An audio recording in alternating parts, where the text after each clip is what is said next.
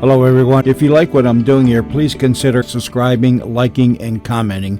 It would really help the channel out quite a bit. Thank you very much.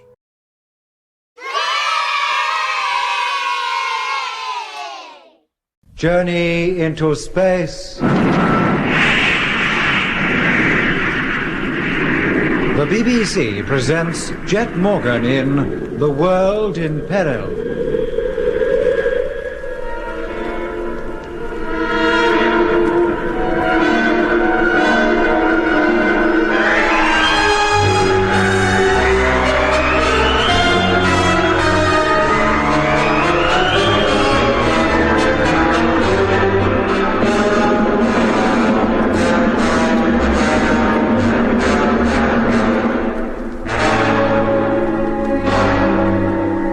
April 15th, 1972, Earth time. The Mars fleet, or what is left of it, is returning to the moon nearly a year before its scheduled time.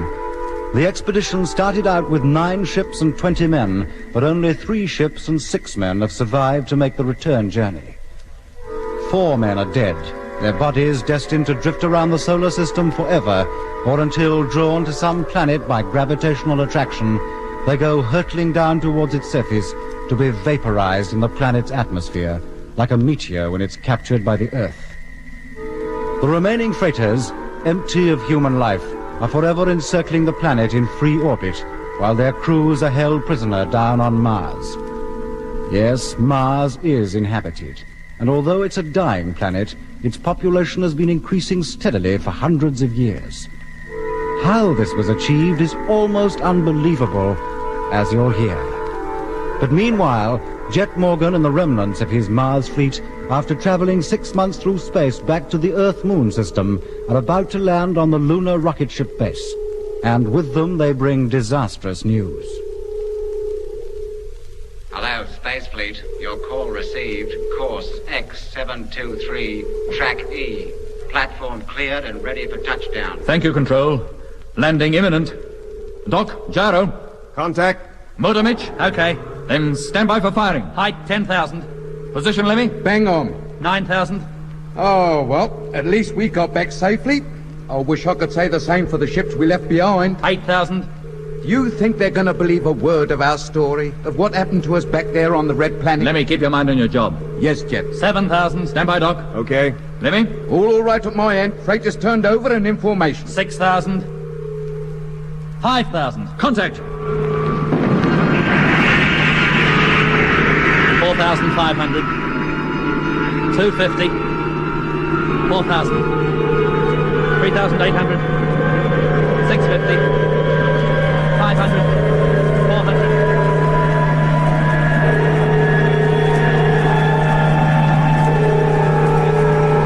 250. 200. 150. 100. 50. 40. 30. 20, 10. Hold on to your hats. Here it comes. 0.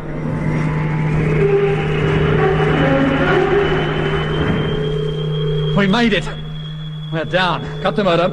Home at last. Home, he calls it. This is the moon, Mitch. Home is still 250,000 miles away. Well, at least we're close enough to the Earth to recognize her. That makes me feel I'm home. More than I do. Kill the gyro, Doc. Gyro cut. How about the freighters, Lemmy? Down on the deck. Motors cut and they're standing upright. I reckon they made it. Very well, gentlemen. Undo your safety straps. As soon as you're down from your bunk, Lemmy, call up Control and ask them when we can expect some transport. No need for that. There's a land truck already left Lunar City and heading out this way. Oh. Well, in that case, we'll complete the logbooks and tidy up. Call up the freighters and tell the crews to make no attempt to leave the ships until told. Yes, sir. Hello, Discovery. Controller calling. Hello, sir. Morgan here. We're ready to leave the ship. May we come down? Not yet. I want to come up there first. Get ready to let me in, will you? Very well, sir. We'll exhaust the airlock and open the main door. Let us know when you're inside. Of course. I'll call you again in a few minutes. Attend to that, Mitch, will you? Righto, Jet. The controller, eh? I thought there was something fishy in that land truck panicking out to meet us the minute we touched down. It is rather odd, I must say. And why can't we leave the ship?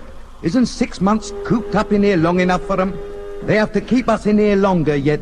Must be some good reason for it. The controller wouldn't come out here otherwise. And alone, too. If he wants to give us a speech of welcome, he could have used the radio. It must be something more serious than that, Lemmy. Entry elevator's on the way up. He'll be here any minute. And don't forget, he is the chief officer of the colony. Now, everything shipshape? Yes, Jet. Then let's get over to the lock and be ready to let him in. Hello, sir. Can you hear me? Yes, Captain. Suit is now deflated. You can open the door. Hatch, contact.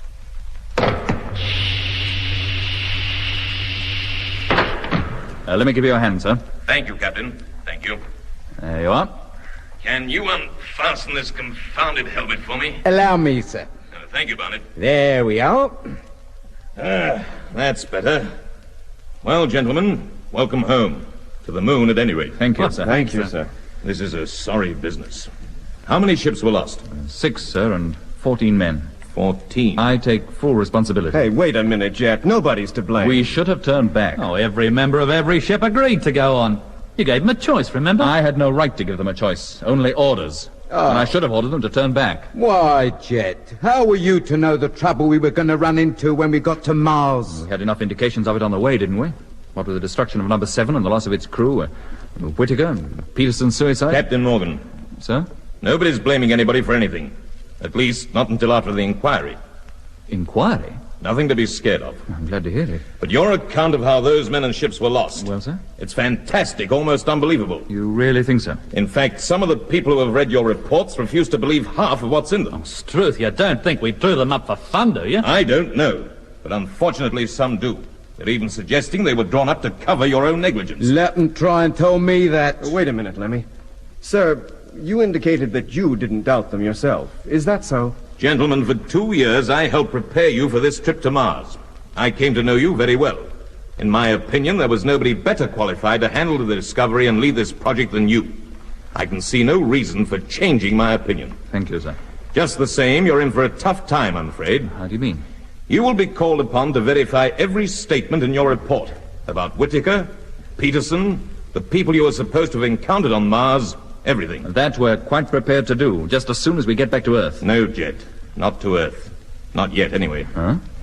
You will be remaining in Lunar City for some weeks. Earth weeks or moon weeks? Earth weeks, Barnett. Well, that's something. Perhaps I should make it clear that I didn't ask for this committee to come up here. I, too, have to obey orders, you know. I was merely told it was coming and told what to do about you when you landed. And what about us? You are to have no contact with anyone in the colony other than myself and members of the committee. You will make no effort to communicate with anybody down on Earth without my approval. You will be confined to your quarters, which under the circumstances will be as extensive as possible. Apart from that, you will be given as much freedom as such restrictions allow. As free as a bird. One moment, sir. Yes? Whittaker. What about him? He was the first indication that there was anything strange happening. And it was information from Control that drew our attention to it. Well, surely his case, born in 1893, missing from home since 1924, and then turning up in our fleet 47 years later, not looking a day older than 30. Well, surely that should be proof enough that something very weird was going on, that our reports could not have been fabricated. Whittaker undoubtedly is your strongest point. The mystery surrounding him has never been cleared up. Not down on Earth, anyway. Well, our reports clear it up, don't they? They appear to, certainly. But it isn't Whittaker that the investigators are worried about. It's the invasion. Naturally. For the first time in man's history, not a shot has been fired in war anywhere on Earth for a whole decade. Fighting forces of all countries have been reduced to the minimum. The world has at last begun to settle down to a long era of peace. And then you come along with a nice little tale of how another planet is about to invade us. It's true. The date was fixed for the close opposition of 1986, but if they were ready, they could even attempt it in 73. Mars would still be close enough. Precisely. And how will they attack us? What weapons will they use? How can Earth defend herself? And how do you suppose people would react to the news that their world was about to be taken over by an alien race? Beings no one has ever seen. Yes, there'd be a worldwide panic. Exactly.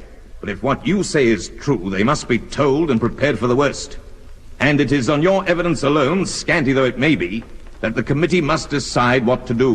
What if they concede our story is true? Then their findings will be published and the necessary preparations for world defense put into effect. And, if they decide otherwise? Then your reports will be suppressed and the Mars project written off as a failure. Maybe in 15 years from now, another attempt to reach the planet will be made. I see. Very well, sir. We're at your disposal. What are your orders? Put on your suits. Then we'll go to ground level, and I will personally escort you to your quarters in Luna City. Well, just give us time to collect the logs together. No. Leave them where they are. Nothing is to be removed from the ship. Oh.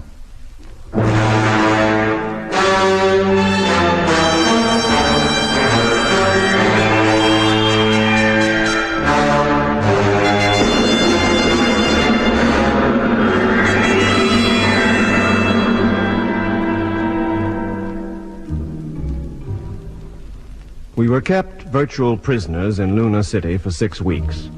Mind you, we held no grudge against the controller, the investigating committee, or anyone else for that. The things that had happened to us, both during the journey to Mars and after we had landed on the planet, the strange things we discovered, the people we met, were so fantastic that none of us was really surprised that our account, or a great deal of it at any rate, was doubted. The investigation committee worked hard. They saw at least one of us each day and plied us with questions by the hour. Sometimes the 4 of us were interrogated together. You say, Mr. Mitchell, in all seriousness, that in the middle of the Martian Argia Desert you came across a farmhouse in which dwelt people who spoke English and believed they were living in Australia. Yes, I do. What were they supposed to be doing there? Well, raising sheep. They ran a station. They weren't sheep, really. They were peculiar animals, rather like anteaters. They looked like sheep to me. Mitchell says sheep. You, Captain Morgan, say anteaters. Mitch was conditioned. He was supposed to think they were sheep. How did he become conditioned, as you call it? It happened when he wandered away from the land trucks and out of our sight. And what are the symptoms of this conditioning? Well, sir, a belief that one is in some place other than where he really is. Down on Earth, usually, at home, or in a place where he was happy. Mitch here thought he was back in Australia. The place looked to him like Australia. He met Australians. To him, Martian animals looked like the animals he'd expect to find in Australia. And how did they look to these sheep raisers? Well, like sheep, the same as they did to me.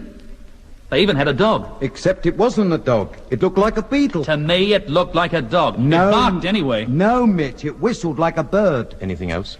Yes. Conditioned people are able to breathe the Martian atmosphere, and their body temperature is abnormally low. It would have to be if the oxygen content of the Martian atmosphere is as little as you say.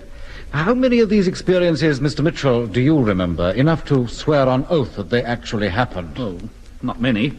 They seem more like vivid dreams now. In fact, when Mitch finally came back to normal, he knew nothing of what had happened to him. Not at first, that is.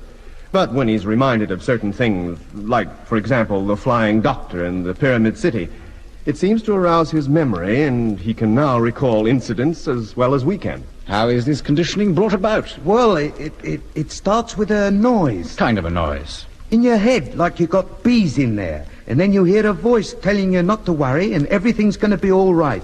Next thing you know, you're back home in London. A kid again, with all your old friends round you. At least, that's how it was with me. You were completely conditioned? No. Jet and Doc found me just in time. All that happened was, I felt all cold inside, was violent when I woke up, and caught Jet a clump round the ear. And you, Dr. Matthews, were never affected by noise or anything else? No. I believe that some people are immune to Martian conditioning. I happen to be one of them. Are you, in your professional capacity, able to hypnotize people? Yes, sir.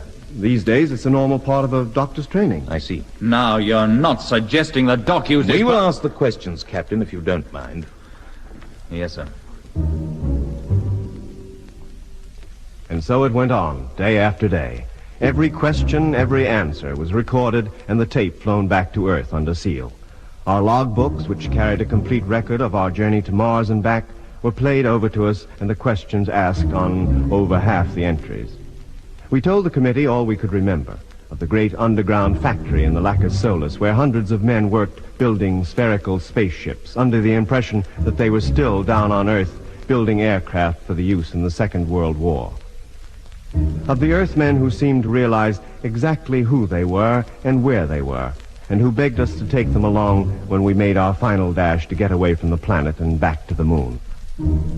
At last, after 6 weeks of grueling questioning on the part of the investigation committee, our ordeal came to an end. We were told nothing of the committee's findings, and a week later, they took a ship back to Earth. We were still confined to our quarters, as were the crews of the freighters who were kept in another part of the colony and with whom we had no contact whatsoever. We learned later that they, too, had been subjected to a searching examination. Then, one morning, Lemmy came bursting into our rest room with some exciting news. Jet, Doc. Hello, Lemmy. I thought you were up in the observation tower. I was, but what I saw up there sent me running back here. What's the trouble? The Discovery. They're working on it. What? Yes, Jet. There's a whole army of engineers out at the launching ground. Getting her ready for takeoff, you mean? I don't know about that. Well, what else could they be doing? An inspection, maybe. Yeah, well, what for? She's not going anywhere. And they went over every inch of her for a month after we got back. How about the freighters, Lemmy? Anybody working on those? Not that I could see. Then what can be going on? We have a right to know. I bet everybody else in this colony knows. The way they treat us, you'd think we'd committed a crime or something. Well, I'm going to the tower to look for myself. Me too. Coming, Doc? Yeah, sure. Hey, wait a minute. Who's this? The controller. Good morning, gentlemen. Hello, sir. Morning, sir. Sit down, please. I want to talk to you. Let me bring over another seat. What's it about this time, Chief? Not another investigation committee on its way? No, nothing so grim as that. A few hours ago, I received the result of the first committee's investigation. It's quite a formidable document. What does it say? Are they going to turn us loose now? Let us go back home? You're going back to Earth, yes. Well, there's a turn-up for the book. What of the inquiry, sir? What did they conclude? That you were probably telling the truth. Probably. Good, I like that. You must remember, Mr. Mitchell, that no matter how convinced you may be of what occurred during your trip, your individual reports did not always agree. Apparently all of you, with the exception of Dr. Matthews, were at some time or another under the power and influence of the Martians, allowing that such beings do exist. And all of you are rather vague about events during that time. But the committee has decided that at least something of what we said is true. Yes, in fact, they are quite prepared for the worst. The invasion? Yes. Well, thank goodness they're awake to it at last. Yeah, and what are they going to do about it? That's something for a body on a far higher level than the committee to decide. But this I do know. Copies of their report will be given to all Commonwealth and major foreign governments, and a worldwide conference will then be held to decide how we can defend ourselves against a Martian invasion should it come. It will come, sir. In 1986 of the next close opposition? So we were led to believe. Well, that gives us 14 years in which to get ready for them. But how do you prepare to meet something you know next to nothing about? We hope to find out a great deal in the not-too-distant future. Oh, how? Captain Morgan, would you return to Mars if we asked you? Return? When? At the next opposition. Mars will be further away than during the last one. What ship could reach her? The Discovery, if she were modified. So that's what's going on over at the launching ground. Yes, but the modifications would have to be very extensive. How'd she carry enough fuel? We've only 2 freighters left. The backroom boys think it can be done. Extra fuel tanks and a more powerful motor will be installed. She'll be as tall as a skyscraper. What about the extra weight? She'll be a 3-stage job. Should reach twice her old velocity. And squash her crew flat in the process. Not quite, Lemmy, but their endurance will be tested to its limit. And what do we do when we reach Mars? You'll be told that when you get down to Earth. Now, will you go? Of course, we all will. Eh? How long before we leave? 3 months of the outside. That is the estimated time it will take to get the Discovery ready. And when do we go back to Earth? On the next ship. But there's one thing more. Yes? This project is to be treated with the utmost secrecy. You are not to talk about it to anyone. Nobody at all, you understand? Of course, sir. Very well, gentlemen. Transport to the launching ground will call for you in 12 hours from now. When you reach Earth, you will be escorted to your new living quarters. Where will they be? I don't know. Will we be landing in Australia or Europe? I don't know that either. All I do know is that I'll be coming with you. We're in for a right old time. I can see it coming. Well, that's all for now, gentlemen. And good luck. Thank you, sir.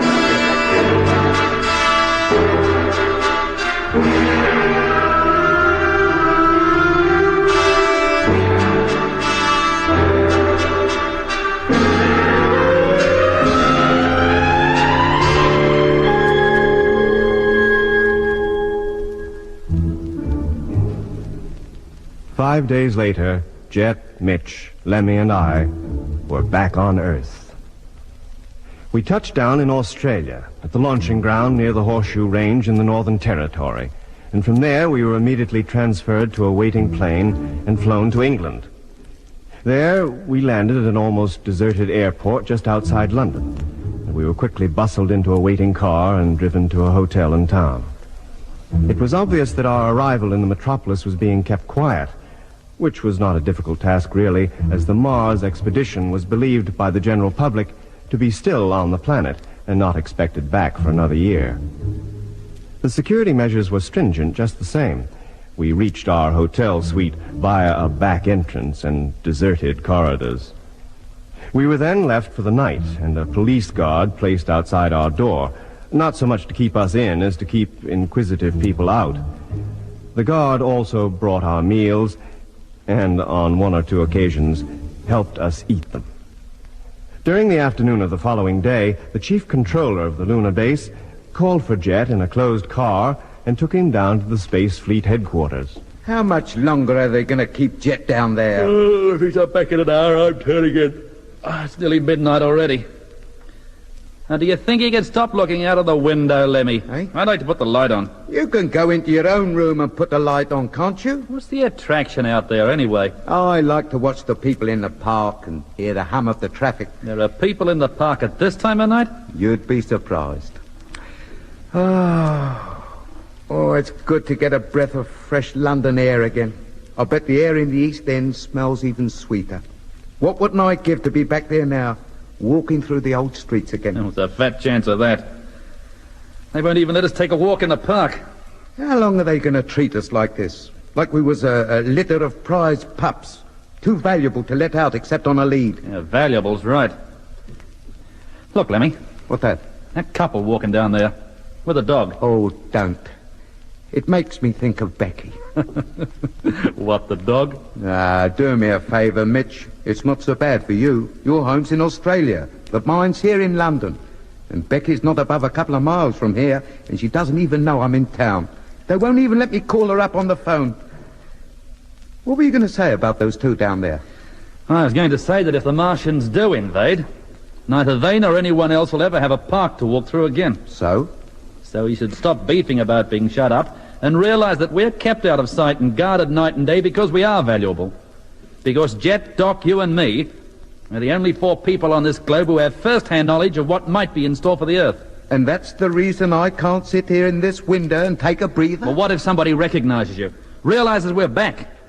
Somebody else would have to answer some mighty awkward questions. But it's dark and we're on the top floor. Oh, Mitch is right, Lemmy. We can't take any risks. If the slightest inkling of what was afoot did get out... Well, that sounds like Jet's back anyway. So draw the curtains, Lemmy, and let's put on the light, huh? Yes, sir. That's more like it.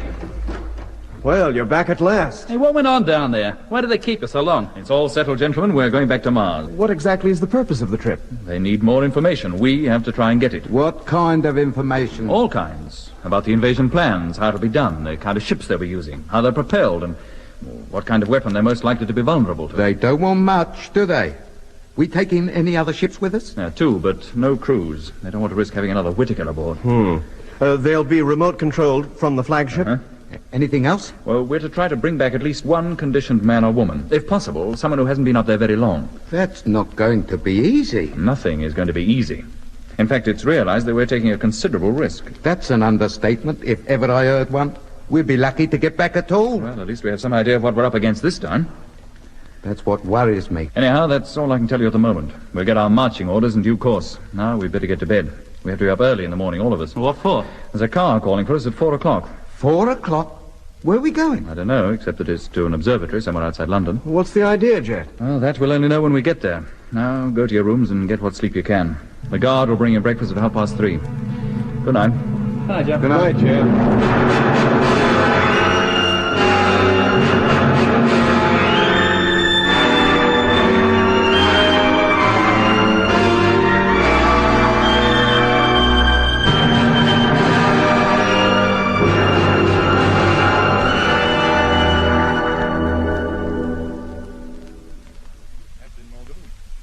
Professor Hadley. How do you do, sir? Stephen Mitchell. Hello. Dr. Matthews. Glad to make your acquaintance, Professor. And Lemmy Barnett. Pleased to meet you, I'm sure. A pleasure indeed to meet you, gentlemen. I spend my life gazing at the stars. You spend yours flying among them.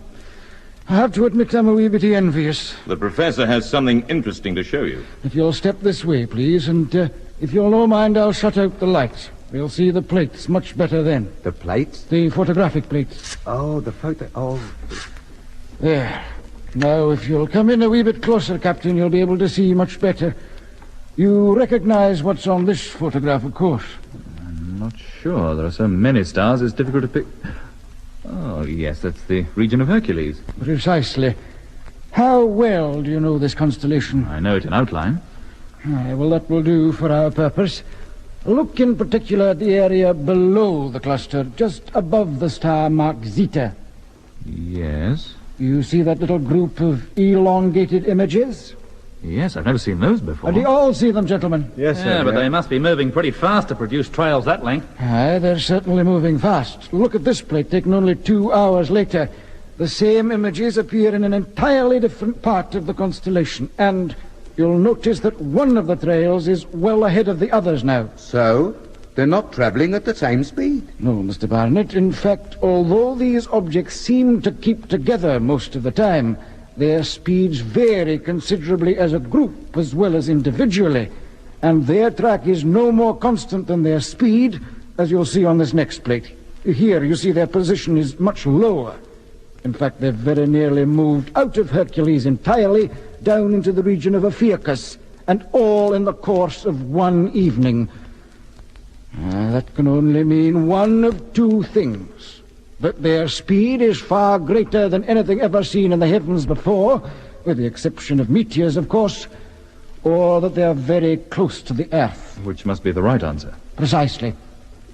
There's no doubting it, gentlemen. These objects, whatever they are encircling the Earth, 6,000 miles above its surface, and they've been doing it for at least 2 weeks. Blimey, the Martians. They're already here. Is this particular group the only one you've discovered, Professor? Aye. But that doesn't rule out the possibility of there being others. You're quite sure they're not experimental orbital rockets launched from Earth? Quite sure. Sir, how do they look through the telescope? Roughly circular and nearly a mile in diameter. What? They can't be spaceships, then. If it were not for their extraordinary behavior and their proximity to the Earth, I'd say they were asteroids, great chunks of rock adrift in space. Are they visible now in daylight? No. And they'll be below the horizon now anyway, but other observatories on the night side of Earth will be tracking them. What would be their present position? And the last time I saw them, they were in Aquila. That was just before dawn. Do they mean anything to you, Captain? Oh, if you mean in relation to our visit to Mars, no, they don't. You saw nothing like it during your trip? Anywhere near the planet? On it even? No, sir. The Martian ships were spherical, but made of some kind of metal. And they were quite small as spaceships go, 60 feet in diameter at the most. Now, these things are a mile across. Do you think there could be any connection between these, asteroids and Mars? Not that I can think of. How about you, Doc? Me neither, Jet. Mitch? Nah, Jet. Yeah, don't look at me. I don't know. Sir, how soon could an orbital rocket, a manned one, I mean, be got ready for takeoff? By tomorrow, I think. Then may I suggest you order one to be got ready? The only way to find out what those things are is to go up there and take a close look at them. And that's just what we intend to do. Well, she's all ready, Captain Morgan. It will take off just after sunset.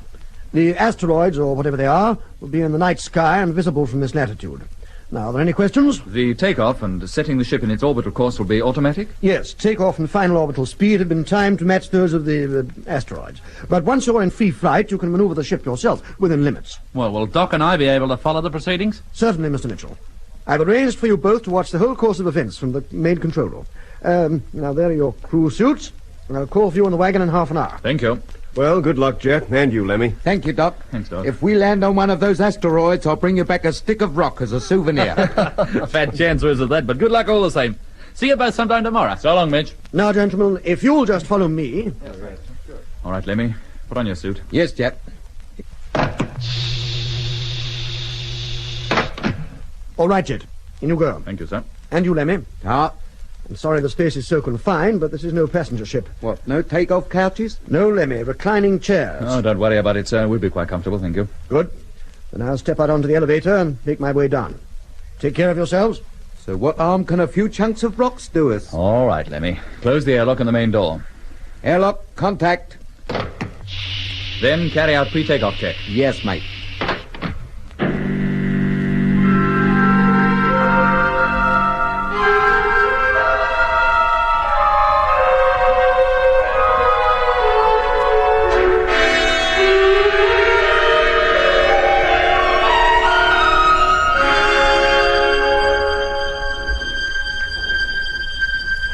Hello, sir. Pre-takeoff check now completed. Awaiting your orders.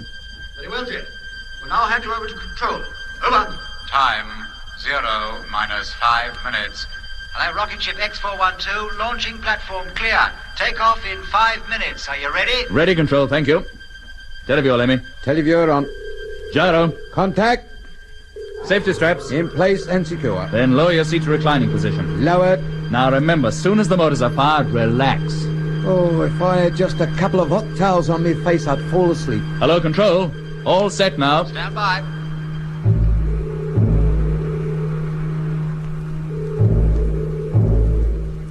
Zero minus 2 minutes.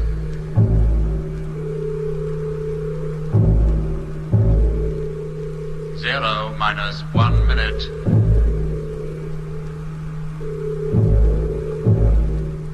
Zero minus 30 seconds.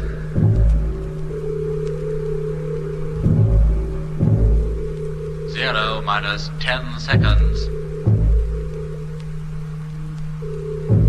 5, 4. Stand by. Here we go. Change at Clapham Junction. 1.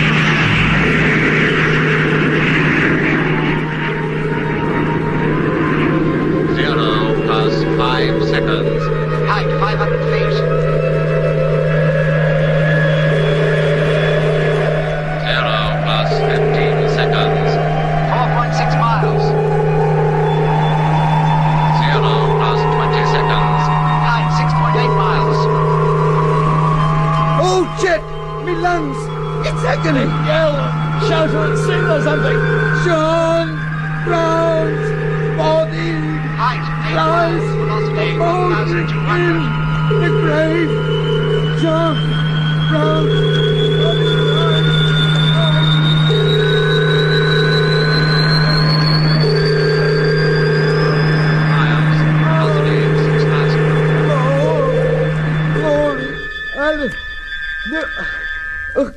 Oh, blimey.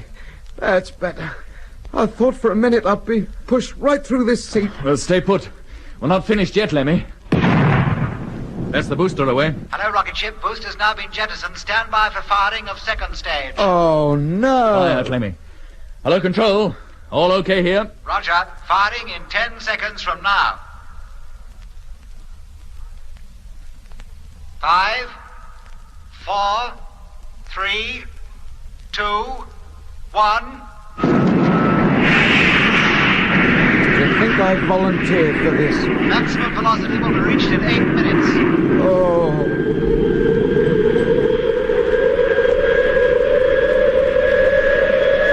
Oh.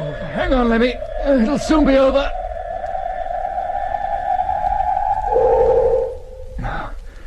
That's it. The motor's cut. We've made it. Thank goodness. I wouldn't go through that again for all the rice in China. All right, Lemmy. Now take over the radio while I switch controls to manual operation. Yes, Jet. Hello, rocket ship. Your maximum speed has now been reached. Thank you, Control. Your height is 78 miles. You'll proceed along your present trajectory until the orbit of the objects you're pursuing has been reached. Then it's up to you to change the angle of your flight and increase speed. By that time, you'll have passed halfway around the globe. Yes, we know all about that, mate. Roger. And you might tell the supervisor to get some atomic equipment installed in these flying saucepans. The takeoff nearly killed me. Anyway, I'll call you later when we get round to your side of the world again. Okay. You might like to know that it's quite dark on this part of the globe, and those asteroids have already been sighted. Watch out when you turn the corner. You might run slap into them. Oh, will we?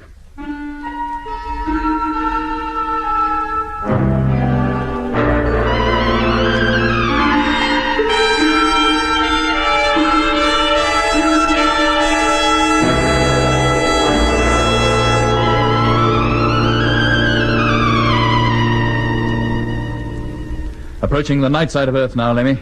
Switch on the radar. Right. Any response? Oh, give it a chance to warm up.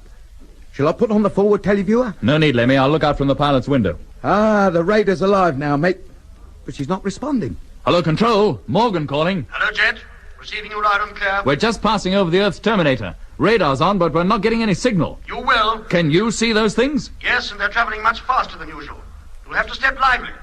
Increase your speed by 3,000 miles an hour. Very well. Increasing speed now. Hey, Jet, we got something. On the screen. Right slap in front of us. We found them. Hold on a moment. Now, where? There. See? As plain as the nose on your face. 1, 2, 3, 4... 6 of them. Same as we saw on the professor's photograph. Yes, that's them, all right. Strong signals, too. Hello, Control. Hello, Jet. This is Mitch. We've picked them up, heading straight for them. We'll give you a running commentary as we approach. Good on you. All right, Lemmy. Now get the camera ready and position the telescope. Yes, mate. We can't be far off now, Jet. Signals are belting in. Can you see them? Not yet, Lemmy. Well, you can't be far from them now, Jet. You must see them soon. Yes, Doc, I can now. Almost directly in our path. Where, mate? Where? There, see? Good grief, they seem to be flying in formation, a crescent formation. And they're at least half a mile in diameter, as Hadley said they would be. Are they asteroids, Jet? Oh, it's still too far to tell, but we should fly right over them. We'll soon see then what they are. What else could they be but asteroids? Let me get back to the camera. Yes, Jet. And stay there. Yes, Jet. And don't leave your seat again unless told. No, Jet. Hello, Control. Yes, Jet? We're getting quite close to them now. They are a colossal size. What are they made of? Well, they look just as I'd expect an asteroid to look, but a lot smoother, perhaps. Not so jagged or shapeless as an asteroid would be. And very nearly circular, in fact. They haven't changed speed or position since we've been overtaking them. They are, in fact, just huge pieces of rock. Meteorites, maybe. Except no meteorites would fly in formation, nor keep a constant orbit so close to the Earth as those things do. You see nothing else, Jet? Nothing to suggest they might be... No, ships Mitch, nothing. How long before you're directly over them? Not long now. Jet! And how close would you be to them then? Jet! 2 or 3 miles. Not near enough to see any surface details with the naked eye, but the telescope is in position... Jet! What is it, Lemmy? Don't you hear anything? What? The closer we get to those things, the louder it gets. Yes, I can hear it. Oh, and I'm beginning to feel all peculiar. Hello, Jet. Me too. Oh, I think I'm going to black out or faint or something. No, Lemmy, pull yourself together. Keep that camera going, whatever you do. Jet, can you hear me? Yes, Jet, I'm doing that already. Jet, hello, can you hear me? Hello, Doc. Jet, I can't hold out much longer. Hello? Hello, Jet. Is that you, Doc? Doc! Hello, Jet. That's not Doc. Hello, who is that? Lemmy, what's happened to you? Oh, what on earth is happening to me? Hello, Control, can you hear me? No, Jet. They can't hear you. Who is that? Surely you haven't forgotten me. Doc! Hello? Oh, for heaven's sake, answer me. Hello? Hello?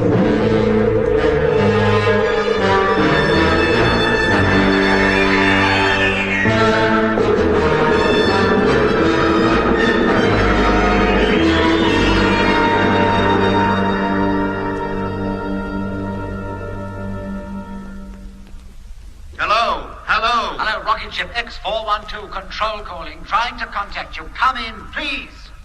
They still don't answer. Give them another try, Doc. If they don't answer this time, we'll have to do something about getting them down. Oh. Hello, Jet. Doc calling. Calling rocket ship X412. Come in, please. Oh. What happened? I must have blacked out after all. Are you all right, Jet? Jet! Oh, crikey. Hello. Huh? Who's that? Calling Jet Morgan aboard rocket ship X412. Come in, please. Doc. Hello, Doc. Lemmy here. Lemmy, you can hear us. Yes. What's all the fuss? What's all the fuss, he says? We've been calling you for more than 24 hours. But only a second or two ago, I was taking pictures of those asteroids, or whatever they are. In fact, I still had my hands on the guiding control when I woke up. How do you mean, when you woke up? I blacked out. How about Jet? Judging from the way he slumped in his chair, I think he must have done an all. Here, wait a minute. Those asteroids, they've gone. Yes, they have. And we've changed our position, too. We're not over the same part of Earth we were a couple of minutes ago. It's daylight down below. What's been going on? Listen carefully, Lemmy. Yes, Doc. Is Jet strapped into his seat? Yes, he is. Good. Now switch the ship over to automatic control. Automatic? Yes. Then go back to your own seat and strap yourself in. Yes, Doc. Automatic control on. Now moving over to seat. What's the idea? We're going to hand you over to control and bring you down. We'll explain everything then. Hey, wait a minute. It's Jet. He's waking up. Hello, mate. How you feeling? What happened? You blacked out. We both did. That noise, remember? Yes, that's right. Stand by, Lemmy. Firing imminent. What's going on? They're taking us down, mate, on the automatic control. So you just sit still and take it easy. Yes, but what about those... No use worrying about them. They've opted. Doc and Mitchell explain everything just as soon as we get down on the deck. Hello, rocket ship X412, control calling. Are you receiving me? Over. Hello, Control. Receiving you loud and clear. Over. Motor about to be fired for descent. Are you ready? Ready. Firing in 5 seconds from now. 4, 3, 2, 1. Contact!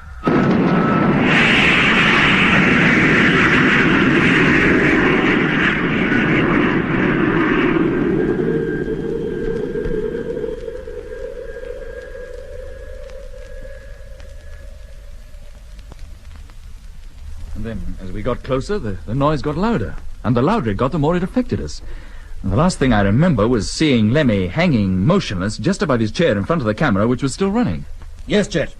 And it continued to do so until the whole reel of film had been used up. Is there anything on it, sir? That we'll see in just a few moments. Oh. Jet, this voice you heard. We were calling you, you know. You're quite sure you couldn't have mistaken Doc's voice for someone else's? I'd stake my life on it. It was not Doc's voice. It was McLean's. What? McLean's? Did you hear it, Lemmy? No, Mitch. I must have passed out by then. I didn't even hear Doc calling. Who, may I ask, is McLean? He was formerly a crew member of one of the freighters in the Martian fleet, but we lost him. You mean he's dead?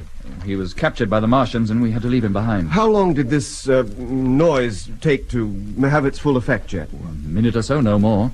And it seemed to be no time at all before I woke up again. It was more than 24 hours. We were just about to send up another rocket after you. And what happened to those asteroids? A few moments after you had passed out, they moved across the sky at a fantastic rate. Within half an hour, they disappeared over the eastern horizon. Where are they now? Goodness knows. Haven't been seen anywhere in the sky since. Even though dozens of observatories have been on the lookout for them. Yeah, they left you and your rocket standing, Jet. Even if you'd been conscious and had tried to pursue them, you couldn't have caught them. Not in a million years. Well, it looks as though the moment they realized they were being observed from close quarters, they got out of the way, and quick. But how could they? Just huge pieces of rock. We don't know how they did it, Jet. We only know they did. And where did they come from? Where did they go to? Well, that we can only guess at, sir. But there's one thing that is crystal clear. The way that noise affected Jet and Lemmy, and Jet hearing a strange voice talking to him just before he blacked out, is almost the identical method used by the Martians to produce the conditioning effect. So, I think we can safely say that those controlled asteroids are from Mars. You mean the invasion's begun already? No, not necessarily, Lemmy. They may send advance parties, reconnaissance squads first. But we never saw anything like those flying rocks. Not during the whole time we were on Mars. The Martian ships were metallic and minute by comparison. And when we were put to sleep by noises on Mars, we always dreamed we were back on Earth. But there was no dream this time. We hardly realized we'd even been asleep. It was just like 24 hours had been stolen from our lives without our knowing it. Hello? Supervisor here. Oh? Good. No, leave it there. I'll pick it up and project it myself. That was the photographic section. The film is ready. Let's take a look at it, shall we? Sit down, gentlemen. We'll be on in just a few moments. I suppose you had time to fix the camera, Lemmy, before you blacked out. Of course I did, Mitch. What lens were you using? Telephoto. That's what I was told to use, and I used it. Camera was running just as soon as the objects were sighted. Oh, there go the lights. Now we'll see just what the camera did capture. And there they are. Nearly through the whole screen, don't they? Not of equal size, that's for certain. One in the center of the formation seems twice as big as the rest. Yes. The surface is a lot rougher than you thought, Jet. Well, I was viewing them with the naked eye. They look like miniature moons. They seem to have little craters on them, all of a uniform size. How big would you say they are? Diameter about 100 feet. Will we be getting a close look at them, Jet? Well, we were getting nearer to them all the time, but it was about now that Lemmy began to hear that noise. Well, they are increasing in size, gradually. What, the craters? No, Mitch, the rocks, the asteroids. You know what I think, don't you? What's that, Lemmy? Those craters are not craters at all. They're circular holes. What makes you think so? Well, if they were craters, the sunlight would be lighting up part of their floors at least. But those things are jet black all over. Well, Lemmy's got something there, you know. Well, if the reel lasts long enough, we should get a really close look at them in about 10 minutes.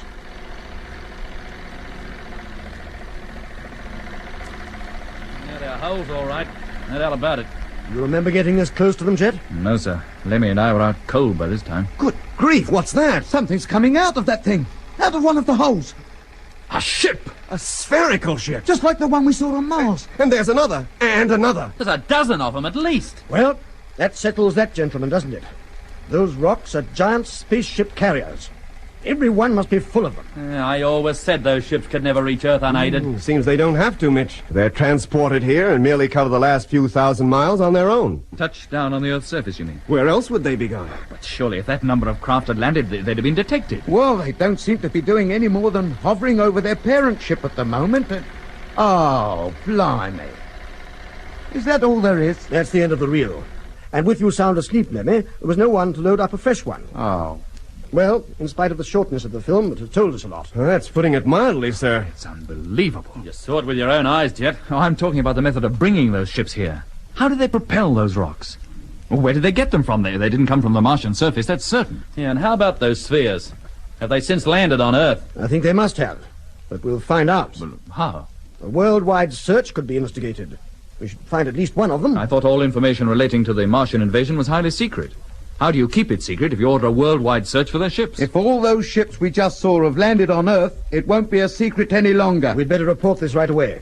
Come along to my office, gentlemen. I'll get the chief down here and see what he has to say. Very well, sir.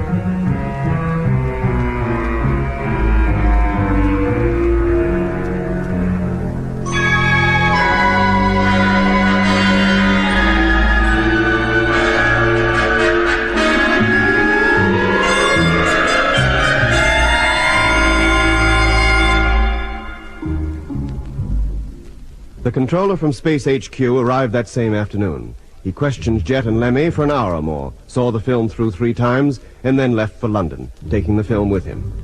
As for us, we were told to remain at the orbital rocket station until we heard from him again, which we did the very next day. And not in person, but through the rocket station supervisor, who called on us in the early light of dawn.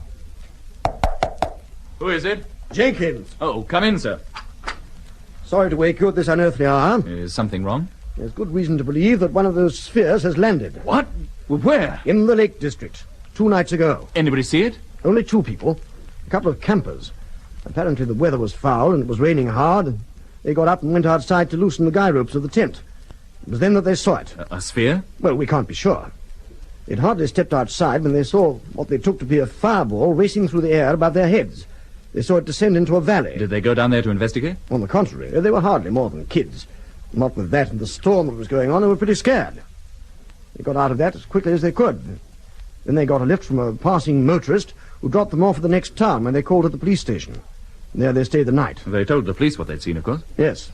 Next day, the station sergeant went over to where the 2 kids had camped up on the hill. From up there, he could see that something pretty big had ploughed its way through the trees of a wood below. He went down to see what it was, and what he saw sent him running back to the nearest phone box. What was it? He described it as a space missile. Thought it must be one of our experimental jobs that had crashed. A report was then sent down to London and from there to us. We have to go and investigate it, in the hope that you and Lemmy can identify it. But maybe it is one of your space missiles. No, Jet. This thing is spherical and large enough to carry a crew. Now, how soon can you be ready to leave? Half an hour. Good. I'll go and wake up the others.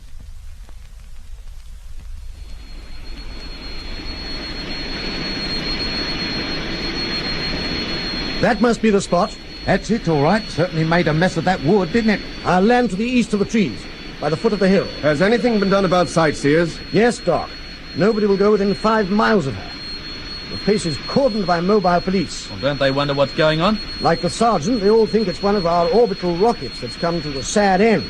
The people are being kept away in case of explosion. Hey, look. I can see her. Where, Lemmy? There. See? In the gap. Just a bit of her. The rest is hidden by the branches of the trees. Yes, I see her now. Take it easy, Lemmy. Get back on your seat. We'll be touching down in just a moment. Well, gentlemen? Yeah, that's a Martian sphere, all right. Identical in every detail with those we saw on the planet. Exactly the same type as that flying doctor used, and the ones that came chasing after us when we decided to leave in a hurry. Do you think there's anybody in there? Probably. Hey, Lemmy, what are you doing? Seeing if there's anyone at home. Well, don't. Let's walk round, see if we can find the door. Doesn't seem to be any kind of join or opening in it anywhere near ground level. There is, sir, if we can find it. Ah, here it is. But the wall there is perfectly smooth. Now, this little button here is the remote control switch for opening the door from outside. The door is always alongside it, as you'll see when I operate it. Now, wait a minute. You're not going to press it now, are you? With just us here? Why not? We want to get inside, don't we? But what are these Martians like? How should we know? We never saw any. Only human beings like ourselves. Or at least they were before the Martians got hold of them. And you think there'll be human beings in there? Maybe. And what if they're not? Then we'll be the first Earthmen to come face to face with men from another planet. Go ahead. Open the door. All right. Something's happening. But she doesn't open. Try again, Jeff. No. It's no good. Mechanism doesn't function. Yeah, well, now what do we do? We'll have to burn our way through. How about it, sir? Could you get us the equipment to do the job? I could, but it will take some time. Go in the helicopter, sir. We'll stand guard here until you get back. Yes, well, if that thing does open and you need help, call up control point.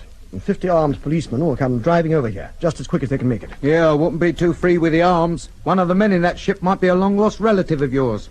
What was that? You'd better hurry, sir, if we're to have that equipment before it gets dark. Very well. I only hope we have gear powerful enough to cut through that ship. What kind of metal is that thing made of? How much longer is he going to be with that stuff? We could have burned our way through and out the other side by now. Oh, give him time, Lemmy. He's hardly been gone an hour. Well, at this rate, we'll be here all night. Aye, aye. Something's happening. The door, it's opening. Stand back, Mitch. Somebody might come out.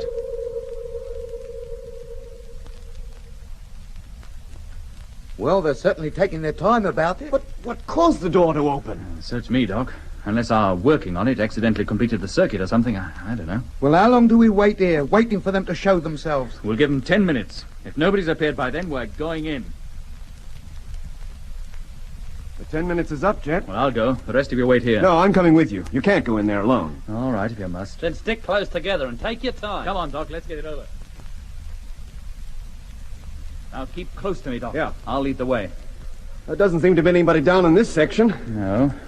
Have a good look around, Doc. It doesn't seem to be any different from the sphere we saw on Mars. Same control panel, same pillar in the middle of the cabin. Yes, but that ship had a crew, Doc. It needed one to operate it. Hey, can you remember which controls were which? No, I can't say I can. But don't go touching anything, Doc. Would I be likely to?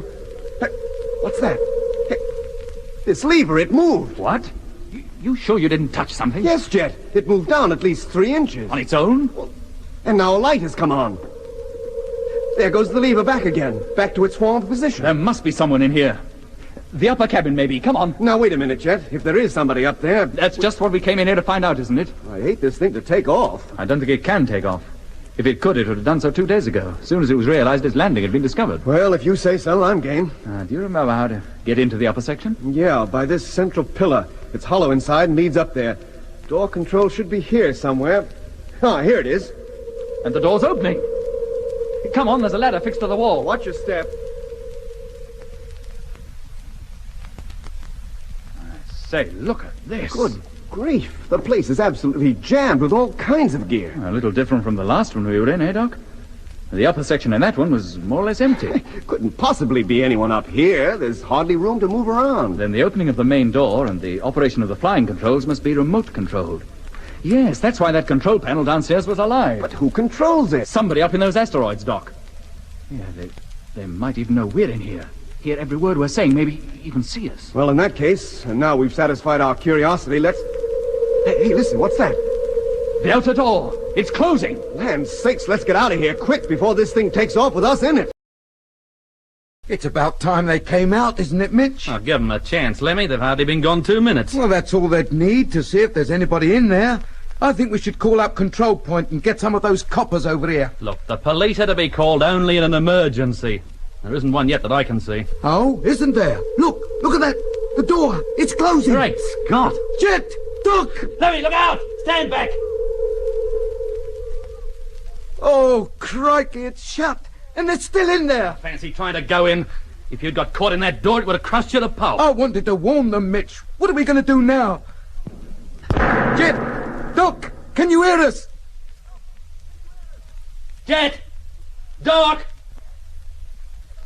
No, Lemmy, I don't think they can. Oh. The walls of this thing are too solid. Hey, listen. That must be them. They're all right. There, see if they reply. Yeah, they do. So, we still can't get them out. I'll try the outside control again. It didn't open it before. Why should it now? Well, there's no harm in trying. It's no good, Mitch. We'll have to wait for the proper equipment to arrive. There's something coming now.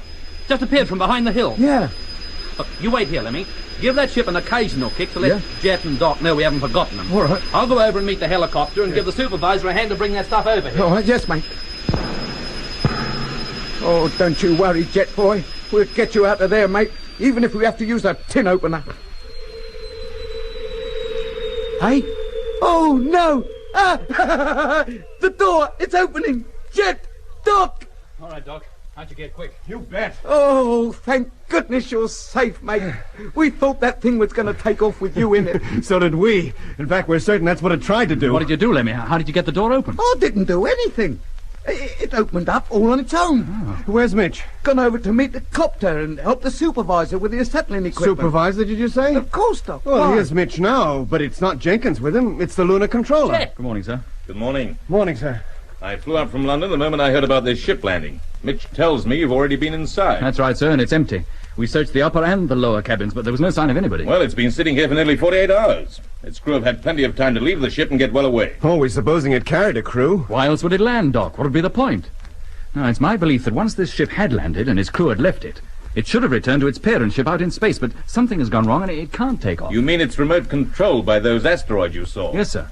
It tried to take off while we were in it, but it couldn't leave the ground. That's why the door keeps opening. Whoever's operating the controls seems to be pressing every button in the hope that something will happen. Yeah, there she goes again. Hey, we'd better stand well back, sir. Anything might happen. That's the door closed once more. Yeah. Do you think the power circuit in there is so arranged that the ship can't take off unless the door is properly closed? You know, like on a tube train. That's a thought. Well, if that's the case and we wedged the door open, it would never take off. Hey, look at her now, quivering like a piece of jelly. She's trying to rise.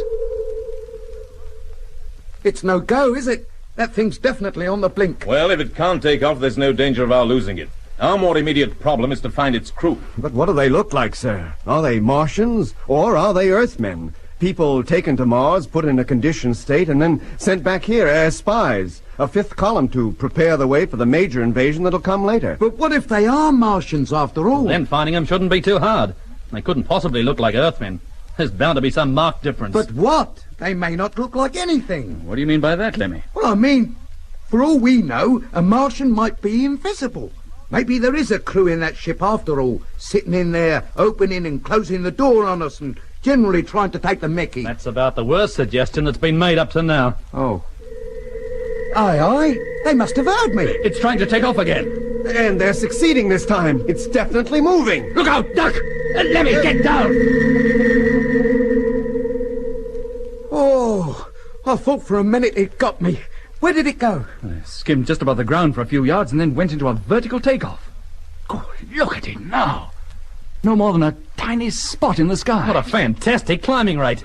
If there was anybody in it, they'd be squashed flat. Well, that settles that, gentlemen. There go all our hopes of capturing that ship. Yeah, now we'll never know how it works. Let me call up Control Point and tell them we won't be needing that equipment after all. Yes, Jet. What do we do now, sir? Search every square inch within a radius of a couple of 100 yards. Look for footprints. Anything that could give us some clue as to what kind of people came out of that ship. Very well, sir. We'll split up. Start with a small area and gradually increase it. Sir.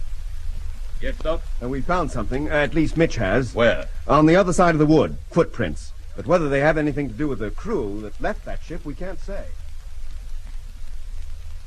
There they are. Couldn't be plainer. The ground must have been quite soft when these impressions were made, though it's dried out since. Which means it was almost certainly raining when whoever made these prints passed this way. Well, the night the ship landed, there was a storm raging. They look like the impressions of 2 pairs of golfing shoes. And whoever was wearing them must have been heading for the hilltop. Yeah, a couple of ramblers. That's the sort of shoes they might wear. Well, I'll get somebody from Control Point to come over here and photograph them and take some casts. Meanwhile, let's head up the hill ourselves, shall we? Well, this must be about where those 2 campers who first saw the ship pitched their tent. Maybe it's their tracks we're following. Could be. But this is also the way to the nearest road where anybody leaving the ship would be likely to make for. Let's keep going as far as the highway anyway. Spread out, walk slowly, and keep your eyes open. Well, here we are on the road and no further sign of them. Well, they certainly headed in this direction. We'll search both sides of the road for a mile each way. You and me this side, Jet. Doc, Lemmy and Mitch on the other. Right, Okay, sir. Away you go, then, and watch out for the traffic.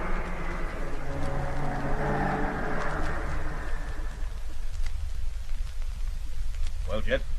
No, sir. Nothing. Doc? Not a thing, I'm afraid. Mitch? Same with me.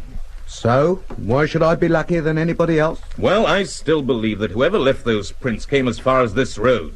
Then they were either given a lift or they walked as far as the next town. In either case, they must have been seen. If not during the night, then either yesterday or today. Well, how do we find out? We get the police to help us. To find two people we can't even describe? Two people wearing exactly the same type of shoe cannot be such a common occurrence. If they put up at a nearby town, they might well have had the hotel porter clean their shoes for them. They'd walked through plenty of mud. Well, it's a long shot, but I suppose it might lead to something. Long or not, it's the only thing we've got. If we can trace these two, it might help us to track down the rest. The rest? Don't let's fool ourselves that this was the only ship to reach Earth. Dozens of spheres left those asteroids, and they must have landed somewhere. If somebody left this ship, why not the others? Why not? And how many others?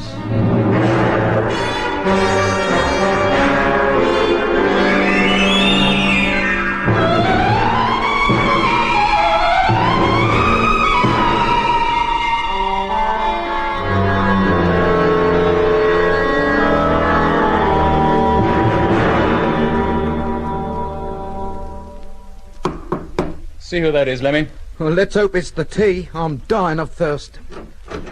Oh, good morning. Come in. Good morning, Lemmy. It's the controller, Jet. Good morning, gentlemen. Hello, sir. What news? We drew a blank there, I'm afraid. The police checked up with every hotel in the district, but nobody was wearing a shoe with a pattern like the one we found in the mud. Whoever made those must have left the Lake District that night. Got a lift along the road. Well, by now they might be anywhere. If you go round checking every hotel in the country, it'll be Christmas before you're finished. And by that time, they would have worn out the shoes they got and bought a couple of new pairs. Lemmy. Wow. A nationwide checkup will take time, and we have to work fast. Our best bet would be to find the motorist who gave those two men a lift. Well, how can you without appealing to him to come forward? And once you do that, you put paid to all hope of a secret inquiry. We can cover up the real reason if we have to, but first we'll try it without. The police are going to let us have reports of every motoring incident of which they have a record for a week back. Meanwhile, Jet, perhaps you'd like to take a look at this. What is it? Read it for yourself and see. Good heavens. Other ships have landed. How many? Where? 3. One in Australia, one in India, and the last in South America. All of them identical with the one we saw. Was anybody seen to come out of them? No, they landed in remote places and were spotted by only a few people. By the time reports of the landings had reached official sources, the spheres had taken off again. How long did they stay down? Not long. Apparently they had no trouble taking off. And their crews, if they had any, haven't been found? No, which is all the more reason why we must intensify our search. It occurred to me that if our sphere did crash Well, land, there's no doubt about that, sir, judging from the mess it made of the trees. then there's a likelihood of at least one of the men we're after being injured. That's another clue to their identification, if we can ever find anybody who picked them up. Well, that's all I have to say for now. When I have any further news, I'll be paying you another visit. Very well, sir. And, incidentally, I received news from Space HQ that the Discovery and 2 freighters will be ready within the month. You're still willing to return to Mars, I take it? Of course, sir. Good. Then I'll see you again soon. Yes, sir.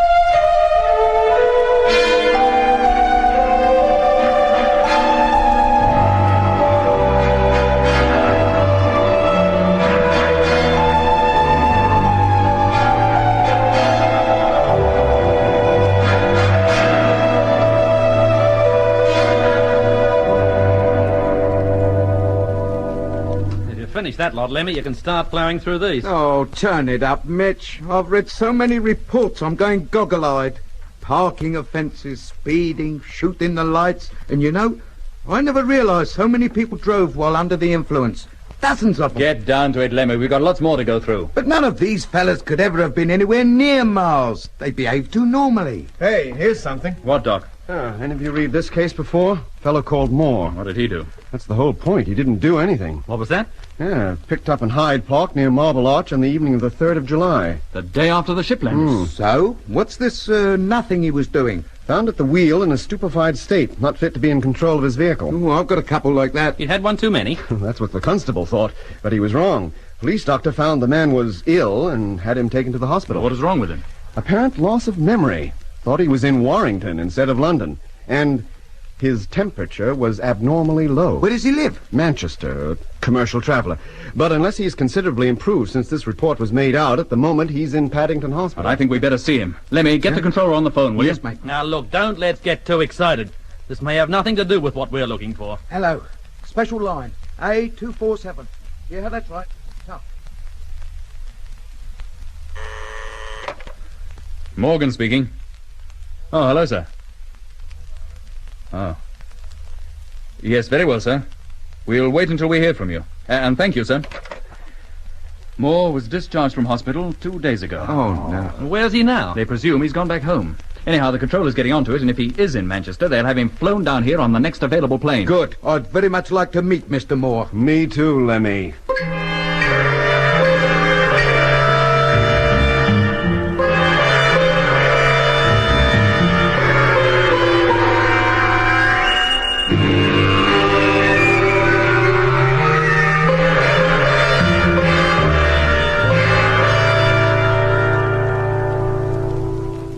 All right, gentlemen. He's outside. He'll come in just as soon as we're ready for him. You found him quite easily? Yes, Jet. He was living at the address he gave the police. Didn't seem to have anything to hide. What kind of a man is he? Middle-aged. Portly, a strong character, I would say, but rather worried about what happened to him. Anything else? No, sir. Shall I bring him in, then? Yes, do, sir. We might as well see him and get it over. Very well. Yeah. What if he recognizes us as the men who went to Mars? Well, it's unlikely. Like most other people, he doesn't know the fleet has returned yet. But to be safe, you'd better handle him, Doc. Okay, Jack. The rest of us will go into the next room. He's not likely to recognize just one of us, but the four of us together might be a different story. Mr. Moore, this is Dr. Matthews. Pleased to meet you, Doctor. How do you do? Sit down, will you? Aye, I don't mind if I do. The doctor would like to ask you a few questions, Mr. Moore. You can be perfectly frank with him. Don't try to hide anything. Why should I? I got nothing to be ashamed of. Good. I understand, Mr. Moore, that you've recently had a lapse of memory. That's right, sir, I have. And I can't understand it. 1 minute I was driving near Warrington, in Lancashire, you know. Uh-huh. And next time sitting in Hyde Park at the wheel of my car without the slightest idea of how I got there. But that's just not possible. I mean, you couldn't be in one place one moment and in another the next. I didn't say I was. I said it seemed like it. Ah. What time were you in Warrington? In the early hours of the morning. When I woke up in Hyde Park, it was the evening of the next day. And the funny thing was, I intended to spend the night in Warrington. I had the hotel booked. Did you notice anything strange before this loss of memory occurred? Aye, I did. I don't like to admit this, but long before I got to Warrington, funny things were happening. What things? Well, tell me, Doctor, is it possible for a man to have nightmares while he's awake? I can't say I've ever heard of such a thing. Well, it happened to me. Oh? You see, I'd called at Penrith, that's in the Lake District, you know, and by the time I started out for Warrington, which was my next port of call, it was already dark. Well?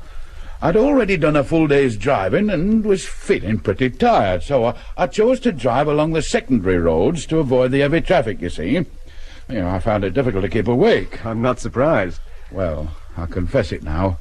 I don't intend to hide anything from you. Good. Then the storm come up. One of the worst I've driven through for a long time. I tell you, if I'd seen an hotel or an inn right there, I'd have packed it in and got myself a bed. But there was nothing for it but to press on. And then it happened. What? The bad dream, the nightmare. Tell me about it, Mr. Moore. Well, I'm driving along, not too fast, mind you. I'm not a fool, you know. Talking to myself to keep awake, when suddenly there's a flash of lightning, and I sees two men standing at the side of the road and waving to me to stop.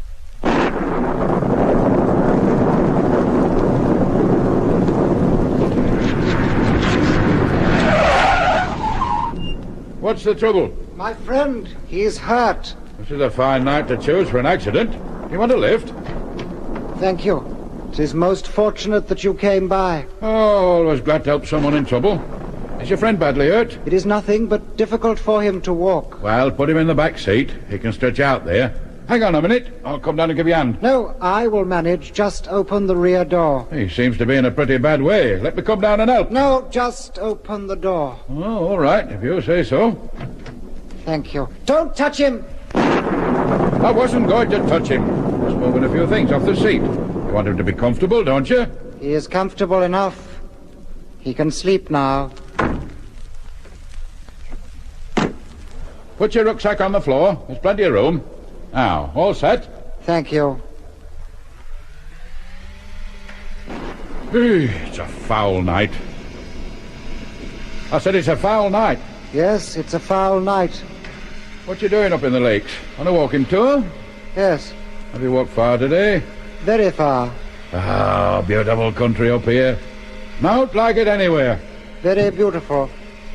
How did you come to be out on the road in such a lonely spot at this time of night? My companion fell and hurt his leg, and then we got lost. Lucky for you, you found the road. You could have wandered through these hills until morning. Still found yourselves miles from the nearest village. Very lucky. Ooh, I've never known a July so cold and wet as this one. Very wet. Aye, very wet.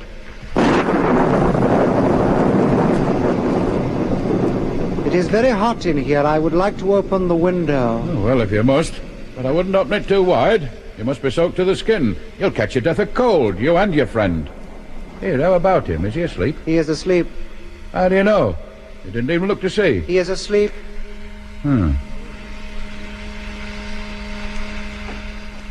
Where exactly are you heading for? Where are you going? Warrington. Should have been there by now, but I got held up at Penrith. I can drop you off at the next town or anywhere along the road. I thought perhaps you would be going to London. As a matter of fact, I am, but not until tomorrow. Tomorrow is no good. I must get there as soon as possible. I thought you said you were on a walking tour to the lakes. I did not say so. You assumed it. You're not a very friendly character, are you? You seem to forget I saved you from an almost certain night out in this storm. You can stop the car and we will get out. Nah, don't go getting on your high horse. I don't want to turn either of you out. Wouldn't be right in this weather. Very well. You might close that window up a little. There's a draft blowing round my legs and I'm beginning to feel right cold. The wind is cool and pleasant. Well, I find it far from pleasant. At least you could put it up halfway. Thank you.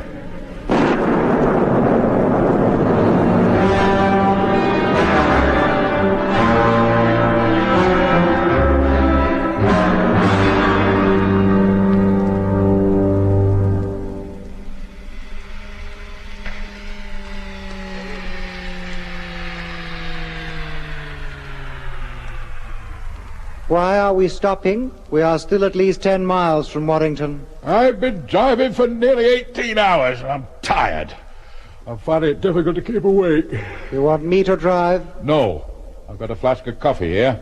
I'd like some of it. Any objections?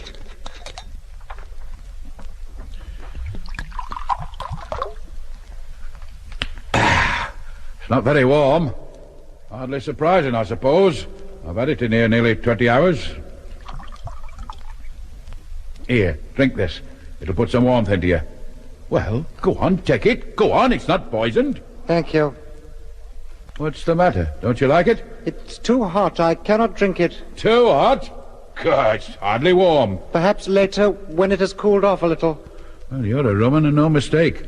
First you sit there by the window in soaking wet clothes and say you enjoy the draught. Then you can't drink a cup of lukewarm coffee because it's too hot. Let us get on. We're losing time. Well, I can't take you much further. We are going to London. You may be, but I'm not. I'm only going as far as the next town. I've got an hotel room booked. We are going to London. Well, then you'll have to find someone else to take you. I can't. What are you looking at me like that for? We are going to London. Hey, what are you doing? Take your hands off me. Oh, good heavens. Your hands. They're so cold. Oh, they're like ice! Help! Help! Help!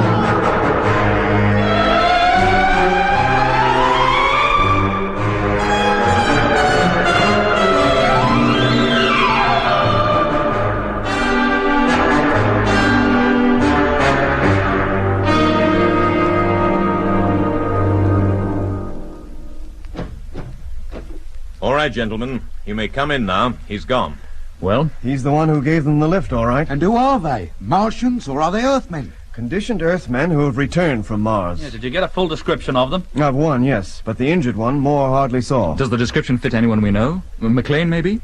It was his voice I heard up there among those asteroids, I swear it. It might well be McLean. It might be anybody. Well, whoever he is, he shouldn't be difficult to trace. A man with very cold hands who cannot drink hot liquids or stand high temperatures. But what's the purpose of their landing here? Well, they must have been sent here to prepare the way for the invasion. But what can they do? Oh, plenty of things. They don't look any different from the rest of us, so they could easily get themselves jobs in high places. The power they have to hypnotize could enable them to wrest official information on our defense plans or anything else from people who had no idea they'd given it. In fact, if enough of them were landed, the whole country could well be completely at their mercy in no time at all. And not only this country. No, it could happen the world over. And then, when all was ready, the Martians need only appear to take over the Earth at their leisure. The world could wake up one morning to find itself conquered, yet not know it. Oh, turn it up, Jet. What are you trying to do? Frighten the life out of me? But there's a great deal in what Jet says, Lemmy. If you hadn't escaped from Mars, McLean and thousands like him could have landed on Earth and been absorbed into dozens of countries and nobody suspect a thing. Perhaps they already have. Hey? No, don't. Well, gentlemen, I must get down to Space HQ and report this immediately. Very well, sir.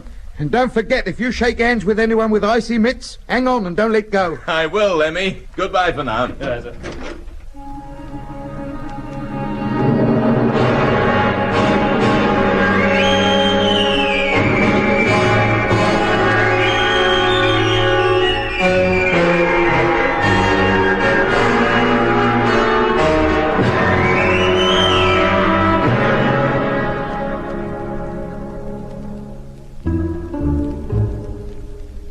A nationwide search began, but not a trace of the two men was found. If they were in London, as was supposed, the city had, apparently, just swallowed them up. 2 weeks later, the four of us were taken to space headquarters and told to be ready to leave for the moon base at a moment's notice. It was still intended that we should return to the Red Planet to pick up what information we could about the Martian invasion. For, in spite of the appearance of the asteroids in the sky and spheres down on Earth, Space HQ still believed that the main attack would not take place until 1986. We returned to our hotel to await transport to an airport outside London. Well, that's me all packed up. Hello, London, and goodbye. I've never spent so long in one place and seen so little of it. Consider yourself lucky. You at least saw your home. That's more than the rest of us did. Well, what are you grumbling about? We'll be heading for Australia tomorrow, won't we? It's some remote launching ground on the outback. My home doesn't happen to be on the outback. Here, sit on top of this case for me so I can close it. What do you got in there, Nelson's column? What time is it, Jet? Close on midnight. Car should be here soon. Morgan speaking. Oh, hello, sir. I see. Very well, we'll see you at the airport then. Oh, yes, sir. That's quite all right. We understand. Goodbye, sir. Well, that was the controller. He won't be coming with us after all. No? He's been delayed. Says he'll meet us there. But our transport is already on its way. Did he say which field we're going to? No, but then he wouldn't. Not over the phone. No, I suppose not. Well, I better get a move on. I've hardly started packing yet. Me neither. Not that it'll take me long. We'll see you, that is, Lemmy. Yes, Jet. Your car's here, sir. Allow me to help you down with your luggage. Oh, that's very kind of you. Mine's the brown one, over there by the bed. It was the guard who'd knocked at the door, one of the men who, ever since we'd arrived in London, had kept watch outside our hotel suite 24 hours a day. The corridors were deserted as the guard, carrying Lemmy's suitcase, led the way to the elevator. A car was waiting at the rear of the hotel, and apart from the chauffeur, there was no one in sight. Inside the car, the curtains had been drawn over the windows and across the transparent partition that separated us from the driver. Soon we felt the soft vibration of the gearless motor, and a few seconds later we were speeding on our way to the as yet undisclosed airfield. How soon before we can open the windows, Jet? Well, not until we're outside town. Controller's orders. I wonder how many people are raising their hats as we go by. Why should they? Well, with the curtains all drawn like this, they must think we're going to a funeral.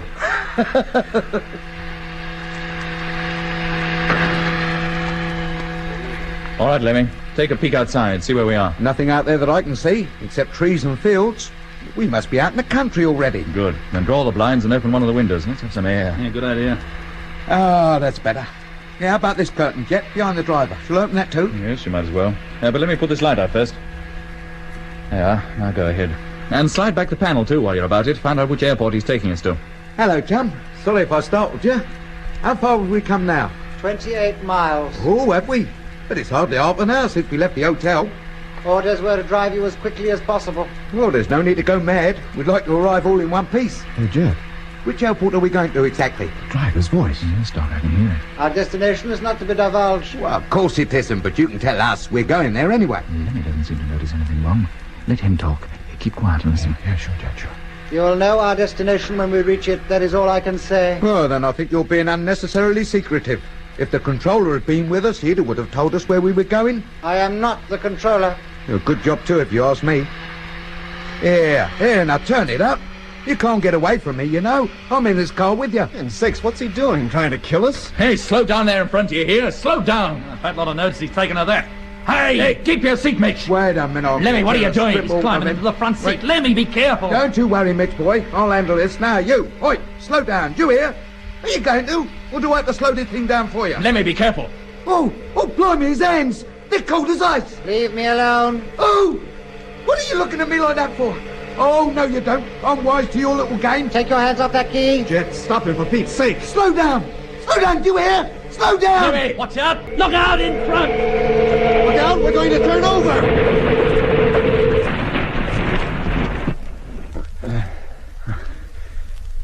Anybody hurt? Oh, I'm okay. I've hurt my arm. How about you, Lemmy? Lemmy. He must have been knocked out, Jet. Let's hope that's all it is. How about the driver? Stay where you are, Doc. And you, Mitch. I'll try to open one of the doors so we can climb out. Oh, I'm sorry, Mitch. Can you reach it, Jet? Yeah, I think so. That did it. Oh, thank goodness for that. You all right, Mitch? Just for a bit? Yeah, Jet. Very well, Doc. We'll get the other two out. Driver first, Jet. He's laying on top of Lemmy there. Can you take his arms? Yes, I've got them now. Lift him. Where should we put him? I'll lay him here on the bank. Right. Now let's get Lemmy out. Hold on a minute, Jet. His legs are curled up all under him. Let's not lift him until I'm sure nothing's broken. Very well. How about you, Mitch? I got a nasty pain in my arm, but okay otherwise. Lemmy seems to be okay, Jet. Take his head, will you? All right. You ready? Yep. Take it easy. We've got plenty of time. All right. Jet, for Pete's sake. The driver, he's got up. He's running away. What? Take it easy, Jet. Stay put for a minute. Let me get out. Where are you going, Mitch? Well, after that zombie, of course. Where do you think I'm going? All right, Doc. Come on. Let's get Lemmy out, for goodness sake. Put him down, Jet. Here on the grass. You stay with him, Doc. I'll be back later. Yeah. Mitch! Mitch, where are you? Mitch! Mitch! Down here, Jet. Be careful. It's a long way and it's steep. Have you found him? No, but he's down here somewhere. Mitch, are you there? Here, Jet. Oh! What? So dark I can hardly see a thing. Yeah, I'll be lucky to find him now. Well, where are we, do you know? I haven't the slightest idea, but wherever we are, the country's very hilly. We've come a long way down. Oh, let's keep looking. It can't be far away. It's hopeless, Jet. If it were a clear night, we might stand a chance, but he could be within 10 yards of us and we wouldn't know it. Hey, listen! That's a familiar noise. Where's it coming from? Over to the right. Come on. Hold it, Jet. Look out! You all right, Jet? Yeah. Yes, Mitch. Well, that settles it. We'll never catch him now. Yeah, that ship was waiting for him. Probably waiting for us, too. How do you mean? Well, it's obvious, isn't it? That driver intended to kidnap us, bring us here to that ship. Yeah, but how? How could one man hope to persuade 4 of us to enter it? By the usual method. In fact, just before the car turned over, the hypnotizing process had begun. That's why we heard the noise. You mean he was expected to hypnotize the 4 of us? Well, not necessarily. That might have been done by somebody in the ship. It could well have been following the car just above our heads. We wouldn't have seen it. Yeah, I suppose it might. And then when the driver escaped, it touched down here to pick him up. Exactly. He probably wasn't knocked out at all. Just lying doggo until he saw a chance to make a run for it. How did he know we were expecting a car to pick us up? And where did he get that car from? It's the exact model Space HQ personnel use. Yeah, I don't suppose it's too difficult to get the car, but how did he know the controller wouldn't be coming with us? That was a last-minute decision. Yes, and how much else did he know? Did he know we were going to Australia en route for the moon and from there to Mars? If he did, then our trip back there could well be a darn sight more perilous than the last one. Come on, Mitch. Let's get back to Doc and Lemmy. Once we get up on the road, maybe we'll find out exactly where we are. Perhaps a phone box, too. Wherever we are, I bet it's nowhere near the airport.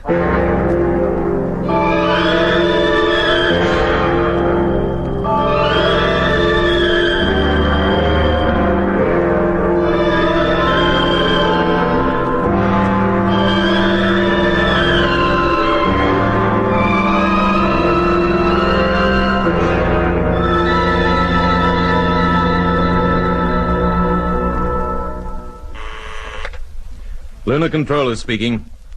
Who? Then put him on immediately. Hello? Hello, Jet. Have you had me worried? Where are you? Near Hindhead. What on earth are you doing down there? What? Well, never mind the explanations now. I'll come down and pick you up myself. Oh. Yes, that's a point. Well, listen. Keep out of sight and walk along the road in the direction of London for a couple of miles. When I turn up, I'll have 3 headlights blazing and one of them will be flashing. Is that clear?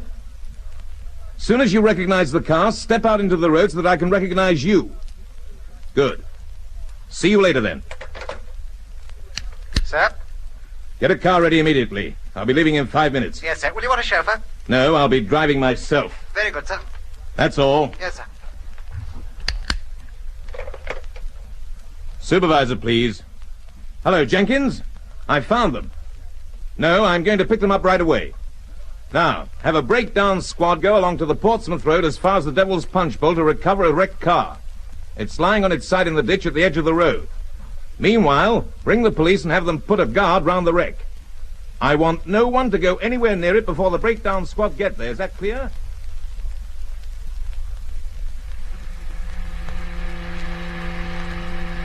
Well, thank goodness you're all in one piece. The car had slowed down considerably before it turned over. If it hadn't, we might not have got on so lightly. Are you quite all right now, Lemmy? Yes, sir. Thank you, sir. Oh, I must have cracked my head on the instrument panel. I was out for fully 5 minutes, or so the doc says. And your arm, Mitch? Just a bad bruise, that's all. Nothing to worry about. Well, that's something. But we have plenty of other worries. So one headache is not enough? Why did you leave the hotel without me? But you rang up to say you'd meet us at the airport.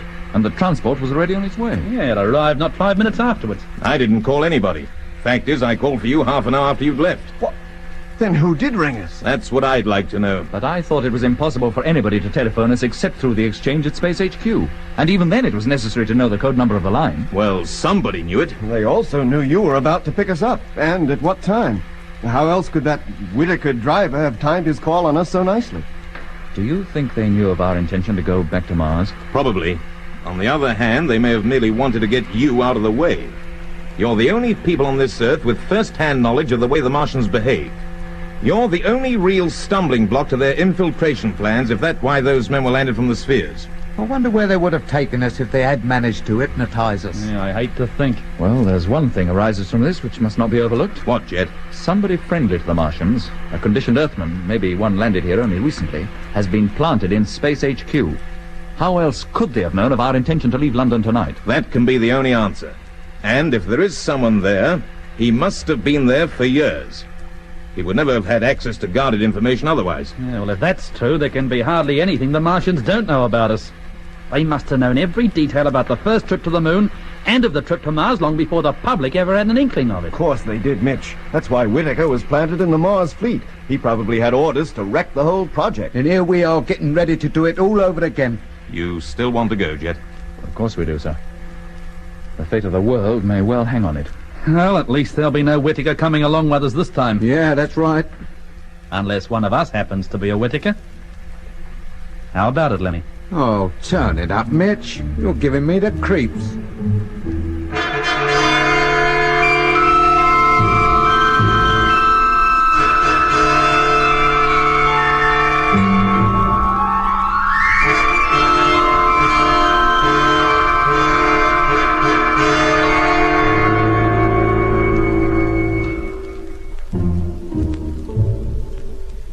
Nothing further happened to give us cause for alarm.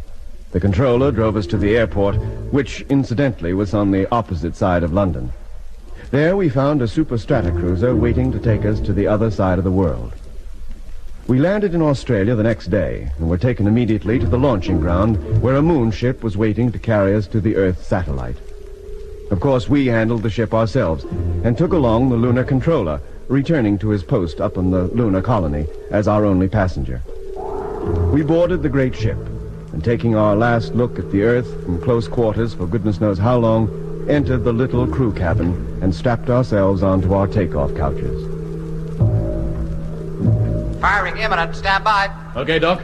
Sure, Jet. Mitch, all okay in my section. How about you, Lemmy? Bang on, Jet. You comfortable, sir? Yes, Jet, thank you. Go ahead, Control. Ready for firing. Firing in 10 seconds.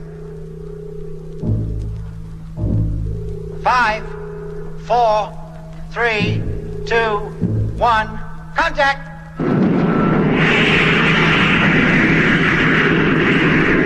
0 plus 5 seconds.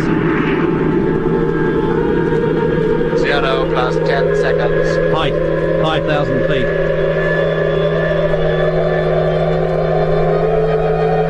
0 plus 20 seconds. Height, 6.4 miles.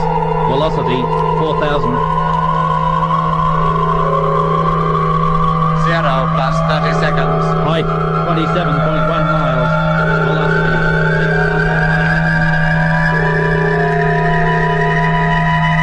Stand by to cut motor.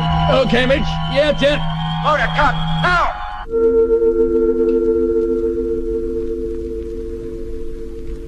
Oh, that's better. First class takeoff. Everybody okay? Yeah, too right. Yeah, okay. Very well, you may leave your bunks. Now, check the gauges and make out the reports. As soon as they're ready, Lemmy, radio them back to control. Yes, sir. Well, so far so good. Though why Lemmy had to go round shaking hands with everybody before we left, I don't know. Oh, don't you? Well, I do. I wanted to see if any of them was cold. And were they? Well, as a matter of fact, Mitch... Yeah? No. Well, so we're on our way. On the first lap, anyhow. How soon after we land on the moon do we take off for Mars? A week from now. From now? But it takes us 4 days to get to the moon. That leaves only 3 days to get ready. There's nothing for you to get ready, Jed. It's all been done for you while you've been down on Earth. Well, HQ don't intend us to waste any time, do they? No, Lemmy, they don't. Here you are, Lemmy. The dial readings. Thanks, Mitch. And mine, Lemmy. Get 'em off straight away, huh? Control will be wanting... Yes, Doc. Hello, Control. Moonship Luna 174 calling. Have first reports. Are you ready to receive them? Hello, Luna 174. Receiving you loud and clear. Ready for reports. Go ahead, please. Right, here they come. First, fuel consumption. Tank 1.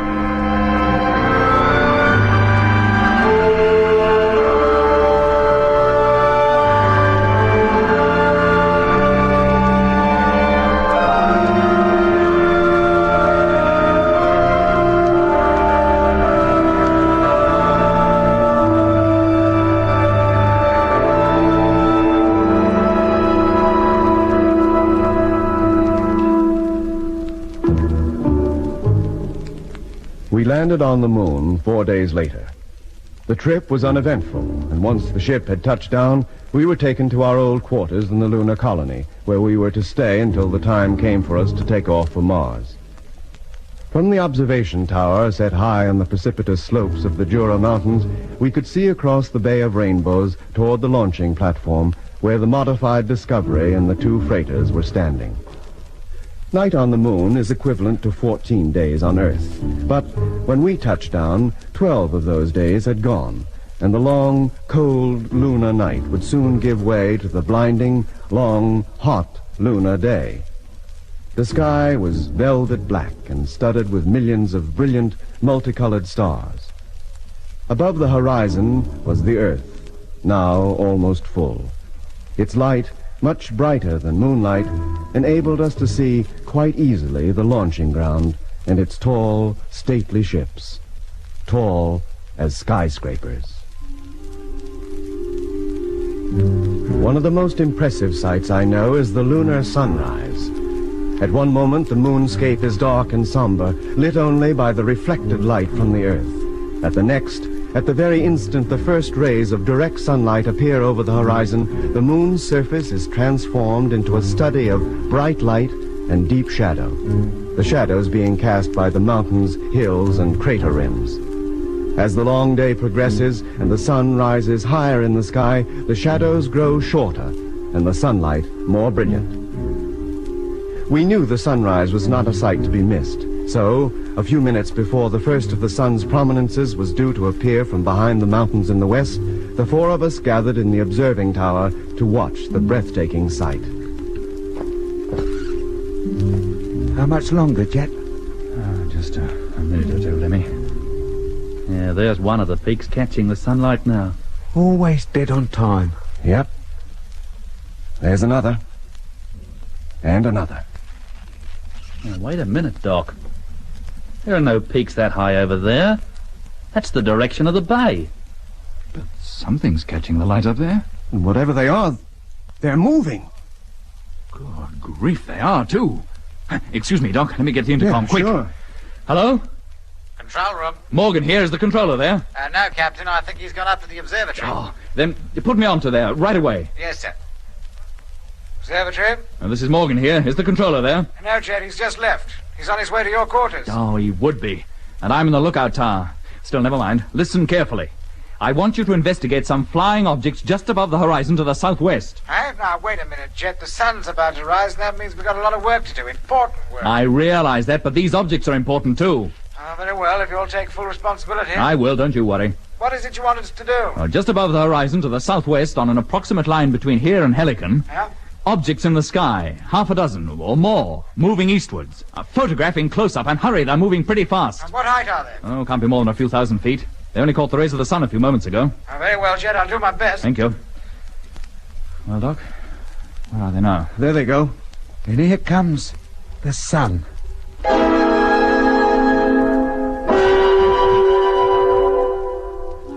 It's just as though somebody turned on a switch. Hey, those things are increasing their speed. It's as though they realize they're caught in the sunlight and might be seen. They must be flying low for the same reason. They've avoided being illuminated up to now. Yeah, well, they can't avoid it any longer. All they can do now is move over into the night side, and quick. And that's just what they are doing. Look at them move. They're climbing, too. They're getting away from here fast. Getting smaller all the time.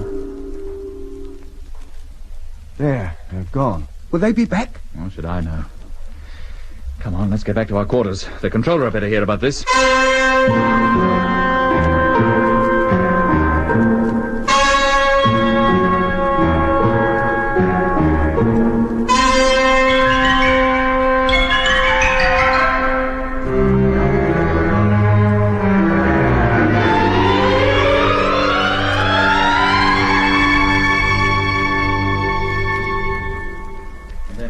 Just after the sun rose, they gathered speed and disappeared over the eastern horizon. At first we thought they were the tips of mountains catching the first light of the sun. And you told the observatory, Jet? Yes, but whether they were able to get a close look at them depends on how soon they could swing the telescope into position.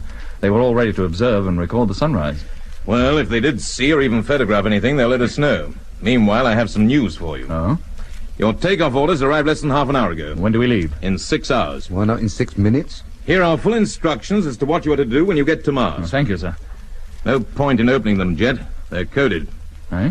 Every message from Earth I have received since our arrival up here has been the same. Well, we can decode them, can't we? Not until you've taken off and are well on your way. Even I don't know what's contained in that envelope. They're not taking any chances, are they? Don't they even trust you? Since the attempt to kidnap you four, all kinds of security have been tightened up considerably. HQ don't trust anybody now. They'd better make up their minds to trust us. How do we decode this lot? You will take a machine with you. You will also use it to code every piece of information you pick up during your trip before you radio it back here.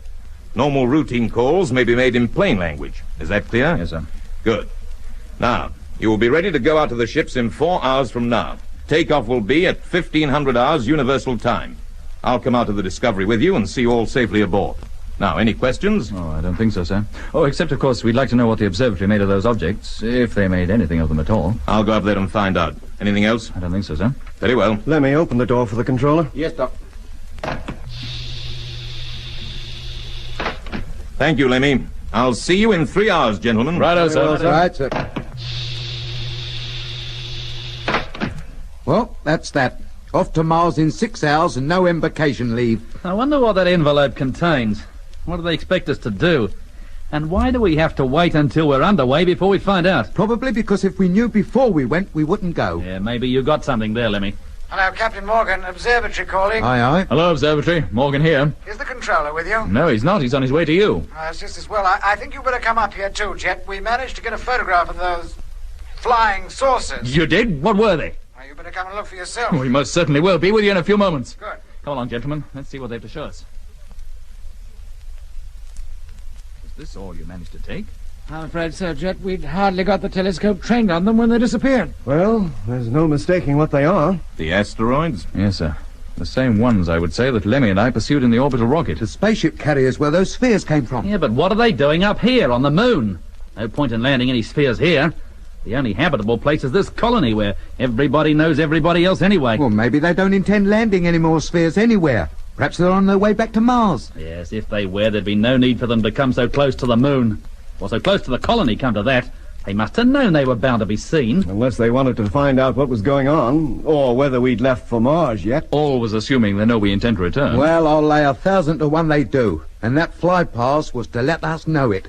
They've probably been hanging around here for days. Maybe even followed us up from Earth, I'll bet. If they had, we would have detected them. No, I think they were just passing by. It was pure coincidence that they did it just as the sun was rising and enabled us to catch a glimpse of them. Well, where are they now, then? Waiting out there, all ready to pounce on us the minute we show our noses anywhere near them. I don't know, Lemmy. Well, I think we should make sure before we take off. What difference does it make anyway? We'll take off just the same. Eh? This is the most favorable time. By leaving now, we reach the planet in the shortest possible period with the least expenditure of fuel. Yeah, but what if those things are out there and they get violent? Well, that's the strange thing about them, Lemmy. They've never used violence of any kind, not in the physical sense. Oh, no, of course they don't. Yes, eh? This power of inducing sleep, this hypnosis, is the only weapon they seem to have. Well, that's violent enough for me. And we discovered on Mars that even the hypnosis can be overcome if you're strong-willed enough. Oh, that's all very well for you, Doc. You're immune to this hypnosis business anyway. But me, I only have to imagine I hear that noise and I'm out like a light. Well, sir, I don't think there's much point in staring at this photograph any longer. We've a lot to do before we leave here for the ship. We'd better attend to it. Very well, Jed. So, we're going, just like that. Yeah, Lemmy? Do you want to stay behind? Who said anything about staying behind? I merely said, so we're going, just like that. Well, I only... What's the matter? Don't you want me to come with you? Do you think you can handle the ship without me? No, of course, Then but... don't try to get rid of me. When that ship takes off, I'll be in it. And anybody who tries to stop me is liable to get a thick ear. I don't care who he is. Then let's get back to our quarters and not start any more arguments over nothing. Well, I don't want to argue. It was Mitch started it. Come on, Lemmy, cut the cackle. Whoa. When in 1971 we had made the first trip to Mars, it was with a feeling of adventure. We were about to set foot in the world no man had ever visited before, or so we thought. But of course, when we did finally land, it was to learn that it was already populated by people from Earth, although few of them realized where they were. On this, our second trip, there was no feeling of adventure, only of great apprehension. What lay in store for us during our long trip of nearly 400 million miles out from the sun towards the orbit of the alien planet? What of the Martians themselves? These were beings we had never even seen. Would we meet up with them this time? And if we did, what would they be like? What were our chances of obtaining the information wanted by our superior officers at Space HQ? And if we did manage to obtain it, what were our chances of returning safely to Earth with it? What if the invasion took place while we were on Mars? Those spheres didn't land conditioned Earthmen in different parts of the world for nothing. What was their purpose? And why, after being landed, had nothing more been seen or heard of them? Well, these thoughts must have also been in the minds of Jet, Mitch, and Lemmy. But in those long, tense moments before takeoff, nobody, of course, mentioned them. In the tiny, cramped cabin, nearly 1,000 feet above the moon's surface, we lay strapped into our takeoff couches. Jet called up Control to tell them we were ready. All set, Control. You may close the main door.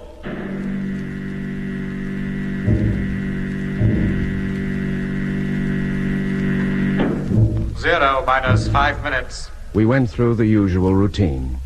Televiewer, gyro, radar. Ship over to automatic control. Roger. 0 minus 4 minutes. Whenever the time check was heard, I, in turn, checked with the clock on the main control panel. 0 minus 3 minutes. Now remember, gentlemen, during the firing of the first stage, the acceleration rate will produce maximum G. If I go through this couch, I'll sue Space HQ for damages. We're going to be very uncomfortable for a fairly lengthy period, but try not to black out. Blackouts, hypnosis, are you kidding? 0 minus 2 minutes. I must admit I felt a little shaky. No ship this size had ever taken off before. Certainly no crew-carrying ship had ever reached the velocity that this one would reach. 0 minus 1 minute. 1 minute? Oh, blimey. Now relax. No more talking from now on. 0 minus 1 minute. What was that? 1 minute, he said. It should have been 50 seconds. You sure don't? Sounded like 1 minute to me. 0 minus 50 seconds. That clock's haywire. There's only 45 seconds to go. And there go the pumps. 10 seconds too soon. What on earth is going on? Position control panels. Be ready to take over on manual control if I give the word. Okay, hello, Discovery. Control calling. Hello, control. Things seem to be all haywire. The pumps, they're on. We know that. We can hear them. 20 seconds to go. Everything's haywire down here, too. Why, what's the trouble? Takeoff is cancelled. Yawning at a time like this. 15 seconds. Somebody started the pumps. The motor's bound to fire. 10 seconds. Turn them off. Do you hear? Revert to manual control. Turn them off. What's happening down there? Hello? Hello, hello? They don't answer. Don't get off your bunk, Mitch. You haven't time. 0. Mitch, get back. Do you hear? Blimey, we're off. Mitch, get back while you still have time. All right, Jet. I'm okay. Switch to manual operation now. Lemmy, teleview, stern view. Stern view, on. Height, Mitch. 4,900 feet. Jet, look on the screen. Look what's down there. Those perishing spheres, dozens of them. Oh, we can't turn back now. But what's happening to the boys down there? Whatever it is, there's nothing we can do. We've taken off and we've no choice but to keep going. Oh, me chest! Oh, me chest is agony. Hang on, Lemmy. Oh, I can't stand it. Don't black out, for Pete's sake. Don't anybody black out. We've got to keep weight. We must control the ship. Mitch, height. 7.6 miles. Velocity 1,355. Course, Lemmy. Bang on. Radar, Doc. Okay. Oh, the pain. Oh, I should die. I know I will. Hold on, Lemmy. You must not black out. I'm 14.1 miles. Velocity 2,500.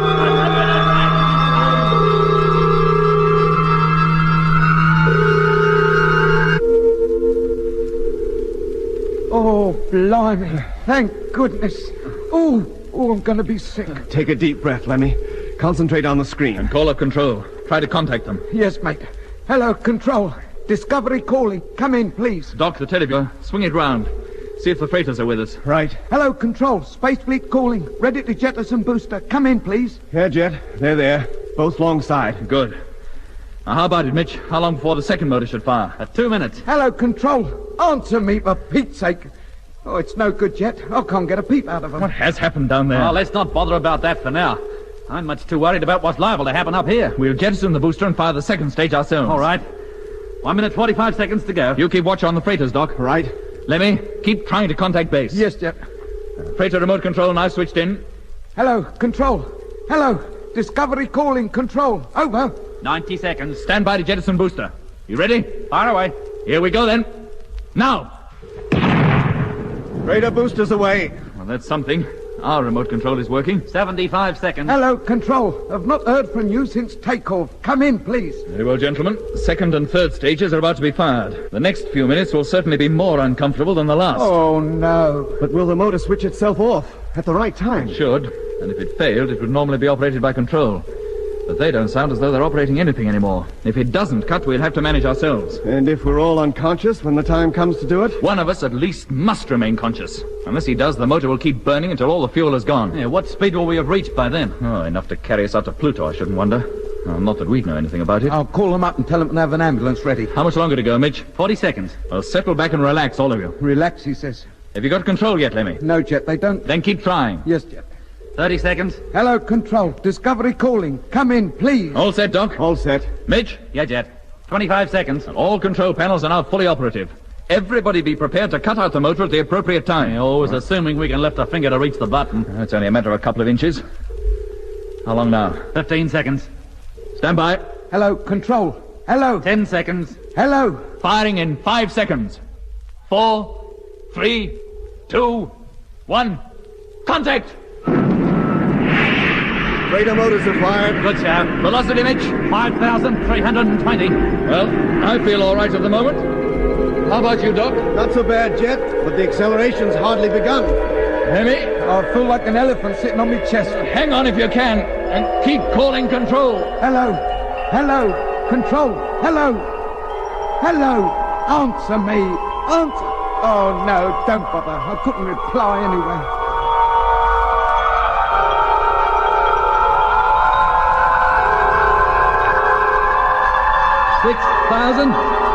$6,500. Lemmy! He's out cold. 7,000. 30 seconds to go.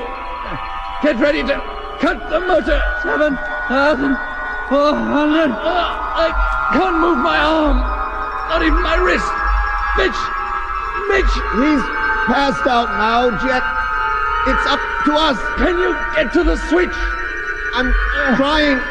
10 seconds. A little nearer. 5 seconds. I can't make it, Jet. Can you? No, Doc, I can't even move.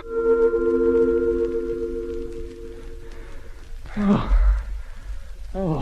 What happened? Did you reach the switch? No, Doc, it cut off of its own accord. Oh, it worked. Thank goodness. There's nothing wrong with the ship then. How about the freighters, Doc? Yes, still alongside. Lemmy. Mitch. Oh, I never felt so crook in all my life. Come on, drink it down. Yeah, Doc. What happened? You blacked out. And Lemmy? Yeah, he passed out too. He's still out. Jet's over at his bunk now. Are we on course? We presume so. We haven't checked yet. As soon as you feel well enough, checking our course is something you can start working on. Yeah. But take a rest now. We've got plenty of time. Oh, too right. I didn't be told that twice. Well, I'm going to leave you, Mitch, and take a look at Lemmy. Sure. Don't worry about me, Doc. Well, Jet? He's coming round, Doc. Good. Oh, hello, Control. Hello. Hello, Lemmy. Can you hear me? Lemmy. Hey. Oh, it's you, Doc.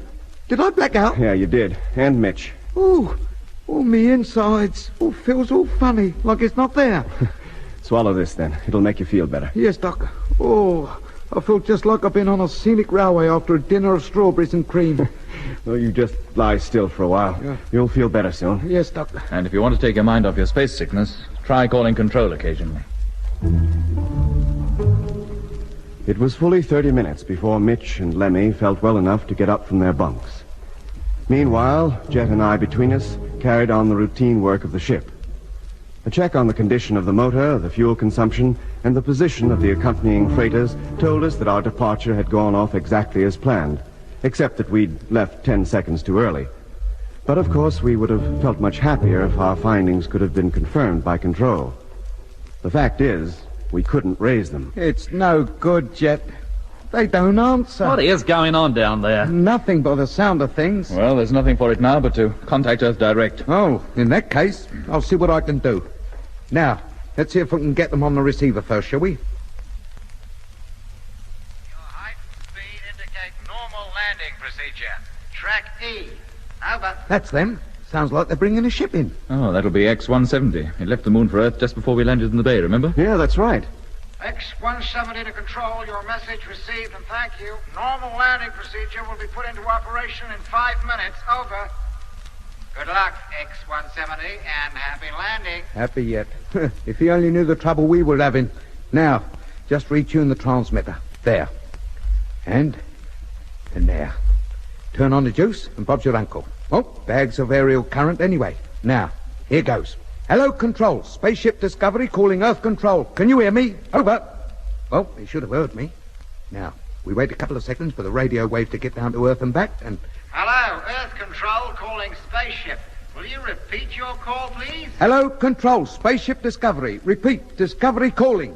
Over. Operator down there can't believe his ears. Hello, Discovery. Control replying. Receiving you loud and clear. What are you doing on this frequency? We've lost contact with Lunar Base, and we're feeling lonely. It happened just as we were taking off. All right, We Lenny. just got the... I'll take over now. Oh, yes, yes. Lost contact, but how? Your radio seems to be working all right. Hello, Control. Morgan here. It's not our radio that is faulty, it's theirs. Have you been in contact with them lately?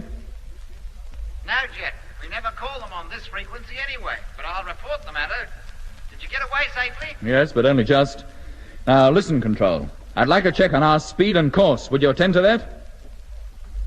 I'll see the right people are informed. And we'd like you to relay a message to Space HQ in London. But it won't be ready for some minutes yet. Can you keep a listening watch for us? You'd better. Yes, Jet, but we're bringing a ship in. If he comes on, I'll have to attend to him. I understand that. Sorry to have butted in on you like this, but we had no choice. Don't worry about it. Hear from you later. Thank you, Control. Oh, well, everything seems to be perfectly normal down on Earth anyway.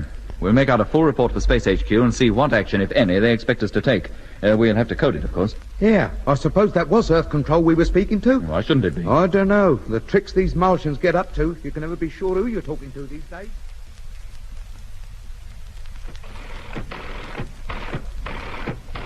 Well, velocity and course according to Earth Control agree with our own calculations. That's something. How about you, Doc? How are you doing? Almost through, Jet. That's it. Darn good thing we don't have to figure this coding with pencil and paper. It'd take hours. What will they think of next? Well, there it is, Lemmy. Get it off right away, huh? Yes, Doc. OPY42 QRA7P XUWZT. What is this? Martian language? Oh, that's just the check copy. It's the tape you want. Just feed it into the transmitter. It'll do the rest itself. Yes, mate. Hello, Control. Discovery calling. A coded message for you. Are you ready to receive it? Over. Hello, Discovery. Receiving you. Ready to take your message. Over. From Discovery to Control. Day 1. 16:35 hours Universal Time. Message number 1. Transmitting now. Well, there's one thing about these coded jobs. They certainly save wear and tear on the old voice box.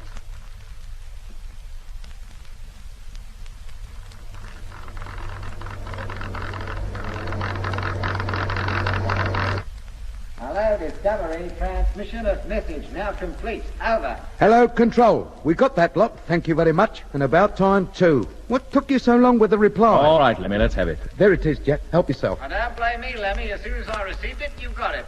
How you doing out there? Oh, all right, mate. Except we've travelled 120,000 miles further since we last heard from you. Yeah, well, don't let's boast about it, Lemmy. You never know who's listening. Oh, no. Sorry, Mitch. I forgot myself. Yeah, well, watch it. Yes, mate. Hello, Control. That's all for now. Call you again in 1 hour for routine check. Roger. Well, Jet, what does it say?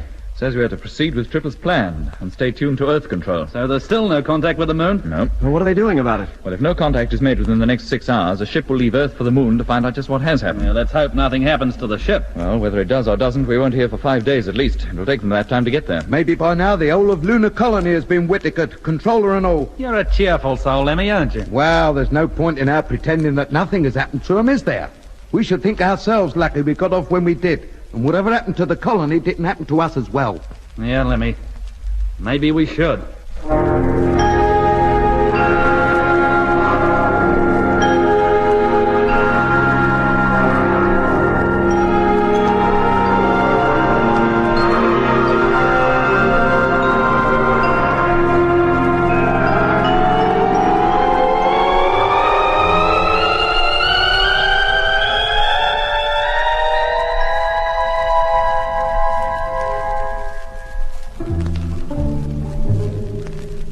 There was little for us to do in the ship.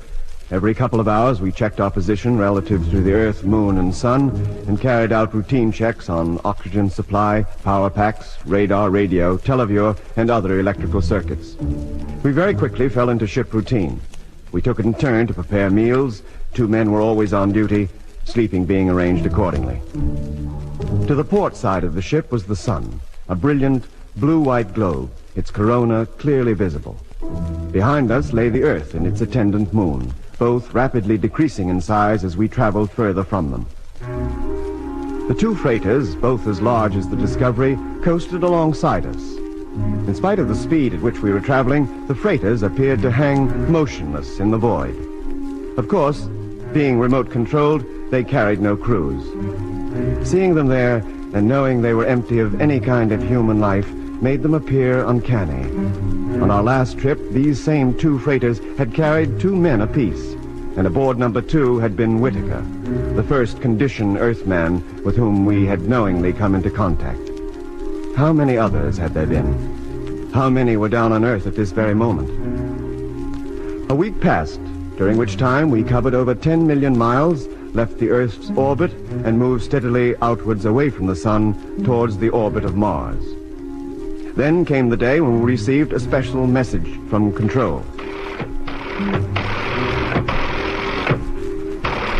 Jet took the decoded message from the roller and read it over to himself. He read it twice, in fact. Well, Jet, come on. What's it all about? The ship that left Earth for the moon. Didn't he get there? Oh, it got there, all right. And then? They've heard nothing since. Oh, no. Well, what do they do now? Send up another one? Oh, I doubt it. No point in throwing away good men or ships. Yeah, well, when did they lose contact? Almost the moment the ship touched down. The pilot reported he'd made a safe landing in the bay, and that was the last they heard from him. Well, what happens now? To us, I mean. We press on, of course, and remain in contact with Earth Control. What I meant was, what happens to us when we get back from Mars? These ships can't land anywhere except on the moon. Controller said nothing about that. Well, they better start saying something, and quick. Well, what's all the hurry? We won't be landing back on the moon for a year at least. And by that time, the mystery of what's happened down there might well have been solved. And it might not. When we started out on this trip, we only had the prospect of the Martian landing to worry us. Now we've got to worry of what we're going to run into when we land back on the moon. If things at Lunar Colony are not back to normal by the time we return, we won't land there. We're going to free orbit around the Earth and ask Control to get us down by orbital rocket or some other method. Always assuming Earth Control is still in control. For all we know, the Martian invasion might take place while we're away. What do we do then? Wander around the solar system forever? Until we starve? Or the oxygen runs out and we die of suffocation? What makes you such a cheerful character? Well, it's better to face up to the facts, isn't it? They're not facts yet, only possibilities. Well, then we should be prepared for every possibility. If we call up Earth Control one day and get no reply, don't say I didn't warn you. Lemmy, if the Martians could take over the whole world, it should be easy enough for them to take over control as well. And give the orders, you mean? Well, if they cared to. Why they should want to bother, I can't think. With the invasion completed, we'd be of no danger to them anyway. They could afford to ignore us, leave us to get along as best we could. Yes, but the possibility of their invading before we get back is remote. Meanwhile, it's up to us to get as much information as we can about how the invasion is to be made. Well, I didn't think there was any doubt about that. Thousands of those sphere-carrying asteroids will approach the Earth, and from them, thousands more spheres will make the actual landing. Whatever kind of creatures those spheres contain will attempt to conquer the world and take it over. Oh, I don't think it'll be quite as simple as that, Mitch. That method could only result in interplanetary war, and war, in the way we know it, is something completely alien to the Martians. Well, how else would they do it? You know as well as I do. The Martian method is to attack the mind, to get people under their control by hypnosis. Once that had been achieved, their subjects could be led to believe that everything is quite normal. I doubt if they'd even realize an invasion had taken place, in the majority of cases. You mean there would be exceptions, Doc? Well, not everybody on Earth would succumb to the hypnotic treatment. Thousands, millions maybe, would be immune to it, as I am. Yeah, and what would become of them? Well, I suppose they could band together, form pockets of resistance. Properly organized, they might even drive the Martians off the Earth again. They'll be lucky. Well, let's hope it doesn't come to that. If we're lucky, the invasion may not take place at all. You think we can prevent it, just the four of us? What we find out on Mars may help the Earth to prevent it. If we get to Mars. Well, why shouldn't we? These Martians are no fools. They know what we're up to. If they wanted to, I'll bet they could snuff us out right now. All right, well, why don't they? Because they realize that for the next 6 months, while we're coasting out to Mars, we're no danger to them. But when we get to Mars and start poking our noses into things they don't want us to know, it'll be a different story. We'll end up just 4 more conditioned slaves. Just like Frank Rogers, Dobson, Harding, and the rest of the old fleet. If only we knew more of what we're up against, who the Martians are, or even where they live. There was certainly no sign of anybody on the planet other than conditioned human beings. And they'd all been brought up from Earth anyway. Well, those pyramid cities certainly weren't built by Earthmen. No, Mitch, they weren't. They must have been built, long before the first Martian set foot on our planet and picked up the first unsuspecting prisoners. We never went inside those pyramids. Maybe the Martians live in there. Maybe. And if they do they ever come out of them? Maybe they don't have to. Maybe each of those pyramids is a vast control room from where the whole pattern of Martian life is operated. In that case, if they can live happily there, what would be the point of their trying to conquer the Earth? They've probably got fed up with life in a pyramid and want to change. If only there was someone who could tell us. Yeah, maybe there is somebody.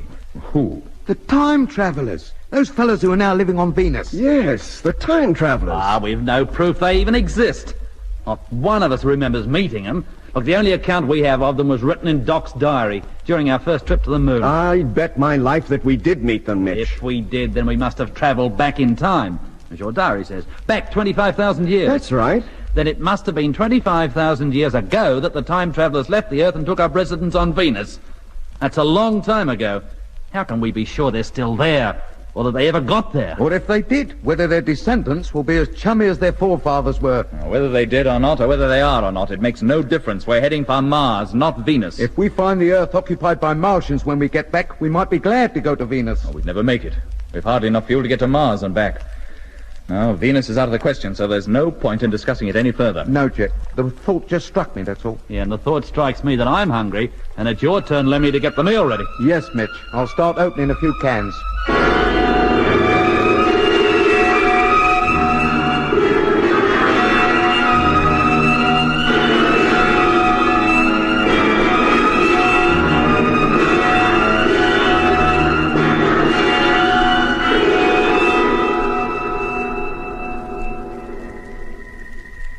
The full journey to Mars was expected to take nearly 7 months.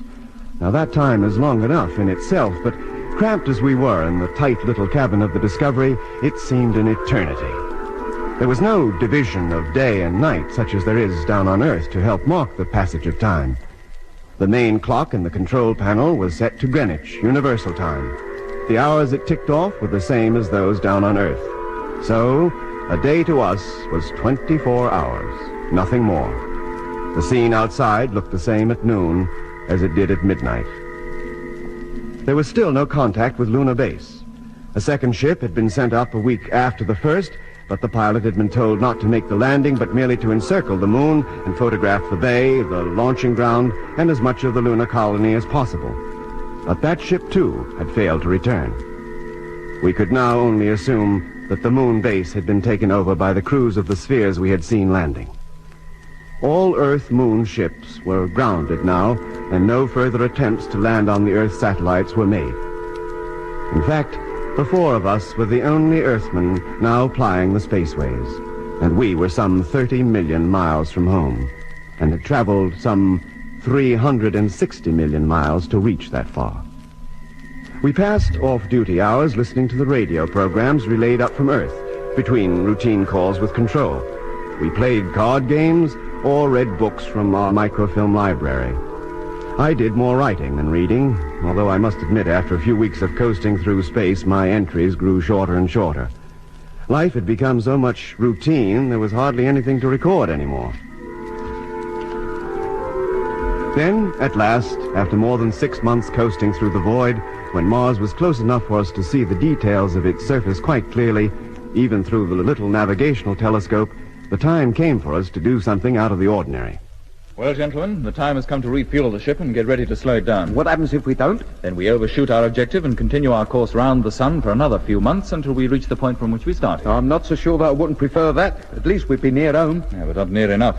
The Earth would be in an entirely different part of its orbit. Oh, well, in that case, we'll stick to routine and slow the ship down. It's better to have Mars to land on than nowhere to land at all. Thank you, Lemmy. What's the drill, Jet? Well, 2 of us will have to go over to freighter number 1 and hitch up the fueling lines. Lemmy and I will go. Thank you. Be nice to go outside for some fresh air. You, Mitch, will go down to the hold and see the Discovery receives her ration. Righto, Jet. You, Doc, will stay here and control the proceedings. Sure. Now, Lemmy and I will put on our suits. Sure. While we're doing that, Mitch can get down to his post, and you, Doc, can call up control and tell them the transfer of fuel is about to be made. Well, that's me all dressed in me gent's nappy summer suiting. And put on your helmet and test the radios. Helmet fastened. Testing. Can you hear me, Doc? Yes, Lemmy? Helmet fastened. Testing radio. Okay, Jet. Down you go, Lemmy. Into the airlock. Right. Now, remember, Doc, contact will be by personal radios until we're in the freighter. Then we'll switch over to the ship-to-ship system. Okay. Very well. You can close the hatch. Contact.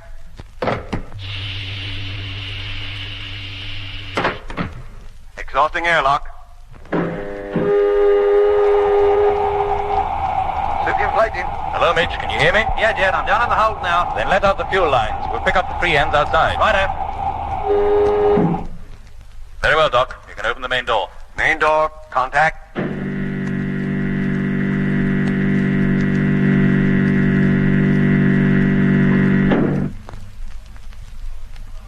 Oh, blimey. Milkman's only left us half the pint again. Out you go, Lemmy, and cut the cackle. Yeah. And make your way down to the stern and pick up one of the lines. Yes, mate. Hello, Mitch. We've picked up the line and are now making our way across to number 1. Roger. I can see you on the televiewer, Jet. Is everything okay? Yes, Doc. No hitches as yet. Almost at the ship's side now. Ah, we've made it. Now hitching pipelines. Pipelines secure. Mine too. Now moving up to outer door. You and me both. And now we're outside main door of number 1. Contact. Door opening. Ship-to-ship radio system on. Now. In you go, Lemmy. Main door closing. Oh, put the lights on, Lemmy, for goodness sake. Give us time to find the switch. There. Ah, that's better. And there's the door closed. You can fill up the airlock now, Jet, and we get upstairs. Contact. Suit deflated. She's filling up. We're beginning to hear things again.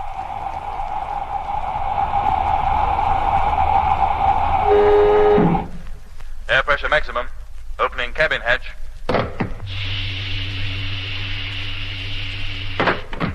As soon as as you get up there, Lemmy, switch on the radio, and I'll check the air replenishing system. No point in working with our suits on if we can avoid it. No, mate. Uncanny, isn't it? How do you mean, uncanny? I don't know. Coming into this ship like this, finding it all dark and without a crew, it don't seem right somehow. It's like going into an empty house, one that's been empty for years. Hey, listen. What's that? What? I didn't hear anything. Well, I did. Sounded like somebody talking. It's probably Mitch or Doc. We shouldn't hear them. Not now we're inside the ship. The walls act as a screen. That's why we need the ship-to-ship system. Listen. There it goes again. Yes, I heard it that time. There's somebody up there. But there can't be. There was nobody in here when we took off. They could have stowed away, couldn't they? If they had, they'd never have survived the takeoff. There are no couches in this ship. It sounds like they didn't need them. Listen, Lemmy. Let's hear what they're saying. I can't understand a word. I don't like this, Jet. Let's get back to our own ship. We can't. We've got to transfer the fuel. We'll never reach Mars otherwise. Surely they must hear us. Why don't they show themselves? That's why, don't they? And if they won't, we'd better show ourselves to them. Eh? Come on, let's climb the ladder. I'll lead the way. Oh, blimey. Well, doesn't seem to be anybody up here. And who was that we heard nattering? Close the hatch, Lemmy. I'll check the air supply.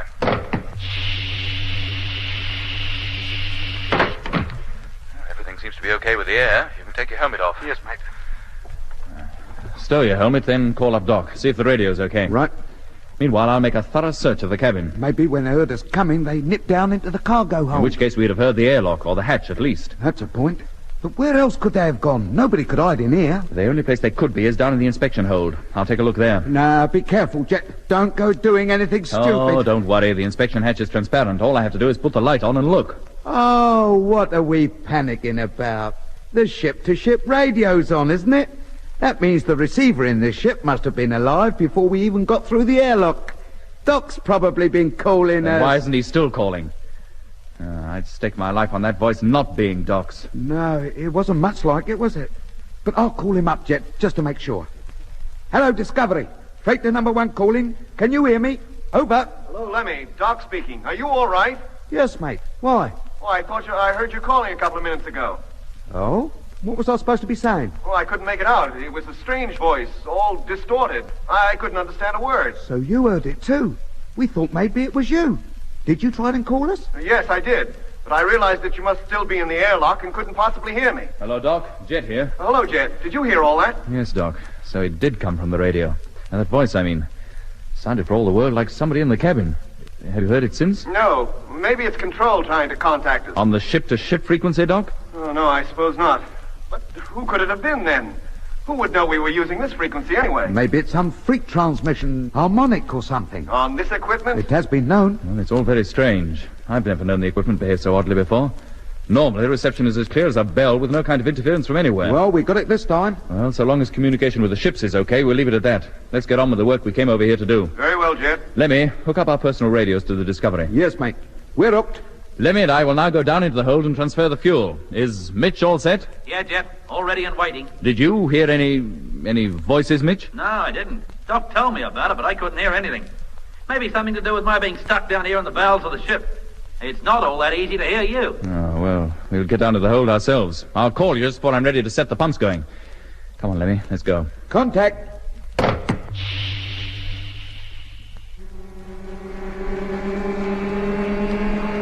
Coming up to maximum, Jet. Check. Ready to switch off. Cut. Tanks now filled. Pressure 478.5. Good. I'll leave you to extract the residue from the lines. Okay. Meanwhile, Lemmy and I will prepare to leave this freighter. Once we're outside, we'll disconnect the lines and return to the Discovery. Good on you. Hello, Doc. Did you hear that? Yes, Jet. And did you hear that? That voice is definitely trying to contact somebody, and he's not succeeding. All right, Doc. Keep listening. Stay on the ship-to-ship system until we get back. Record all you hear. Sure, Jet. Oh, he's persistent, isn't he? I heard the voice twice more before Jet and Lemmy returned to the Discovery.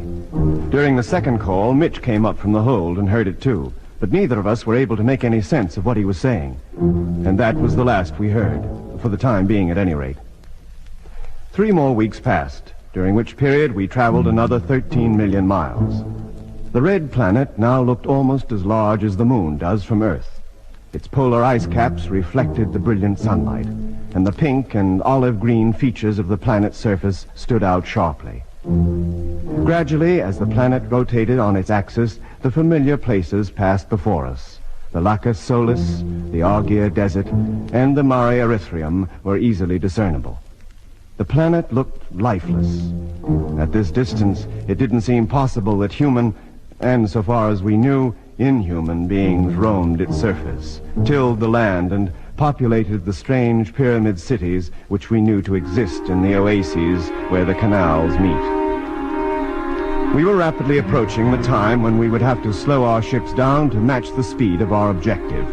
Unless we did, we would overshoot and miss the planet entirely. Only 5 million miles now separated us from Mars. But in spite of our speed, our spiral course dictated that it would be another week before we could go into free orbit round the planet. And before that could be achieved, we'd have to slow down. We carried no forward motors in the Discovery or the freighters, so it was necessary to turn the ships over before the braking power was turned on. We strapped ourselves to our takeoff couches and got ready for the turnover routine. Position control panels. All set, Mitch? Yeah, Jet. Doc? Okay. You, Lemmy? All right, mate. Then switch on the televiewer. Televiewer on. Freighters in full view. Mitch, gyro. Gyro, contact. Freighter gyros, contact. Position, Lemmy? Bang on. Our points of reference were the stars. Slowly, very slowly, the great ships began to turn over. Rate of turn, Lemmy. 0.5 degrees. I could see the two giant freighters very clearly on the screen. As always, they appeared to hang motionless against a background of myriad stars set in a velvet black sky. And then, slowly, very slowly, the sky began to revolve. Stars which for so long had occupied an apparent permanent place on our televiewer screen now began to move out of the picture, and new ones appeared to take their places. Of course, it wasn't the stars that were moving, it was us. 1 degree. 1 degree. We had 180 to go, at the end of which our ship's tail would be facing the direction in which we were traveling, and its nose pointing in the direction we had come. 1.5 degrees.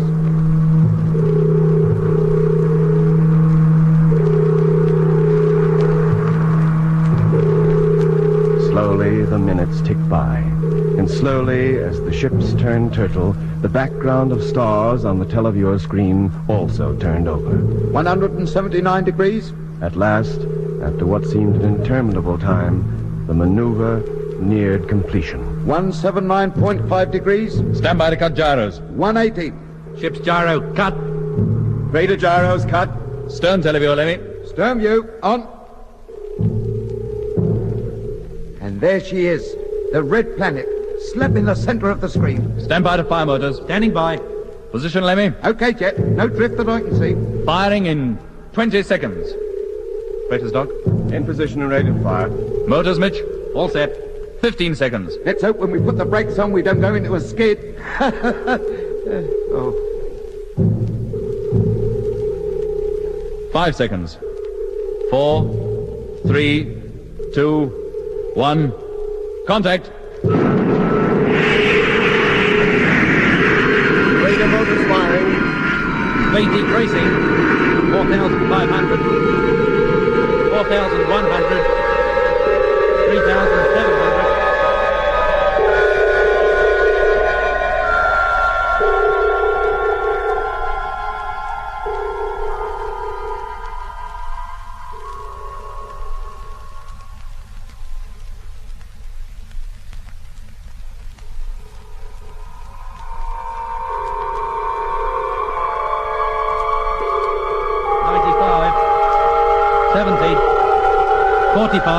Prepare to cut motors.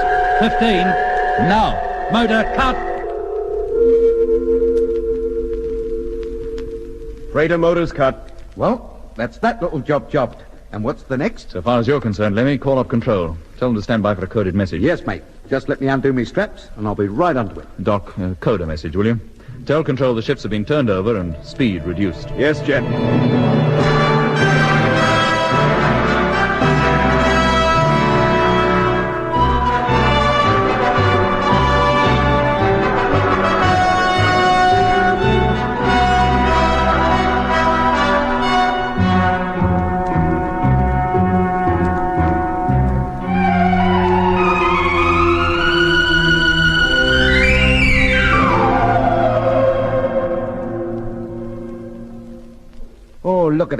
The Larcus Solis, the Eye of Mars. Looks just as sinister now as it did the first time we saw it. You remember, Mitch? Too right I do, Lemmy. Lemmy, Mitch. Yeah. Coming, Jet. All right, put up the telescope now, Lemmy. Jet wants to discuss our orders. Oh, be right with you, Mitch, boy. Yeah. Come on, then. Well, gentlemen, by this time tomorrow, if all goes well, our journey will be over. And we'll be encircling Mars in free orbit about 1,000 miles above its surface. And the best of luck. And what does that remark mean exactly? Oh, nothing in particular, Jet. But as soon as we go into the free orbit, they're bound to see us, aren't they? Well, they might mistake us for stars. And they might not. The fact remains we have to go into free orbit. Yeah, how long do we stay there? For as long as it takes us to survey the whole surface of the planet in close-up. Jet, what do you hope to see? Well, we should be able to see the city in the Larcus Solis quite clearly. We could also confirm the existence of other cities, too. That so-called flying doctor told us there were many more in the northern hemisphere. And then? Then we select the loneliest spot we can find and make a landing. What about the ice caps? They were good enough for us before. The only trouble with landing on either of those is we'll have to travel such a long way before we can hope to meet anybody. And in an emergency, we'd also have a long way to get back. Yeah, so all we have to do is land in a lonely place, near a city. You know, there's one thing in favour of landing back on the ice cap, Jet. What's that? Well, when we panicked away on our last visit, we left a freighter full of supplies, a complete land caravan, and a radio station at our polar base. If they're still there, they could be very useful. Perhaps. Meanwhile, we have other more important things to discuss. There are 4 things above all else that Space HQ want to know. First, how are Earthmen conditioned, and how, if at all, can they be brought back to normal? And if they can, what will they remember of the time they were in a conditioned state? Yeah, from personal experience, I'd say very little. But when you came back to normal, Mitch, you remembered quite a lot. Yeah, only events in which you had a share or could remind me of. Exactly. But it's my belief that all the things you did while in a conditioned state could be brought back to you if somebody could remind you of them, or if you again visited the places in which they occurred. You mean a conditioned man's memory could be jogged by an association of places and ideas? Yes. And Mitch's case isn't the only thing I'm basing that conclusion on. There were those men we met at the underground factory, the ones who asked us to take them back to Earth. Well, how do they fit in? Well, I believe that until we came along, they thought they were on Earth, just as most people on Mars do. But their contact with us, our way of speaking, all sorts of things about us, aroused long-forgotten memories.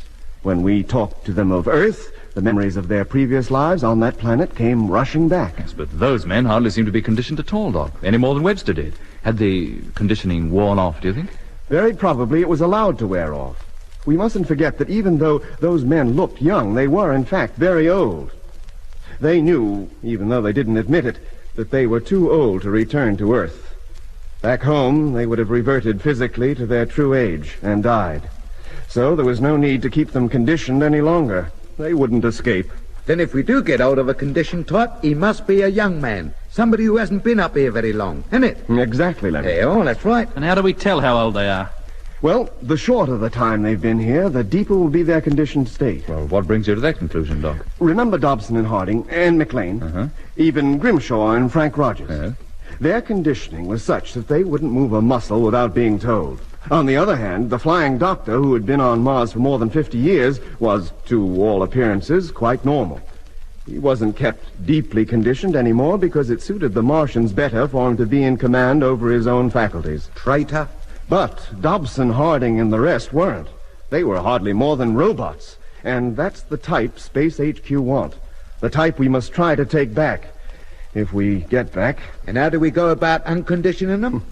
Well, that's up to the experts down on Earth. Unless we're lucky enough to stumble on some method ourselves. But I believe they may return to normal on their own account, as Mitch did, the moment they come into contact with familiar, earthly things. Well, so much for condition types. What's next on the agenda? Next, the spheres. No, they don't expect us to capture and take one of those back to Earth with us, do they? No, Lemmy, but they do hope we may find out something of how they're made and how they work. And if we can't discover either of those things, then we must find out how they can be destroyed. If thousands of those spheres suddenly appear over London one night, HQ want to know how to deal with them. And that's about the toughest task of the lot. But there's one thing that's certain. Those ships are not propelled by any method that we're familiar with. There are no rocket motors. Rates of acceleration can be slow or fast. Maneuverability's fantastic. They can go straight up, sideways, backwards or forwards, how and when they like. Unlike us, who, once we're coasting, are stuck with whatever course we're on. With minor exceptions. Yes, Mitch. Our method of propulsion, the reaction method, must seem very antiquated to the Martians. Our ships must appear to them as old sailing ships appear to us. They move, and eventually they get there, but That's about all. Yeah, my theory is that the Martians have long ago tapped some power, magnetism maybe, that pervades the whole solar system, maybe the whole universe. So wherever they go, that power's always with them. They use magnetic lines of force, you mean? Yeah, something like that. Though what exactly it is, I've no more idea than you. What hope do you think, Mitch, of our learning how the spheres work? Even if we captured one and took it to pieces, not much. What could an ancient Egyptian make of a dynamo, or even a steam engine if he suddenly came across And one? yet Earthmen, conditioned Earthmen, I realize, help build those spheres. Somebody down there must know exactly how they work. And it's up to us to get hold of him, isn't it? I bet that supervisor geezer at that underground factory would know. There wasn't much he didn't know. Well, that's a job you can do, Lemmy. Soon as we touch down on Mars, nip over to that factory near Lacus Solus, capture the supervisor and bring him back to the ship. No need to be sulky, Mitch. It's not called for. A great deal depends on our getting hold of the right kind of conditioned personnel. And how do we do that? Well, that's a problem we have to tackle once we've landed. Together with the problem of avoiding conditioned personnel getting hold of us. And then there's the exact date of the invasion. If we never get off Mars, we must find that out and radio it back to Earth at the first opportunity. And finally, there are the Martians themselves. Who are they? Where do they live? What do they look like? Yeah, and where do they get those asteroids from? The ones that carry the spheres? And are they propelled on the same principle? Well, they must be. Well, in that case, they could leave for Earth or any other part of the solar system whenever they please. Of course they could. They wouldn't be dependent on favorable positions between Earth and Mars before they left, as we are. They wouldn't have to travel halfway around the sun, 400 million miles, to reach an objective that comes within 40 million miles of their own planet anyway. Yeah, the only thing they'd have to consider was the direction in which the Earth was traveling in relation to their own planet. Though if their ships are as efficient as they appear to be, they'd hardly have to consider that if they didn't care to. The outlook isn't very rosy, is it? No, it isn't. But we'll do our best anyway. Maybe we'll find somebody down there who will want to help us, as Webster did last time. Maybe. Meanwhile, we'll make our plans as though we're getting no help from anybody. Once we're down there on the Martian surface, we stick together as much as possible. Nobody is ever to wander away on his own. Now, is that clear? Too right. Okay, Jeff. Now, if we have to split up, it'll be only in pairs. And one pair will always remain in the vicinity of the ship, wherever we put her down. Right. Yep. Now, remember, our main object is to radio all possible information we can to Earth. If we can get away ourselves later, with or without conditioned types, then all the better.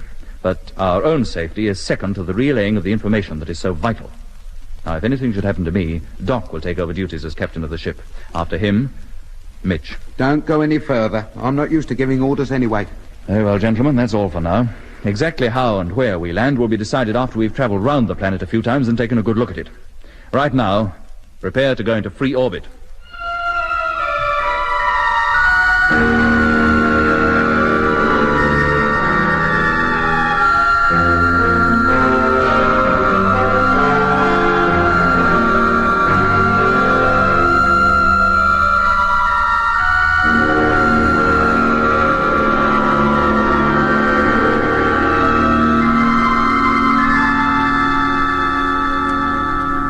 How's it going, Mitch? Hey? Oh, fine, Jet.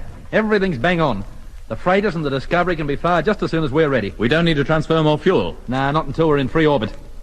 We've still got enough in the tanks to get us that far. Good. How far off are we now? Oh, about 5 hours, Doc. I only hope this trip has been worthwhile. Well, why shouldn't it be? Oh, I don't know.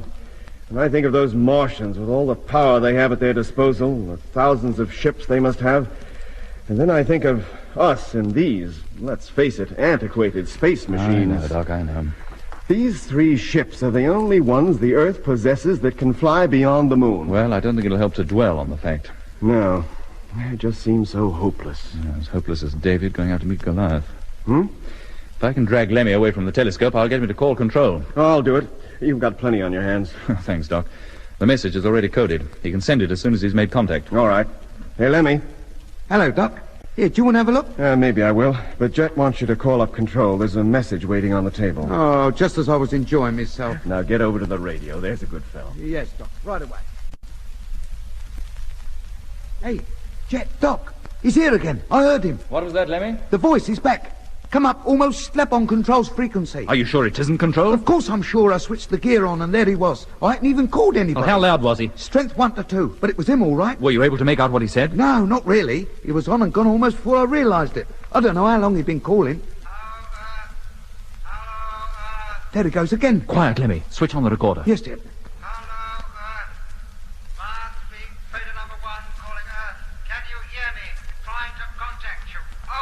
Eh? Mars Fleet, he said. And freighter number 1. Can't be. There's nobody in our freighters, I hope. How far off frequency is he, Lemmy? Not much. Would he hear you if you called? I doubt it. Not without a retune the transmitter. Very well. Call control. Tell them we have a message for them. Hello, Earth. Discovery calling control. Have a message for you. Come in, please. Well, it'll be nearly 8 minutes before we get a reply. And while we're waiting, Doc, perhaps you'd code another message requesting permission to retune transmitter. Yes, Jet.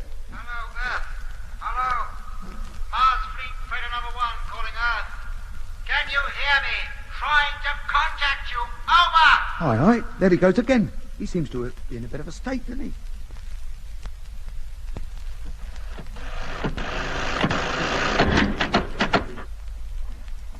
Well, Doc? Permission granted. All right, Lemmy. Away you go. Yes, Jet. What do we use as a call sign? Or do we let him know who we are? Use XOP. Right. Well, now that's the transmitter retuned. Now, let's see what happens. Hello. Hello. Station XOP calling. Can you hear us? Anybody? Doesn't sound as if anybody can. Give him a chance, Lemmy. He's probably millions of miles away from us.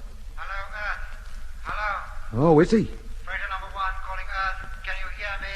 Trying to contact you. Over. He's not so far away after all. Call him again, Lemmy. Hello. Station XOP calling. Receiving you, strength 1. Are you receiving me? Over. Is the recorder on, Doc? Yeah. Get ready to take a bearing this time, Lemmy, and be quick about it. He may not talk for long. Yes, Jet. Hello, XOP. Receiving you, strength 5. Who are you? Are you Earth or Moon Control? Never you mind, mate. Who are you? He doesn't answer that one. Here, Lemmy. Let me take over. Hello, freighter number 1. XOP to freighter number 1. Can you hear me? I can hear you. We asked your question. Who are you? I asked you first. Who are you? Are you Earth or Moon Control? Listen to the tone of his voice. That's a condition type if ever I heard one. Will you answer my question, please? I know who this is. It's the Martians trying to contact those spheres that landed on the lunar colony when we took off. Then why should he want to talk to Earth? That's a point. He must know the signals between here and the moon would take minutes to cover the distance. Yet there's hardly any delay between replies. Which means he must be somewhere down there on the Martian surface. Hello, freighter number 1. Moon Control here. Receiving you, strength 1. Over. Now, see what that produces. Hello, Moon Control. Thank goodness I've got you at last. I've been trying to contact you for weeks. I have a most important message for you. Can you take it? Hello, number 1. Your call received. We'll take it in a few moments. But first, who are you? It's freighter number 1 of the Mars Fleet. Have important message for you. And what of the rest of the fleet? Where are they? The rest of the fleet? You're only number 1. There must be others. I can't remember. Can you hear me? Yes, we can hear you. It's all so vague. There were others, but I can't remember. I bet you can't, chum. Can't you even remember who you are? Rogers. Frank Rogers. Frank? What? Frank Rogers was in number 1, in the original fleet. Only part of the time, Lemmy. His ship was actually number 2. Can't be, Frank. It can't. Well, why not? We left him behind, didn't we? But the Martians got him. He was deeply conditioned, or so you said, Jet. That's right, Doc, he was. Last we saw of him was in the Lacus Solis. Why, he didn't even know me. Hello, can you hear me? Hello, number 1. You say you are Frank Rogers. That's right, that's my name. Are you alone in your ship? Yes. Nobody else with you? The freighters carry a crew of 2. 2? Yes, that's right, I remember now. Grimshaw. Grimshaw, where are you? Grimshaw! Now he's gone crackers. Hello, Rogers. Hello. Hello, number 1 calling, receiving you, strength 5, over. This is a weird business. Can I talk to him, Jet? Sure, if you think you can get any sense out of him. Hello, Frank. Hello, who's that? This is Doc. Doc. Oh, Doc, what are you doing down there? You should be out here in the fleet with us on our way to Mars. I am. I'm in the flagship. I must talk to Earth or Lunar Control. If you have any message, Lemmy will pass it on for you. Lemmy?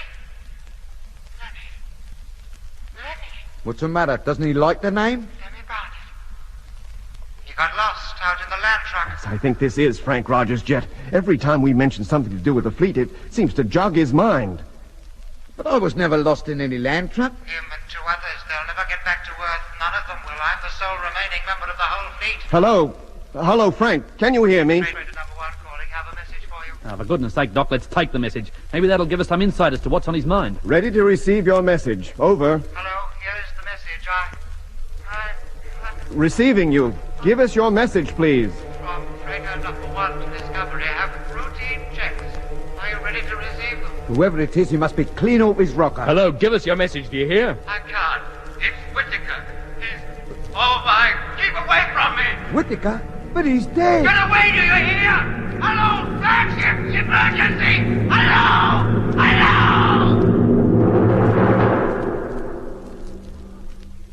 Hello!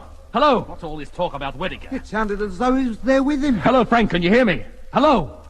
He doesn't answer, Jet. Where is he? Where'd he call in from? From down there on the planet, of course. Where else? Oh, I know that, Lemmy, but from whereabouts on the planet? Now you're asking. Hello, Captain Morgan calling Frank Rogers. Come in, please. Look, Jet, we can't spend too long on this. The time for getting into free orbit is getting very close. Lemmy, take over, will you? Yes, mate. Keep trying to contact him. If you do, give me a yell. Meanwhile, the rest of us will get the ship ready. Hello, flagship calling Frank Rogers. Have not heard from you for some minutes. Come in, please. Lemmy called Rogers for an hour, but we heard nothing more from him. At the end of that time, Lemmy had to leave the radio panel and return to his bunk, in readiness for the increase in speed that would carry the Discovery and the two freighters into free orbit 1,000 miles or more above the planet's surface. The maneuver went off without hitch. When it had been completed, the main transmitter was retuned and Earth Control informed of the fact. We encircled the planet approximately every 5 hours. At the same time, of course, the planet itself was turning on its axis, so each time we completed a full circle, it was to find a new part of Mars below us. In this way, during a period of 18 to 20 hours, we were able to observe every part of the planet's surface. You may remember that when we had so hurriedly left Mars more than a year ago, we'd left 3 of our freighters behind. This was unavoidable, for with the loss of so many of our personnel, we had no crews to man them. The freighters were left encircling the planet in free orbit, as we were doing now. Provided they had not been disturbed, they should have remained in free orbit for many years, and naturally we expected to see them. But we were disappointed. What could have happened to them? Maybe they crashed down on the surface. Ah, but they couldn't. Unless somebody came up here and took them down. Well, it's time we began to survey the surface anyway. Doc, get on the televiewer, will you? Yes, Jet. Use the telescopic lens. Sure. If you see anything of particular interest, photograph it. Right. Mitch and I'll take turns with the telescope. And what do I do? Get back to the radio, Lemmy. Have another try at raising Frank Rogers. Yes, mate. We had been encircling the planet for 3 days, and our main interest now was centered on the oases, the places where the canals cross, and, in particular, the great oasis known as the Lacus Solus, where we knew a Martian city was located. Can you see it, Jet? Yes, Mitch, I can. But it blends so well with the surrounding features, I'm sure we'd never have noticed it had we not known it was there. Any sign of any activity? Well, not that I can see, but we can hardly expect to at this distance. Well, that establishes 2 cities up to now, the one in Ophir and the Lacus Solus. But there must be many more. I'm sure there are, Doc. If we knew exactly where to look for them, we could probably see them. But to scrutinize the whole planet would take days, weeks, in fact, and we haven't the time for that. Then how about those asteroids? We should see them. They're bound to be parked near together wherever they are and should be easy to pick out. But they can't come from the planet, Mitch. They're much too big. They'd never get off the ground, not in 1,000 years. Where do they come from, then? And how do they get those spheres into them? What are the insides of those asteroids like? I don't know, Doc. But where they come from puzzles me even more. Well, how about one of you taking over here? I've stared through this eyepiece for so long, my eye is weeping. I'll take it, Jet. Very well, Mitch. I don't think there's much more to be seen in Lacus Solis, so cover as much as you can of the area up to the South Pole. We should be directly over it in about half an hour. Sure. Hey, Jet. What is it, Mitch? Polar base, it's still there. I can see what can only be the land trucks, both caravans. What? Here, let me take a look. Sure, go ahead. Well? Yes, you're right. But how did the second caravan get there? There should only be one. Aye? Well, don't you remember? I left my caravan in the Argia Desert. You, Doc, and Lemmy picked me up in that sphere, and we completed the journey to Polar Base in that. Yeah, I do remember now, though I can hardly say I was aware of it at the time. And how did that other caravan get up there? Somebody must have taken it. Of course, but who and why? Beats me, Jeff, but there they are. You can see them for yourself. They're very minute, but there's no mistaking them, is there? No, there isn't. Hello, land fleet. Polar base calling land fleet. Hey, Jet, I got him. Is that it again? Coming, Lemmy. Stay on the telescope, Mitch, will you? Yeah, sure. Sure it's the same voice, Lemmy? Of course it is. But now he says it's Polar Base, and he's calling the land fleet. Hello? Hello, flagship calling. Receiving you loud and clear, over. Switch on the recorder, Lemmy. It's on already. Hello, land fleet. Polar base calling. Have a message for you, over. Take a bearing on him. We're so close to him now, we ought to be able to find out his exact position. Yes, mate. Hello, Polar Base. What is your message? Have routine checks for you. Are you ready to receive them? Routine checks? What's he talking about? Go ahead, Polar Base. Freighter now landed safely. What are your orders? Well, will you repeat your message, please? Polar base to land fleet. Repeat. Freighter now landed safely. What are your orders? Do we unload the land trucks now, or do we wait for number 2 to get down? First is number 1, then is Polar Base. Now he's waiting for number 2. Hello, who do you say you are? Polar base, Frank Rogers calling. I'm ready to start unloading as soon as you give the word.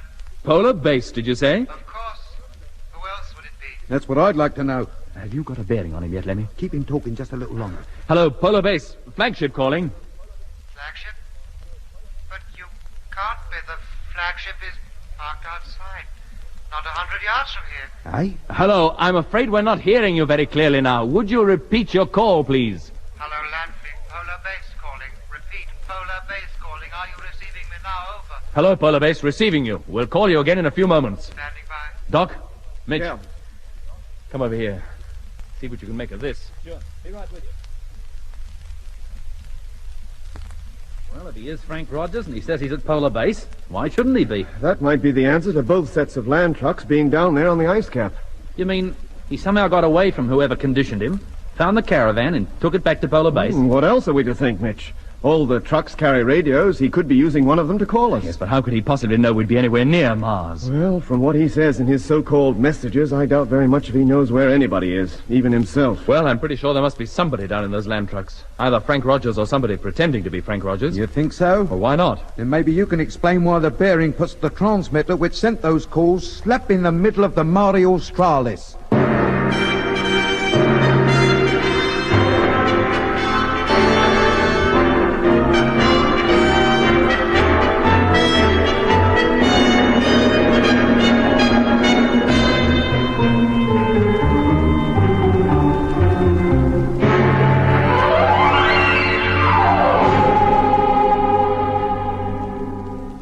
Well, where is he? In the land trucks at Polar Base or down there in the Mare Australis? Just a minute. Freighter number 2. What about it? That crashed in the Mare Australis. It's probably still there. You remember Frank salvaged most of the supplies from it and took them back up to Polar Base. Well? Well, the last time he was in there, he got the radio to work, didn't he? Maybe it's still working. Maybe it's from number 2's transmitter that those calls have been coming. It could be. But then why does Frank, if it is Frank, say he's at Polar Base? If you ask me, Jet, he don't know whether he's on his head or his heels. Well, in my opinion, that's to be expected. Whoever is calling us, and I believe it is Frank Rogers, he's certainly not in control of himself. His mind is wandering. Occasionally he does have periods of knowing exactly where he is. At other times he lives in the past, imagines he's still with the space fleet, coasting towards the Red Planet for the first time. And what's more, each time he doesn't just remember what happened over a year ago, he relives it. Hence, in his thinking, he is sometimes in freighter number 1, which was his old ship, and sometimes at Polar Base, where he spent a great deal of his time after we'd landed on the planet. And where do you think he really is, Doc? I'd say down in the Mare Australis, in freighter number 2. Yeah, but how long could he expect to remain there? He has to live. Well, there are supplies enough left in that ship to keep one man alive for 3 months at least. And how long's he been in there already? I don't know. When did we first hear him calling? A month ago, but he could have been calling long before that. Well, I still think he's where he says he is, at Polar Base. You don't think the DF gear is working properly, then? That's not that, Lemmy, but I think the whole thing's a hoax. A decoy to get us to land near the wrecked freighter, and once we touch down, we'll probably find a whole army of condition types waiting to greet us. The Mare is as flat as a pancake. If anybody is waiting there for us, we'd be bound to see them. So? So if we do, we increase speed, rise again, and land somewhere else. I still think Polar Base would be a better bet. Well, I'd think so, too, if it weren't for that second caravan being there. The trucks may be a trap, too, you mean? Why not? The Martians may well think we'd land in the same place as before, and that we'd need the land trucks to travel over the planet. Well, they've got another thing coming then, haven't they?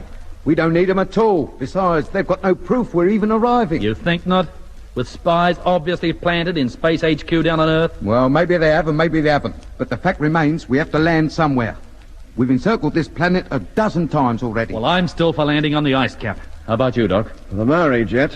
As near to the wreck of number 2 as we can safely get. I think Frank is in there. If he is, we owe it to him to pick him up. And that's not all. If he has escaped, he'd be very useful to us. Tell us a lot of things we want to know. Yeah, always supposing he's in a fit enough state to tell us anything. He certainly doesn't sound like it at the moment. Well, who knows? He may come back to normal. We may even be able to bring him back. Yeah, always assuming we can find him.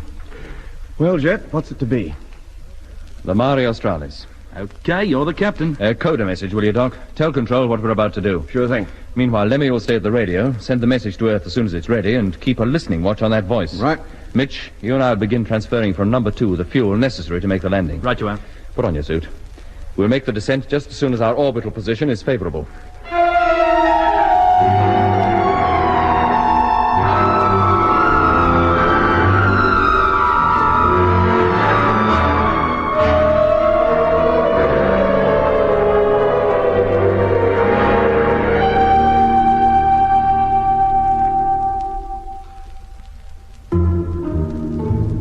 As soon as the message had been coded, I handed it to Lemmy for transmission, then went down in the hold to receive the fuel that Jet and Mitch were to pump into our tanks from the second freighter. We needed very little to get us down to the Martian surface, just enough, in fact, to propel us into the atmosphere through which, with the aid of our huge wings, we would glide the rest of the way. But to get off Mars again, we would, of course, need a considerable amount of fuel, so we had no choice but to take it with us. The transfer took about 2 hours. By the end of that time, Jet and Mitch were once again safely back in the Discovery. That's a weird feeling floating around out there with the sunlit side of the planet lying directly below. I felt at any moment I go falling down towards the surface. And that's just what we will be doing soon, Mitch. Gliding down at any rate. I think we'd better prepare for the descent. Motors will be fired in half an hour. Right.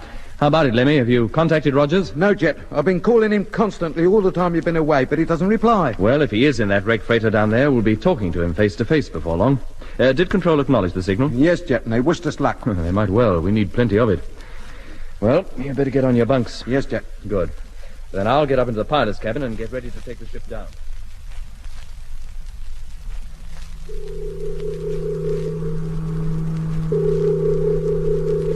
Degrees. 19.5. 20. 20.5. Stand by to cut gyro. Right. 21. 21.5. 22 degrees. Gyro cut. All set, Mitch? Yeah, Jet. How long, Doc? 25 seconds. You can say your last farewell to the freighters, and for the time being, at any rate. Well, let's hope they're still here when we get back. 15 seconds. Well, they're down in the right place, Jet. I'd hate to land in the Lark of Solars right in the enemy's camp. Oh, do me a favor, Mitch. Ain't we got enough trouble? 10 seconds. Hello, Land Fleet. Polar Base calling Land Fleet. Aye, aye. He's here again. 5 seconds. Don't answer it yet, Lemmy. I'll tell you when. You don't think I'd get out of this seat now, do you? We're off. Hello, Land Fleet. Polar Base calling. Can you hear me? Come in, please. We can hear you, but you'll have to wait now, chum. We've got other things to do.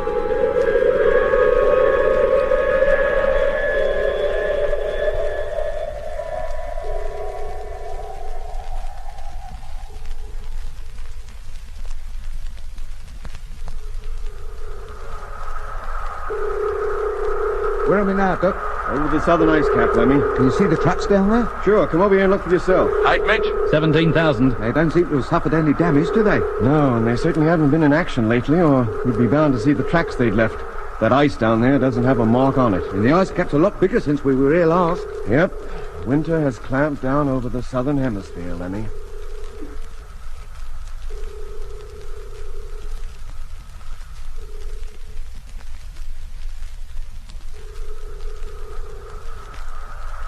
$5,000 feet. Where are we now, Doc? Over the Mare Australis. Get back to your seat, Lemmy. We'll be landing soon. Hello, Land Fleet. Polar Base calling. Can you hear me? Have not heard from you for some hours. Land Fleet yet. He's much louder now than he's ever been. He must be in that freighter, and the closer we approach it, the louder his signals get. Answer him, Lemmy. Tell him we've heard him and we'll call him in a few minutes. Right. Height, Mitch? 4,000. Can you see the freighter yet, Jet? No, Doc, I can't. Well, you should. We're dead on course. Hello, Polar Base. Land Fleet calling. Receiving you loud and clear. Over. There's no sign of it. Maybe the wreck has been cleared away. Hello, Land Fleet. Receiving you at full strength. 3,000. Well, we're getting mighty close to something, Jet. Signals from Rogers are belting in. Hello, Polar Base. Receiving you full strength and all. What are your orders? Orders are that you have to be a little patient. We'll be calling you again in a few minutes. Is that clear? 2,500. I said, is that clear? Now he's not replying again. Hello, Polar Base. Hello. Never mind it now, Lemmy. Get back to your seat and strap yourself in. We'll be landing any moment. Yes, Doc. 2,200. Hello, Mitch, Doc. Yeah, Jet? I can see it, the wreck, exactly as we left it, standing up at its nose. I don't think anyone's been anywhere nearer. 2,000. Are we going to land anywhere nearer, Jet? I think so. Putting the nose down now. 1,500. And the flaps. Stand by to release a parachute brake, Doc, if I give the word. Okay. We're nearly down to landing speed. I think we'll make it all right. 1,200. Let's hope the ground is firm enough to take the weight. Should be, Lemmy. It's probably frozen solid anyway. Turn off the televiewer, will you? Yeah, sure, Doc. Televiewer off. 1,000. No signs of any Martians yet, I hope? No, Lemmy. Nothing but the wreck and the purple plain as far as the eye can see. You'd never guess there was any kind of life on Mars from this view. 800. Put out a brake, Doc, will you? Number 1, shoot. Release. 700. Coming into touchdown. Hold on to your hats. 600. Here we go. 500. Taking it a bit steep, isn't he? 400. He'll straighten out in time, don't worry. 300. Let's hope so. We've come a long way and no insurance. 200. 100. Get ready. Straightening out. Touching down. Now. Ooh. Tails down. We made it. Yeah, wait till we stopped and I'll agree with you. Now applying brakes.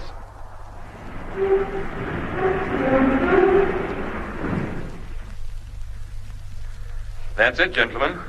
We're down. Good on you, Jet. First class landing. And we're all in one piece. But for how long, I wouldn't like to say.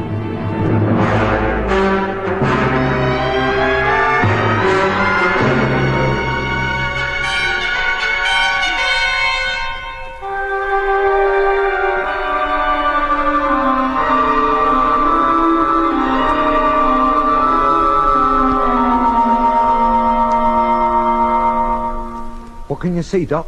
Nothing. It's just as Jet said. There's only the purple plain stretching clear to the horizon. And the freighter? Oh, can see that too, of course. It's to the west, about half a mile away. Well, do you mind if I get up there and have a look? Okay, Lemmy. But you could have used the televiewer and seen just as much. Oh, no, Doc. But that isn't the same as seeing it in the flesh. Lemmy.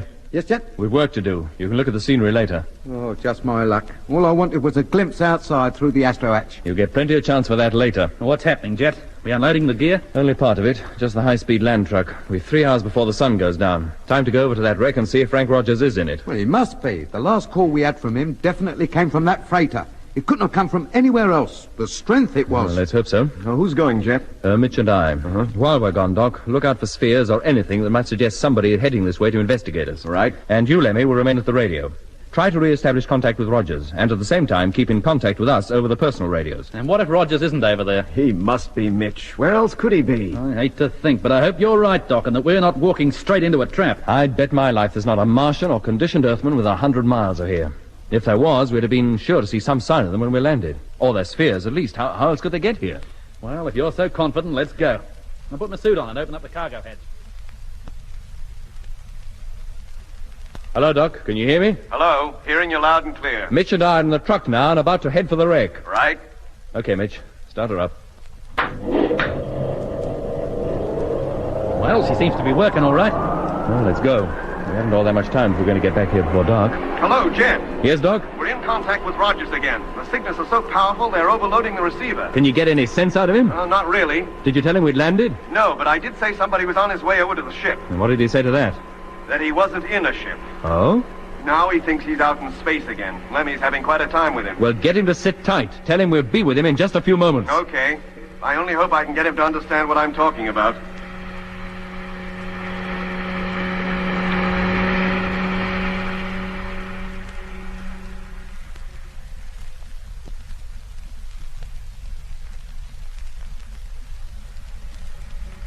All right, Mitch. This is close enough. Put on your helmet and we'll go outside. Sure. Hello, Doc? Yeah, Jet. We're alongside the ship and leaving the truck now. Okay. Testing personal radio. Okay, Mitch. And me, Doc. Okay. Then open up the airlock, Mitch. Airlock. Contact.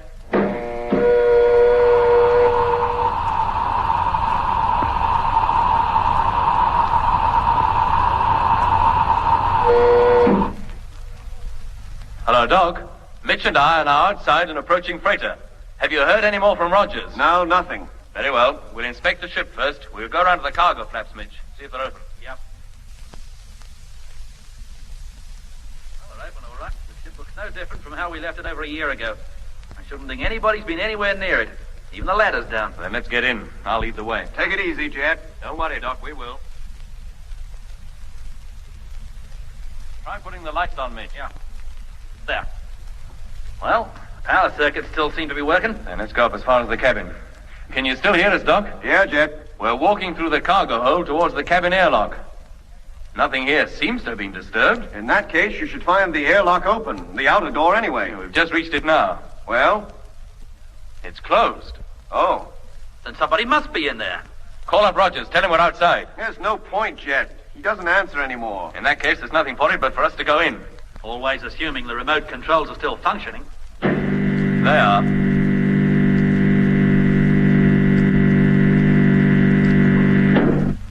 Come on, Mitch, and close the door behind you. We're in the airlock now, Doc. If Rogers is in the cabin, he should hear us operating it. Well, if he does, he gives no indication of the fact. Lemmy's calling him constantly, but gets no reply. Filling airlock.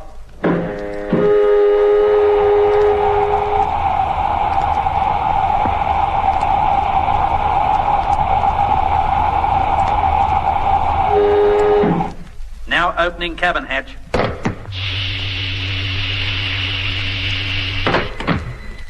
That's strange. The place is in darkness. What? Ah, that's better. Mitch has switched on the lights. Take it easy, Jet. Have a good look round before you go in. That's just what we are doing. Well, is he there? No, Doc. The cabin is empty.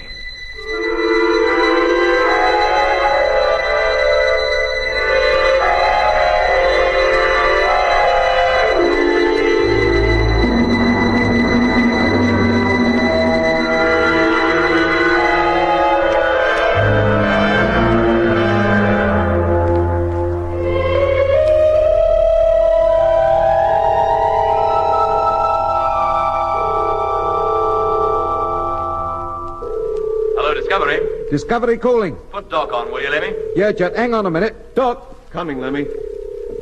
Take over the televiewer, will you? Keep it rotating all the time. Yes, Doc. Hello, Jet. Doc speaking. What's up? Well, Mitch and I have searched the cabin over here thoroughly. And? And although there's certainly nobody in it now, there has been. Oh? How do you know? The radio transmitter, it's on. And judging from the juice it's used up, it's been on about a month or more. Then we could well have been receiving calls from it. We must have done. And there's no sign of Rogers? No. Mitch is back in the cargo hold having another look, but it's pretty certain he's not in the ship. Well, maybe he, if it was him, left the ship when we landed. But how? And what in? We'd have been bound to see him. Hello, flagship. Frank Rogers calling flagship. Good grief, did you hear that? I'll say I did, and no wonder. It was this transmitter that radiated that call. What? Yes, Doc, it's working by remote control. Where from? That's what I'd like to know. Answer the call, Doc. See if you can get any sense out of him. Then switch off your transmitter. I'll contact him direct from here. Transmitter off. Hello, Land Fleet. Flagship calling. Receiving you loud and clear. Go ahead. Hello, flagship. Thank goodness I've got hold of you at last. Where are you? Well, what is more the point, where are you? At Polar Base. My instructions were to stay here until further orders. Did you find the wreck? Yes, we found it. How about the crew? Are they hurt? There's no crew in her, Frank. No? Then what's happened to them? Where have they gone? Listen, Frank. Yes, Doc? You're up at Polar Base, you say? Of course. Are you alone? Yes. That's the funny thing. Where is everybody? Yesterday the Discovery was parked right alongside these trucks. Now she's gone. Where are you? Listen carefully, Frank. Are the land trucks still mobile? Of course they are. Why shouldn't they be? Then these are your orders. You will drive your truck down to the Mare Australis. What position? We'll put out a bearing beam for you. That should guide you straight to us. Very well, but what's happened? How did you get down there? Why wasn't I informed? Never mind about that now. Just come here as quickly as you can and call me as soon as you're underway. Message received and understood. Call you again in half an hour. Hello, Jet. Did you hear that? I certainly did, Doc. It sounded exactly like Rogers that time. But he still seemed very confused. Do you think he really is at Polar Base? Where else could he be? He's been calling from there and using the transmitter of number 2 to boost his signals, just as we did last time we were there. Well, if that is the case, and if he manages to handle the truck, he should be here in about 36 hours. Yeah. I don't think there's much point in Mitch and I staying over here any longer. We're coming back. Good. Just as well. It's getting dark soon. I'll give you a call as soon as we leave. Good. Meanwhile, I'll set the DF system so Frank can home on us. Hello, Doc. Yeah, Jet. Now leaving cabin and about to enter airlock. We'll call you again just as soon as we get outside. Right. Any further word from Frank? Oh, yeah. He reported that he's using the bearing signal and is already on his way. But he still seemed very puzzled about our being down here. Okay. Call you in a few minutes. Doc! Doc! What is it, Lemmy? Come over here, quick! Yeah, what is it? Those perishing spheres. Hundreds of them, like a flock of birds, and all heading this way. Look at them. Land's sakes, they are, too. Do you think they're coming after us? What else would they be doing? Oh, blimey. The game's up then. We don't stand a chance against that lot. And what about Jet and Mitch? They'll be out in the open in a few minutes. You keep at the televiewer. I'll call them up and tell them to stay where they are. Hello, Discovery calling. Jet.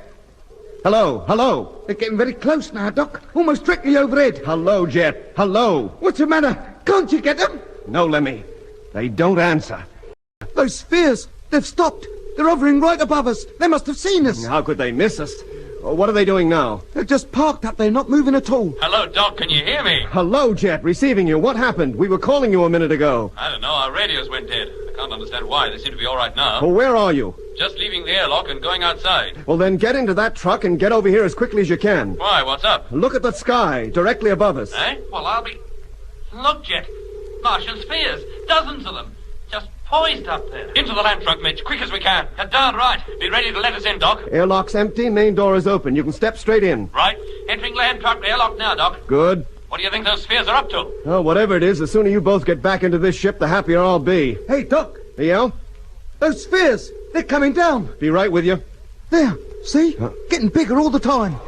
I bet they don't intend that Jet and Mitch should get back to this ship. Hello, Jet. Yes, Doc? Those spheres are descending, and rapidly. Are you going to make it? I hope so. We're about halfway now. Can you come any faster? No, Doc. We're going flat out already. Oh, blimey. Those ships are about down on the deck. What's up, Lemmy? I don't know. I feel all peculiar. Like when Jet and I met up with those asteroids. Yeah. I'm beginning to feel rather odd, too. You, Doc? Oh, dear. What's happening? Hello, Jet. Mitch. Hello, Discovery. Frank Rogers calling. Can you hear me? Over. Hello, Jet. Well, what was that? It wasn't Jet, mate. It was... Lemmy, what's happened to you? Hello, Discovery. Rogers calling. Can you hear me? Over. Hello, Frank. This is Doc. Hello. Hello. Answer me, please. Oh. What happened? Where am I? Hello, Doc. Now pull yourself together, mate. Don't panic. That ain't gonna help. Now take it easy. Try to think what might have happened. Now let me see. I was standing by the televiewer, watching Jet's truck, and... Oh, yeah, Doc was standing right next to me. And those spheres, those perishing spheres, were just about to land. But how did I get here? And where am I? Feels like a mattress I'm lying on. It can't be me bunk. It don't feel like me bunk. And why can't I see? What's happened to me eyes?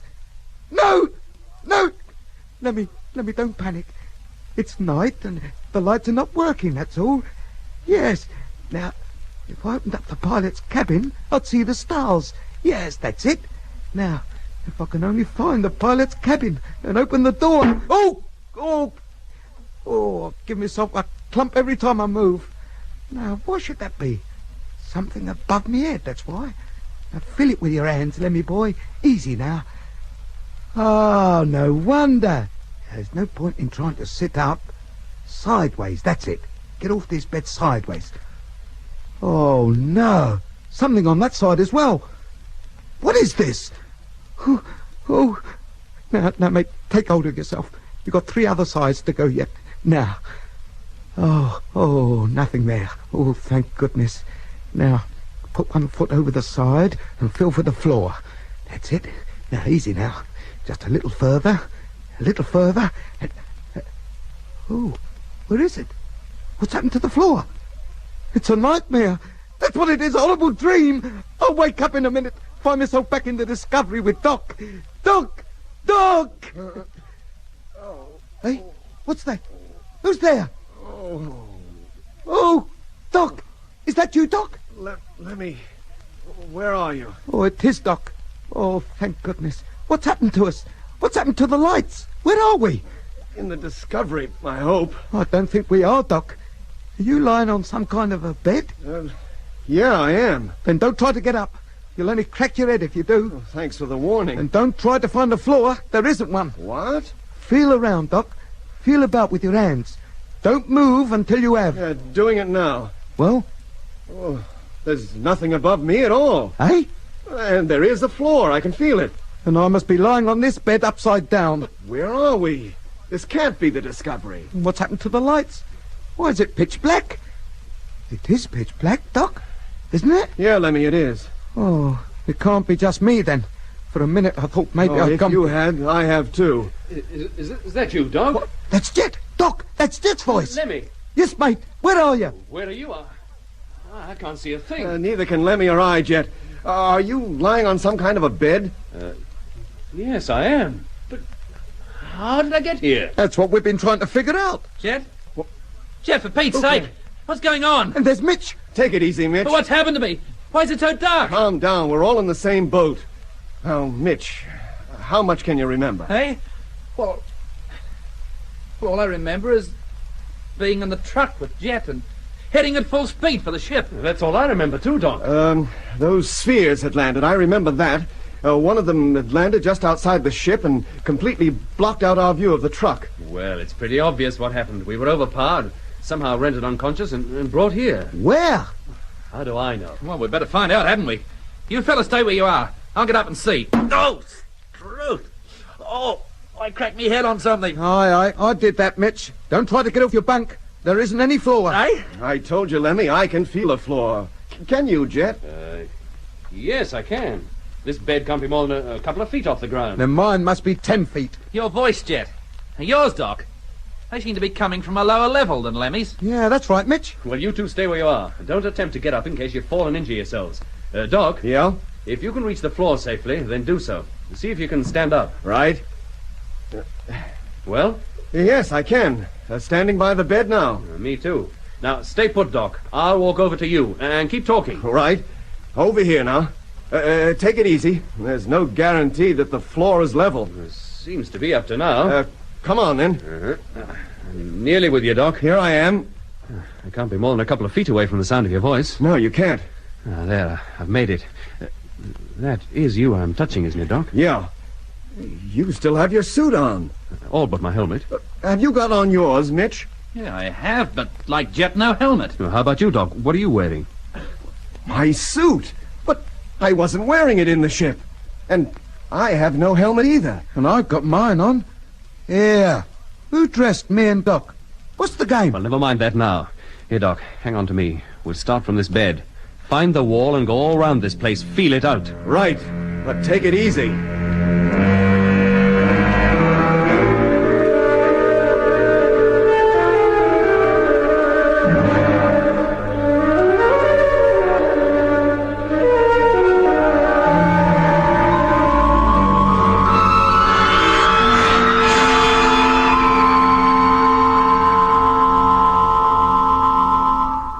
Well, Jet? Smooth wall, just as before. Yeah, but there must be a door of some kind. Of course there must. We couldn't come in through the wall. Well, if there is, we can find no trace of it. Hold it, Doc. Let's stop for a minute.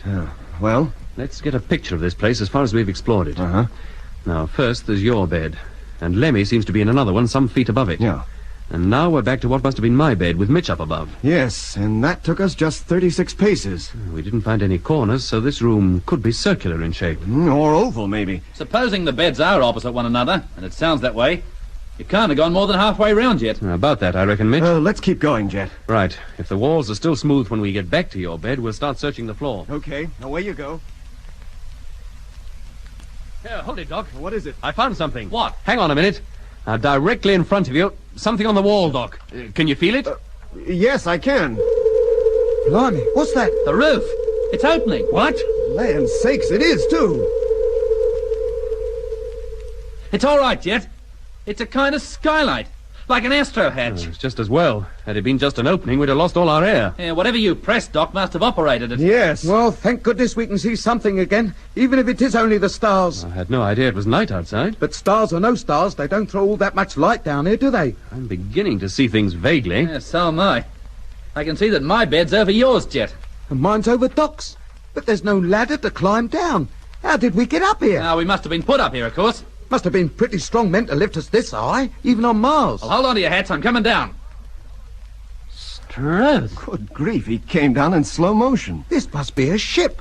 We're adrift in space. Well, in that case, there'd be no gravity at all. No, there wouldn't be, would there? You all right, Mitch? Yeah, Doc, but it's a bit of a shock drifting down like that, though. Where can we be? We must be on Mars, Jet. Then why all this floating around? Is it possible to get up to that astro hatch? Well, we could try. Any of these bunks movable? Yes, they are. They're just standing against the wall. Hang on, Doc. I'll drift down and give you a hand. No need, Lemmy. I can manage it quite easily myself. It's hardly any weight at all. I'm coming down all the same. Oh, wherever we are, gravity here is less than on the Earth's moon. Well, who's going up to that window? You and I, Doc. Up you go, and don't exert yourself too much. You may go bumping into the ceiling. Right. Hey, look at him. Just like he was on a wire. Okay, Jet. Up you come. Coming. There. Almost frightening, isn't it? Can you see out of that dome, Jet? Not quite.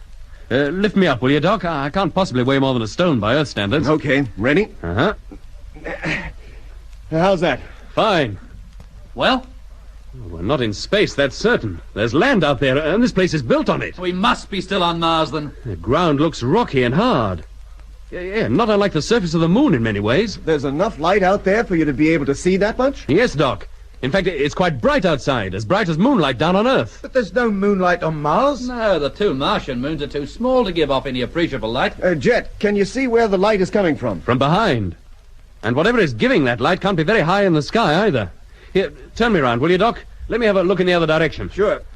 There. How's that? That's fine. I can see it now. It is a moon, a huge one. Good grief. What is it, Jet? That's not a moon up there. What is it, then? It's Mars.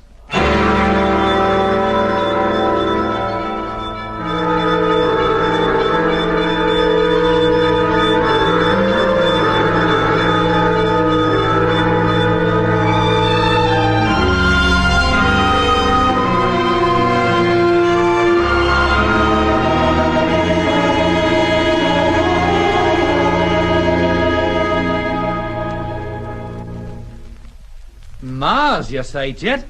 But how can it be? It's there, Mitch, I tell you, hanging low in the sky.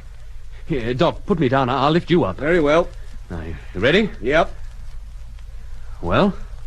It's Mars, all right. Hanging in the sky like a colossal red moon. And we must be thousands of miles away from it. There's no doubt about it. You want to come up here and look for yourself? No, what's the point? If you and Jet say it's Mars, then it must be. Stand clear, Mitch. And you, Lemmy. We're coming down. We're not in the way. Come down as soon as you like. Oh, sorry, Lemmy, but it looks pitch black down there. We can't see a thing.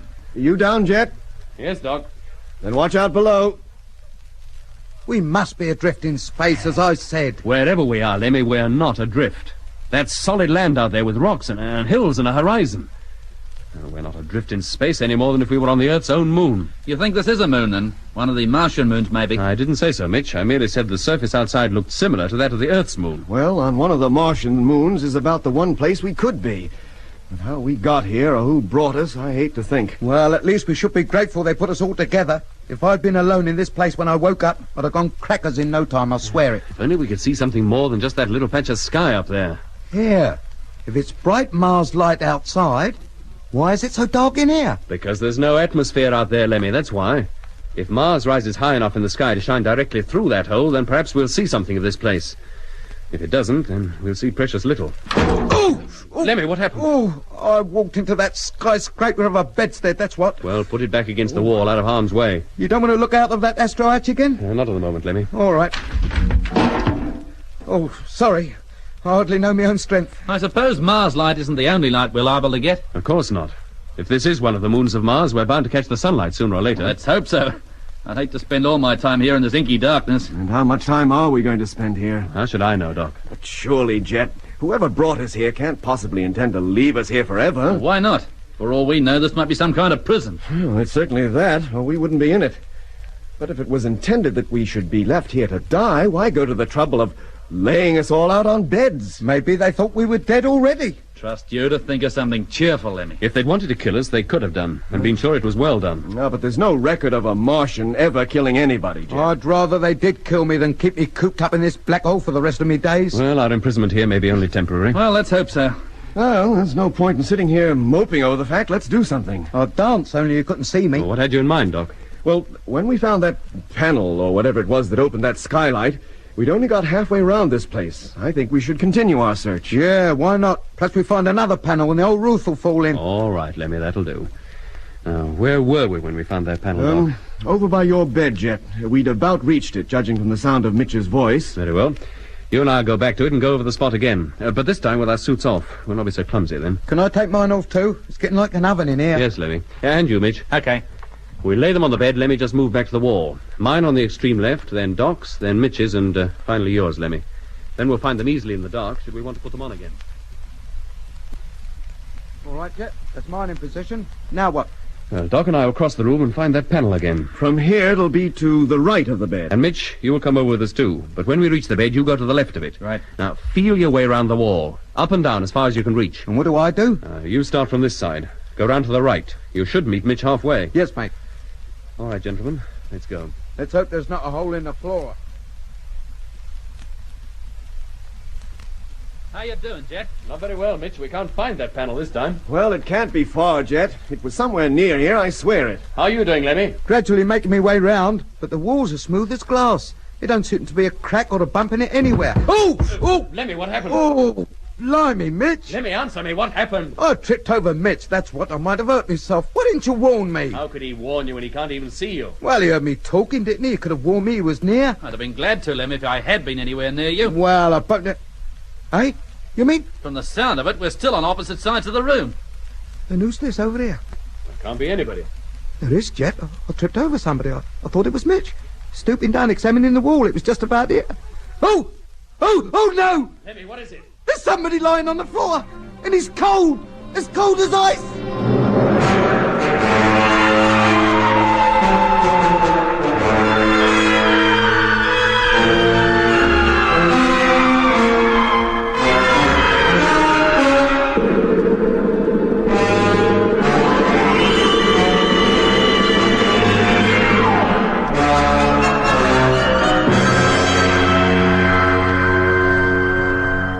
Where are you, Lemmy? Over here, Doc. You're not far from me now. Oh, sorry, I couldn't see you. Now, where's this body, as you call it? Lying on the floor, Doc. Right by me feet. Oh, yes. There's somebody here, all right. Is he alive, Doc? Oh, I don't know. Give me a few moments and I'll find out. Well, who on earth can it be? How should I know, Mitch? I've never yet recognized anybody just by touching him. It gave me such a shock. I didn't think there was anybody in here but us. I wonder if there's anybody else. Hey? Well, why not? Well, if there are, there must be others who died here. And that's what's going to happen to us, I'll bet. While Doc's examining that fellow, we three had better continue searching this place. Oh, no. We'll split up. Finish going round the walls and then cover the floor methodically so no part of it is left out. Jet. Yes, Doc? Whoever this is, he's as much alive as we are. But his pulse is slow and he's cold to touch. I'm going to carry him over to my bed. Very well, Doc. I'll make my way over there, too. We'd all better, I think. Did you hear that, Mitch? Lemmy? Yeah, Jeff. I'm right near Doc's bed anyway. Well, I think he's about as comfortable as we can make him without being able to see him. I suppose he is a normal man, Doc. Not a Martian or anything. Yes, Lemmy, I think so. And he's wearing a spacesuit without a helmet. Who can he be? And where could he have come from? Goodness knows. Well, is he going to recover? Without looking at him, I can't say. All I know is that he's alive. You found nobody else, of course? No, Doc. I believe we went over every inch of this place. There are only 5 of us here. That's one too many. And how long are we going to stay here? And what are we going to do about getting out? I don't believe we can get out. And even if we could, it wouldn't be safe to go, not without helmets. There's no atmosphere outside. Well, so Jet said. I still say it. Isn't there any way we can find out where we are? Well, we're on some body or other that revolves around Mars. Probably one of its moons. But which? Well, a careful observation of the sky should tell us. But we see so little of it from down here. We'll move one of the bunks to the middle of the room, directly under that opening. 2 of us will climb to the upper bunk and keep constant watch. In that way, we should be able to make a fairly good guess at where we are. All right, let's do it now. What about sleeping arrangements? Sleeping? You've only just woken up. Well, it seems ages ago to me. It may seem like it, but I'll bet you what you like is not more than an hour or 2. What's the point in betting? I've got nothing to bet with. And another thing, when do we eat? I'm getting hungry. Then you'll have to go hungry. We've no food here, that's certain. Thank you very much. I'll have 2 helpings. First watch will be taken by Mitch and me. After that, Doc can keep lookout through that hatch by standing on Lemmy's shoulders. Of course. Well, what's the odds, Lemmy? He can't possibly weigh more than a few pounds by Earth standards. Yes. Now, with 2 of us keeping watch and that unknown person occupying the lower bunk of the other tier, that leaves just 2 beds empty whenever the 2 not on watch feel like sleeping. Worked out just nicely, didn't it? All right. The first watch will start right away. Now, let's move that double bunk back to the middle of the room, and Mitch and I'll get upstairs. We We watched in pairs in what we believed, by observing the stars, to be 2 hourly intervals. Mars, which had been hanging low in the sky when Jet took his first look at the silent world outside, disappeared below the horizon during the first watch. We were left in total darkness, but for the starlight, which sent the faintest glow through our peephole. Whoever it was Lemmy had discovered lying on the floor now lay, so far as we could tell, motionless on the bed where I had placed him.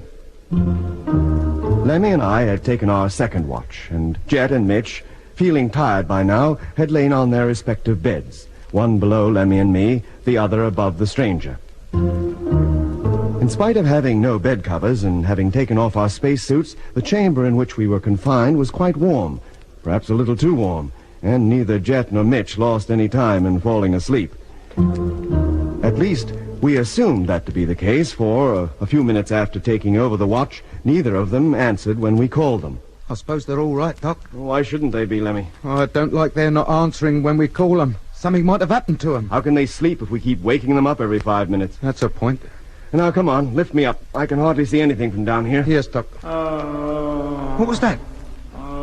Somebody groaning. It must be Jet or Mitch. Something has happened to them. Calm down, Lemmy. Hey? Quiet. Listen. I don't think it's either Jet or Mitch. It's that fella laying down there on the bed. Put me down, quick. There. Man sakes.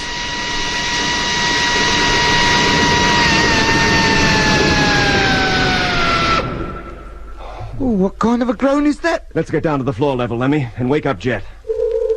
Doc, the hatch! It's closing! Stay where you are, Lemmy. Don't move. Oh, blimey, that's goodbye to what little light we did have. Oh, shut up, can't you? Doc, where are you? I've just reached the floor. Let yourself down, and keep a tight hold on the bunk until you reach floor level. Yes, Doc. Oh, now what? For Pete's sake, what's going on? Where are you, Doc? Standing right by you, Lemmy, and don't shout in my ear. Oh, sorry, I didn't know you were so close. That noise, it stopped. Jet. Why doesn't he wake up? How can he sleep with all that row going on? Jet, wake up. You must be standing next to his bed, Doc. Get hold of him and shake him. Oh, that's what I'm about to... Good grief. Now what? His bed, it's empty. He's not in it. Oh, crikey. What are they trying to do? Send us mad?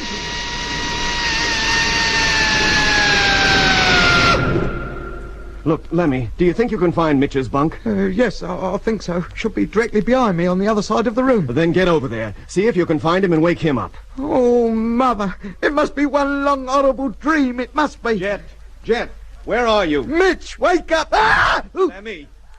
Is that Mitch? Who's... Oh, blimey! Doc! What is it? The geezer, the cold one, he's got up and he's walking about. Then grab hold of him, Lemmy. Hang on to him. Hey? Go on. Oh, yes, Doc.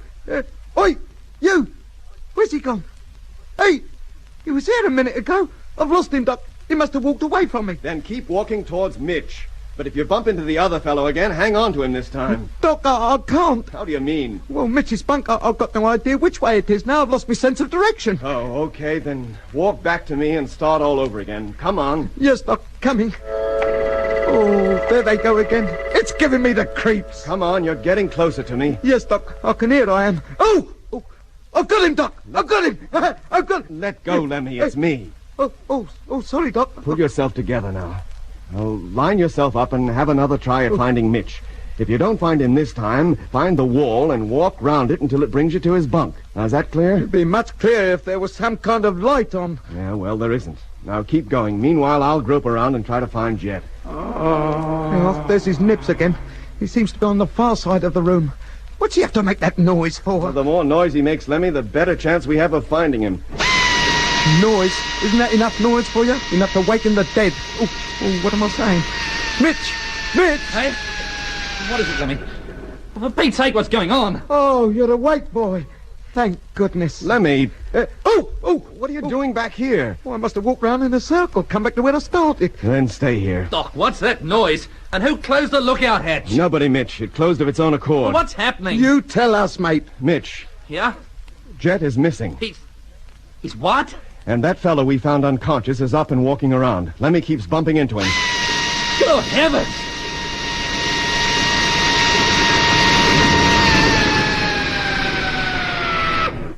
What's that? We don't know. Noises like that have been going on for the last 10 minutes or more. Well, I'm coming down, Doc. Keep talking so I can find my way to you. No, Mitch, wait. Stay where you are. Why? Look at the floor. It's glowing. Part of it, anyway. A circular patch. Like a transparent manhole. It is a hole. I can see down into it. You can? Yeah, Doc. That must be the entrance to this place. Struth. Oh, blimey. That manhole's opening.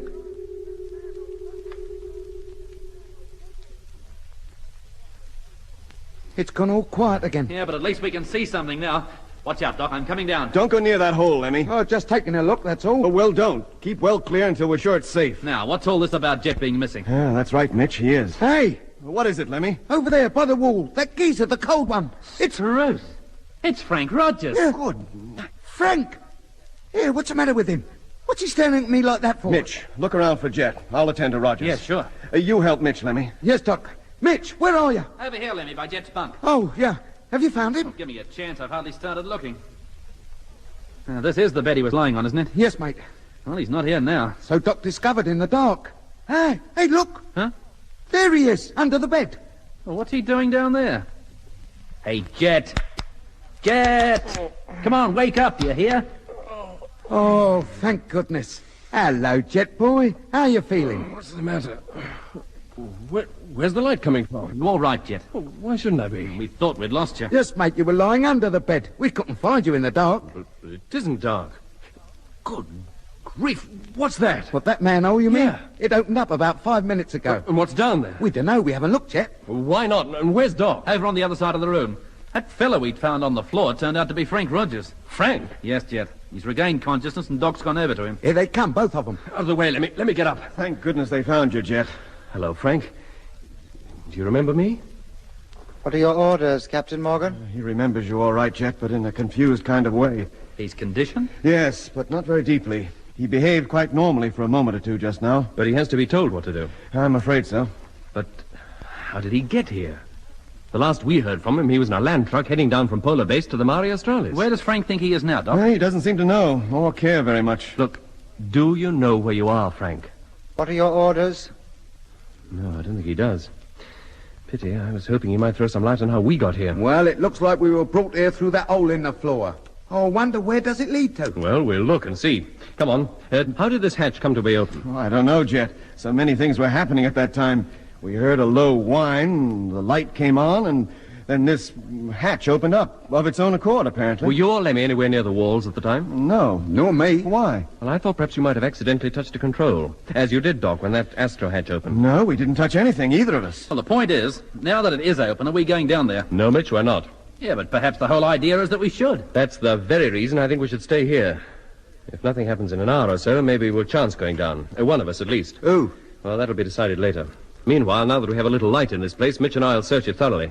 Doc, you stay with Frank. See if you can get any sense out of him. Sure, Jet. And what do I do? You'll stay here, by the hole. Eh? Now, keep watch. If you see or hear anybody coming out of it, give a yell. You're darn right I will. I'll yell me head off.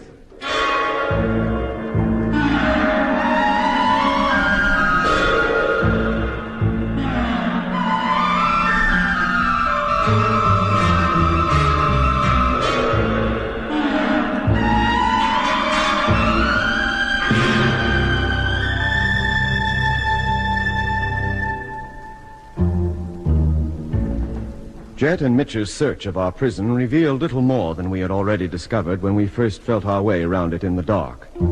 As we had surmised, the place was circular in shape, with smooth walls about 10 feet high and a dome-shaped roof with a lookout hatch in the center. The little panel Jet and I had found in the dark, and which operated the shutter over the hatch, refused to function now, even though Jet tried the control a number of times. While the investigation was being carried out, Lemmy sat by the opening in the floor, listening intently for any sound that would herald the approach of visitors, Martian or otherwise. Meanwhile, I made a thorough examination of Frank Rogers. He appeared to be in the same state as Mitch had been when we rescued him from the city in the Lac of Solis nearly a year ago.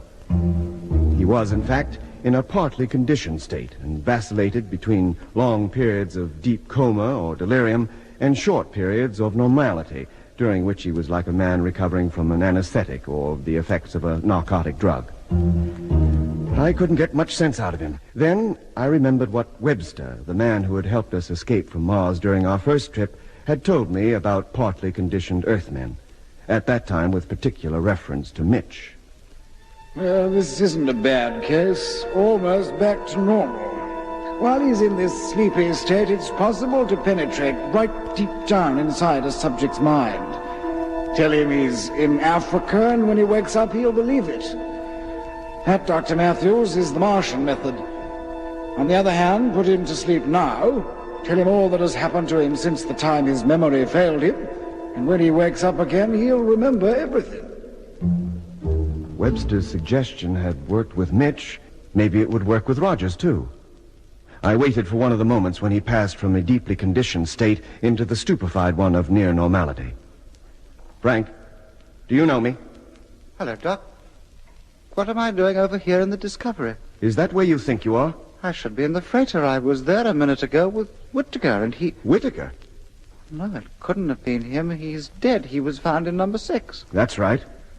Are we on the way back to Earth, Doc? No, Frank, we're not. But we did land on Mars, didn't we? You don't remember? Oh, everything's so vague and confused. Frank, look at me. Yes, Doc? Can you see my face? Yes, I can. There's not much light, but I can see it. Now, look, I'm going to put you to sleep. When you wake up again, I'm hoping you're going to feel a lot better. Am I sick, Doc? You're going to be all right. Now, look at me, Frank. Now go to sleep. Go to sleep, and everything will be fine. Go to sleep. Go to sleep, and you'll be okay. When you wake up, everything will be okay.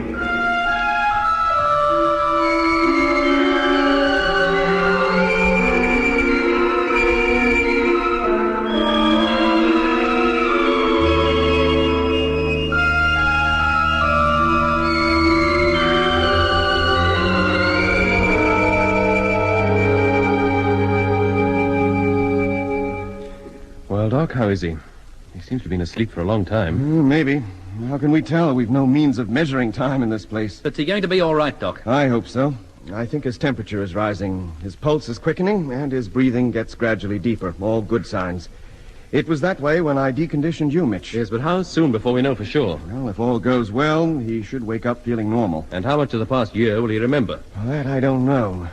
Mitch remembered nothing until we reminded him of events in which we knew he was involved. But we know nothing of what happened to Frank. Yes, I realize that. And so I think everything that happened to him since we last saw him will be just a blank in his memory. Yeah, but is there no way of getting him to recall events? He must know a lot of things that will be very useful to us. If he could revisit all the places he's been in the last year or more down on Mars, maybe it would jog his memory. A fat chance there is of that. We're not even on Mars. Oh, keep your voice down, Mitch, and let him sleep. Better if he can wake up on his own good time. Sorry, Doc, I didn't think... Look, let's get over to the other side of the room. We can talk there without disturbing him. Yeah, come on. We'll see how Lemmy's getting on. I've been sitting here listening so hard, my ears are growing. But you've heard nothing? No, mate. Heard nothing and seen nothing. How long is it now since this hatch opened, I wonder? It must be hours. I seem to have been sitting here forever. It may seem that way, but it probably isn't very long. It must be, Mitch. I'm getting that hungry, and I'd give anything for a drink. I feel much the same.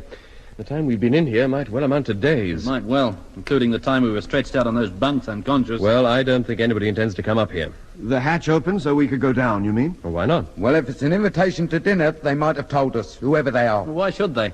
They must know that hunger or thirst will send us down eventually anyway. And what happens when we get down? I hate to think. Well, hungry or not, I'm for staying here. Let them come to us. Look, what difference does it make who goes to whom? But what about Rogers' jet? We can't leave him here alone, and I don't want to wake him before he's had his sleep out. How long was it, Doc, before I woke up when I was in Frank's state? About 16 hours. No, Doc, you can't go. And we can't leave you here with only Rogers for company. Of course not. You intend to go down there, then? Oh, yes, Mitch, I do. I don't think we learn anything by just waiting. Then I'm coming with you. No, Mitch, you stay here, too. But you can't go down there alone, mate. I don't intend to. Well, I was going to say. You'll come with me. Me? Be careful, Jet. Do you think I won't be, Doc? Now, let me put on your suit. My suit? But what for? With no helmets anyway. No, but the radios might be useful should we get separated. Yeah, I suppose they would. Always assuming they work. Very well, then, get a move on. We start down those steps just as soon as we're dressed. All right, Lemmy, you ready? Yes, mate. Then check your radio, see if it functions. Right. Hello. Testing radio. Can you hear me? Yes, Lemmy, I can. Can you hear me? Yes, Jet. Very well. Switch off. We'll use them only if we have to. Now, I'll lead the way. Well, take your time. Come on, Lemmy. I'm right behind you, don't worry. Not very easy to walk down. There's no rail to hang on to. Go on, Lemmy, down you go. All right, Mitch, you told me to take me time, didn't you? Jet's turning the corner already. What's round it, Jet? More steps. Goodness knows how far down they go. Well, wait for me. You're not in that much of a hurry, are you? All right, I'm waiting. Come on. There goes Lemmy round the corner. Now they're both out of sight. Can you hear us? Yes, Mitch, we're still descending. Can you see? Yes, there are lights in the wall, every couple of feet or so. Hey, what's that? The hatch, it's closing. Jet, come back! Doc, for Pete's sake, don't let it close. Hang on to it. Good grief, it makes no difference. Get your fingers out of the way, quick. Doc, they're shut in down there. Jet! Calm down, Mitch. But they're trapped. Who closed that hatch, and how did they know Jet and Lemmy were in there? Wait a minute. Looks like they're coming back. Jet, can you hear me? No, he can't. That manhole cover's too thick. Mitch, get your suit. Bring it over here. What for? So we can talk to them over the radio. Oh, yeah. Hang on a minute. Oh, hold it, Lemmy. We're doing all we can. Here you are, Doc. Oh, good. Hello, Jet. Hello, Doc. What happened? Oh, you hardly got out of our sight when the hatch closed. We tried to stop it, Jet, but even with both of us hanging onto it, it made no difference. Well, what do we do now? Just stand here with Doc and Mitch staring at us like we was fish in the Brighton Aquarium? Well, so long as the radios are working, we'll go on, Doc. Just as arranged. But keep in touch. Okay. Here we go, then. Come on, Lemmy. And keep close to me. You don't have to tell me. Oh, there they go. And now they're disappearing round the bend. Round the bend is right. Can you hear me, Jet? Yes, Doc. Still descending. On the second turn now. He's not very loud, is he? Still descending. No, he isn't. Jet, Yes, Doc? is your radio okay? You're not very loud. Neither are you. In fact, the further we go down, the fainter you get. Is it the same for you, Lemmy? Yes, Jet. But what else do you expect? Our signals are blocked. It's solid rock we're walking through. I don't think there's much we can do about it, Doc. How far down are you now?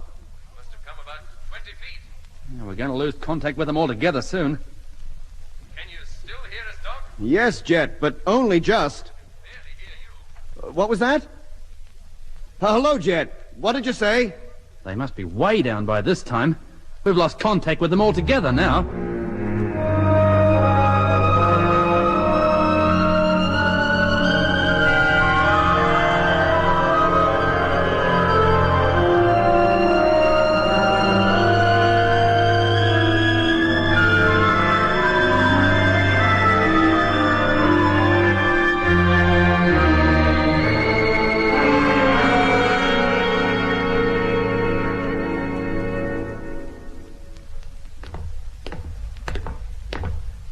Hello, Doc.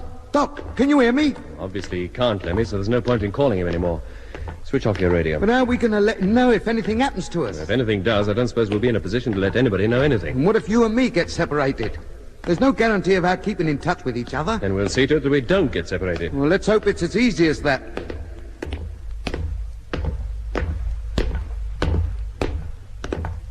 Oh, if these steps go down much further, we come out on the other side of the moon, if that's what we're on. Wait a minute, Lemmy. Eh? What's the matter? We've come to the end of the steps. So?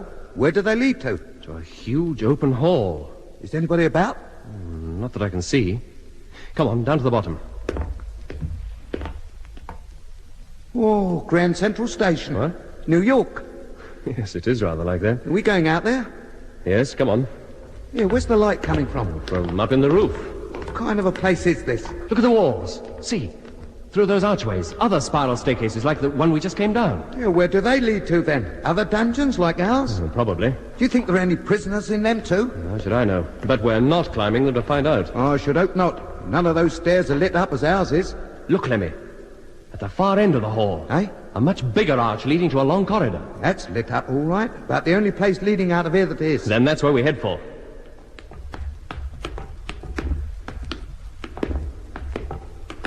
This place seems to be carved out of solid rock, like a great cave. Beautifully carved it is, too. Oh, look at those designs up there. Yeah, like those rock carvings you see in South America. Aztec or Magyar or some such name. Aztec and Maya, Lemmy. Yeah, well, that's what I said. It must have taken years to do. Yeah. Here, wait a minute. Those pyramids we saw on Mars. Oh, what about them? Well, they were step pyramids. You find that kind of thing in South America too, don't you? remnants of an ancient civilization. Yes, Lemmy, but I'd say the Martian pyramids were more in the nature of the ziggurat. The ziggurat? The ziggurat, a kind of step pyramid built by the ancient Babylonians. Go on. Are those carvings Babylonian too, then? Oh, no, Lemmy. Far from it. And neither are those arches with the steps behind them. They look more like what you might find in an old castle. Yes, sort of Norman. Yeah, that's what I meant. Now, hold it, Lemmy. What's up? I want to take a good look down that corridor before we go any further, that's all. What for? There's nobody in sight. It's that makes me cautious. And what difference does it make if we do meet anybody? We've got nowhere to run to.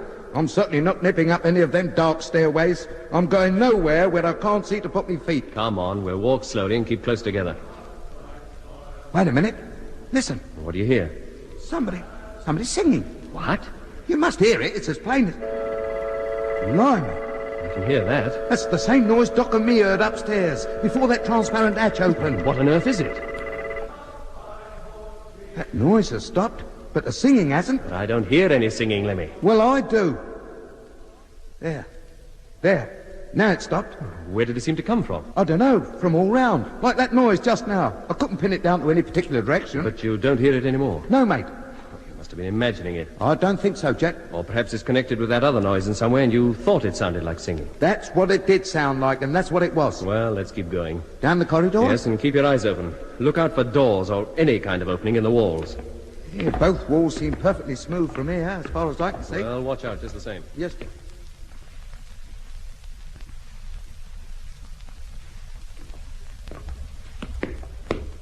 I wonder how Doc and Mitch are getting on up there in the first floor back. Hold it, Lemmy. Now what? Look. Down there on the right. A door. Oh, yeah. Flush with the wall. No wonder we didn't see it before. Come on. Here, Jack. Now, don't be too hasty. Fits very snugly, doesn't it? Yeah, like it was airtight. It is solid, too. No, don't bang too hard, Jet. We might wake somebody up.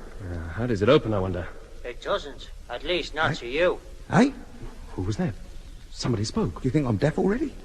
Hello? Who are you? Where are you?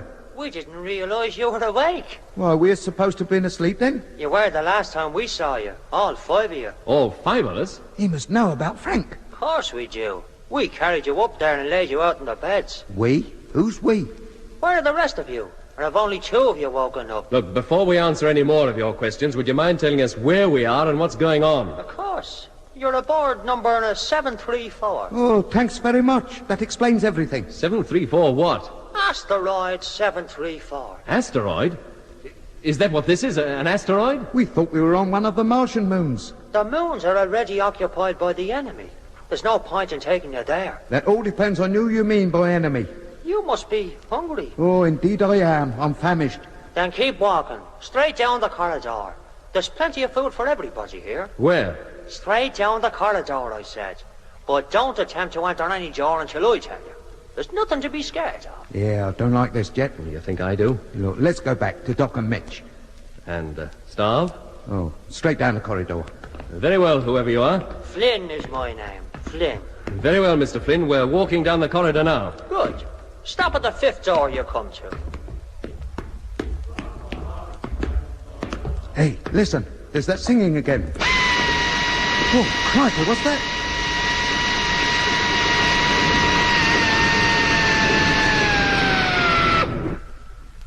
You have a most peculiar taste in music, Lemmy. I can't help it. It's the gypsy in me. Door number 5, he said, didn't he? Yes. Well, this is it. Hello? Hello? Hey, Paddy, we're talking to you. Can you hear us? How did you know my name is Paddy? Well, it's a common Irish name, isn't it? And how did you know I was Irish? I heard you sharpening your shillelagh. Look, we've got as far as the 5th door. Then come on in. But how can we? Oh. Well, that settles that little problem, doesn't it? Are we supposed to go in there? Yes, come on. But this place is hardly bigger than a cupboard. The 2nd door doesn't open until the first one is closed. You mean it's some kind of airlock? Well, you might call it that. Now, when you come in here, are you going to stop out there all day? All day? It was pitch black the last time I took a look outside. In you go, Lemmy. Hey? But you think it's safe? What happens if we get in there and the other door doesn't open? We'd die of suffocation. That's a fine thing to say when all I'm doing is trying to help you. Oh, I wish I could believe it, mate. And now you're calling me a prevaricator. Am I? Go on, Lemmy. Well, if you say so, Jet. All right, we're in. Whether we like it or not, he's got us now.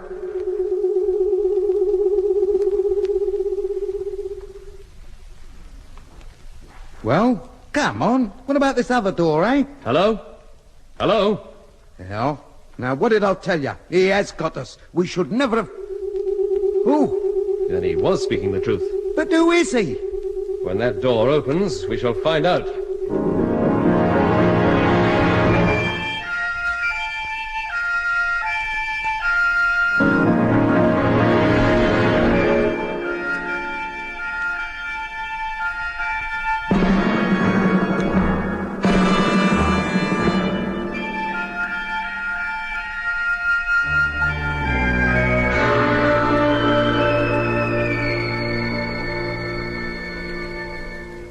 Any sign of them yet, Doc? No, Mitch. Well, at least the light's still on down there. That's something. I don't see how that helps. Neither do I, really. Oh, I'm sorry, Doc. I'm so agitated, but I reckon I'd be more so if that light went out. While it burns, I feel Jet and Lemmy must still be okay. I wish I could think the same. I wonder where those steps do lead to. And why did that hatch close the minute they went down them? What if it's a plan to separate us? I don't see how. Whoever opened that door couldn't have known who was going down those steps. No, they couldn't, could they? There's that noise again. That's the third time since Jet and Lemmy left us. I'd give anything to know what's going on. Where we are. On one of the Martian moons. Where else can we be? If only we could take another look outside. I suppose that astro hatch still doesn't function. I don't know. It ceased to work when that manhole opened. But now it's closed and... Yeah, maybe that has something to do with it. Here goes anyway. It's working. Struth. Land's sakes. Doc, it's so bright. It's sunlight, Mitch, shining directly through that opening. Yeah, it's blinding. I can hardly see. Shall I close it again? No, we've been in the dark so long, it'll take a little time for our eyes to adjust themselves. Leave it open. I didn't expect to see daylight outside. For some reason, I thought it was perpetual night in this place. I'm beginning to see things a bit better. Hey, that's Frank. He's waking up. Yeah, no wonder. The sun's shining directly on his face. Then let's move him, quick. Yep, pull his bed over, into the shadow. There, that's better. Where am I? Frank, how are you feeling?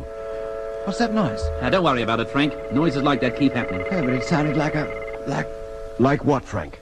I don't know, but it's a very familiar noise, Doc. I can't seem to place it. You still know who I am, then? Of course. Why shouldn't I? Is he normal, Doc? Has he come out of that conditioned state? Conditioned, Mitch? You know me too, then? Well, why not? Where are we? And who left the hatch open? The sun's rays can be dangerous out here. Out here? In space. Isn't that where we are? But what ship is this? Frank, lie down. Take it easy for a spell. But what's going on, Doc? Where's Jet and Lemmy? Weren't they here? The last time you woke up, they were here, but they're not here now. Frank, listen to me. Yes, Doc. Can you remember being at Polar Base? Polar Base? Yes, I do. I most certainly do. I was in one of the land trucks. What were you doing there? I was trying to call somebody on the radio. That's right. I was trying to call Earth or Moon Control. Yes, that's right, Frank. Now, then it was him. Yes, it all comes back to me now. The Discovery had taken off without me. It had gone and left me behind. Frank, that was more than a year ago. What? Yes. Don't you remember flying over the Lacasolis in the freighter that crashed? Yes. Yes, I do. And what happened after that? It's important you should try and remember. I don't know. All I remember clearly is arriving at Polar Base in the land truck and finding the Discovery had gone. And I tried to call up Earth and tell them. There was more than a year between those events, Frank. Meanwhile, a great deal has happened you've forgotten. Forgotten? But why should I forget? A whole year couldn't be missing just like that. Can you remember what happened then? No, I can't. I remember nothing between crashing in the freighter and the next minute I was in the wreck of number 2. Yes, Frank, number 2. But she crashed on the Mare Australis. That's right, and her crew disappeared. But that was before your lapse of memory. It all comes back to me now. You and Lemmy and Mitch were in that Martian sphere. I flew over the Lacasolis and saw you, and then... Oh, there's that noise again. I've heard it before. You have? Many times. The wreck, number 2. That has something to do with that noise? No, Mitch, I went back to it alone. But how could you? I did, Doc. I distinctly remember I did, and I tried to get the radio going, tried to call somebody, and then... Oh, that's all I remember about that. The next thing I knew, I was at Polar Base trying to contact Earth. It was imperative that I contact Earth. Well, of course, if you'd been left behind. No, it wasn't because of that, Mitch. I had a message, a most important message. I had to get through. There wasn't much time. We heard your call, Frank. You did? But where from? Never mind that now. What was the message? Well, the fleet. That was it, the fleet. You thought you were in it? You thought you were still in the original fleet during our first trip here? Oh, no, not our fleet, the Martian fleet. That was it. I had to warn Control. What did you have to warn Control about? About the invasion. The invasion? Yes, Doc. I had to tell them that the invasion fleet had left and was already on its way to Earth. What? Already on its way? Yes, that's why I had to contact them. You would never have managed it, Frank. Oh, but there was just a hope, Doc, a chance that somebody down on Earth might have heard me. I had to do something. When did you find out that the invasion fleet was leaving? Well, I don't know. All I remember now is that I knew it was leaving and that I had to warn somebody. You have no recollection of anything that happened to you while you were conditioned? Conditioned? Me? Yes, Frank. Since we last saw you, we have been back to Earth and returned to Mars for the second time. Except, so far as we know, we're not on Mars anymore. Oh, now, wait a minute. You're getting me all confused. I'll explain everything later, Frank. Right now, you must tell us all you know about the invasion, the date the fleet left, everything. But I don't know anything more. Frank, what do you remember? I remember landing on Mars, the land trucks, number 2 crashing. That was a year ago. And then I remember being in number 2, trying to contact Earth. How did you come by that information regarding the Martian fleet leaving for Earth? I don't know. I only know it's the one thing that's uppermost in my mind. Okay, Frank. You take it easy now. Lie quietly for an hour or so. Could I have something to eat, Doc? I'm so hungry. I'm afraid we haven't anything. Not even a flask of tea? No, not even that, I'm afraid. Doesn't the ship carry tea anymore? Well, there's lots of it in the Discovery, but we're not in the Discovery, Frank. Where are we, then? I wish I knew. Now, you take it easy. When you've rested a while, I'll come and talk to you again. Yes, Doc. Come on, Mitch. Let's leave him alone for a spell. Sure, Doc. Well, didn't get much out of that, did we? No, but at least he's back to normal, and that's something. Yeah. I suppose this business of not remembering is all part of the plan. What plan? Well, the Martian plan. A condition type up here remembers nothing of being brought up here, or of Earth for that matter, except what the Martians want him to believe. Then, when he's deconditioned, he remembers nothing of being on Mars. Very handy. From what point of view? Well, from the point of view of any of the condition types who are landed on Earth suddenly reverting to normal. I see what you mean. He loses all memory of having been to Mars. Yes, of course. And how would he account for the years he's been away? Well, loss of memory. You read such things in newspapers often. Man missing from home, turns up again a few years later, doesn't know where he's been or what he's been doing meanwhile. Years of his life gone just like that. And all the time he may have been on Mars. Why not? That's the safeguard. Any spies, fifth column, call them what you will, landed on Earth, will carry out their orders to a T so long as they remain conditioned. But if the conditioning should leave them, it's no matter. They'd never remember they'd ever been on Mars, so there could never be a danger. Yes, but if they went back, it would be a different story. What chance is there of that? Oh, I doubt very much if any of them ever make a trip twice. There goes that music again. I wonder why we keep hearing it. And I wonder what's happened to Jet and Lemmy. They haven't returned. Hey, Doc! It's Frank. He's sitting up. Coming, Frank. That noise. Oh, what about it? Well, it's, Well? I've heard it before. So you said, but can you remember where? Yes, I can. It's all rather vague, but Go on. It reminds me of a huge control room. Where? I don't know, but lots of other men were there, dozens of them. We were all seated at control desks, that's right. What were you controlling? Well, I can't remember. Orders were given, and we manipulated the controls accordingly. And something I was handling always produced that kind of noise. Was it a ship, Frank? A sphere, maybe? A sphere? A Martian sphere. Remember the kind you saw on top of the pyramid in the canal out in the Argia Desert? Oh, no, not exactly. I seem to remember a sphere of some kind, though, but a huge one. It needed a whole army of men to run it. We even lived in it. Wow, then it must have been a size. Doc, let me get up. Sure, go ahead. I want to look around. Why? Is this place familiar to you? It was in a place like this that we slept when we weren't on duty. Frank, have a good look round. Maybe the sight of a few more familiar objects will bring a few more things back to you. Yes, they're beginning to come back. That hatch, it leads downstairs, doesn't it? Yes, that's right. Yeah, but it's shut tight. It won't open. Jet and Lemmy went down there just before it closed.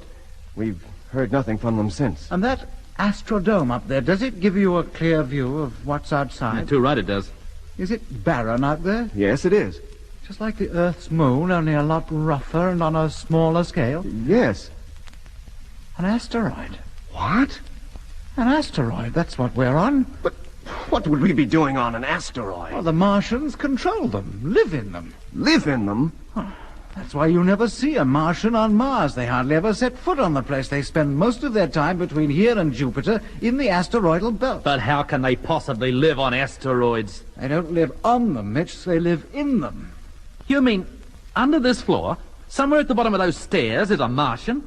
Almost certainly. And what about the Earthmen aboard? What do they do? They're the crew. Crew? Look, you talk as though this is a ship. It is, Mitch, a great spaceship. The Martians can propel these things through space. Of course.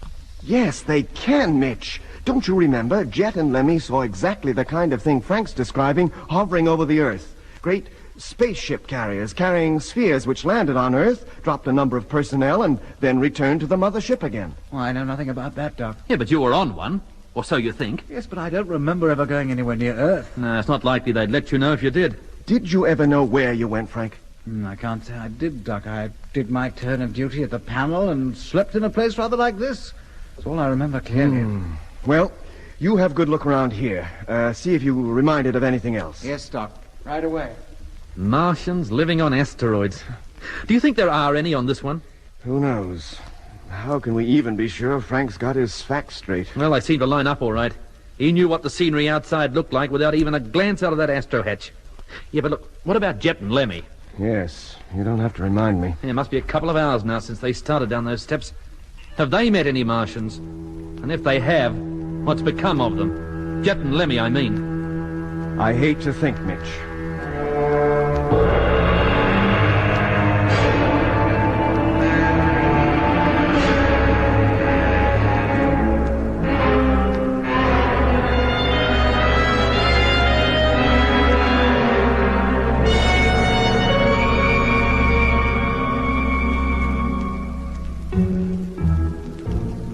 As we discovered later, Jet and Lemmy had, of course, on reaching the base of the spiral stairway, found themselves in a large, well-lit hall, carved out of the solid rock of which the asteroid consisted. At the far end of the cave-like structure was a long corridor. Jet and Lemmy made their way down this, and then were surprised to hear a voice, and an Irish one at that, talking to them. It guided them to a door, which opened to reveal a small chamber that Jet took to be some kind of airlock. The voice invited them to enter, and, somewhat reluctantly, they obeyed. The door then closed behind them, and Lemmy thought he and Jet had been neatly caught in a trap.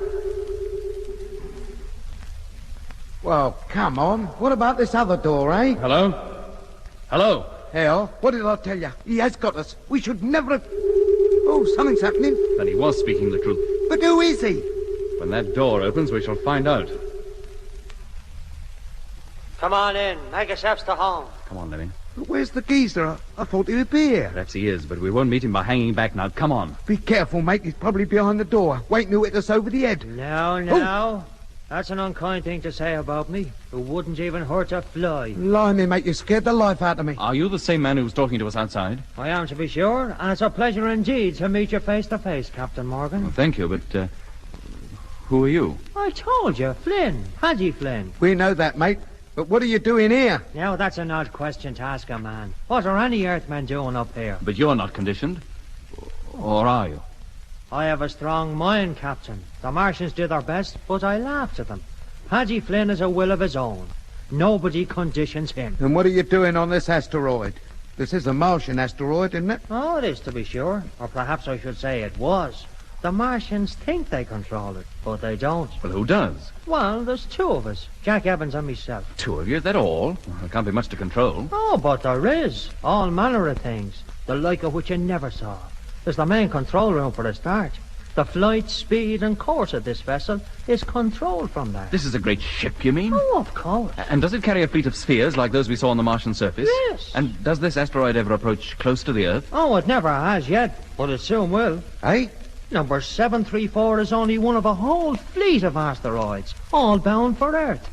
What? Yes, the invasion fleet. Jack and me wanted to go back to Earth too. That's why we're aboard. This is the only chance we'll ever have to go back home. Look, Mr. Flynn. Me friends call me Paddy. Look, Paddy, you'd better tell us the whole story from the beginning. Oh, it'll take time. I thought you said you were hungry. We are, mate. I'm starving. Then I'll explain everything while you're eating. Now, are Doc, Mitch, and Frank Rogers awake yet? Of course they are. Doc and Mitch, anyway. Then why didn't they come down with you? Well, first, because none of us had a clue where those steps led to or what we'd find at the bottom of them. Ah, yes. And second, Frank Rogers is conditioned. Doc wouldn't leave him. Ah, sad thing about Rogers. And such a nice fella, too. Oh, you know him, then? I had to teach him a thing or two. He was trained as an asteroid crewman. Oh, where? At the city of Lacus Solus. That's the central training school. All personnel brought up from Earth spend a considerable time there before they're allocated to a regular trade, you might call it. Trade? How many trades are there? Oh, hundreds.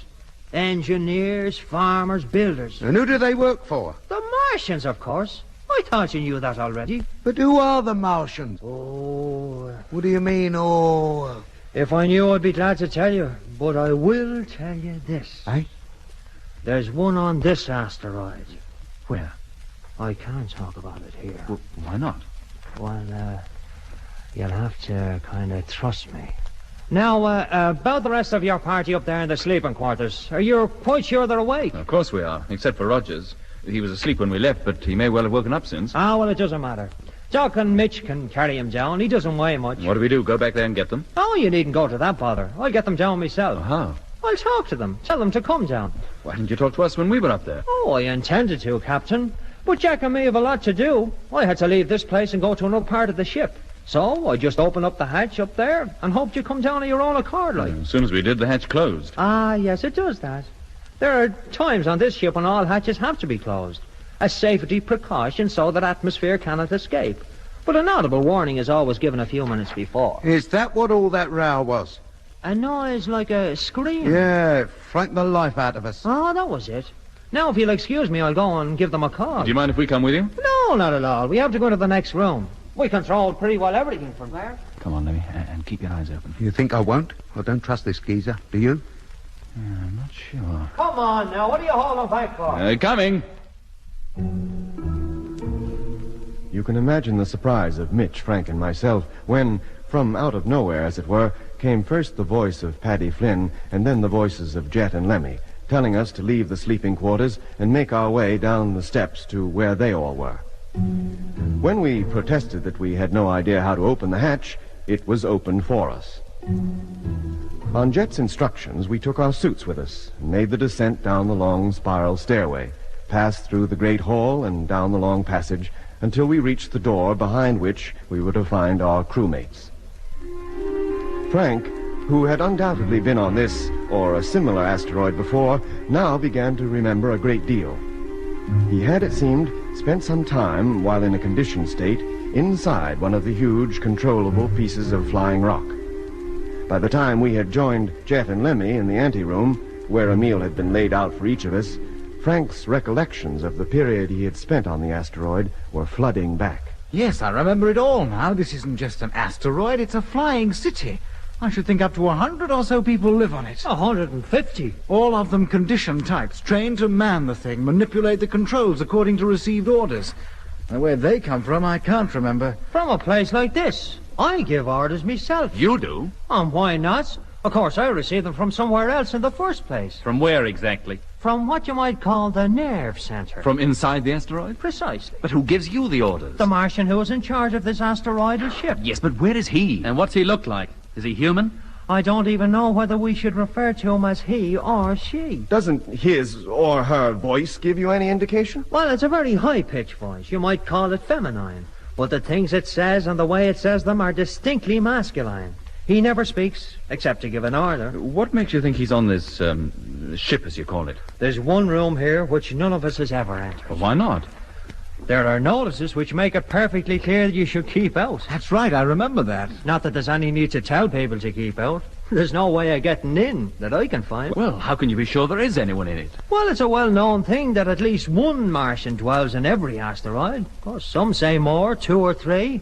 They give the orders to trustees like Jack and me. And those orders are passed on to the conditioned crew who carry them out. But don't the Martians ever come out of their rooms? I've never heard of one coming out. You mean they spend their whole lives in there? No, I wouldn't know that. But how do they live? What do they live on? I wouldn't know that either. Well, come to that, what do you all live on, Paddy? Where do you get your food? From Mars.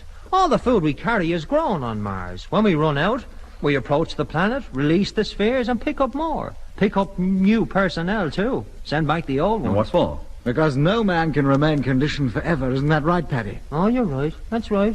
The conditioning gradually wears off, but before it's worn off completely, the men are returned to the lacus solis. For a refresher course, as you might say. Only sometimes the conditioning wears off completely. The subject becomes immune to it. And then they have the choice of throwing their lot in with the Martians or working in the factories. Forced labour.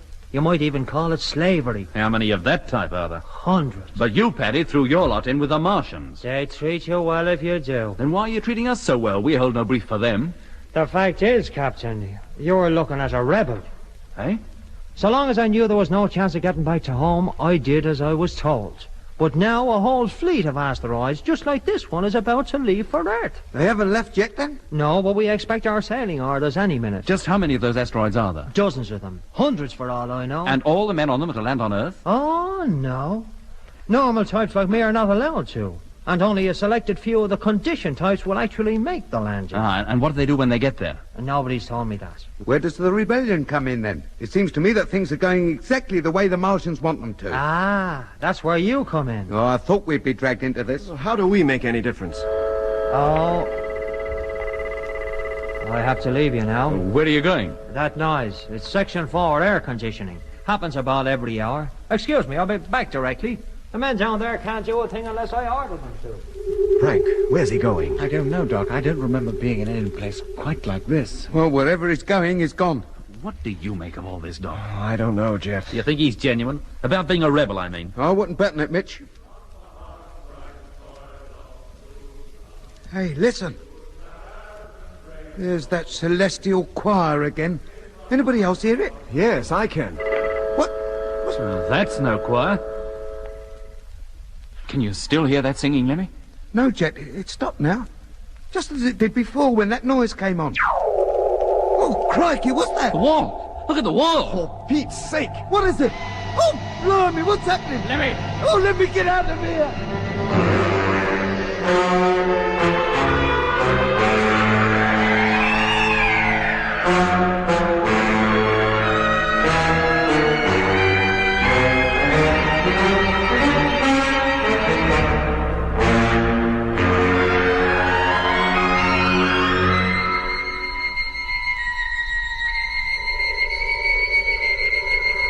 What's happening to the wall? It's fluorescent. It's glowing. There's something behind it. You can see through it. See through it, nothing. It's dissolving. It's disintegrating before our eyes. Here we are, Mitch. Don't go near it.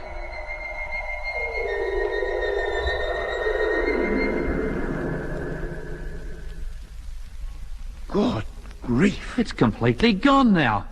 The whole wall just disappeared. And what's that beyond? Looks like a vast control room. And all those blokes in boiler suits sitting at those tables. Who are they? Not so loudly. Don't attract their attention. What difference does it make? It only needs one of them to look this way and they'll see us. Frank, does this place mean anything to you? Yes, Doc, it does. What is it, Frank? I used to be in a place just like it. I wore a suit just like the ones those fellows are wearing. But what are they doing? Blimey, look! Look! One of them's coming over here. All right, stay where you are. Don't move. Oh. He turned off. But he was heading directly towards us. He must have seen us. Then he preferred not to. Yes, but why? How should I know? Paddy's the boy to answer that question, not me. Hey, wait a minute. Yes, he's seen us this time. He's looking straight at us. And he's coming back. Here, why doesn't Paddy come back? Paddy! Paddy! Quiet, Lemmy. Getting very close now. Now he's stopped. All right, mate. Don't just stand there staring. If you've got something to say, say it. What are your orders? Hey? Orders? Us? We have no orders. Who are you? I said, who are you? Orders received and understood. Orders received and under... But nobody gave him any. Now he's turned round and is walking back. Is it him that's crazy, or is it us? Wait, you! Hey, you! What is going on? He must be stone deaf as well. Either that or he chose to ignore us. I'm not sure he even saw us. How could he miss us, Doc? He looked straight at us. Then why didn't he come any closer? And who did he get the orders from? He certainly behaved as though he received some from somebody. Yeah, well, why don't we go out there? Aye? If we walked up to that fellow and tapped him on the shoulder, he'd have to take notice of us, wouldn't he? And then? Yes, come on. Yeah, and what happens if the wall reappears once we're on the other side of it? We needn't all go through. We'll go as far as where the wall should be, and then Mitch and I'll carry on. The rest of you stay on this side of it. But if they don't want to be sociable, why bother? Oh, come on, Lemmy, and stop arguing. What's up? There is a wall here. What? Yes, Doc. Absolutely solid, but invisible. Feel it. Go on, feel it with your hand. Land sakes, there is, too. An invisible wall? It's not a wall. It's a giant televiewer screen, three-dimensional. It's so realistic, it completely fooled us. And who was that foreman or whatever he is talking to? He was looking straight at us. He was looking at the camera that picked up his picture. That made him appear to look at us. Look out, we're off again. The picture's fading. Stand back, Lemmy. Keep clear.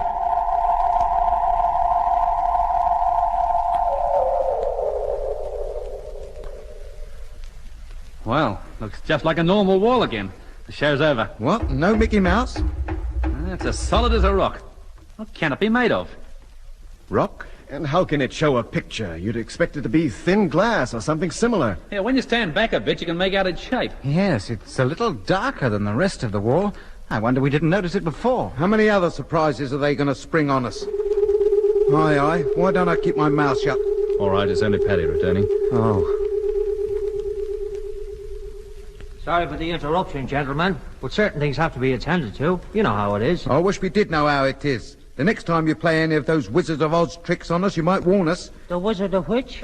What Lemmy is trying to say, Paddy, is that the moment you left the room, the wall over there disappeared, and a three-dimensional picture took its place. Oh, that. That's quite normal. Just a televiewer, that's all. With a three-dimensional screen the size of a wall? I thought televiewers were common things on Earth, and that you even carry them in your own ship, the Discovery. Well, we do, but the main televiewer is only 3 foot square, and it gives a flat picture. Well, that surprised me, I must say. I understood that during the last few years, great scientific progress had been made down on Earth. That depends on what you mean by few. Well, to put it more precisely, since I left the place. When was that? That's the funny thing. I can never quite remember. Oh? But you must remember something. Oh, I do. Where did you live? In Ireland. Whereabouts? Dublin. You don't seem too sure. If you'd spent as long drifting around the solar system in this asteroid as I have, you wouldn't be sure either. But you must remember something of your life on Earth, Paddy. Oh, yes. When I lie in bed, I remember. Though sometimes I can't be sure if I'm remembering or dreaming. Well, what do you dream? Of green hills. Green is such a wonderful colour, and there's no green on Mars. Is that how you remember Dublin? As green hills? Quiet, Lemmy. He'll be saying he was picking flowers in Piccadilly Circus next. Paddy, can you recall anything else? The railroad.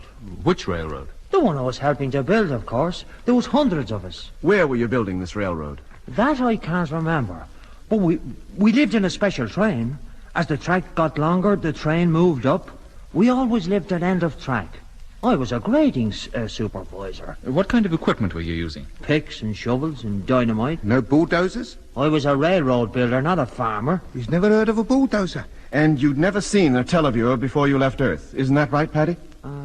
I don't think so. Paddy, this railroad you were building, did it run through good, green country of the kind you dream about? Oh, no. Well, was it barren, unpopulated? No towns, just rolling, undulating country, virtually without trees? Yes, I think it was. But I can't be sure. It certainly wasn't green. And the machines that pulled the trains, what did you call those? The locomotives, you mean? Driven by steam? Of course, how else? Tell me, Paddy, would you know what a diesel engine was? No, I never heard of one of them. Ever heard of a helicopter? No. Atomic power? That's a new one on me. Did you ever hear of Marconi? No. Einstein? No. Abraham Lincoln. Oh, yes. Now that's a familiar name. Abraham Lincoln. Was he an Irishman? Oh, he was an American. Were you ever in America? Well, were you? Yeah. What's the matter with him? He's gone all gooey-eyed. America. When you were working on this railroad. I can't. Oh, that's it. Well, that's what? That noise. I'm wanted. Must answer at once. Well, where are you going? I'll be back soon. Stay here. Don't leave this room. If he makes any more walls disappear, I'll do him. Well, what do you make of him, Doc? Do you think he really remembers anything about Earth? Yes, he does. But he's talking of a time so long ago, it's a wonder he remembers anything at all. How do you mean? I believe he was working on a railroad, but in the States. Well, why?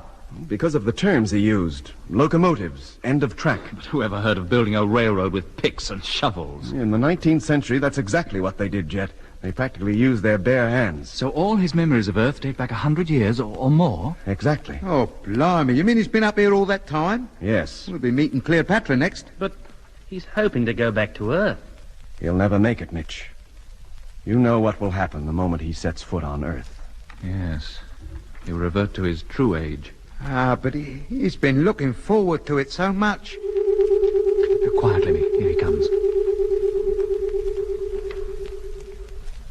It's come at last. What? The orders to join the main fleet. We're going back to Earth. We're going home. Oh, no. Paddy, have you made the trip before? No, I haven't. But I know one of the men on an asteroid that has. Oh, which? Number 53. It made the trip 3 times. What for? To pick up new personnel. Or at least to go close enough to the Earth to allow the spheres to go down.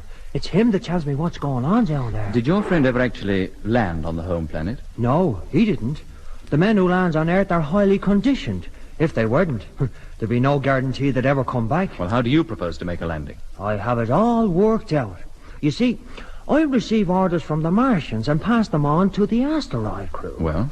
Well, all I have to do is carry out orders until we reach Earth, or as near to Earth as the asteroids ever go. And then? Then the time will come to transfer the selected crews to the spheres, the ones that will actually land on Earth. But the crew of one of them will not be selected personnel at all, but us. You and me and Jack Evans, of course. And you expect to get away with it?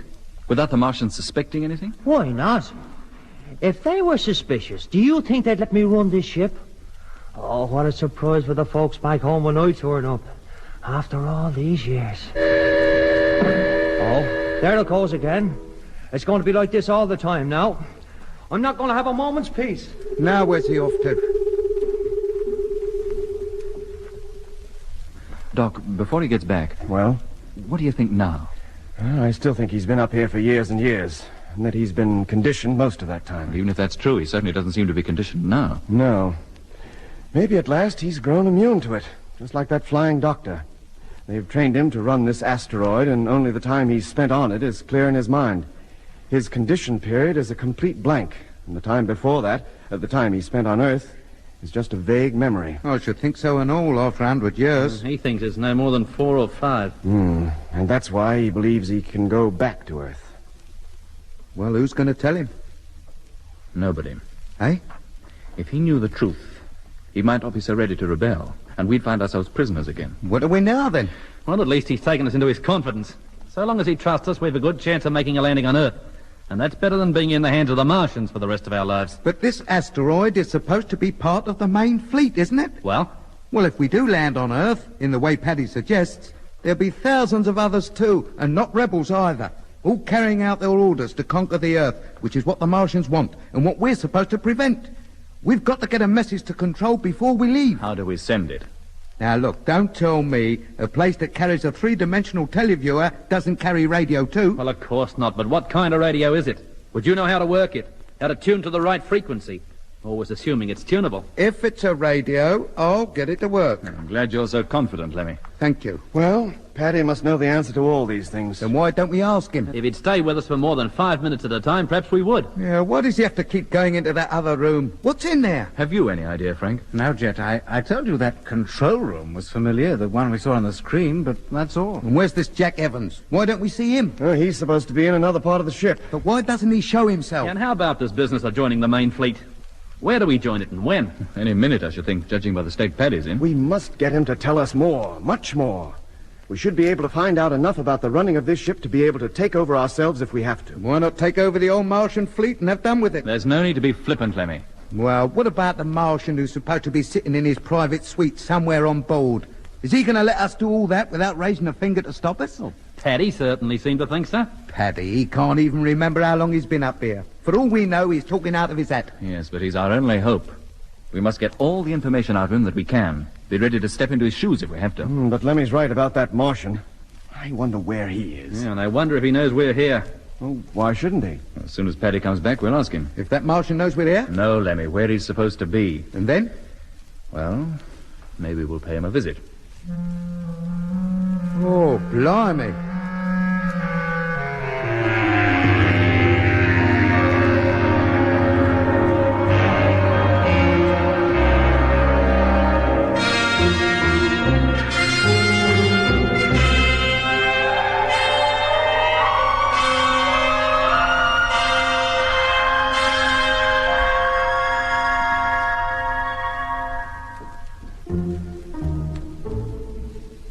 Paddy didn't come back. Where he had gone or why, we had no idea. Yet, in spite of his odd behavior, I felt somehow that we could trust this strange Irishman. The more I thought of it, the more certain I became that, although he was, mercifully, quite unaware of it, he had been away from Earth too long ever to be able to return. Perhaps it was this knowledge that made me feel sympathetic towards him. Or perhaps I was merely grateful for his apparent normality in the midst of these new and alarming circumstances. The past few hours had been so full of incident that we had had little opportunity to take stock of our situation. But now we had plenty of time, and I found myself thinking how sudden and, for all we knew, final had been our transition from the Discovery to the huge mass of asteroidal rock on which we now found ourselves. Would we ever get back to Mars? Or would the Discovery remain for all time empty of human life? An ironic monument to all we hoped to achieve when we set out on our second trip to the Red Planet. Was Control, even now, still trying to call us? Or was all hope of contact already abandoned? We were completely cut off from home. Helpless intruders on an alien world. A world, for all we knew, peopled by beings who, although our destiny lay in their hands, we might never even see. Well, how much longer is Paddy going to be? He seems to have been gone for hours. But the other times he left us, he wasn't gone more than a few minutes. Can't we call him in some way? There must be some kind of intercommunication system in this place.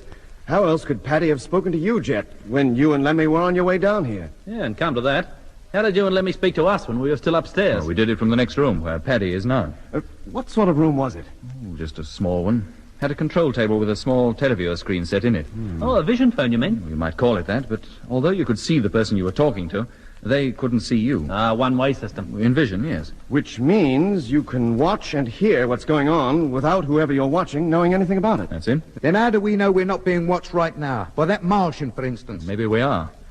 But if that were the case, do you think Paddy would have been so keen to talk about his plans to get back to Earth? That depends on whose side he's on. Well, let's try calling him anyway. Here, wait a minute. Now what?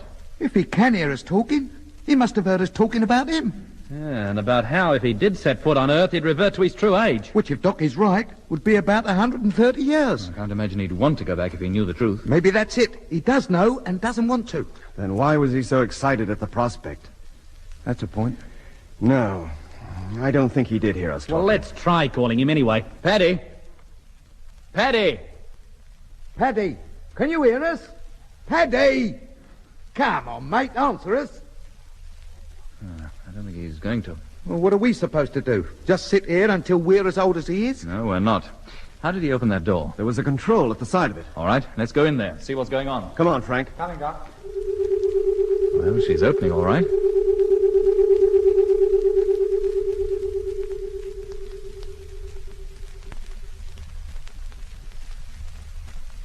The place is empty. There's not a sign of him. I thought there was something fishy going on. Yeah, but there's nowhere in here that he can hide. Is this the control table you were telling us about, Jet? Yes, Doc. Yeah, it's the only thing in the room. Where on earth did he go? He couldn't just disappear. And if he was going to be away so long, why didn't he tell us, instead of leaving us waiting outside like a lot of mugs? Maybe he didn't know he was going to be away for so long. You mean somebody carted him off? Hey, how about this? What is it, Doc? Another door. Where does it lead to? I wouldn't know.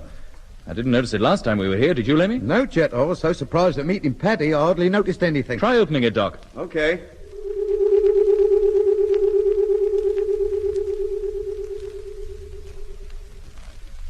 So? Try again, Doc.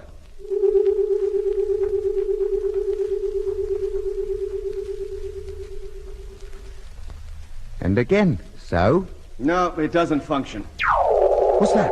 Hey, Jet, this visual telephone, it's warming up. What brought it to life? Well, Frank, he sat down and started operating it. You've used one of these before, Frank? Yes, Jet, I have. Where?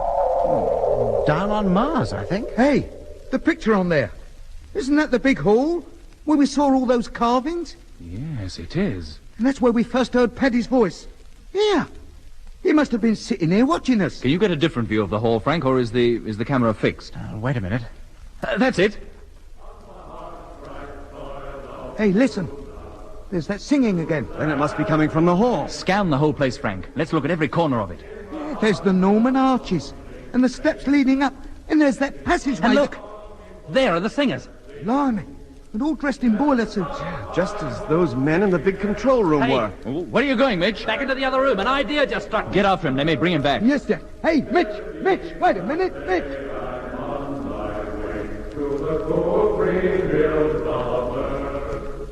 From the hot, bright soil of Luna to sad rainbow rings, in the hearts of lonely spacemen is the longing voice that sings. Let the cup I hold be empty, and let there be no mirth, till it be the day I'm on my way to the cool green hills of earth. Yeah, just as I thought, Lemmy. The picture on that panel in there is the same as the one on the wall out here. Yeah, it's like we were down in that hall ourselves. It's so realistic, isn't it? Yeah, where are those fellas marching to? Or from, for that matter? From that passage. The same one we came down to get here. The one outside. They must have passed right by our door a few minutes ago. Yeah, well, they've certainly passed out of range of the camera now. Come on, let's get back to the others. Blimey. Yeah, that's the signal for all doors to be closed. Then what are we waiting here for? Let's get back to Jet quick before we get shut off. Mitch, Lemmy, where are you? Coming, Jet. Come on, hurry, Lemmy. The door's closing. I'm right with you, Mitch boy. No, wait. You'll never make it. Hold it, Lemmy. If you get caught in that door, you'll be crushed to pulp. Oh, it's shut. And us on the wrong side of it.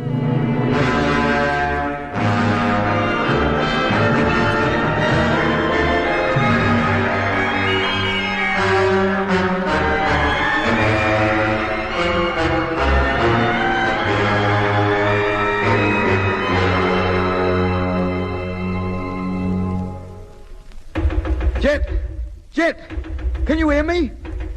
No, of course he can't, Lemmy. The door's too thick. Oh, crikey, now what? The wall. The picture's changing. Never mind about the picture. What about this door? How did we get through it? But, Lemmy, look. Eh? Look at the screen.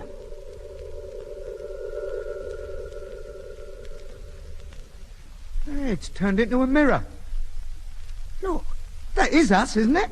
Yeah, there's no doubting that. Hey, wait a minute. It's all cockeyed. Well, how do you mean? Well, look at it. We're facing the thing, but our images are turned sideways. Then when we turn sideways, the images in the mirror face outwards. Yeah, of course they do. That's no mirror, Lemmy. It's a televised picture of us. And the camera must be on that wall. I don't see no camera. Oh, we didn't see any screen until the picture appeared. Hello, Mitch, Lemmy. It's Jet. Yes, mate. Can you hear us? Yes, and we can see you, too. I think this panel would show us any part of this asteroid we wanted. Well, how did you get us? Well, Frank manipulated a few controls, and there you were. He knows how to work that thing, then? Yeah, but he doesn't know what picture's likely to turn up next. The fact that we picked you up first go was pure luck. The door shut tight, Jet. What do we do? This must be one of those safety measures that Paddy told us about when all doors have to close for a while. I don't think we need worry. You'll probably be able to open it again in a few minutes. Well, let's hope so. Why did you go rushing back in there, Mitch? Well, I suspected that the panel you're operating must have something to do with the picture on the wall in here. And does it? Yeah, Jet. We saw the hall and the men walking down it as large as life. We can see ourselves now. It's uncanny. What did you make of those fellows, marching and singing like that? I've seen Boy Scouts marching better. Yes, Lemmy, but what about the song? What about it? Didn't you hear the words? Well, not really. I was too intrigued by the men themselves. But what about the words? Well, one line that kept cropping up was Green Hills, the Green Hills of Earth. So what? Green Hills are what Paddy chiefly remembered about Earth. Yeah, that's right. Well, that's nice. But what does it all add up to? I wish I knew, but there must be some connection. Has Paddy turned up yet? No, we've not seen or heard anything from him. Frank's going to continue to manipulate this panel, see what else we can get. So don't be surprised if the picture on your wall changes. And what about us? How do we get back with you? Oh, don't worry, Lemmy. I'm sure we'll be able to open the door before long. That's all very well, but I do worry. And so would you if you was in my shoes. Well, keep trying the control from time to time. Trying it. But it doesn't open. Oh, does that thing have to make that noise? Apparently it does, so the quicker you get used to it and stop complaining, the better.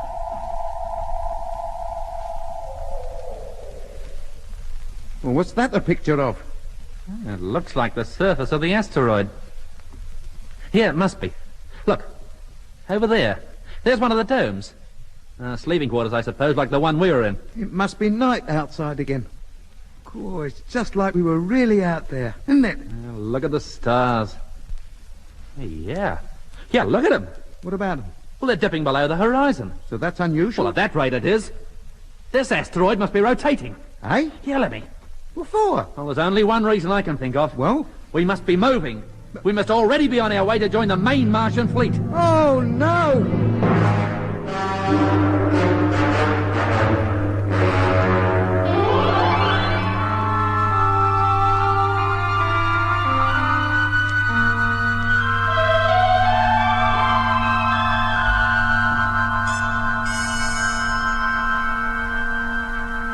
Hello, Jet.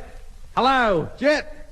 Ah, no, he can't hear us, Lemmy. But why not? He was talking to us a couple of minutes ago. Yeah, a couple of minutes ago he was tuned into us. But isn't there some way we can tune into him? Yeah, there probably is, but what is it? Oh, well, let's try the door again. Oh, it's working. Come on, Lemmy. You don't think I intend to stay out here alone, do you? Hey, Jet. Mitch, are you all right? Yeah. Ah, thank goodness that door's working again. And what about that picture on the screen? A view of the asteroid's surface. We're just about to see what else we can get. Yeah, but haven't you noticed anything? No, what? This asteroid's rotating, and pretty fast, too. What makes you think so? Frank, switch back to the previous picture. Yes, Doc.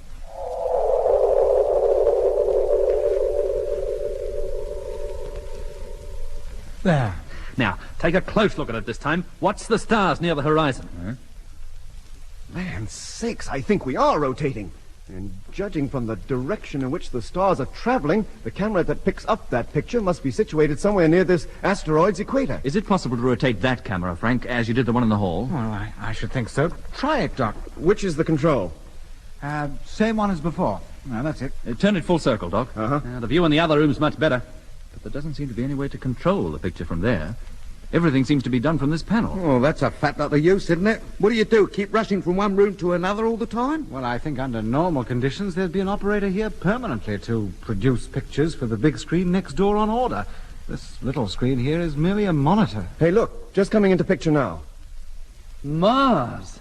Doc, come with me. Where are we going? Into the next room. Keep that picture on the screen, Frank, and keep the camera rotating. Yes, Jet. Lemmy, you stand at the door. Yeah. If I want to give Frank any further instructions, I'll call you and you pass them on. Right. Mitch was right. Certainly is. Mars never moved across the sky so rapidly when we observed it from that astro hatch upstairs. I thought it strange that there was no sunlight. Well, there will be soon, I bet. Are we just rotating, or do you think, as Mitch does, that we're on the move already? I wouldn't like to say.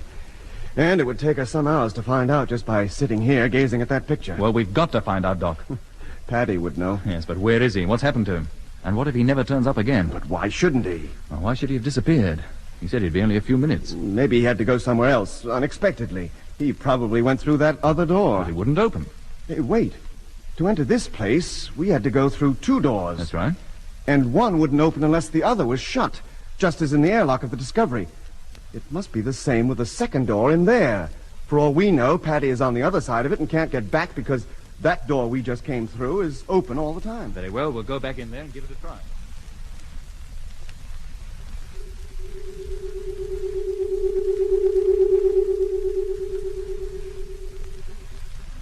Okay, Jet, she's closed. Very well, Doc. See if the other door operates. Contact. It does. Well, where does it lead to? I'll give it time to open, Mitch, and we'll find out. Oh, another passage. This place must be honeycombed with them. Well, of course. What else would you expect? This place can't be very dissimilar to our own lunar colony. And that's honeycombed with passages, too. Well, what's the plan of action now? I think we should do a little exploring. Try to find Paddy, at least. But all of us? No, Frank will stay here and keep working on that panel. From in here, it's probably possible to look at and communicate with every part of this asteroid. Now, it's up to you, Frank, to find out how. Do you think you can manage that? I think so, Jet. All I have to do is to remember which combination of controls produces which pictures. Well, Frank, you know how to tune into that hall, to next door, and to the surface for a start.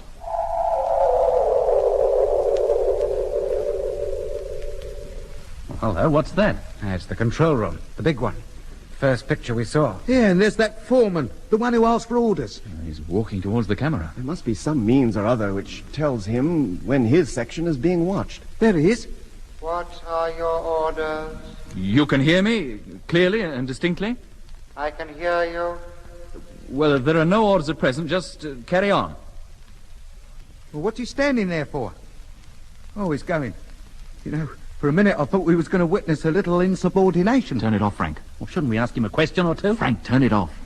What's the matter, Frank? I don't know. I get a very uneasy feeling every time I see that dress. What was the idea of turning the picture off anyway? Because that fellow on it seemed surprised. At not receiving any orders? No, at hearing a strange voice. He expected Paddy to talk to him, you mean? Of course, but what could I do? He was filling the screen and demanding his orders, almost before I had time to think what to say. Well, we can't worry about it now. Well, while we're gone, Frank, do your utmost to follow us on that screen. I'll do my best. Mitch will stay here with you. Sure, Jeff. Doc, Lemmy and I will go down that corridor and see what we can find. Now, as soon as we've gone, close the door behind us. What for? So that if Paddy comes back by way of the next room, he can get into here. Oh, all right. Come on, Doc. And you, Lemmy. Yes, Jet. Now, once we're outside, Mitch, we'll bang on the door. If you can hear us, give a reply. What's that for? So that when we return, Mitch will know when to let us in. And if I don't hear you knocking? Then leave the door open. Paddy can find his own way home. Come on, Lemmy. Coming. All right, Mitch. Close it.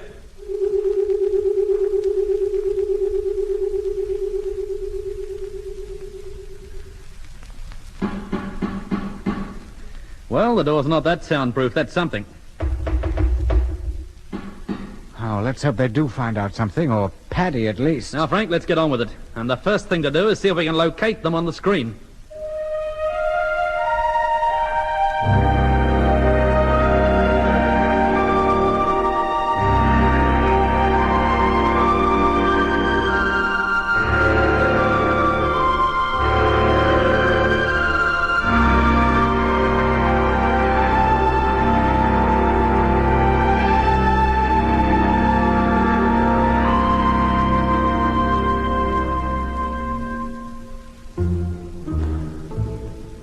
The corridor down which Jet, Lemmy, and I walked seemed endless. Fortunately, it was well lit, which led us to think it must have been in fairly constant use, for the steps leading up out of the great hall to the asteroid's surface were left in darkness, except, or so we assumed, when the men who formed the crew of this great ship climbed them to reach their sleeping quarters. Occasionally, we passed openings in the wall of the corridor and could see the same kind of narrow, spiral stairways that were to be found in the great hall. But as these, too, were in darkness, we made no attempt to descend them. We must have walked for an hour or more, during which time we saw no sign of any living thing, human or otherwise, nor heard any sound, save that of our own voices and footsteps. Oh, I don't think we're ever coming to the end of this place. We'll probably find we'll walk for a week and then end up where we started. It must lead somewhere. Paddy must have come this way. Not so far as this, necessarily. For all we know, he went down the first spiral staircase we saw. In the dark? He'd know how to put the light on. Hey, wait a minute. What is it? Look. The end is in sight. There's a blank wall way on ahead. You mean we've come all this way to find ourselves in a blind alley? Well, I'll answer that question when we get there. Come on.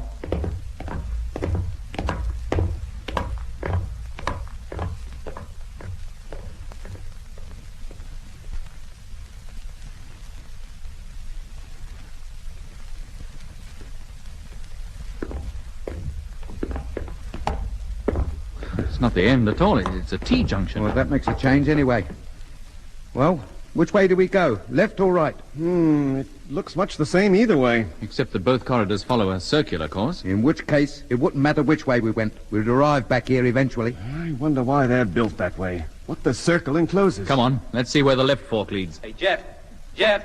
What the... That's Mitch's voice. Hello, Mitch. Can you hear us? Not only can we hear you, we can see you. Well, how on earth did you manage that?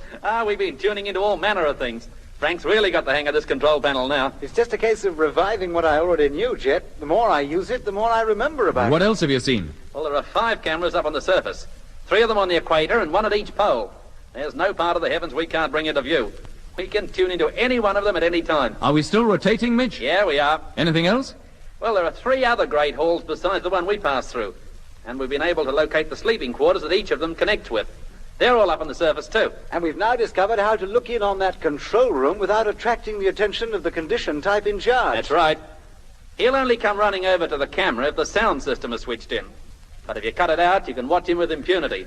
And neither he nor any of the men with him seem to realize it. That's a great comfort. I wonder who's watching us without our realizing it. And there are at least 3 other rooms of a similar kind, all with condition types working in them. Any idea what they're working at? No, Doc. But 2 of the rooms are circular. Eh? But this corridor... And we passed through miles of corridors, via the televiewer, of course, before we finally caught up with you. Well, now that you're here, why don't you stay for a while? Have you any idea of our exact position, Mitch? The way we've come is twisted and turned so much we've lost all sense of direction. No, I'm afraid not, Doc. You wouldn't know if we're near any one of those control rooms or anything. No. Has Frank any idea? No, Jet, I'm afraid I haven't. Well, how about Paddy? Any sign of him? No, I looked next door a couple of times, but he hasn't turned up yet. Well, keep us in your picture if you can, and your sound system on. Too right I will. We began to think we'd never find you. Well, meanwhile, we'll keep going. We must come to something soon. Okay. I'll be keeping an eye on you. Come on, Doc, Lemmy. Right. Here we go again, round the bend.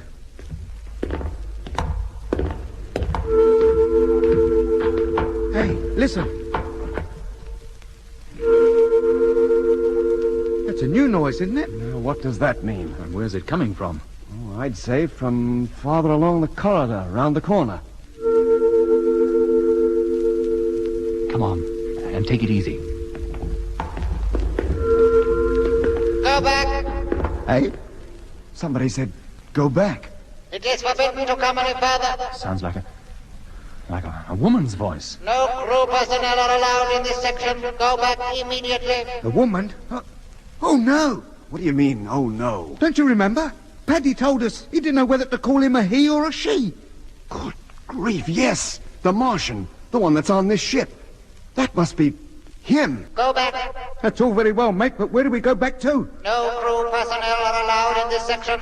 Go back immediately. You said that before. It is forbidden to come any further. He said that before, too. Monotonous, isn't it? Hello, can you hear me? Go back. Hello, who are you? It is forbidden to come any further. I think the idea is that we should turn back. Well, I'm not turning back. Eh? There's nothing in sight. I don't see anybody. Why should we turn back? Hello, Mitch. Mitch, can you hear us? No crew personnel are allowed in this section. Hello, Doc. Go back immediately. Mitch, do you hear that voice? Yes, of course, Doc. And you can see us? Yeah, Jet, sure we can. Can that vision phone go on ahead of us? Well, I should think so. We've been following you easily enough for the last 10 minutes. How far ahead are you? About 30 yards. Then keep that distance. We'll move on. If you see anything that might mean danger, let us know before we reach it. No crew personnel are allowed in this section. Go back immediately. Come on, Doc. And you, Lemmy. Now, wait a minute, Jet. Come on and don't argue. Hello, Mitch. Hello, Jet. It's still clear ahead. Not that we can see very far with the corridor curving round the way it does. That's strange. What was all the fuss about then? Ah, goodness knows. But it must have meant something. Well, we haven't heard that voice for some minutes now. He must be getting ready to do us, that's why. Attention. Oh, blimey. Hold it. You have ignored the order not to proceed. Well, what are you going to do about it? Personnel proceeding beyond this point do so at their own peril. A cheerful character, isn't he? Hello, can you hear me? Go back. I asked if you could hear me. Go back. The least you can do, mate, is answer a civil question. Go back. He wants us to go back. Hello, Mitch. Hearing you. You're still ahead of us. Yeah, Jet. You have ignored the order not to proceed. Why does he keep saying the same old thing? And it's still clear, Mitch. Yeah, Jet, just the corridor following the same curve. You must have gone nearly halfway around the circle by now. Personnel proceeding beyond this point do so at their own peril. All right, you said that before. There's no sign of anybody, Mitch? No, Jet. Go back. Oh, shut up. No doors or openings in the walls or anything like that? Well, not that I can see. Then we'll keep going. We would. Go back. You think you should, Jet? Why not? Why not? Well, that Martian or whatever he has given all those warnings. He's been doing that for 10 minutes or more. Nothing's happened to us yet. Go back. Oh, if he'd answer just one of my questions, maybe he would take notice of what he's saying. I'm not so sure he's even hearing you. But why not, Mitch? You can. And what an odd voice he's got. Voice? He sounds like a whole perishing choir. You have ignored the warning not to proceed. Why does he keep saying the same old thing? Maybe that's the only English he knows. Well, it sounds to me as though he just keeps repeating the same orders at regular intervals. We go on, then? Yes, come on. Go back. And what if we refuse? He still isn't answering. Go back. Or is he? Still clear, Mitch? Yeah, Jet. Go back. Ah, go and eat Coke.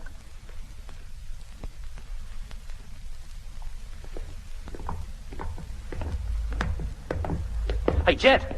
Jet, can you hear me? Yes, Mitch. You'll soon be coming to the end of this corridor. Oh, then it doesn't go round in a full circle. No, it doesn't. It leads to a wall with a door in it. What kind of door? Just like most of the doors we've seen in this place up to now. Big, hefty, and I should think airtight. Is that where his nips is? Behind that door? Now, how should I know? But take it easy, fellas. You'll be round to it in just a couple of minutes. This is the last warning. Aye, he's back again. Go back immediately. Who are you? Where are you? Why don't you answer us? Go back. Hold it. The door. There it is. Yes, and there's another one in the side wall, and another one opposite. This is your last opportunity to return to your quarters. We have no quarters on this ship, mate. We're stowaways. Doc, let me. Yes, Jet. Well? Wait here. I'm going on alone. Eh? I'm going to examine that door, the one facing us. If anything should happen, it's best that it happens to only one of us. Well, watch it, Jet. You think I won't, Mitch? I've already had a close look at that door on the screen up here. Well, do you see how to open it? No, there's no control of any kind that I can detect. If you did, you couldn't operate it from up there. I'm going up to that door now. I don't intend to touch it or anything near it until I've looked it over thoroughly. Very well, if you must. Here I go. Go back immediately. Answer my questions, and perhaps I will. Who are you? Go back. No, I shan't. Well, is that the door now? What do you see, Jet? Nothing much, Doc. It's as smooth as glass, just as all the other doors are. Blimey, what's that? Captain Morgan! Captain Morgan! And who's that? That's no Martian. Don't touch that door! Jet, look out, don't touch it. Too late, he's done it. And something's happened to him. Come on, let me, quick.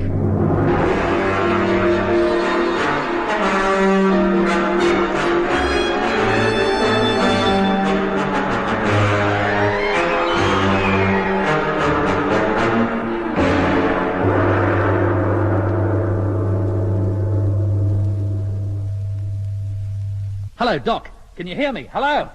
What on earth happened, Frank? Well, I don't know, Mitch. As soon as Jet approached the door, that noisy signal came on and the picture cut out. He did reach the door, didn't he? Yes, he actually touched it, and then he seemed to recoil from it violently. Well, try and get that picture back for Pete's sake.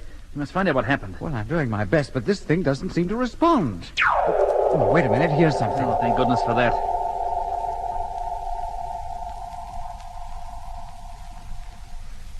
Oh. That's not a picture of the corridor. No, it's that control room again. Now, tune it out quick before that foreman, as Lemmy calls him, starts asking for his orders. Right. You did tune it properly, Frank. Well, I think I did. Well, have another go. Hey, this is a place we haven't seen before. What the? What's that? That must be one of the hangars or whatever the Martians call them, where they store their spheres. Yeah, but look at that one in the center. Look at the size of it. I've never seen a sphere that big before. Neither have I.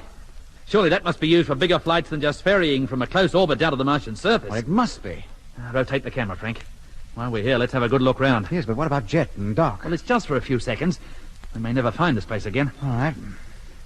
Yeah, it's shaped like a colossal bow. See if it has a roof. Right. No, it hasn't. There's the sky. Those spheres are stored in one of the craters we saw out in the surface. Well, is every crater filled with spheres, then? I shouldn't think they're all big enough for that. Do you want to see any more?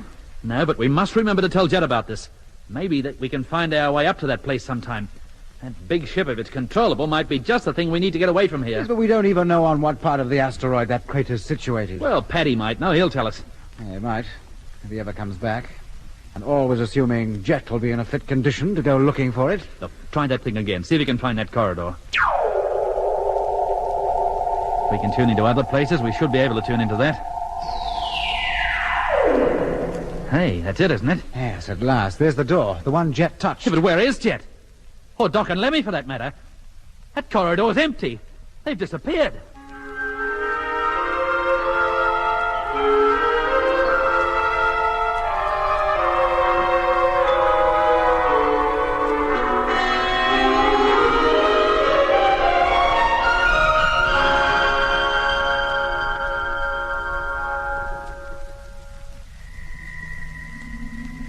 Mitch needn't have worried. It was quite true that when he finally found the corridor in which the door leading to the Martian quarters was situated, Lemmy, Jet, and I had gone. But we had not been spirited away nor overcome by any strange creature that had emerged from the room. The moment Jet collapsed, Lemmy and I, of course, ran to his aid. He lay unconscious on the floor, and nothing I could do would rouse him. Jet! He must have received some kind of shock when he touched that door. What, an electric shock, you mean? Something like that. Now what? Oh, look out, Doc! That door, it's opening! What? Not that one, the one behind you. Paddy! I told him not to touch that door. You were a bit late with your advice, mate. Well, pick him up and follow me. Where to, Paddy? Through here. We'll take him down to sick quarters. Right. Sure thing. Pick him up, Lemmy, and don't touch that door. It wouldn't matter now, anyway. What do you mean it wouldn't matter? Well, touch it and see. Not me, mate. You carry out your own experiments. You think I'm telling a lie? Now. Hey? Now do you believe me? Well, but when Jet touched it, it knocked him cold. Didn't you hear Nicholas give you last warning? Nicholas? Yes, the Martian. Who did you think it was? But what's his last warning got to do with that door being harmless now? Well, it's like this, you see. No asteroidal personnel are supposed to come along here. So old Nick was saying. If they do, they get a warning to turn back. If they keep going, they get another. And then if they haven't gone back by that time, the door comes alive and a warning sounds all over the ship. And I come running up here to get the victim. Victim? Well, I call him that because by the time I get here, he's touched the door and he's lying flat on his back just like Captain Morgan is now. And the door? The shock apparatus switches itself off just as soon as I get here. How many others have touched that door? Only 2. They never do it again, and the next time we touch down on Mars, they're taken off the asteroids and put to work in the factories. Oh, why's that? Because no fully conditioned personnel would dare disobey Nick's orders. They would turn back long before they got to the door. And if they don't? It means their conditioning must be wearing off and they're no longer considered fit for asteroid crew work. Up here, when an order is given, it is obeyed. Paddy. It must be. Paddy. Yes. Have you ever tried going through that door? I've got better sense. If just touching it can lay you out, what must the result of going inside be? You've no idea what's in there, then? Oh, yes. Nicholas. He's in there. I told you, there's a Martian on every asteroid, and that's where he lives. But he never comes out, and you've never seen him. No. Then how can you be sure he's in there? You heard him talking, didn't you? That's not proof that he's in there. He certainly didn't reply to any of our questions. Martians don't answer questions. They give orders, and they expect them to be obeyed.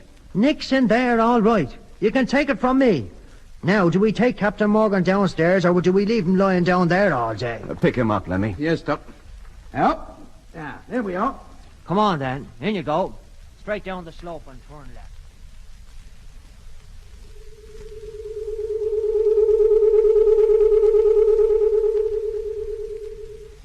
That's it. Now bring him in and lay him on one of the beds. Is this the sick quarters? Yes. You don't do much business here, do you? Now, what do we do about Jet, Paddy? Nothing. Nothing? Just let him lie quietly for a while until the effect of the shock wears off.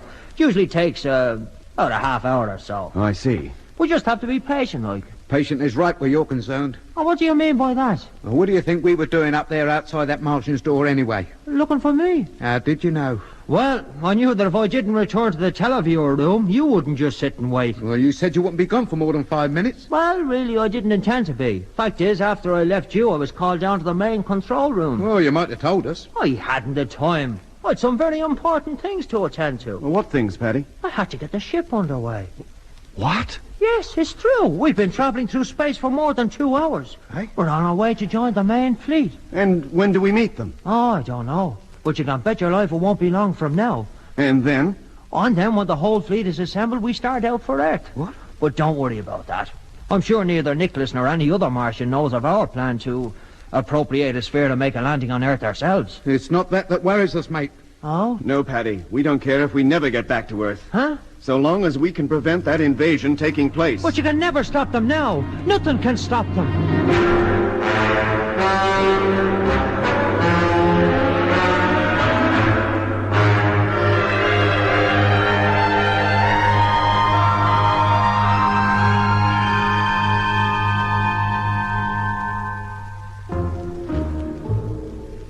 Jet came to about 15 minutes later.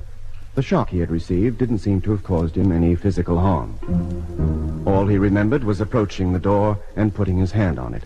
Then he said he thought he received a severe blow on the back of the head. A blow, or so he described it, curiously without pain. The next thing he knew, he was lying on the bed. Anyway, Jet soon forgot the door and the way it had treated him when he learned the news that the asteroid was on its way to join the rest of the Martian invasion fleet. He bombarded Paddy with questions, but the Irishman could tell him nothing except that we'd been underway for several hours. He didn't even know in which direction we were traveling. All he knew with certainty was that as soon as we'd kept our rendezvous with the other asteroids that formed the fleet, we would be on our way to Earth. We soon realized that Paddy really had little idea of anything other than his duties aboard the asteroid. Everything on the ship was so designed that it could be controlled by men with the most elementary training, and there seemed no more to running the ship than manipulating a few controls and levers. But if Paddy could give us little information, there was a lot we could find out for ourselves. With this aim in view, we returned to the great televiewer room, where we projected a picture of the asteroid's surface and the surrounding sky onto the giant screen. The three-dimensional picture was so vivid, so realistic, that it was difficult to believe that we were not gazing at the fascinating scene through a great hole in the wall. As the asteroid rotated, once every 4 hours or so, we saw the whole heavens revolve before us. Mars, the Earth, and Jupiter with its 12 attendant moons all passed across our screen in their turn. We watched the awe-inspiring picture for hours, and with the aid of improvised instruments, hasty calculations, and, I must admit, not a little guesswork, we finally arrived at a rough estimate of our speed and position. 60,000 miles an hour? But that's fantastic. Only twice as fast as the speed Discovery was capable of. Yet I hardly noticed any acceleration, Jet. Of course not. It must have taken us hours to reach the final speed. The Discovery does it in a matter of minutes. What about that course? Well, that's the biggest shock of all. Why, we're going to Earth, aren't we? No, Lemmy, we're not. Eh? So far as we can tell, and our calculations are very far from accurate... Well? We are heading in exactly the opposite direction. But where to? At a rough guess, I'd say Jupiter. Jupiter? Oh, no. Yes, Lemmy.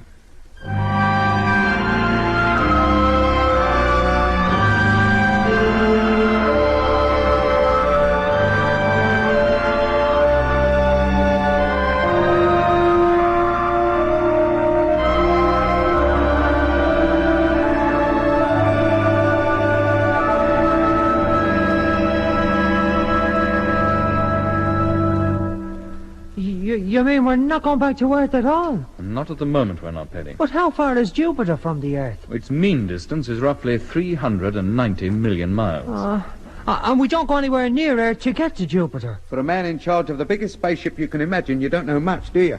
Oh, why should I? Sure, before I came up here, I didn't even know Mars was a planet. I thought it was a star. But I'm not as bad as the rest of the crew. They think they're still down on Earth. Now, listen carefully, Paddy. Yes, sir? Have you ever been out as far as Jupiter before, or heard of any other asteroid that has? I did hear of an expedition going out to start a colony on one of its moons. Oh? Yes. When the Martians decided that they'd have to leave their planet, they thought a Jovian moon would serve as a new home for them. Like. Well, what happened? Oh, it was too cold. Or the atmosphere was too thin or something. Anyway, the idea was abandoned. And they decided to invade Earth instead. Oh, I suppose so, yes. Then why should this asteroid be heading out towards Jupiter? Oh, I shouldn't think it's going all the way. It must be heading for the asteroidal belt. What for? Maybe there's a new ship just being completed. A new ship? A new asteroid like this one. Oh. You know, it takes 10 years to dig into an asteroid this size, install all the equipment and convert it into a ship. You mean every time the Martians need a new ship, they convert a minor planet from the asteroidal belt? Where else would they get them from? The Martians have to live somewhere. Their own planet can't support them anymore. At least not on the surface. Or so I've been told. And when did they get the idea of colonizing the Earth? Oh, I don't know. They've been getting ready for it for years and years. Long before I got here. And it must be a long time. Lemmy. Wow. Or maybe the invasion fleet is assembling in the asteroidal belt. If they are, there's no guarantee that this asteroid is going with them. Oh, don't say such things, Captain Morgan. But I am saying them, Paddy. The fact is, you're not sure what the ship is doing or where it's going. Well, For all you know, the invasion fleet has already left. Yeah, but... And if it has, we must warn Earth. And how do you propose to do that? Well, this thing carries a radio, doesn't it? Not that I've ever seen. But it must, Paddy. Why should it? Nobody here has ever any need of one. The only people I ever communicate with are on the ship. And I can speak to them over the intercommunication system and see them, too. And what about that Martian? The one that gives you orders? Where does he get his orders from? Oh, no. Yes. Oh, no. They must come from outside the ship. Either from another asteroid or from Mars itself. Yes, I suppose so. But if they do, Nicholas's radio machine must be where he is. It would be. A fat chance of using that, then. Even if we had any idea to how to operate it, which we certainly haven't. What do we do, then? Build one for ourselves? We have a perfectly good radio on the Discovery. But that's down in the Mare Australis, on Mars. Paddy, you've got to stop this ship. Turn it round and head back to the Red Planet. But I can't. Only Nicholas knows how to do that. You're quite sure the orders come from him? Yes, I do. The ship is not controlled from outside, by remote control? No. Nicholas receives his orders from outside and then decides what orders he has to give according to those he receives. Well, what orders would he give to stop this asteroid and set it on course back to Mars? Oh, now, that wouldn't be easy. It's quite a complicated business. When the time comes to stop, I'm giving orders all the time, passing them on as fast as I receive them. And you receive them from Nicholas? Yes, of course. How? Over the intercommunication system. But he doesn't tell me what the instructions mean. I don't understand. Surely... Well, now, what I mean is, he just spouts out a long string of orders. I don't know what results they would produce until it actually happens. But the same order must always produce the same result, Oh, Paddy. it does, yes. Can you remember any specific one? Oh, there's a powerful lot of them. But I remember a few. Could you stop this thing? Just stop it? Yes, I could. Fine. Then do it. Now? Yes, go ahead. What do you do first? Well, I don't do it exactly. Then who does, Paddy? Nicholas, But you just said you could do it. Well, what happens, you see, is Nicholas comes on and tells me to stop the ship. And then? Then I tune into main control and tell them, like, to stand by. Yeah? And then when we're ready, I press the little button in the control panel here. Control, Section 1, Operator 2D, Panel A, red, depress. Panel A, blue, depress. That is the Martian. The orders you hear now would slow the ship down. Is that a recording? Of course. But it makes no difference to those condition types down in the control section. Recording or no recording. Whatever they hear him say, they do. Can I hear him now? Oh, no. He can't be heard beyond this room at the moment. Have you anything else? I have, yes. Stabilizing procedure. Control, Section 1, Operator 1C, Panel 2, green, depress.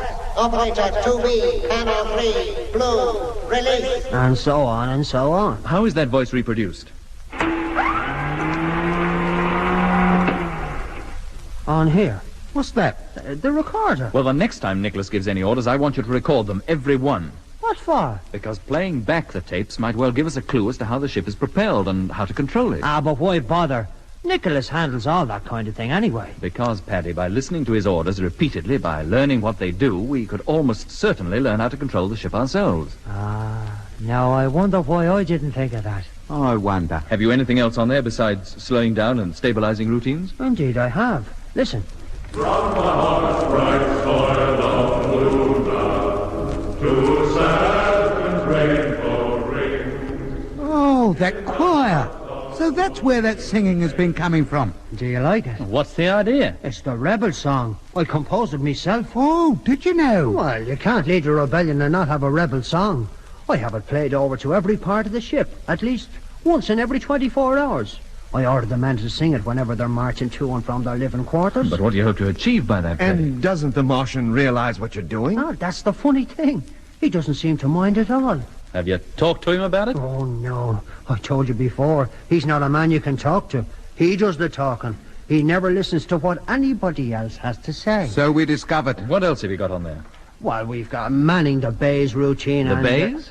The sphere bays, where we keep the spheres, the ferry ships that go down to the Martian surface. Shift changeover announcements, sphere crew assembly. Haven't you anything but routine stuff? Or is everything the Martian would ever want to say already recorded? Oh, no. Then what orders does he give? In his own voice, I mean. Well, he sets speed and course and gives orders concerning anything else outside normal routine. But you wouldn't know how to do that. Set a course, I mean. Oh, no. It's far too complicated for me to understand, and I don't do anything unless ordered to. All right, Paddy. Stop the ship. Huh? Go on, it's an order. But Nicholas hasn't ordered it. I realize that. It'll be interesting to see what happens. Terrible things might happen. Why should they? I've never done anything like this without being told. Frank? Yes, Jet? Tune into control section. Right. Now, wait a minute, Captain Moran. I thought you were a rebel. I am, but... Well, the rebellion's beginning quicker than you thought, mate. But I didn't plan anything like this. All I wanted to do was to get back to Earth. Then what was all this talk about you running this place? And old Nick only thinking he did.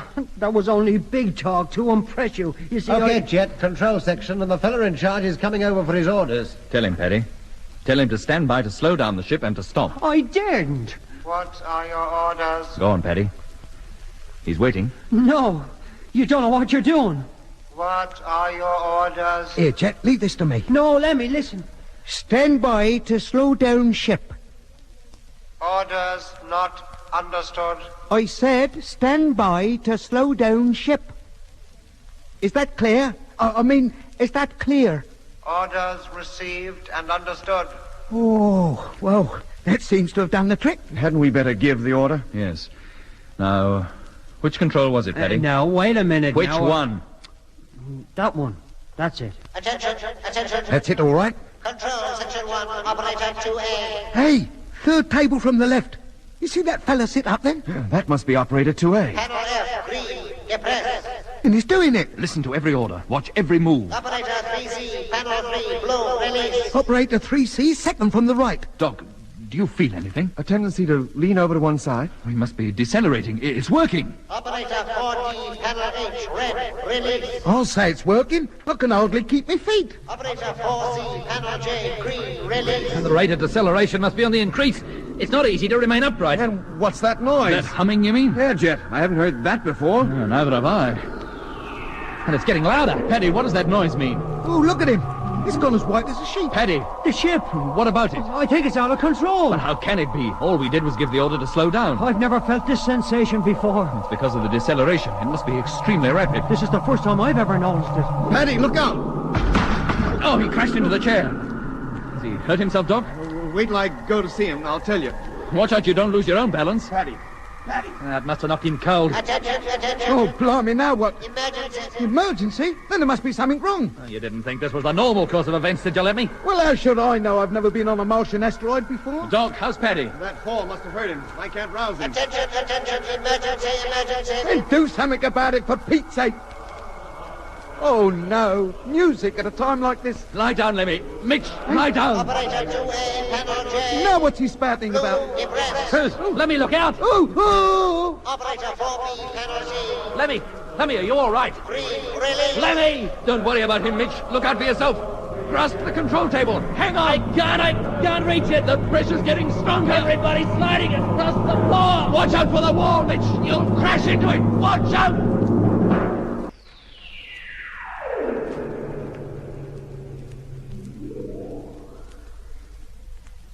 Oh, me head. You all right, Lemmy? I caught it a terrible clunk against the wall. Emergency. Emergency is right. I've got a bump as big as an egg. You're lucky it's no worse than that. I couldn't help it, Jet. I lost me balance and went sailing across the room. Emergency. You should have hung on to something. Now he tells me. How about you, Mitch? You all right? Yeah, Jet. Frank? I think so, Jet. Me too, Jet, but Paddy doesn't seem to be. Get over to him, Doc. Doing it. Well, at least the pressure's gone down. We must have stopped now. Well, how could we? Out in space, nothing can remain stationary. I realize that, Mitch. What I meant was we were no longer being propelled. We're now in a natural orbit round Mars. Or the sun, maybe. Emergency. Stabilizing procedure to be put into operation immediately. Hey, Jet. Yeah, Doc? Be careful when you get up. It's not easy to walk. Oh? Oh, don't worry about it now. Tend to Paddy. We need his help. Everybody else get up. Get over to the control table. Emergency. Stabilizing procedure to be put into operation immediately. Why don't you do it then? Whoa! Steady, Lemmy. What's going on? The ship's rocking like a ship in a heavy sea. Paddy. Hello, Doc. You all right? No. I hurt me back. And my legs. I can't feel them. Oh. Well, lie still. Don't try to move. You took a nasty fall. What happened, Paddy? What went wrong? Emergency. Ah, shut up. Stabilizing procedure. Tell control section. Frank, see if you can get them. Right. The ship's unstable, but she's settled down. Stabilizing instructions should have been given before we stopped. All right, Jet. Control section. I've got them. Oh, blimey, and look at the mess down there. Half the operators are on the floor. And there comes the supervisor. He seems to be all right. What are your orders? Tell him, stabilizing procedure, stand by. Stabilizing procedure, stand by. Orders received and understood. What now, Paddy? The control, on the panel. Third from the right. Press it. Contact. Stabilizing procedure. Control. Section 1. Operator 3B. Panel C. Blue. We'll be all right now. What was wrong? The ship was rocking on her axis. Wobbling like a top. Take it easy, Paddy. Lie still. Oh, there'll be the devil to pay for this. I told Captain Morgan it was dangerous to try anything without the Martian giving the order first. I don't see why, Paddy. The procedure to stop the ship must be the same, whoever gives the order. Maybe, Jet, but how can we be sure? Maybe that Martian has to carry out some kind of operation at the same time as the men in the control room. That's why it's so necessary for his orders to be followed and timed so accurately. Well, we certainly upset his calculations this time. Maybe he'll even come out of his hole to see what went wrong. Attention. Aye, talk with the devil. Damage to installations may be extensive. All injured personnel are to be removed to sick quarters. Remainder of ship's crew are to remain at their posts until further notice. Repeat, remain where you are. Stand by. Stand by. What for? He's taking stock of the damage. If the ship's unfit to continue our voyage, we'll have to stop here. What, stuck between Mars and Jupiter? For how long? Oh, until another asteroid comes to take off the crew while the damage is being repaired. That might take years. Yes, Lemmy, it might. And what happens to us meanwhile? Oh, you'll be taken off with the rest. Back to Mars? Almost certainly. Well, that's what you wanted, Jet. Now maybe you're satisfied. As prisoners, Paddy? Unless the asteroid comes here as rebels aboard like me. If not, you'll be conditioned and put to work. Things haven't worked out quite as we planned, have they? I feel pretty bad about this. Why should you? We had to stop this thing, didn't we? What are our chances of getting back to the Discovery otherwise? And damaging a Martian asteroid shouldn't worry you. No, it's not that. I don't care if it's wrecked beyond repair. It's Paddy. He's badly hurt. And lots of these condition types down in the control section seem to be hurt too. And how many more in other parts of the ship? Yeah, I know how you feel, mate. But if you'd known this would happen, you'd have avoided it. Of course I would. Well, what's more important anyway? Wrecking this asteroid or getting the information about the invasion back to Earth? Mitch, there might have been some other way of doing it. What? Oh, I don't know. Well, snap out of it, Jet. You can't be blamed for this. You did your best under the circumstances. Yeah. If it went wrong, it's no fault of yours. Of course not. We've got enough trouble already without you piling up more for yourself. Well, we certainly have. Look, now we've brought this thing to a stop, as you might say. How do we get it back to Mars? Yeah, and how about that Martian? He may have chosen to ignore us up to now, but our stopping the ship may have made him change his mind. You mean he'll take steps to prevent our doing any further damage? Well, of course. Wouldn't you, if this had happened in the Discovery? I certainly would. Attention, attention. Aye, aye. Damage to the ship is superficial, Well, that's something. but the voyage will not be continued. Number 734 will remain in its present orbit until asteroid 786 arrives. Asteroid 786? What's that? Well, Paddy might know. Let's ask him. How is he, Doc? Can I talk to him? He's in a bad way, Jet. Oh. I've got to get him someplace where he'll be more comfortable. But can I talk to him now? Go ahead, but be quick. What's wrong with him, Doc? He's injured his spine, Lemmy. He might even have broken his back. Oh, no. Paddy, Hello, Captain Morgan. you heard that announcement just now. Yes, yeah. What did it all mean? Exactly what it said. I mean, about the asteroid. Oh, it'll come. How long will it take to get here? Maybe a few hours. Maybe a few weeks. It all depends on where it is. It travels about a lot, you mean? Yes, ships sometimes go wrong. 786 puts them right. It's a kind of space breakdown wagon. Yes, you might call it that. Well, who'll be on it, Paddy? Oh, mainly breakdown and construction engineers. Condition types? With unconditioned types in charge of them to tell them what has to be done. Tell me, Paddy, who knows we're on this asteroid besides you?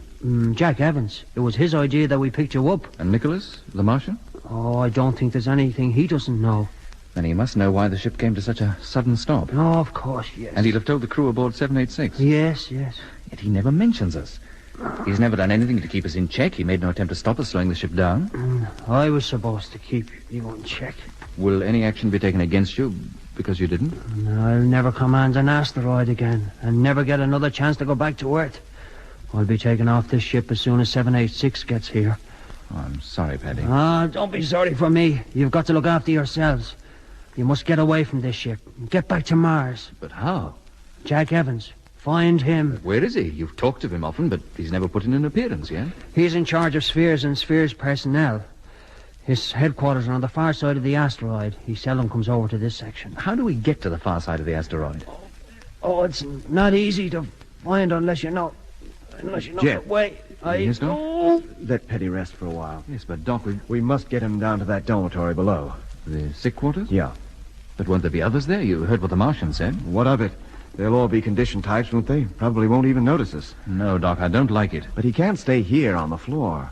What if we brought a bed here? Well, that would be better than nothing. But where from? From the sleeping quarters. Lemmy? Yes, Jack? Could you find your way up to that dome, the one we woke up in? I think so. Then I want you to go up there and bring down one of the beds.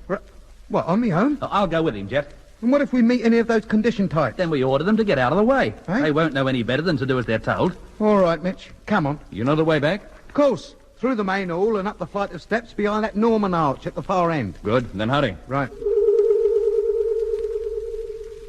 Aye, aye. The door doesn't function. Try it again. No, it doesn't open. This must be one of those bits of superficial damage old Nick was talking about. Try the other door. But can we get up to sleeping quarters that way? I don't see why not. Paddy can probably direct you. I'll ask Doc if I can talk to him.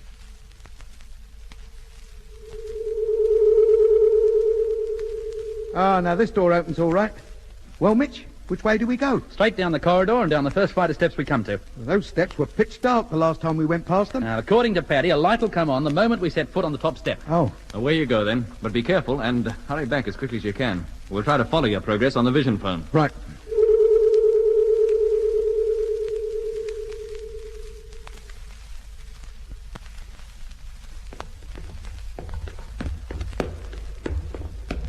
That's no good, Lemmy. We're lost, hopelessly lost. But we followed Paddy's instructions. Oh, we think we did. We've gone wrong somewhere. Well, we'd better go back and start again. Yes, if I knew which way to go, I'd be glad to. Well, we just can't keep wandering aimlessly on. Who knows what we're bumping into? Well, let's keep going. Maybe we'll bump into some familiar place.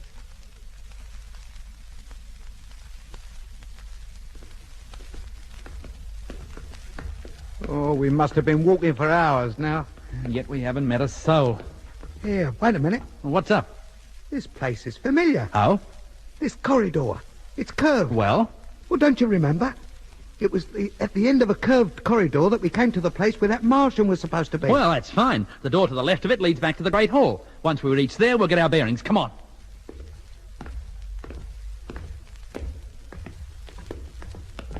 That's funny. What is? We should have been warned to turn back by now. Oh?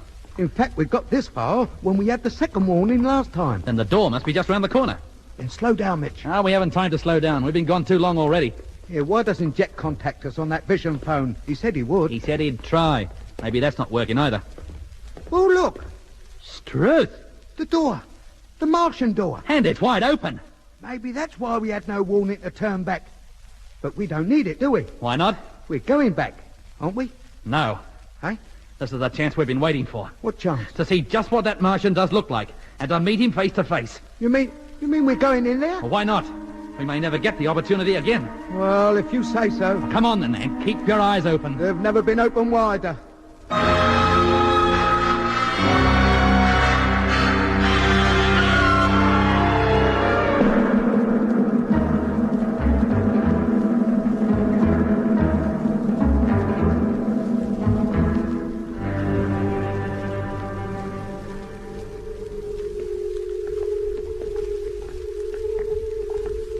Blimey, Mitch, it is dark, isn't it? Yeah, there's just enough light to see by. But only just.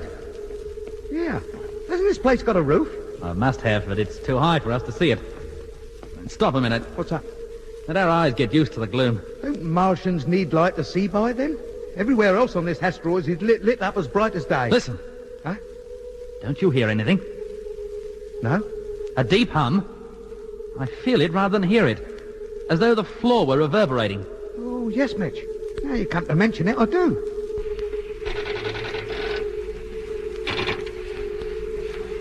What was that?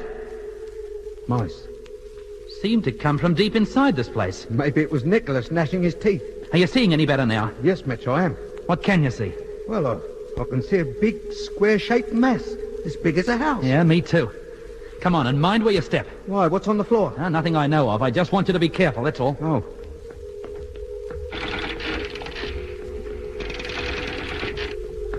Here, we'll look a couple of chumps if that Martian isn't in here after all. Now, why shouldn't he be? Well, the door was open. He might have gone out. Paddy said he never left this place. He'd never been known to come out. Paddy thought this asteroid was joining the invasion fleet and heading back to Earth.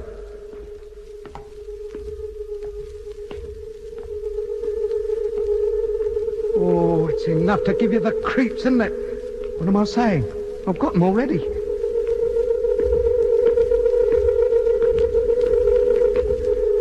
There's that humming again. And the floor, it's shaking like a leaf.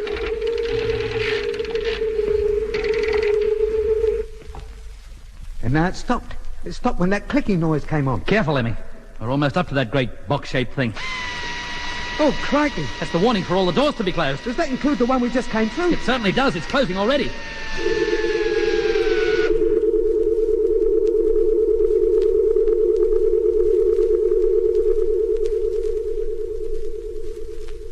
Stay where you are. Hey? Don't move. Who was that?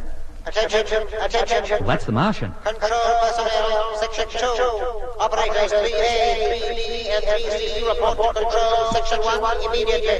That is all. Oh, I should think it is all in all. Sounded as though he was shouting right in my ear. Yeah, then he's in here all right. He can't be more than a few yards from us. But who was that geezer who spoke first? That wasn't the Martian. Hello?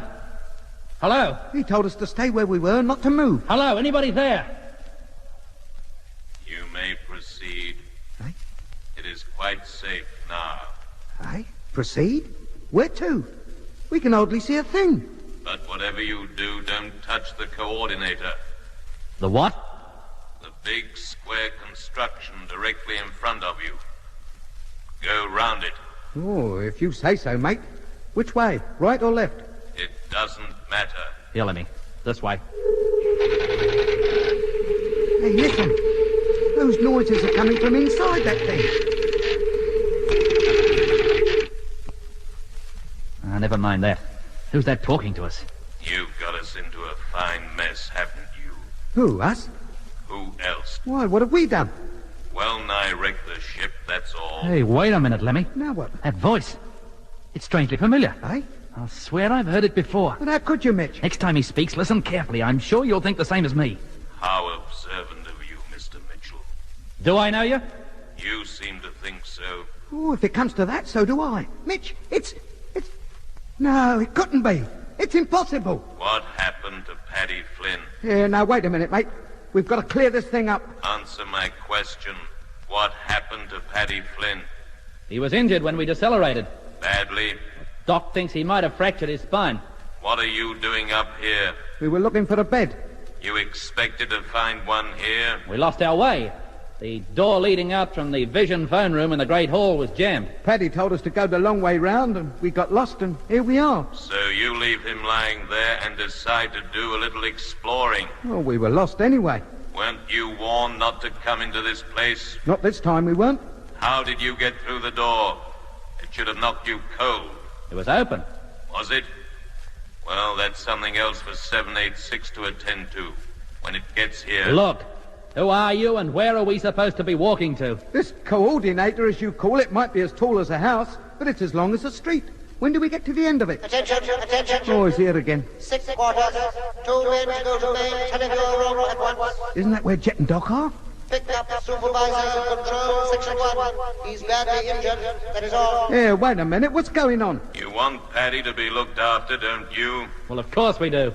Well, you don't seem to have done the job very well yourselves, so I attended to it for you. But it was old Nick who gave the order. I thought he was supposed to run this place. That's right. He does. And where is he? That's who we came in here to find. He's as tall as a house and as long as a street. Eh? You're walking by him now. You mean this coordinator or whatever you call it, is the Martian? Not really. That's only his brain. Bighead. You will have walked the full distance soon and have passed him. Well? When you have, you'll see an open door in the wall that faces you. Behind it is a flight of stairs that lead up to the surface. Climb them. Well, we can't go out on the surface. We've got no helmets. They're up here. I have them. You think of everything, don't you? I have to. That's my job. He wouldn't be kidding us, would he, Mitch? I don't think so, Lemmy. Here are the steps, just as he said. Oh, yes. Well, it's nice to see a little light again, I must say. It's even lighter up here. The sun's shining. I know your voice, I swear I do. Then why not come up here and see if you know my face? Have you got a face? You'd better come up and see for yourself. Come on, Lemmy. We've got to get to the bottom of this once and for all. All right, Mitch. Away you go. I'm right behind you.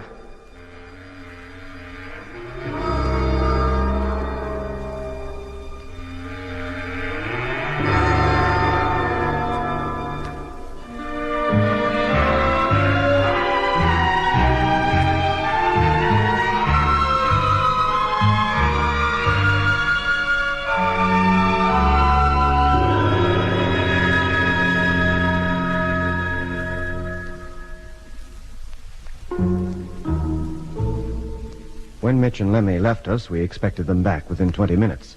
However, when after an hour they hadn't returned, we began to get worried. We tried to pick them up on the vision phone, but with no success. Half the places we had been able to materialize on the screen before no longer appeared, in spite of Paddy's instructions on how to manipulate the controls. We could only conclude from this that the vision phone, like other installations in the ship, had suffered some damage. Either that or somebody was deliberately preventing our contacting Mitch and Lemmy for reasons best known to themselves. And then, to the amazement of all of us, we heard the Martian announce that 2 asteroidal crew members had been detailed to pick up Paddy and take him down to sick quarters. Not long after this, the same voice indicated that the men were on their way and that we would get ready to let them in. The Martian also made it clear that to try to prevent the detail from taking the Irishman away could only result in dire consequences for us and for Paddy. You have been warned. When personnel from sick quarters arrive, you will let them in immediately. What do we do about this, Doc? That depends on whether Paddy can get expert attention down in those sick quarters. But surely the asteroid doesn't number doctors among its conditioned personnel? That I shall find out. If we do decide to let those conditioned types take him, I'll go with them. And I won't return until I'm satisfied that Paddy's in capable hands. But, Doc, how capable can men be who walk about in a constant hypnotic state? Well, the Martians find them capable enough. Yeah, but I don't like the idea of your leaving here.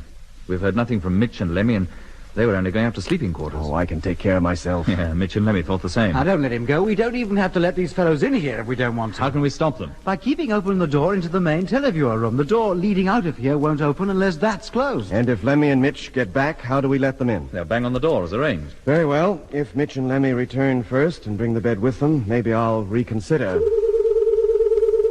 Hey, there's somebody trying to get in now. It must be those zombies from sick quarters. Mitch and Lemmy would have banged on the door first. Attention, attention. The Martian. Now what? Open the door immediately. And what if we refuse? I said, what if we refuse? Doc. Yes, Frank? Paddy. He looks most peculiar. Huh? Good grief. Captain Morgan. Jet, that Martian's calling you by name. Well, I'm listening. What do you want? Paddy Flynn is seriously hurt and he needs medical attention at the earliest opportunity. You are preventing him from receiving it. No, we're not. We don't want him to fall into your hands, that's all. If we open the door, will you allow Doc to accompany Paddy and guarantee Doc's safe return to us?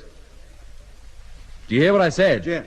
Yeah? No matter what he says, Paddy must be removed from here and quickly. Oh, well, why? He's in a very bad way now. He's not even conscious. Maybe they can do something for him down there, and if they can, they should do it as soon as possible. Dr. Matthews may accompany Paddy Flynn. We guarantee he will not be detained anywhere on the asteroid against his will. He may return to you whenever he wishes. Well, that settles that, doesn't it? Yes. And we know for certain now that the Martian is not just a voice on a piece of recording tape. Frank, close the inner door and let those men from sick quarters in. Right. Take care, Doc. Now I know that Martian has a real existence, I trust him even less. Okay. Inner door closed. Thanks. You can tune to sick quarters, can't you, Jet? No, Frank can, anyway.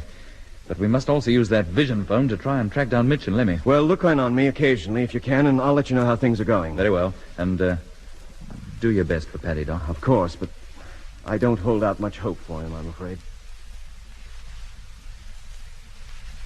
It's no good. We've examined every inch of corridor from here right up to sleeping quarters and back. There's no sign of Mitch or Lemmy. But where could they have got to? Oh, goodness only knows. Shall I start again? No. Tune into sick quarters. See if there's any more news from Doc.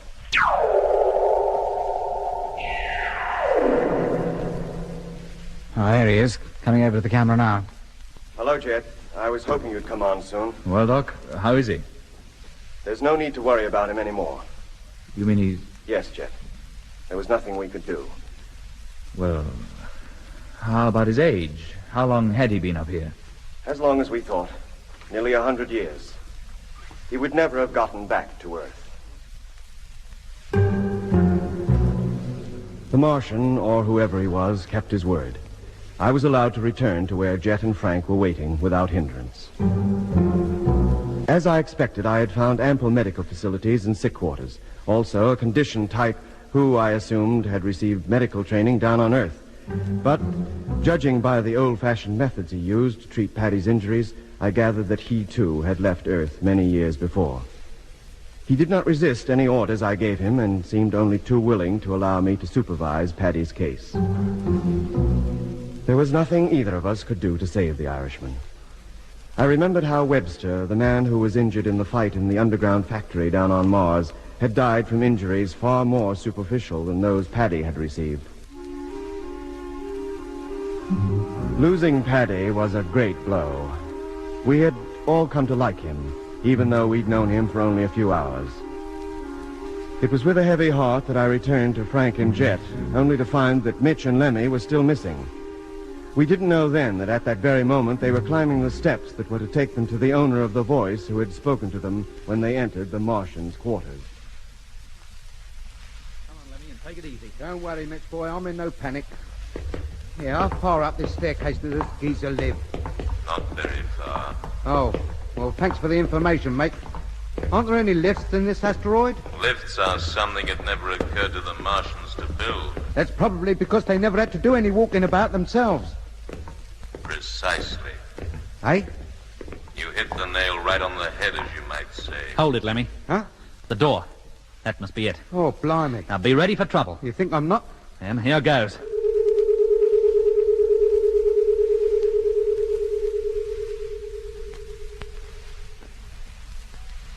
Well, don't stand there. Go on in. Hey, I don't feel well. Oh, come on. We got to meet him sometime. Yes, Mitch. Hey, what place is this? Oh, it's some sort of lookout tower. Built high above the asteroid's surface. Yeah, but what's all this equipment? Oh, never mind the equipment. Where's the geezer? Oh, there's nobody in here. First we have a Martian who's only a brain. Now we have a bloke who's only a voice. Come on, he said he was here. Let's look around. And don't go touching anything. As if I would. But there's nowhere he could hide here. Except under that table. Well, there's nobody under it. Of course not. There's nobody in the room but you. But where are you, and what is this place? Lemmy more or less told you. Hey? You might call it a lookout tower. You can see every part of the horizon from here. The walls are transparent, as you can see. Yes, we can, mate. But what happens when the sun comes up? We'll be burnt to a cinder. No need to worry about that. The harmful rays are filtered out by the walls, just as they are by the air down on Earth. Oh, yeah. We could do with something like that in a Discovery. Save using the televiewer all the time. Why don't you sit down? Make yourselves comfortable. Oh, I didn't know this was a social call. Who are you? Yeah, why don't you show yourself? I intend to, but would you mind closing the door first? What, the one we just came through, you mean? Yes. All right, close it, Lemmy. Let's get this over. Contact. Thank you.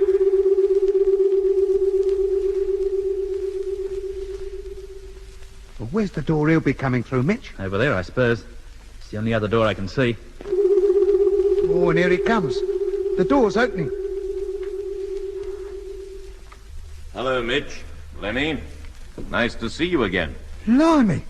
It's the lunar controller.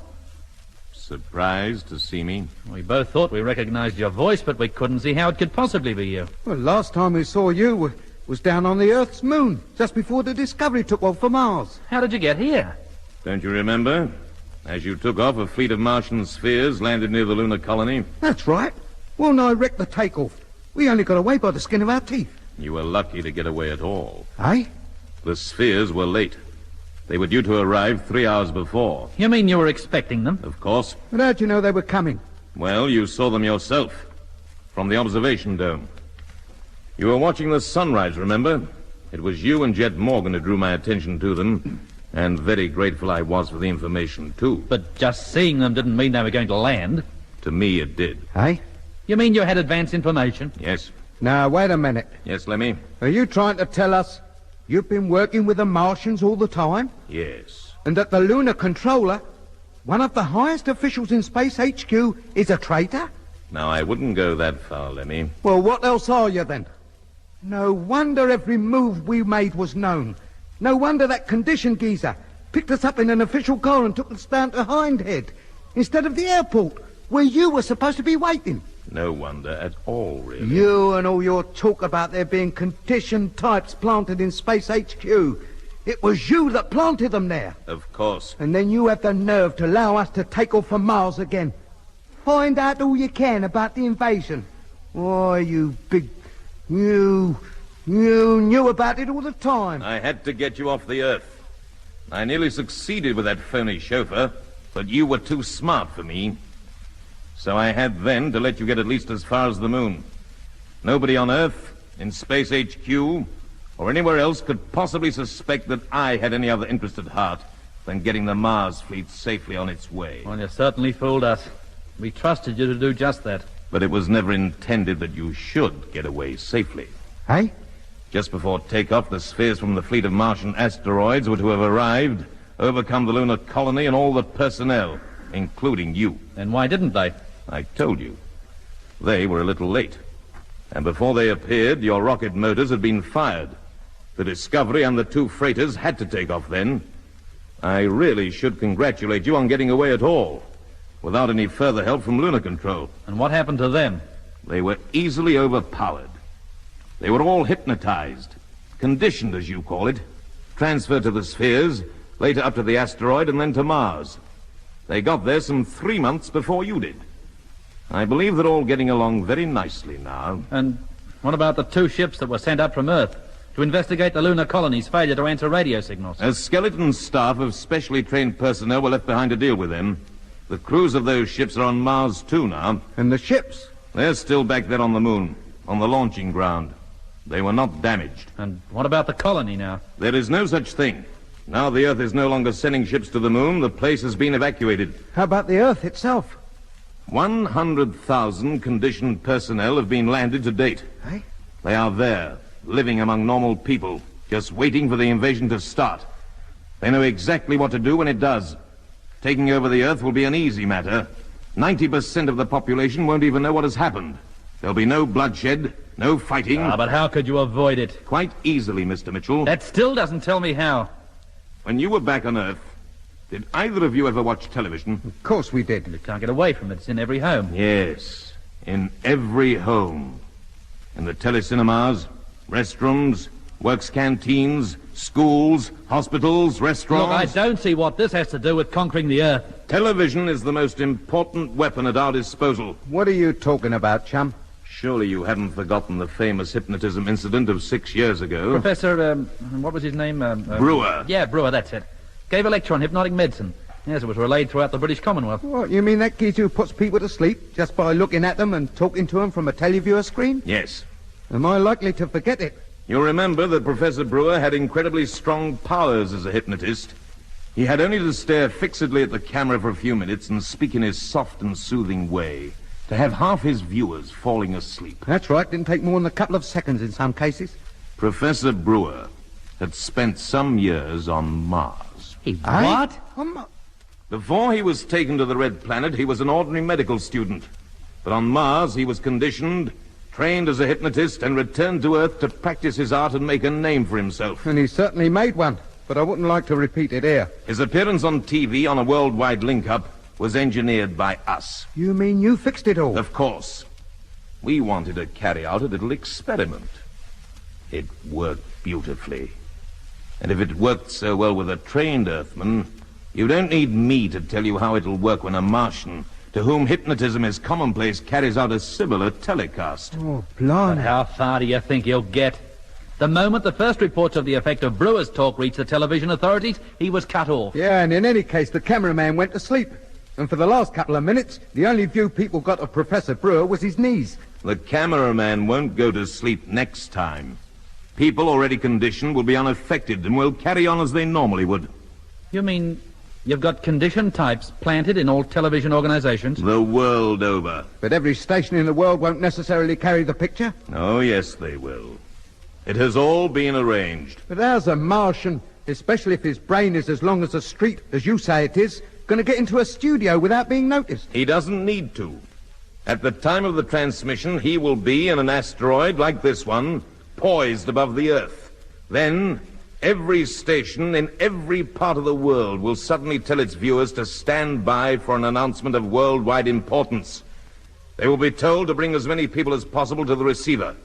This, they will be warned, is an international emergency. And can't you just see them, sitting there with their tongues hanging out, not wanting to miss a thing? And then it will happen.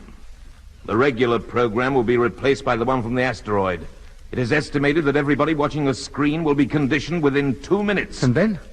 And then, they will be in a condition whereby they cannot fail to do exactly as they're told.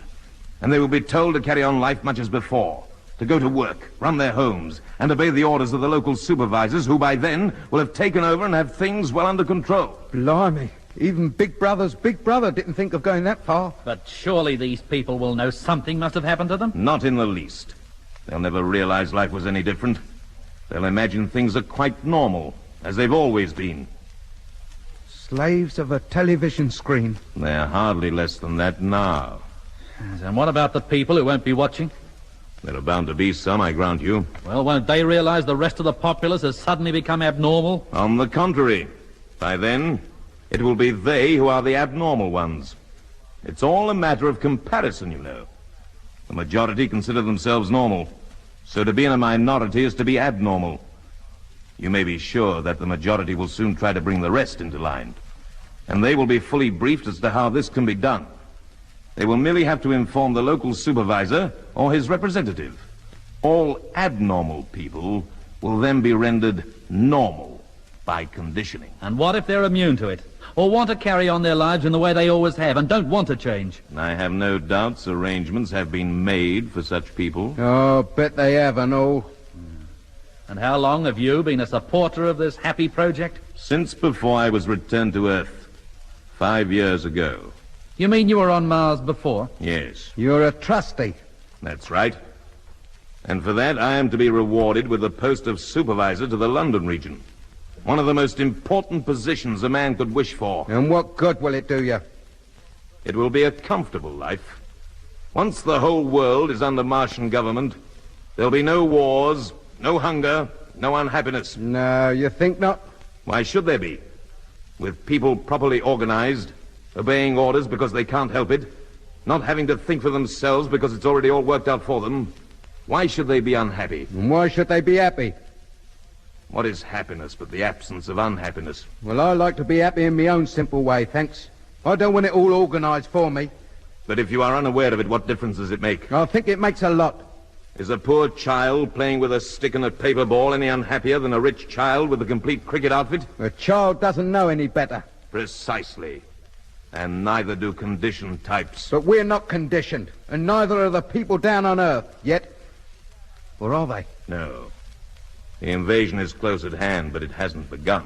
Then why don't you ask the folk down on Earth what they think of your plan to make them happy? Give them a choice while they still have the chance. I don't plan this invasion. I'm merely helping to effect it. Schlemiel. What was that? You heard me, you big... Lemmy, Lemmy. Well... Calm down. Losing your temper isn't going to help. And you are helpless, Lemmy. Make no mistake about that. So you might as well accept it. There's nothing you can do to stop the plans for the invasion being put into action. So, if you have any sense, you'll listen to my proposition. I've heard enough, thanks. You can keep your proposition. And that goes for me, too. A pity. Men like you and Jet and Doc would be so useful to us. You could gain much from cooperation. Well, we ain't feeling cooperative. Now, do you want to make something of it? Very well. Maybe you'll change your minds later. Not me. Now, if you don't mind opening the door, we'll get back to Jet. He must be getting worried about us.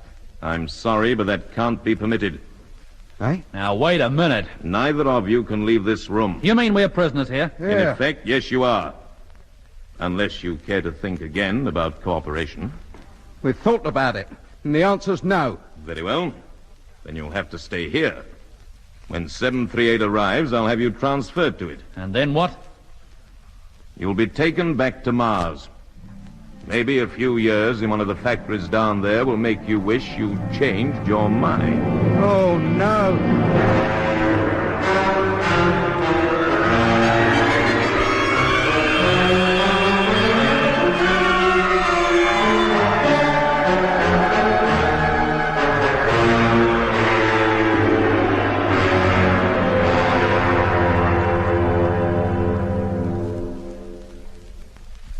All right, Frank. Try once more. If we don't find them this time, we'll organize a search. Yeah. Well, there it is, the Great Hall. I'll scan the place from end to end. Jap. What's the point? We've covered the whole route between here and the sleeping quarters a dozen times. Well, once more can't hurt. Well, nothing. Do you want a close-up of the foot of the staircase? Yes, please. Well, there it is, in darkness, just as before. Well, then they can't be up there. Hattie distinctly told us if anybody used the stairway, the light would automatically come on. But once they reached the room, it'd go out. Only if they closed the door behind them. And Lemmy and Mitch wouldn't have done that. They didn't intend to remain longer than a few moments that it would take to collect the bed and head back here again. What could have happened to them? Well, they could have got lost. Paddy said that from here, the way to the sleeping quarters was rather complicated. But he gave them the fullest directions. And if they did miss their way, all they had to do was turn round and come back. They must have been gone for at least 2 hours now. And if we go and search for them, and they return meanwhile? Well, one of us will have to stay here. You'd better, Frank. You and I'll go, Doc. Very well, if you say so. Try to follow us on that vision phone, will you? Well, I tried to follow Lemmy and Mitch, but he doesn't seem to receive all the places he did before. Well, do your best just the same. Well, of course, but find them soon. I'd hate you and Doc to get lost as well. If Paddy was right, it shouldn't be possible to get lost. He controlled only part of the ship, and he said it was almost impossible to pass from one section to another without the Martian's permission. Well, let's hope he's right. Come along then, Doc. Look, hadn't we better try the other door? Why? Nothing happened the last time we tried it. Well, it's the quicker way, and it might be working. Very well. Nope, still out of action. We'll have to go the other way. Come on.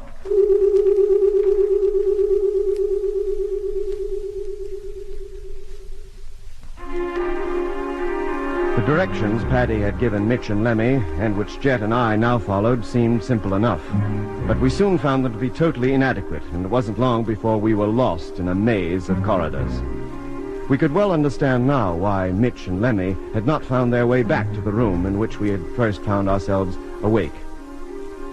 There was no word from Frank, so we could only assume that the vision phone of the control panel, where we hoped he was still sitting, was incapable of being tuned to whatever part of the asteroid Jet and I were now unwillingly exploring. We were in a long, winding, well-lit corridor, similar to the one where we had first heard the voice of the Martian. It was so similar that for a while we both thought we knew where we were, but as we progressed and no warning voice told us to turn back, we soon realized we were mistaken. Hold it, Doc. Oh, this can't be the way. There should be a set of those spiral steps leading out of here. Should have been on the right, about 50 yards after coming down that slope. That's if Paddy's instructions were correct. Well, I doubt if they are. Yeah, so do I. Maybe we'd better go back to that big junction. Where the 4 corridors meet? Yeah. Well, Paddy said it would be 3. Well, that was the only junction we've seen up to now, and it was 4, all identical in appearance. Well, let's go back there. We'll take another way this time. Come on.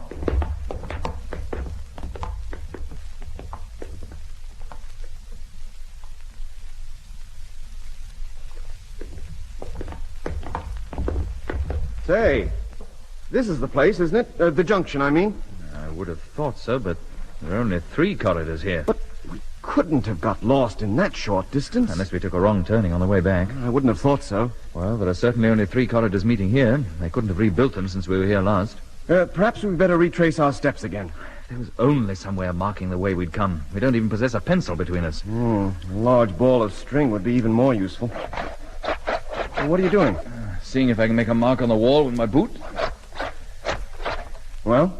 Nope. Goodness knows what that wall can be made of. I can't make even a scratch on it. This could be the 3 corridors that Paddy meant, I suppose. The ones we should have passed originally. In which case, assuming we came down that one, we should take the center of the 3 passageways facing it. Right, let's do that. Come on, then. But we were still no better off. The stairs we had hoped to find did not appear. The corridor forked twice in a very short time, and then again assumed a circular course, but in the opposite direction to the one from which we had just retreated. And then we heard a sound that made us instinctively flatten ourselves against the wall. Not that doing that helped us much, but there was no openings of any kind in which we could have hidden. What do you make of that, Doc? Sounds like a drum. Or a piece of machinery. No, it's marching feet. What? Well, isn't it? Yes, I think it is. Not far off, either. Should we retreat, do you think? About 100 yards back, there was a flight of stairs. Maybe we could hide there. No point. Here they are. Just coming round the corner now. Yes. Condition types. Look at them. Like men sleepwalking, looking straight ahead, neither to right nor left. Doesn't seem to be anybody in charge of them. I wonder where they're going. When they get level with us, we'll find out. Well, how? You'll see. Nearly level with us now. I'll approach the one on this side of the front rank.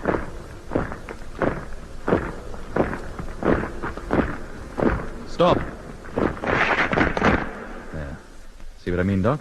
What are your orders? Where are you going? To Sphere Bay number 5. And what for? It must be made ready to receive the sphere from asteroid 738. That's the one that's on its way here. When is 738 due to arrive? I do not know. Well, who'll be in that sphere when it does get here? I do not know. Well, who told you to get the bay ready? Orders were received, and orders must be obeyed without question at all times. I've heard that before somewhere. But don't you know who gave you the orders? Orders must be obeyed without... Yes, we know all about that. Hey, Jet, just a minute. Yeah? That bay Mitch saw on the vision phone, the one with the huge sphere in it. Well, according to him, it was built into a crater up on the asteroid's surface. So? And if those men are going to the bay, they'll have to go outside where there's no atmosphere. But all they're wearing are their crew suits. They couldn't go outside in those. Yes, then they must collect some kind of spacesuit first. Well, what did they do? Well, don't you see? Look, we've been without helmets ever since we came aboard this ship.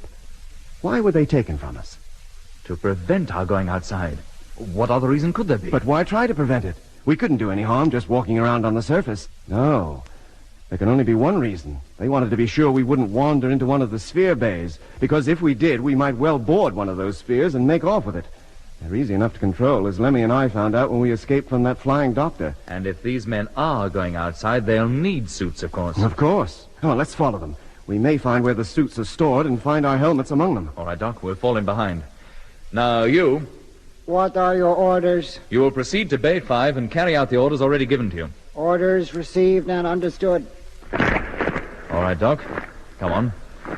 Let's see what a little conducted tour brings forth. Jet and I walked alongside the group of men. We passed through at least a mile of corridors, occasionally climbing flights of steps and walking up slopes which brought us nearer and nearer the asteroid's surface. At last, we came to a huge circular door. Without hesitation, the man Jet had spoken to approached it and pressed the control.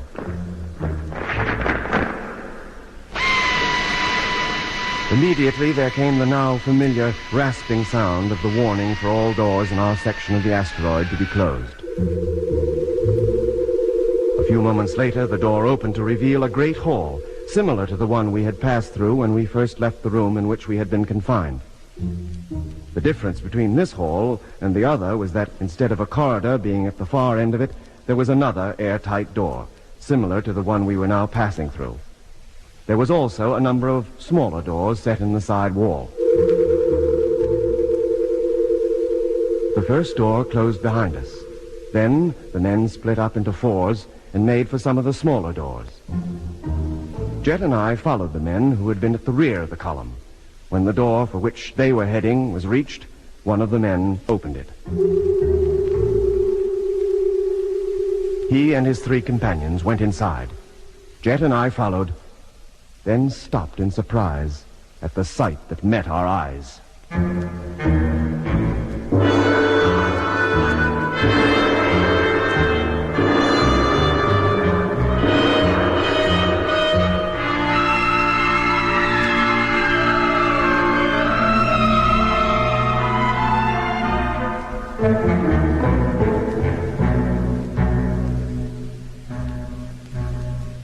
Come on, Doc. Let's get inside before that door closes and locks us out. This must be a storeroom for spacesuits. Do you think our helmets are up here? If that hope we have of finding them if they are. It'll take us hours to explore this place. Hey, wait a minute. Those condition fellows, they're taking 4 of those suits to pieces. Yes, they're going to put them on. We'll do the same. And go outside? Well, why not? Nobody should recognize us in these get-ups, and we may learn quite a lot that'll help us to get away. Well, I'd rather find out how to locate Mitch and Lemmy, but... Okay, what you say goes, Jet. I'm with you. And let's hurry up, or those fellows will be out of here before we're even dressed. Now, keep a close watch on them. Put every piece on in the same order as they did. You bet. Well, so far so good. Yeah, they're putting their helmets on now. Okay, watch how they do it. We'll put ours on, too. Right, here goes. This suit feels so stiff, it's like being enclosed in a suit of armor. Hello, can you hear me? Yes, quite clearly. These suits must carry radio. But where? And where does the oxygen supply come from? And what do we do if it runs out? Well, it must last as long as it'll take those fellas to do whatever they have to do outside. And they're going. Fall in behind and stay close to them. Right. And even more important, stay close to each other. Attention! Attention! Martian. It sounds as though his voice is right here inside my suit. All personnel are to assemble at the Sphere Bay airlock immediately. Well, that includes us, Doc. Come on. We'll join the end of the main column. All personnel will now enter airlock. Come on, Doc.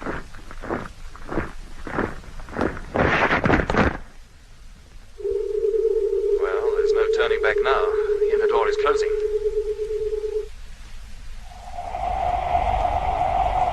What's that? They're exhausting the air out of here before opening the outer door. This is when we find out if we put those suits on properly. The airlock is now exhausted and outer door about to open. And these suits must be okay. Thank goodness for that. And they're goes the outer door. All personnel will proceed to their posts and carry out their orders as instructed. On completion of tasks, you will return to the airlock. That is all. Here we go, Doc. Come on. It is a crater, with dozens of spheres parked on its floor. Yes, and room for dozens more. Look, there's the big one that Mitch told us about. Could be. Stick close to the working party, Doc. We should get a good chance to look this place over. Stick close to them, you say? They're splitting up and going in different directions. Oh. Well, what do we do? Follow just one of them? No point in that. We'll go our own way. Huh? Now, not too far. Just up to that big ship. I want to get a really close look at it.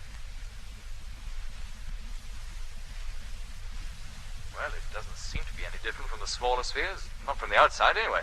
Do you think it's operated in the same way? Probably. In that case, we should be able to get inside merely by pressing this control. We certainly can. Anybody watching us? Not that I can see. Very well, let's get inside. Right. The construction of this sphere seems to be exactly the same as the smaller ones. And the control panels are identical, too. Which means it needs only a few men to operate it. Yeah, but how about navigating the thing? How about food and water? And, always assuming we get the ship off the ground, where do we head for? For Mars and the Discovery. At least we can contact Earth from there. If Control is still listening, they may have given us up as lost. Well, we've seen all we need to down here. Let's get up to the next deck, see what's up there. Open the door into the central pillar. Right. The stairs leading up should be behind it. Contact.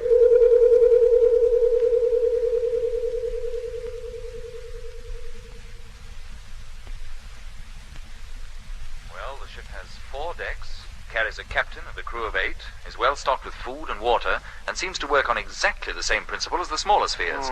Well, I think we've seen enough for now. Let's hope Frank was taught to be a crewman on a ship like this, as Paddy says he was. If so, the mere sight of that control room downstairs should bring back to his mind all the training he received when he was conditioned. Yeah. Operating it should then be simplicity itself. It should be, yes. Well, let's get outside again, see what those condition types are up to.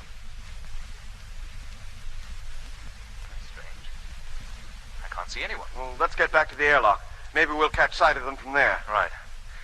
I wonder when that sphere from 738 is due to arrive. Do you think we might see it land? Well, I'm rather hoping we will. It must be fairly close now. Jet! Yes, Doc? The door leading inside the asteroid. It's closed. Good grief, so it is. Come on. Take it easy. Don't run too hard, Jet. Jet! Is it closed? Tight? Yes, Doc. We can't open it. It's remote controlled. We're stuck. Stuck out here on the asteroid's surface. Well, what do we do now? Hello, can you hear me? Hello? Who on earth are you calling? That Martian. We heard him distinctly enough. Well, it doesn't follow that he can hear us. Well, why not? Must have been him who closed the door. If he hears us calling, he might open it. Hello? Hello? Why should he? Well, supposing we really were conditioned, he wouldn't want to leave us out here, would he? Maybe not. But not being conditioned may well prove our undoing. How? Those conditioned types obey orders down to the last letter. They were told to do whatever they had to do and then return to the airlock. The Martian must have known when that would be, and he closed the door accordingly. But none of them could have been out here for more than 15 minutes. They could hardly have carried out their work in that time. That depends on what their work was. They were supposed to prepare the bay to receive the sphere arriving from asteroid 738. But who knows what that entails? I'd have thought they'd have waited for the thing to land, at least. Well, they didn't. And here we are, stuck in this crater with no idea how long the oxygen supply in these suits is supposed to last, nor when that door is likely to open again. Well, we won't starve and we won't suffocate. If we have to, we can camp in that big sphere. But look, what about Mitch and Lemmy and Frank? How do we let them know where we are? That is a problem. And what if that sphere from 738 does land? I hope it does. The door's bound to open to let the crew in. That depends on who's aboard. We must get up to the surface. Climb out of this crater, you mean? Yeah. Frank is probably trying to locate us. If he tunes into the surface, he's far more likely to see us if we're up there than if we're stuck down here. It won't be an easy climb. The walls of this crater are pretty steep. But quite rough on the far side. I think we might find enough footholds over there. What if our oxygen supply does run out? Oh, we don't have to climb any higher than the crater rim to give Frank a chance of seeing us. Okay, let's go over there and begin climbing. Doc, what would you estimate the diameter of this crater to be? Oh, roughly, I should say about 1,000 yards. Oh, we're nearly there now, Doc. Made it. Give me a hand. Right, but take it easy. I don't want to go sailing up into the sky. You ready? Yep. Now. There.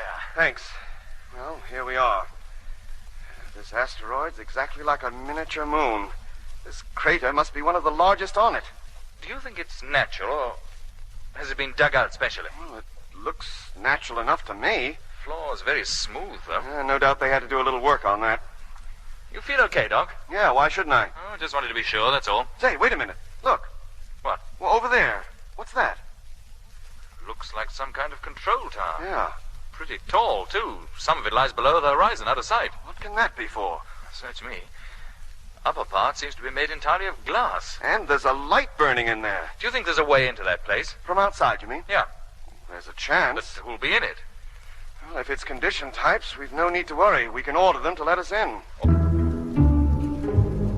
Meanwhile, Mitch and Lemmy were, of course, still in the main control room, for that's what it turned out to be, with the lunar controller. You'll remember that when they refused to cooperate in the Martian plan to invade the Earth, the controller refused to allow them to leave the control tower and return to the main televiewer room where Jet and I had waited in vain. The central control room in which they found themselves was a large circular room built on the top of a high tower, not unlike a colossal lighthouse, but with a much greater diameter. It was full of gadgets of all kinds, including a vision phone, just like the one we had been using, which enabled the operator to view and talk to any part of the ship at will.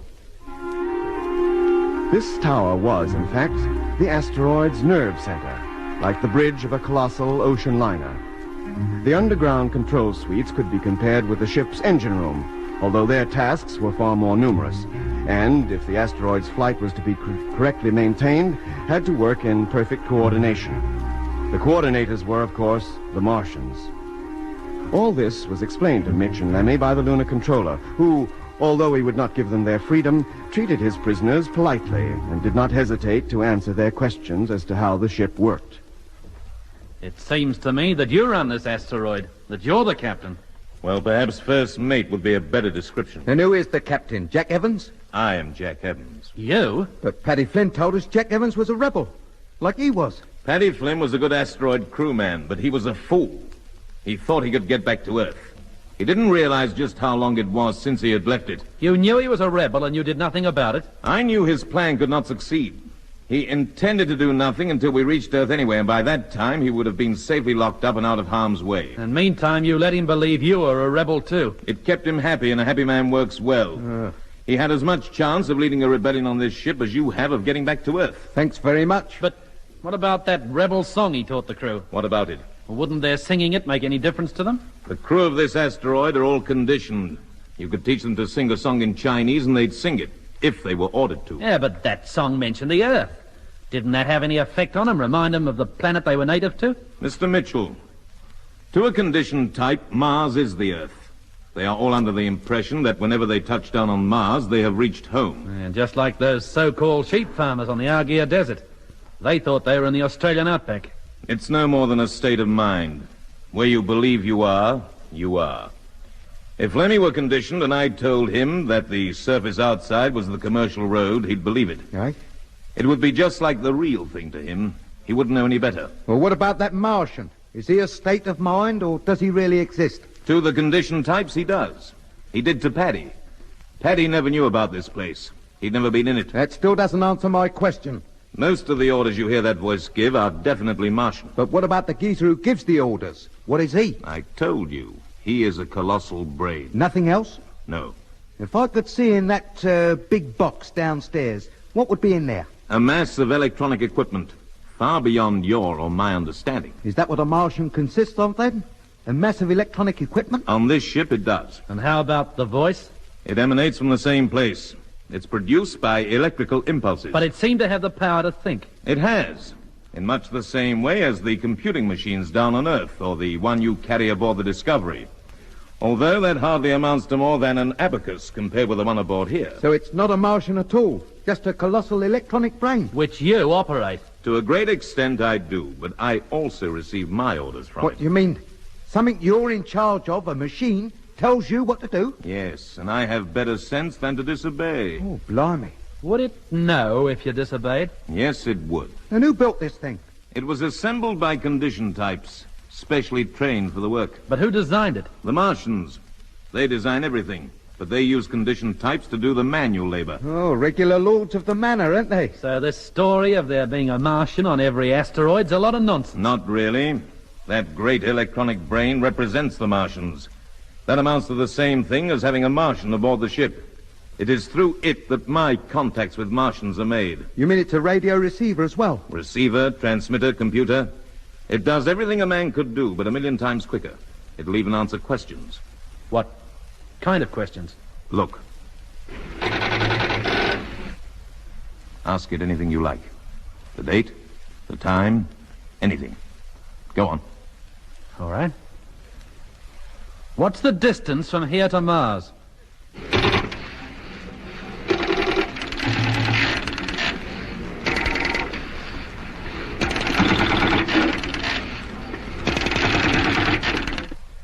Distance to Mars is 1,800,331.5 miles, 331.6, 331.7, 331.8, 33... Now do you believe me? Why was he increasing the figure? We have a slight drift. Our orbit round the sun, and that's what we're traveling in at the moment, is not quite fast enough to keep the distance between us and Mars constant. But it's hardly worth worrying about. Oh, I'm glad to hear it. Your slowing the ship down so rapidly has upset the mechanism slightly. We're lucky it didn't even do more damage. How does 738 find its way here? It's following us on a homing beam that we're transmitting. It'll fly to us automatically. The brain could compute its arrival time to the nearest minute, if you care to ask it. Can we? If you want to. Now, go ahead. But what do I say? Just ask for the information you want. At what time will asteroid 738 reach us? Is that his brain ticking over? You might call it that.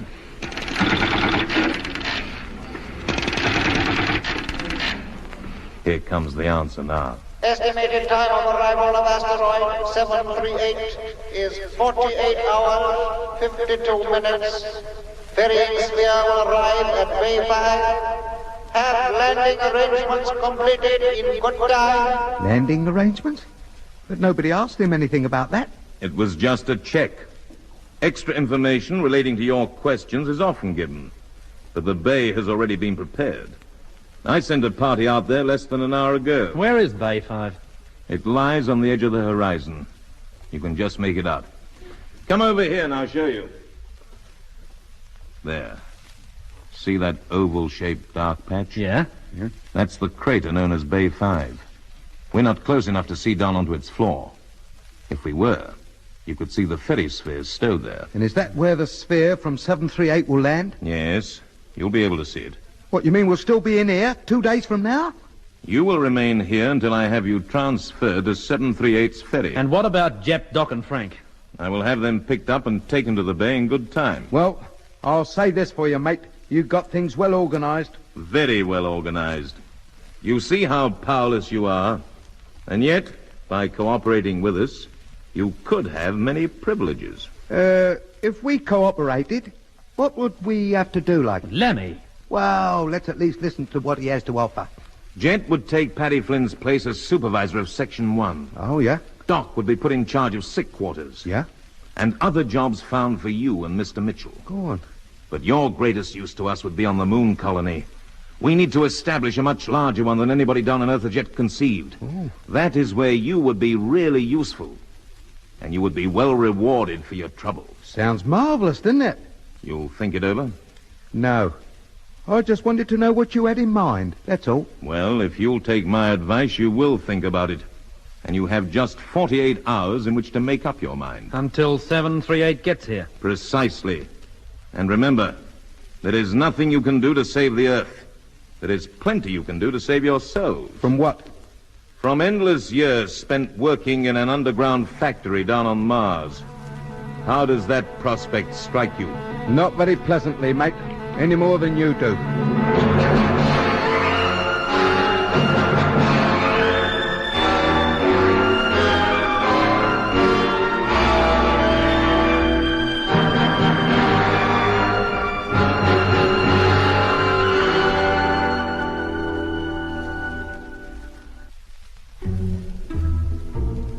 Of course, Jet and I had absolutely no knowledge of Mitch and Lemmy's meeting with the former lunar controller. We were, in fact, still exploring the large sphere in the crater at that time, and hadn't realized that the men we'd followed had by now finished their work and returned to the airlock, leaving Jet and I shut out on the asteroid's surface. It was about then that the great Martian brain issued an order to the lunar controller. This necessitated his leaving Mitch and Lemmy in the tower, from which they had an uninterrupted view of the asteroid's surface to every point of the horizon. Well, that's good riddance to him for a bit anyway. And this is our chance to find our way back to Jet. Let's try the door we first entered this place by. No go? Nah, doesn't seem like it. Nah, the door doesn't budge. How about the door that Jack Evans, as he calls himself, went through? I'll give him a chance to get well clear of here first. We don't want him to know we're following him. Oh, I don't suppose it'd make any difference anyway. He wouldn't have left us here alone if we could get out. No, but at least we might be able to contact Jet. You know, this vision phone seems to be exactly the same type as the one downstairs in the televiewer room. Try it, Lemmy. Right. Yeah, something's appearing. Oh, blimey. Retune it, Lemmy, quick. Oh, that was the lunar controller, walking along a corridor. Yeah, well, let's hope he didn't hear us talking. Now, try and get Frank. Ah, but how? I don't know his number. Well, we'll have to use the hit-and-miss method. Now, get going. Yes, Mitch.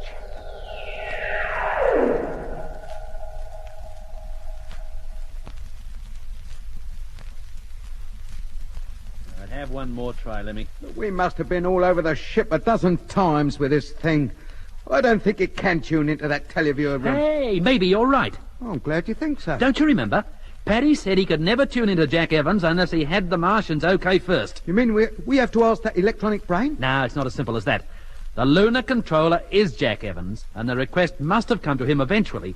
He must be the only one who knows how to tune this thing to the place we want to see. And he only did it when he felt like it? Of course. It's things like that that would have impressed Paddy that there really was a Martian aboard. Well, the lunar controller's not here. So now what do? Consult the electronic oracle? Attention. Aye, he must have heard me. Message to controller from asteroid 738. Can you take it now? Repeat. Can you take it now? How can he? He's not here. Yeah, I wonder what happens in a case like this. Does he hear the Martian's voice in whatever part of the ship he happens to be? Message will be recorded. Hey? Ah, so that's how it's done. Hey, look. On that panel. The red lights come on. Yeah, that must be an indication that there's a message waiting for the controller. He'll play it over when he gets back. Like an automatic telephone, you mean? Ah, similar principle, I expect. Well, what do? Try to pick up Frank again? I don't think there's much point in that. No. Blimey, Mitch. What's the trouble? Look, Martians. Hey? Where? Outside, on the asteroid surface. 2 of them. Oh, and how horrible they look. Ah, they don't look like Martians to me.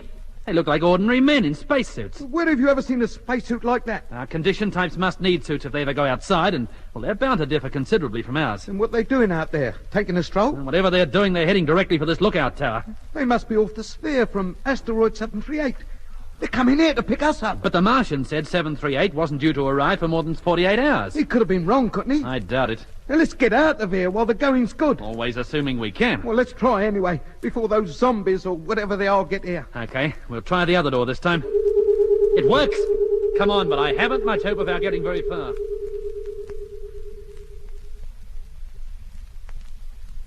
Yeah, this must be Evans's living quarters.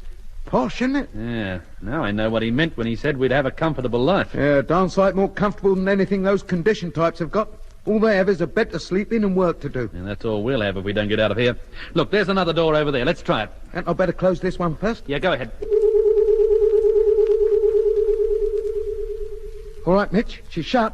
And this one's opening. What's behind it? A spiral staircase. Which is what he must have gone down. I reckon so. Come on, let's follow him. Not so fast, Mitch. You're making me dizzy.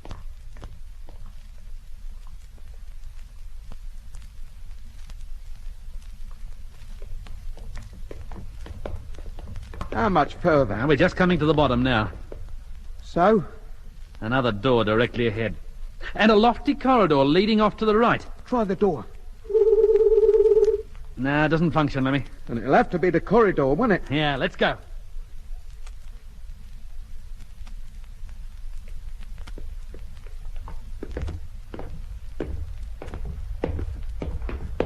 Looks like we're coming to the end of it at last. Attention. Aye, aye. Crew personnel are warned that it is dangerous to proceed beyond this point without protective clothing. What protective clothing? If you are not suitably dressed, turn back immediately. Now, what's all that about? Yeah, it must be something to do with that door at the end there. Yeah, let's get a little closer to it, Lemmy. But take it slowly. Of course.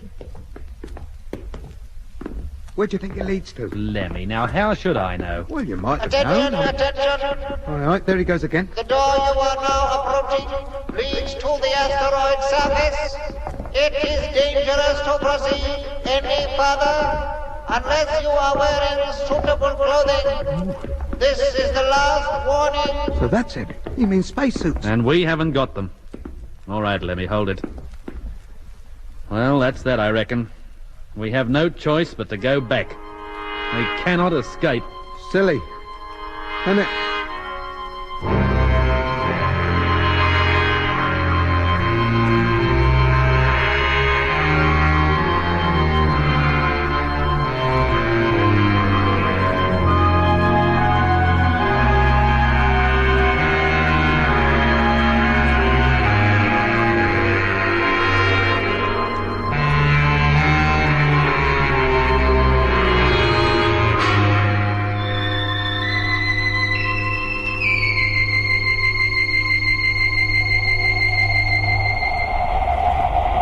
Hey, Mitch, listen. An airlock. Somebody's coming through that door. And it must be those two geezers we saw outside. Hadn't we better scarper? Oh, blimey, here they come. Well, what are you standing there for? Come on, Mitch. What difference does it make? We got nowhere to run to. We can go back upstairs, can't we? If we can, they can. We'd have to face them in the end. We might as well do it now. Here they are. Oh, look at them. Enough to frighten the daylights out of you. Doc, look who it is. Mitch and Lemmy. Stand your ground, Lemmy. Don't let them see you scared. Mitch, how did you get here? What is this place? You come a step nearer and I'll land you one. Lemmy, it's me. Well, they can't hear us, Jet. With our faces inside these helmets, they don't recognize us either. Now, let's take the helmets off, and quick. Doing it. Jet? Well, where did you spring from? I might well ask you, then. Well, I'll be... It was you and Doc all the time. We thought you were a couple of Martians. Well, what are you doing here? We've been looking for you. What, outside? When you know we haven't got a helmet between us? Well, we got left out there by accident, but we'll explain everything in due course. Yeah, what you have to explain's nothing compared with our news. We found a sphere, Mitch, just like the one you described. If we can get out to it again, we believe we could take off in it and get away from here. You think so? Well, why not? All we have to do is find Frank, get up to Bay 5, and help ourselves to the necessary number of suits. Yeah, but how are we going to get to Bay 5, except by the way you just came? And we need suits for that, and only you and Doc have got them. We go back by the same route as you came here. Back to Frank, that is. It shouldn't be too difficult then to find our way back to that suit store. And then? We pick up 3 more, return, go back through that airlock, and make our way back to the crater where that sphere is. That sounds dandy, Jet, but there's just one snag. There is no way back to Frank. How do you mean? Lemmy and I are prisoners here. We can't go out and we can't go back. At least no further than to that lookout tower upstairs. Right. Well, who's holding you prisoners? Get ready for a shock. The lunar controller. Lunar? What? Oh, you're joking, both of you. If we are, it's the silliest joke I ever played. But how can he possibly be on this asteroid? It's all too simple, and there's no time to explain now. But you've got to explain, I Mitch. tell you there isn't time.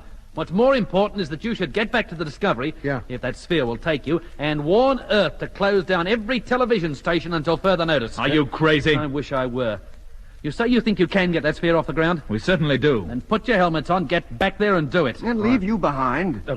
How can we get to that ship? You and Jet getting back to the Discovery is far more important than leaving us here. Now, wait a minute, Mitch. It's not so easy as that. Why not? In the first place, that ship's built to carry a crew of 8, and we've no idea how to navigate it.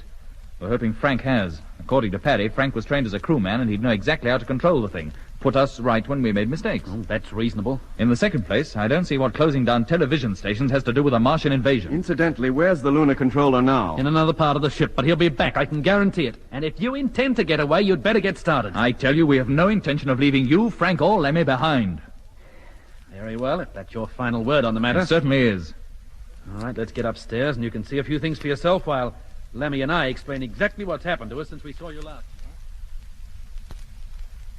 I hardly believe it, Mitch. The lunar controller. And this is where he controls the asteroid from? Yes, Doc. And if you ask me, is the big noise aboard here. But where does he get his orders from? From outside somewhere. The Martians themselves, he said. Did he say where they were? No, he didn't. I don't think he knows any more than Paddy did. And the Martian, the brain, as you call it. What, you don't believe it? It seems so fantastic. You listen to this, then. What is the estimated arrival time of asteroid 738 at this position? And how's your father? There he goes, figuring it out. How long does it take? Estimated arrival time of asteroid 738 at present position is 47 hours, 54 minutes. Second question, not understood. I don't suppose he even knows what a father is. This is almost unbelievable. 47 hours, 54 minutes. That's the maximum time we have to find a way out of here, pick up the suits, and get out to that sphere. Not forgetting going back to Frank. Which way did you come in? We came through that door that knocked you out. You mean it didn't affect you? It was open, we just walked in. The huge case that contains the super-electronic brains housed in there. Well, no wonder the place was so well guarded. Then can't we go back that way? I know I could find the teleview room from there. It's no go, Jet. The only door leading to that place doesn't work. Not to us, anyway. Mr. Jack Evans wasn't kidding when he said we were prisoners. Oh. And you've no idea when the controller will be back? No, Jet. It might be hours, it might be minutes. Then we must work fast. Lemmy. Yes, mate? Go into the other room. Yeah? Take the sheets off that bed in there, then put the rest of the covers back in place so they look as though they haven't been disturbed. What's the idea? Oh, don't ask questions. Do as I tell you. Yes, Jet. Right away. Well, what's on your mind? I think we might persuade Mr. Jack Evans, lunar controller, or whatever he cares to call himself, to help us get away from this asteroid back to the Discovery. What? How? Do you think he realizes Doc and I are here? I don't know. Well, he's not superhuman. Not like that electronic brain.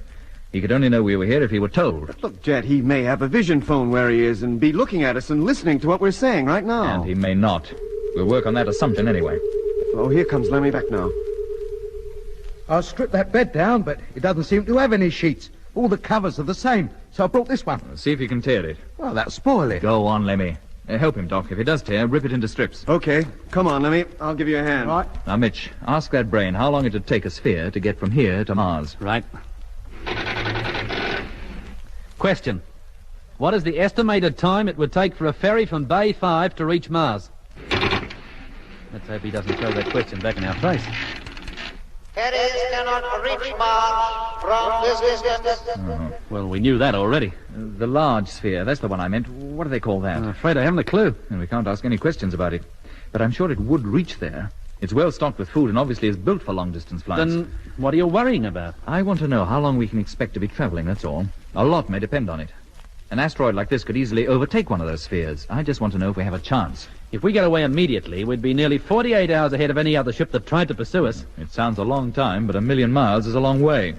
Assuming we are pursued by a faster ship, or even an asteroid like this, will 48 hours start help us much? I wish I could answer that. Here you are, Jet. Yeah. It was pretty tough material, but we managed it. Good. Now, what do we do?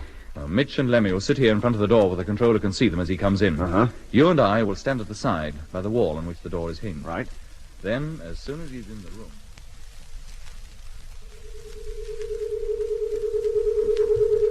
This sounds like him now. About time and all. I was beginning to think he was never coming back. Now, quiet, Lemmy, and try to look as though we've never left this place. Here he is. He's got Frank with him. In you go, Rogers. Mitch and Lemmy. So this is where you are. This is where you are, and this is where you stay, until the big asteroid gets here. And then? You'll be taken back to Mars, all of you. Where are the others? How should we know? We were looking for them ourselves when we wandered into this place. Well, it makes no difference. I'll find them sooner or later. Sooner than you thought, mate. Right, now grab him. Down him, boys. Tie him up, quick. Nice. Hold him, Lemmy. Sit in his chest. All right, it's a big bloke. Come on, Mick. Get his hands behind his back.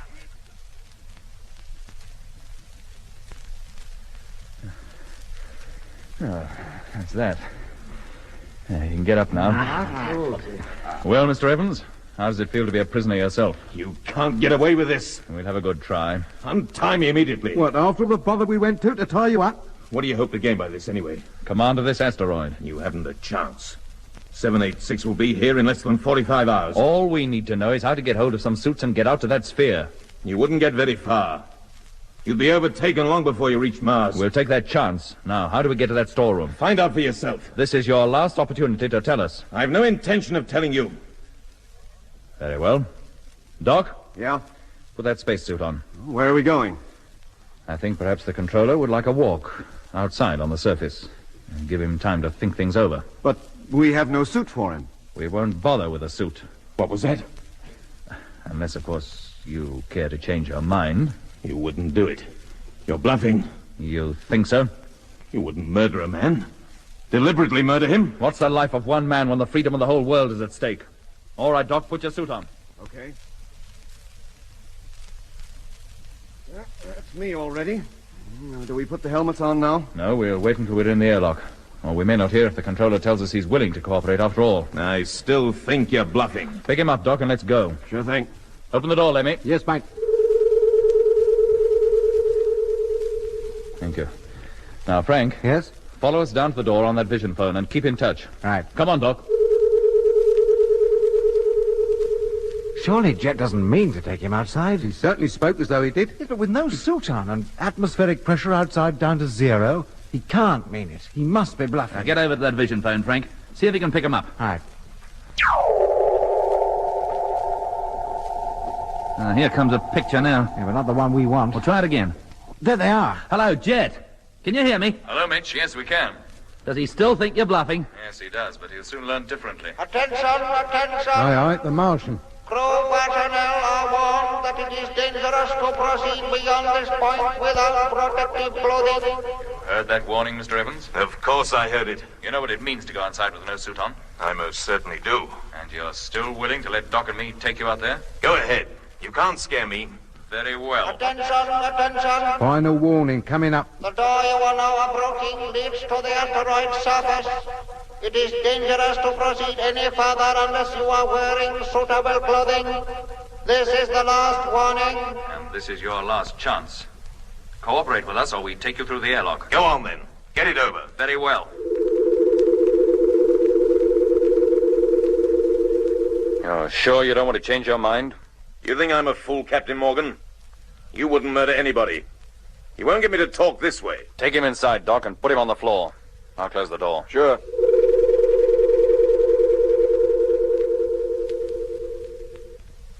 Now, Doc, put your helmet on. See if Mitch can hear you. Fastening helmet. Hello, Mitch. Can you hear me? Yeah. Can you hear him, Jet? No, I can't. Of course you can't. Those suits are soundproof. You can talk to him only through the suit's radio. That I can do as soon as I put my helmet on. But then, he won't be able to talk to me. Mitch can, though, through that vision phone. Anything you have to say, you can say to him, and he'll relay it to me. But I have nothing to say. In just a few moments, we'll be exhausting the air from this place. You know what that means, so far as you're concerned. You expect me to suffocate? You don't have to. All you have to do is give me the information I require. I daren't do it. Why not? The Martians would punish me. Send me to work in the underground factories down on the Red Planet for the rest of my days. And on Mars, that can be a long, long time. At least twice the normal lifespan down on Earth. You don't have to stay behind. You can come with us back to Earth. That's a laugh. You'll never get back to Earth. None of you will. We'd rather try than stay on this asteroid. I'd rather stay here than try. Then you can, for good. Hello, Doc. Mitch, can you hear me? Yeah. Me too. It's up to you now, Mitch. The controller can hear you, but he can't hear us. Take over, will you? Right. Now listen. I'm listening.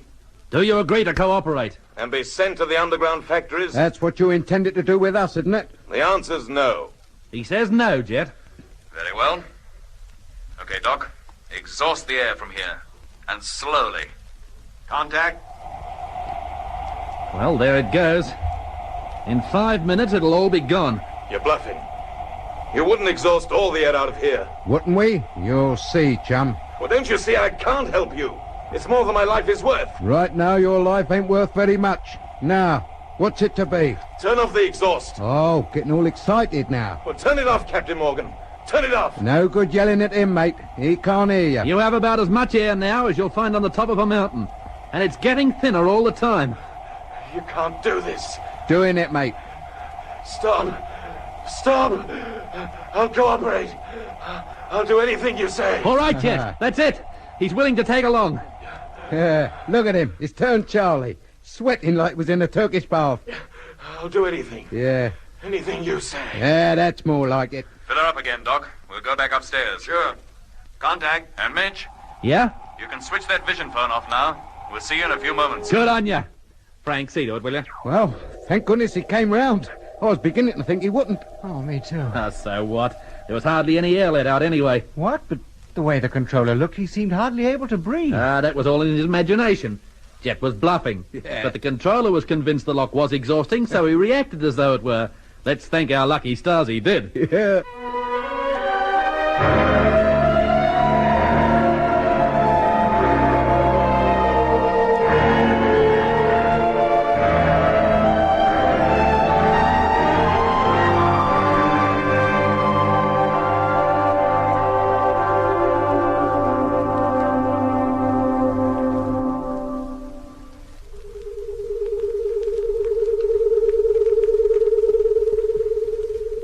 Put him in the chair, Doc. Okay.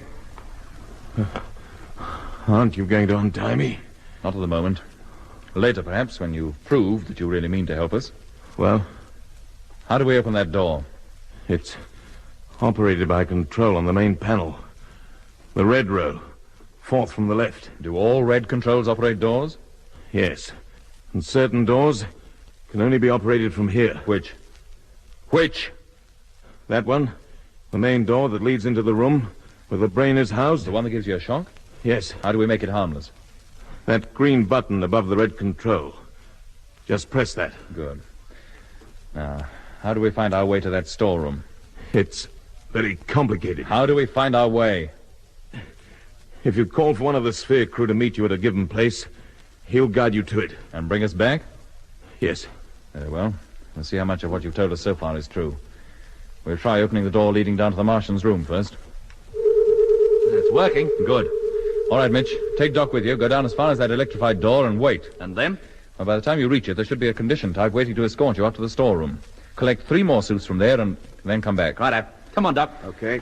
Get to that viewer phone, Frank. Keep your eye on them. If things go wrong, let me know at once. Nothing should go wrong. It had better not. Now, how do I get a condition type to meet Mitch and Doc? The control is on the left-hand panel. Press and speak. They'll hear you, and they'll obey you.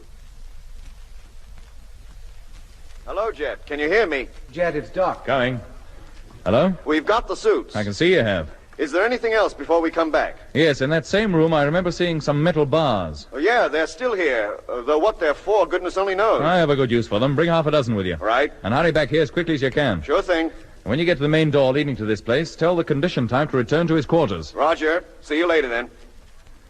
Ah, Mr. Evans, there are a few more things I'd like to know. Well? That asteroid that's on its way here, how does it find us? It homes on us. On a radio beam that we're transmitting. Where's the transmitter? That's it. There. Uh-huh. When this asteroid is flying through space, how is its course set? Do you do it? No. It's done by remote control. Radio signals are received, which are fed into the brain downstairs and then translated into orders, which are given to me verbally. And then you pass the orders on to the crew personnel down below. That's right. So if that brain ceased to function, this asteroid would just be adrift in space, eh? Yes. And if the homing beam were cut off, could 786 still find its way here? Not until it got fairly close. And it's still a great way off. It must be. It's not due to reach here for 44 hours at least. Now, just one thing more. The big sphere in Bay 5, can that reach Mars? Yes, it can. How long would you take? Why don't you ask the brain? What are those big spheres called? Long-distance cruise ships. That one is number 7. Question. How long will it take long-distance cruise ship number 7 to reach Mars from this position?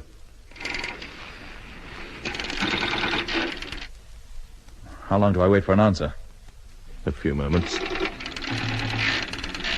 Here comes your reply now. The estimated time for a long-distance cruise ship to reach Mars from this position is 3 days. Number 7 is ready for takeoff. 3 days. Well, if we leave now, it'll be nearly 2 days before anyone is likely to pursue us. Why do you wish to go back to Mars anyway? I have my reasons, and I'd rather not tell you what they are. Somebody will be after you before you've been gone half an hour. Huh? That little bank of apparatus over there is constantly sending signals to HQ down on Mars and to the flagships of the invasion fleet. They know everything that goes on. No sphere is supposed to leave any asteroid without permission. This is one time it will. Hey, it's Doc and Mitch. They've come back.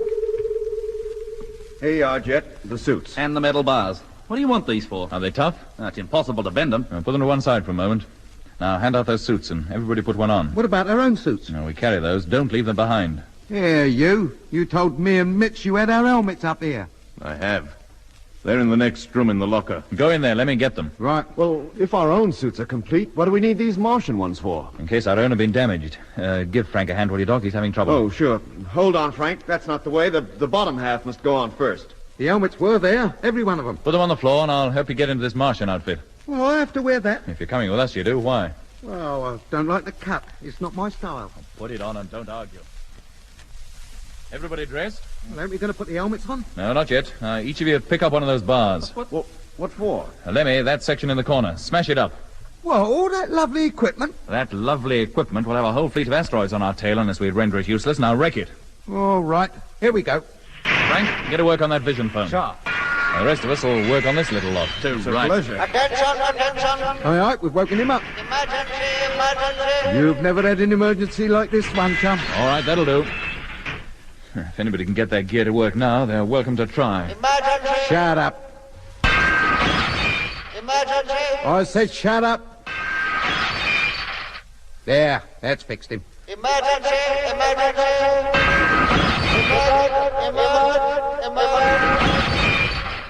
There, when you're dead, mate, you should lie down.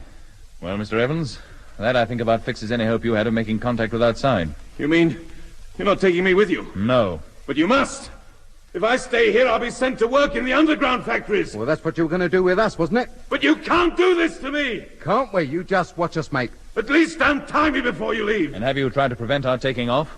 But nobody knows I'm here. I shall starve to death. All right, gentlemen, we'll go. Out onto the surface from the door downstairs and walk across to Bay 5. Put on your helmets and test the radios. Testing. Okay. Mitch calling. Fine. Can you hear me? Okay, Lemmy. Frank Rogers testing. Okay, Frank. Now start downstairs, all of you. Aren't you coming? I'm staying for just a moment to speak to the controller. Oh, very well. Wait. Come back. You can't leave me here. There's no use you yelling your head off, mate. We can't hear a word you're saying. Jet. Oh, it's Jet now, is it? Jet. Don't go. Listen to what I have to say. Well? If you take me, I could be of great help to you. And where's the guarantee that you won't contact the Martians and tell them exactly where we are and what we're doing? I won't. I promise you. You can lock me up in the Sphere's restroom. There's no way I can contact anybody from there. The radio is done on the main deck, in the flight control room. And when we get to Mars? If we're caught, it'll be as bad for me as it will for you. We're all in the same boat now. Very well. I'll untie you. Put on your suit and walk in front of me. Head for the door that leads outside. Yes. Yes, of course.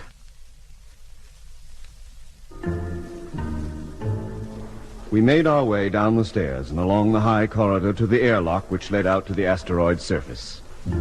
Once through the airlock, we crossed the rugged, pitted ground towards the crater known as Bay 5. As we did so, the brilliant sun suddenly appeared above the horizon and lit up the entire landscape in a magnificent, awe-inspiring contrast of white, illuminated rocks and long, pitch-black shadows. We reached Bay 5 and slowly and carefully climbed down the precipitous wall to the crater floor. We made our way across the floor to the large sphere, pressed the door control, and went inside. All right, gentlemen. Take off your suits. Now, Lemmy. Yes, Jet? When everyone is undressed, collect the suits together and take them up to the top deck. Well, how many decks are there then? 4. You get to them through the door in that central pillar. There's a ladder inside. Right. On the top deck, you'll find a line of 8 lockers. Stow the suits in there. Sure. Let's have 'em, boys, and I'll get 'em out of your way. How about me? Your idea to go up to the restroom is a good one. You better go. But don't move from there unless I give you permission. You're sure you don't want me to help you handle this craft? Quite sure, thank you. Frank can tell us all we need to know about that. Very well. I'll wait upstairs until I hear from you. How soon before you attempt to take off? Just as soon as the boys have got those Martian suits off. You still don't trust me, Jet, do you? Why should I? Get upstairs and stay there. Very well. But if you need any help, don't hesitate to ask. Well, that's my helmet. I'll let you have the rest just as soon as I get this darn thing off. Get it off is right. It's harder to get out of these suits of armor than it is to get into them. Now, Frank. Sir? According to Paddy, you were trained as a crewman for one of these ships. Is that true? I don't remember being trained. Well, you were conditioned at the time. But this cabin is as familiar to me as my own room down on Earth. You know what the controls are for? You can handle them? Well, not both panels at once. Of course not, but you could handle either equally well. Well, yes, Jet, I think so. Well, the first thing you do is explain to the rest of us how to operate the controls. It's simplicity itself. Fine. Well, just as soon as the others are ready, we'll start. And this lever in neutral position holds the ship in whichever orbit it happens to be, whether it's round the sun or any other object in the solar system. Well, that's clear enough. Is it clear to everybody else? Well, what's the acceleration rate? There are no takeoff couches in this cabin. Well, it's quite slow, Mitch, but goes on for a long time. The highest possible speeds can be achieved with very little discomfort to any of the men. It must take hours to slow down, then. Well, it does. Well, I think we know enough to risk a takeoff. Frank, you'll take the main panel. Right. Mitch, you'll take the other, the one that sets us on course. Roger. Tune in that televiewer, Lemmy. Right. Now, let me know as soon as you get a picture. It's coming now. It shows part of the crater, the sunlit side. Well, rotate it. See if everything is clear out there. Rotating. We taking off now? Yes, Doc, any moment. We'll take it slowly at first. Go straight up before we make any attempt to set course for Mars.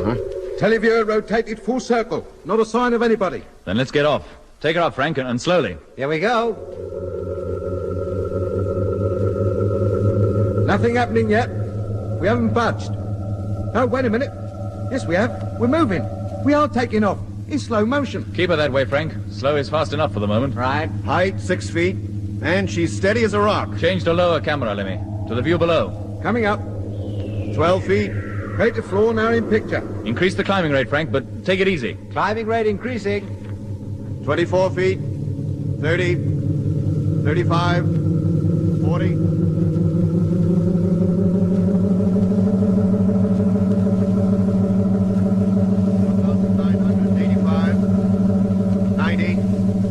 95, 2,000 feet. Hold her there. That's high enough. Oh, blimey, take it easy, Frank, boy. What are you doing? Sorry, Lemmy, I slowed down a little too fast. Oh, I'll say you did. I nearly went shooting up to the ceiling. Well, so far, so good. Now to set course.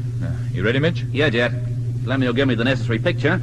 All I can see now is the asteroid surface down below. Did you hear that, Lemmy? I heard. Manipulating camera now. Yeah, picture's changing. I can see the sky, and there's Mars. Center it, Lemmy. Slap in the middle of the screen. Doing it. You're nearly there. Right, hold it.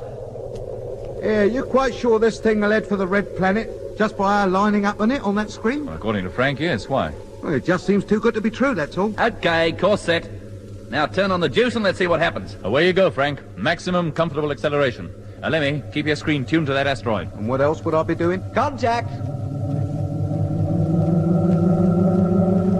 It works. We're leaving the asteroid behind anyway. But are we flying on course? I think we are, heading straight for Mars. We got away without a hitch. Don't speak too soon, mate.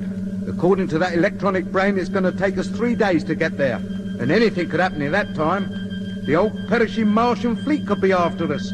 And catch us, too. Yeah, that's the thing I like about you, Lemmy. So cheerful and optimistic. Wow.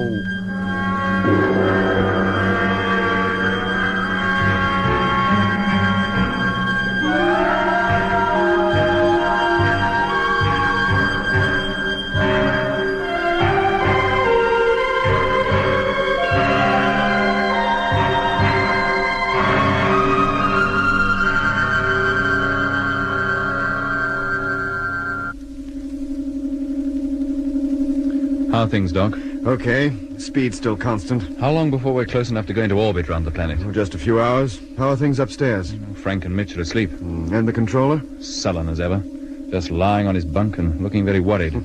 He thinks the moment we set foot on Mars, a whole army of conditioned types will be waiting there to meet us. He certainly doesn't look forward to falling into Martian hands again, does he? He has good reason, Doc. The punishment for falling down on a job is very severe, or so he says. Yeah, and he certainly fell. He'd prefer to go back to Earth and face a charge of treason. Only he doesn't think any of us will ever get back. Still, he's not going to fall into Martian hands if I can help it. He's too valuable to us. Well, we'll have to watch him pretty closely when we land. Make sure he doesn't attempt to escape. I don't think he's likely to want to, judging from what he says. And I don't think we can believe half of what he says. Well, I'll watch him, Doc, don't you worry. Like a hawk. Hey, Jet, come over here. Coming. We'll continue this little talk later, Doc. Sure. Lemmy, what's your trouble? I'm in no trouble. I thought you'd like to look at the televiewer. We're so close to Mars now, it more than fills the whole screen. In just a few hours, we'll be making the landing right there in the Mare Australis. And then?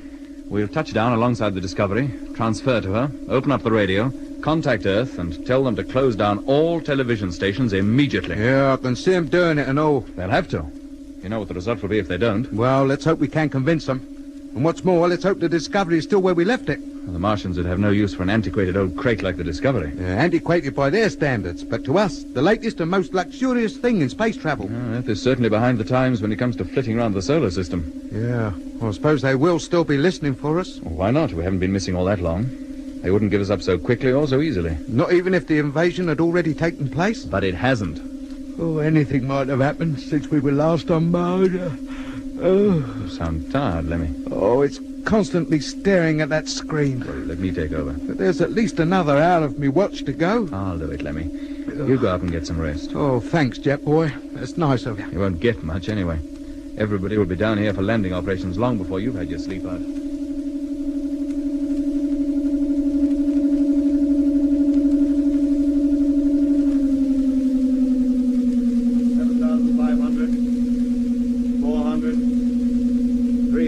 Change the picture, Lemmy. Let's have a look at the ground. Picture coming up. Oh, and there's the Discovery. Exactly as we left her. And the wrecked freighter alongside. Any sign of anybody having been near? Yeah, not that I can see. But we're still at a good height. But descending rapidly. Take it easy, Frank. Touch her down gently. Our chap. 500, 400, 300.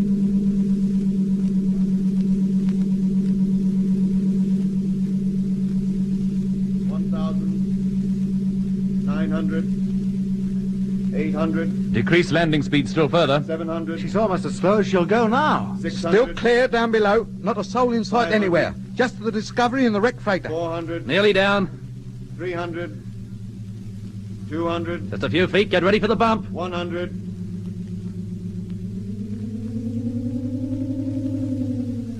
What bump? We're down. We're on the deck. I hardly felt a thing. Nice work, Frank. First-class landing. Oh, I couldn't have done better myself. Well, let's not waste any time. We'll get out of the Discovery right away. What, all of us, Jet? No, just two. Then if anything should go wrong, there are at least three of us still safe. For the present, at any rate. You'll take Lemmy, of course. Of course. I need him to get that radio going. Whatever else we may not do, we must contact Earth. Well, it doesn't look as though you'll have any trouble. There's no reception committee out there. Get your suit, Lemmy, and put it on. Right, yes, mate. Keep your eye on the controller, Doc. See he makes no move to contact any of his old cronies down here on Mars. Old is right. Hello, Doc. Can you hear me? Yeah. We can see you, too. Then we'll get over to the Discovery straight away. Which way are we going in? By the cargo hatch? No, Lemmy, by the main door. But that's on the other side of the ship. Oh, what of it? We can still talk to Doc and Mitch around there, even if they can't see us. Well, all right then. The main door. Can you still hear us? Yep, loud and clear. Just coming round to the main door now. We'll... Hey, what's going on here? Something wrong? The door, it's open. Well, of course it is. Doc opened it to let in you and me. Just before we were carried off to the asteroid, remember? No, I don't. What does it matter anyway? Saves us opening it now, doesn't it? Come on, let's get inside. Up you go, then. Climbing the ladder now. Oh, this is just like coming home after a long, wet, dull holiday. Oh, blimey. Now what? Yeah, you wait till you get up here and you'll see. Well, up. What is it, Jet? What's wrong? The inner door is open, too. The airlock, you mean? It's an air unlock now. But that's impossible. One door must always be shut. The others can't open unless it is. Impossible yet. And both of them wide open, as large as life. Oh, that puts paid to taking our suits off. I can still manipulate the radio. Or I could do it with boxing gloves on. Oh, let's get into the cabin and see you do it. I'll lead the way this time. Up you go, then. Good grief. Not more trouble. Wait till you get up here. You'll see. What is it this time? Oh, blimey. The bailiffs have been. Pete's sake, what's going on over there? Is the radio out of action? Out of action, nothing. There's no radio here. What was that? In fact, there's very little of anything here. The whole place has been stripped. Equipment, bunks, lockers. There's nothing but bare walls. Everything's gone. How about the cargo hold? Have they cleared the stuff out of there, too? The cargo hatch is wide open. I should think it's almost certain that they have, but we'll go in there and make sure. Come on, Lemmy. Yes, mate. Hello, Mitch. Well? Everything's gone. Land truck, food, oxygen cylinders, water. Even the cigarettes. And the old microfilm library. Well, what do we do now? Well, do you think they ripped out all the gear from the wrecked freighter, too? I don't see why not. Oh, but everything was intact the last time we looked in, even though the wreck had been lying there for more than a year. Maybe they thought the stuff would be unserviceable. That freighter took a nasty bump. Still, the radio was working, after a fashion. Frank was using it. But on less than a quarter of its normal power. Its signals could never reach Earth. Maybe it could if you repaired it. But I never got a chance to find out what was wrong with it. I didn't even go in there. Well, we'll go in now. If it's still there, you can look it over. Well, if you say so, I'm willing to try anything. Did you hear that, Doc? Yeah, but be careful. That freighter's at least half a mile away. We don't want you wandering too far from this ship. Then bring the ship nearer to the freighter. I keep forgetting how maneuverable this thing is. Okay, Mitch, we'll take off, rise just a few feet, and move over to alongside the wreck of old freighter number 2. Roger. Here we go.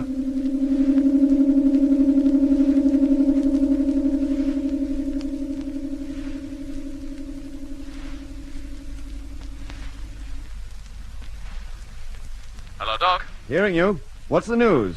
Has the gear been taken out of there as well? Some of it, about 50%. Oh. Well, what have they left behind? The faulty stuff, mostly. Anything that has even the most superficial damage, they haven't bothered with. Particular, aren't they? How about the radio? Is that there? Yes, and Lemmy's working on it now.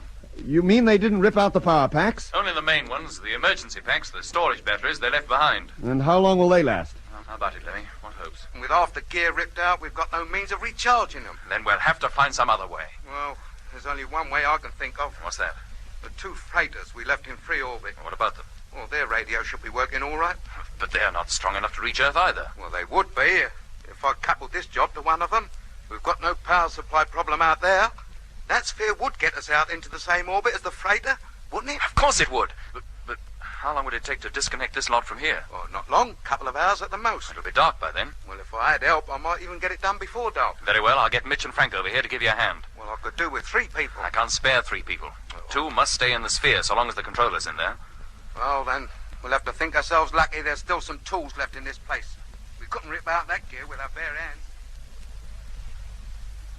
Hello, Mitch. Yeah, Doc. Look, it's getting dark. Whether you've finished or not, you must come back now. We have finished. Lemmy and Frank have just lifted the main transmitter out of its bed, and we'll be over to the sphere with it in just a couple of minutes. Good. Oh, come on, Mitch. There's you nattering and me and Frank standing here like a couple of lemons. I'll be right with you, Lemmy. Doc, get ready to let us in. We're coming straight over. Right.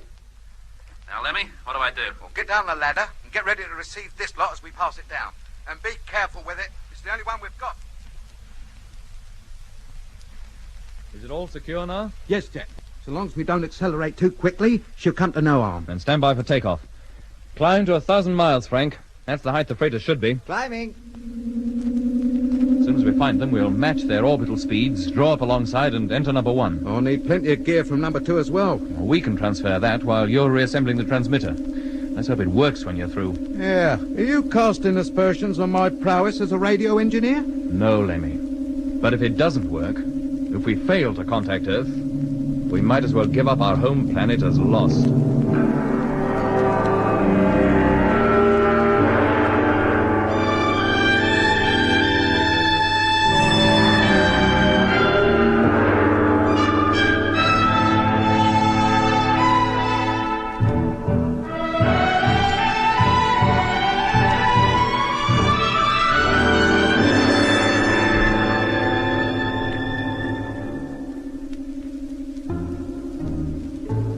Slowly, the great sphere rose from the Mare Australis into the deep mauve evening sky. From there, we took what was to be our final look at the Discovery. For that was the last we ever saw of her. An empty hulk, completely stripped of all the electronic and mechanical gear that had taken men down on Earth years to design and months to install. Our course was a spiral one. As we rose, we also encircled the planet, gradually gathering momentum which would eventually place us in free orbit round Mars. We had been traveling about half an hour, and were over the sunlit side of the planet, which slowly but surely rotated below us, when Mitch, who was at the sphere's main televiewer, sighted the 2 freighters. There they are, look. Just a couple of dots on the screen, hanging over the planet's limb. That's them, all right. Yeah, we're overtaking them pretty rapidly, too. I hope we won't overshoot. Oh, don't worry, there's little chance of that. Yeah, I reckon we should reach them in about 15 minutes. Line them up on the center of the screen. We'll fly to them with the aid of the automatic navigation unit. Okay, lining up now. Coming into center.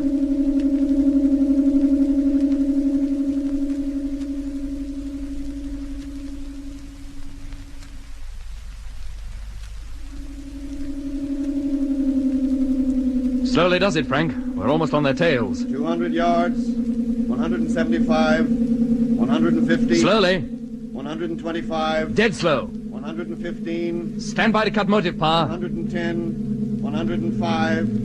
100. Close enough. Well, we made it. Now what? Well, we transfer to number 1. What, all of us? Yeah. But how about the lunar controller? Wherever we go, he goes. Goodness knows what he'd get up to if we left him alone in this sphere. Meanwhile, we've no time to lose. We've already lost half the day's grace we set out with. If anybody is pursuing us from 734, they'll be here in about 12 hours. That doesn't give us much time, does it? Now, get your suits on. Frank? Sir? Call the controller. Tell him to come down to the main deck and bring his suit with him. Yes, sir. And all be sure to bring a safety line. I don't want any of us to go drifting off into space at this stage. Well, this ship doesn't seem to have been tampered with. That we'll find out. Is everybody over? No, Lemmy's just coming across now, towing his precious transmitter. Everybody okay? All right. Well, let's open the main door and get inside.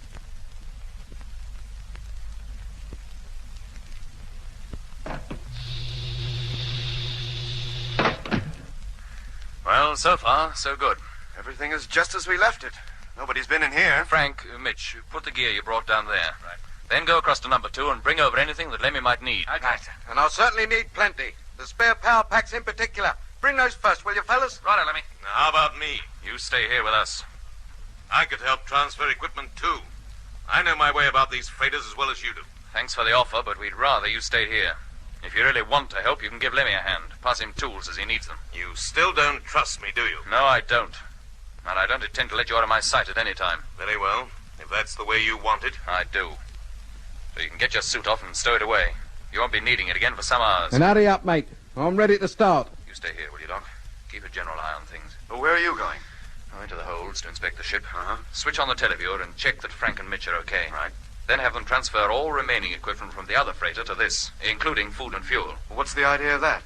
This freighter may be our only means of getting back to Earth, so we might as well have it well stocked. Right. I'll get the televiewer on as soon as I have my suit off. And switch in the intercom in case I want to talk to you from down below. Okay.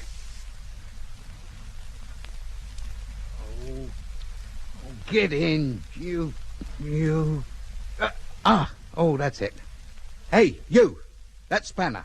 Let's have it. This one? That's it. Now, hold that. So, well, that's all right then. Now, don't touch that other one, or you'll very likely knock yourself out. How much longer, Lemmy? It's 10 hours now. Well, not long, Jet. I've had to disconnect some of the remote control circuits. Was that necessary? Well, I needed the wire.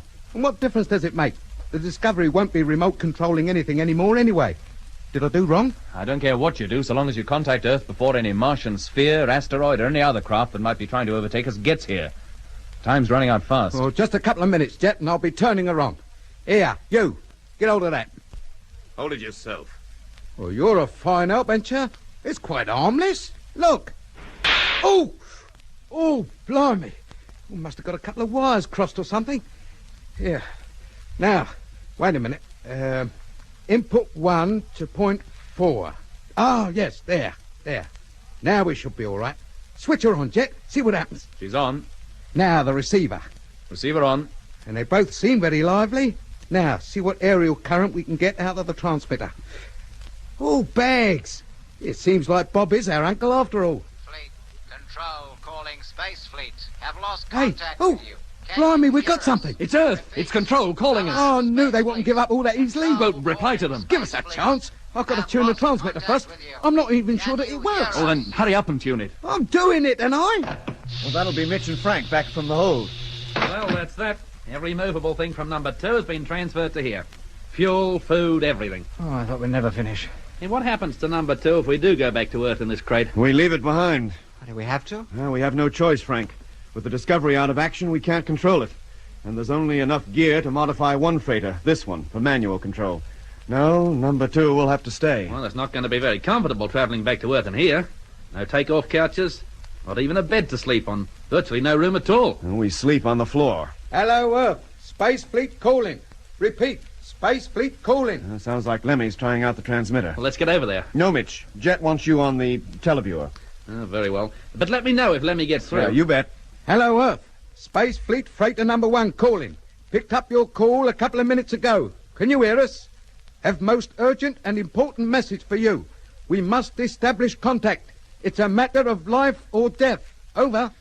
How long before you're likely to get a reply? Well, if they answer immediately, they receive us. About 8 minutes. Let's hope they do. Who's that on the televiewer? Oh, Mitch. He's just checking up on the position outside. Now, you keep your mind on your own job. And thanks for all you've done so far. Well, that's all right, mate. What else could I do?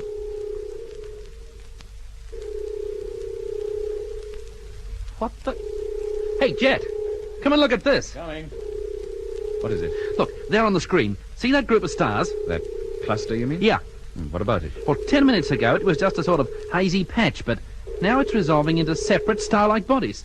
There must be dozens of them. They must be approaching us. Yes, of course, which means they can't be stars. Hello, freighter number 1, Control calling. That's Control. They heard us. I'll be back in a minute, Mitch. Roger. Control calling freighter number 1. Have received your call, but very faintly, strength 1. It is difficult to understand what you're saying. Could you repeat your message, please, and boost the power of your transmitter? Well, Lemmy, can you? No, Jet. I can't. It's working flat out. Then call them again. Repeat everything twice. And speak clearly and distinctly. Don't I always? Hello, Control. Hello, Control. Received your call, Strength 2. Strength 2. I am working at maximum strength. Repeat, maximum strength.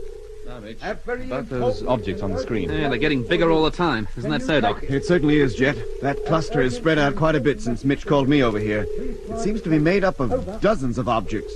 The screen shows them merely as pinpoints. Well, that proves little. It shows the stars in the same way. Well, whatever they are, they're lying astern and heading in this direction. Yeah, it could be our pursuers. Maybe a whole fleet of spheres similar to the one we escaped in. There's only one person who'd know for sure. The lunar controller. Yeah, hang on a moment. I'll bring him over.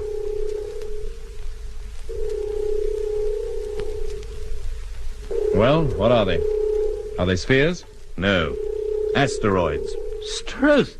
But there must be hundreds of them. There are hundreds of them. That's the Martian invasion fleet. And it's on its way at last. On its way to invade the Earth.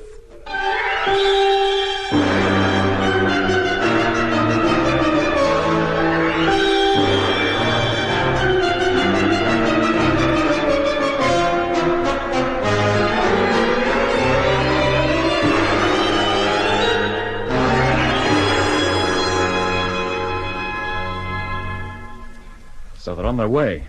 Yes, Captain Morgan. And there's nothing you can do to stop them. Maybe there's nothing we can do to stop their reaching Earth, but there might be plenty we can do to prevent their conquering it. And what if this ship is lying directly in their path? Oh, it won't be for long. We're encircling the Red Planet ourselves. 2.5 hours from now, we'll be on the other side of it. And 5 hours from now, you'll be back in this position. And those asteroids will be much closer. Are you suggesting they'll hit us? It's 1,000 to 1 chance. Not if the speed of that asteroidal fleet has been so calculated that it will be in this precise spot at exactly the same time as we are. What? Hey, Mitch. Yeah? Figure out the speed of approach of those asteroids. I want to know to the nearest minute when they'll reach this position. I also want to know what our new position will be at that time. Right. And Lemmy. Yep. Have you heard from Earth yet? No, mate, not a twitter. How long since you last called? 12 minutes. We should have had a reply by now. Then call them again, and keep calling. Right. Hello, Earth. Space Fleet Freighter number 1, calling Earth. Have not heard from you. Hello, Earth. Space Fleet Freighter number 1, calling Earth. Have not heard from you. Which means that fleet of asteroids will be in the position you mentioned in 13 hours. But by then, we would have encircled the planet 3 times. And how close to the Martian fleet will we be? Slap in the middle of it. If the ship hasn't been crushed to pulp by collision with an asteroid by then. Do you think they really would collide with us? Well, that seems to be their intention. Then we must change our position. Go into a closer orbit. They daren't go too near the planet. What's the fuel position, Mitch? Well, if we use it to change orbital speed, we'll never have enough left to go back to Earth. If we ever intend to go. Well, that is the intention.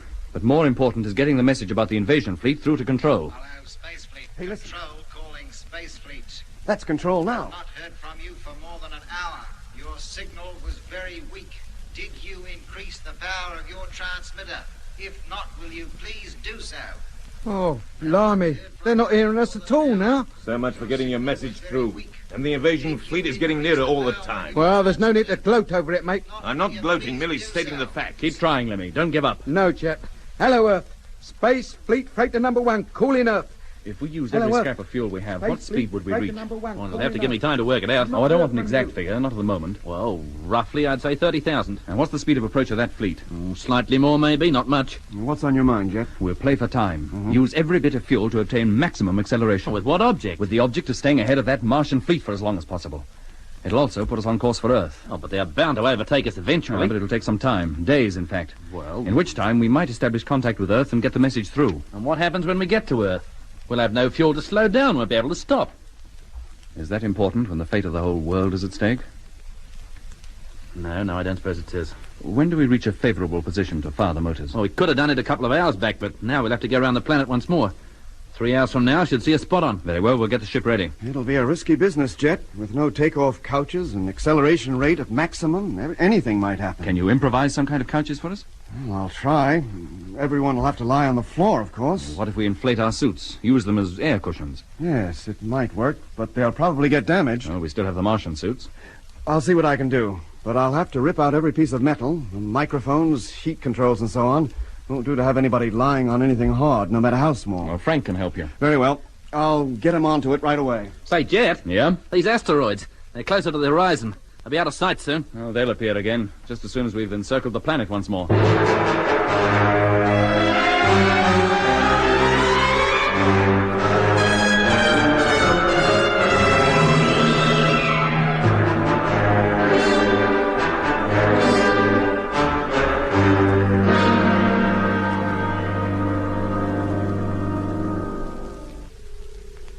Here they are, just appearing over the limb now.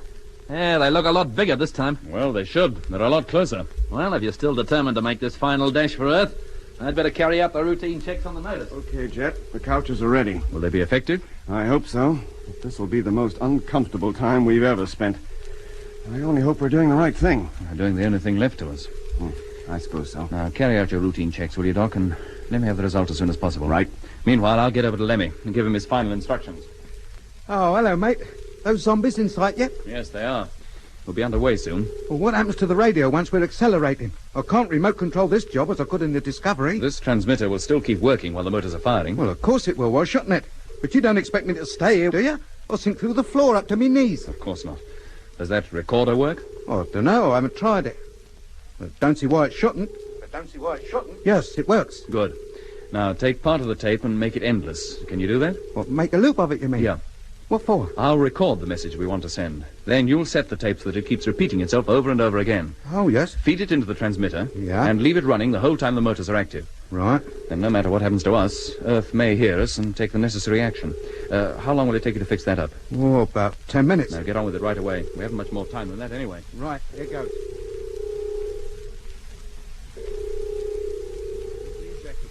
Everything okay? Goes for me, too. Very well, gentlemen. Get onto your couches. Couches, he calls them. A park bench would be more comfortable. Is the radio fixed, Lemmy? Of course. That message is being pumped out at 2-minute intervals. It'll keep going until we switch it off.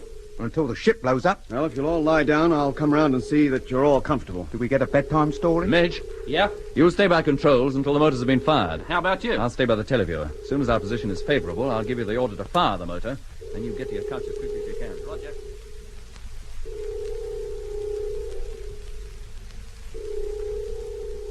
Centering up. Stand by, Mitch. Standing by. Stabilizer. Contact.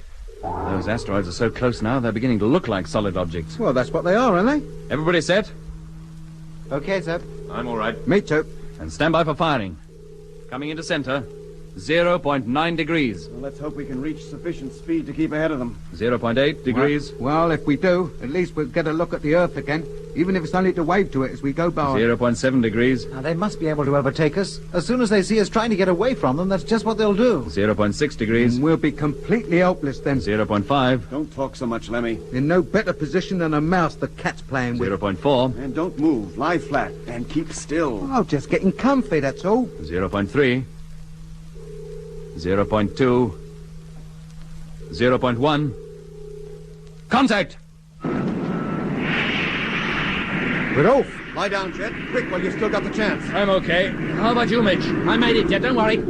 Oh, thank goodness I don't have to get up again to turn the motor off. Just let her burn herself out down to the last drop. Of blood. What was that, Lemmy? Oh, nothing, Jet. Just talking to myself. Pressure's increasing. You're telling me I can't move? You don't have to. Oh, Mother, it's getting painful. Save your breath. Oh, it's agony.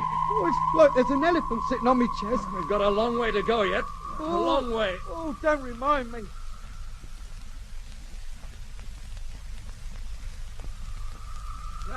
It'll be far to go now.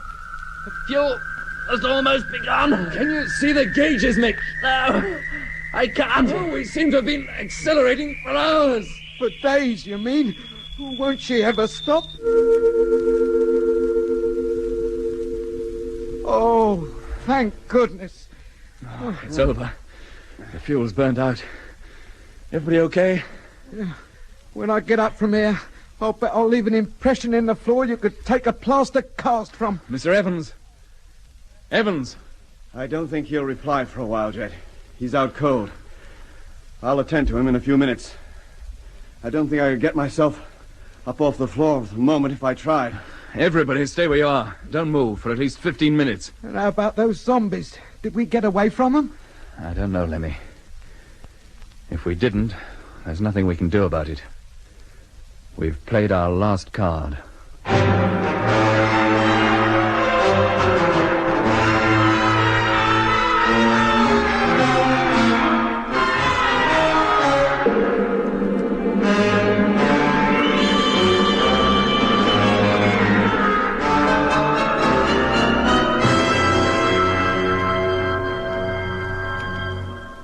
I think we've lain here long enough.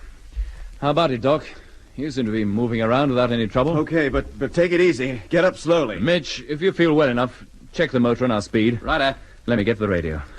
Turn off that recorder and try to pick up Earth on the receiver. Yes, mate. Oh, Anything wrong? Oh, I just feel giddy, that's all.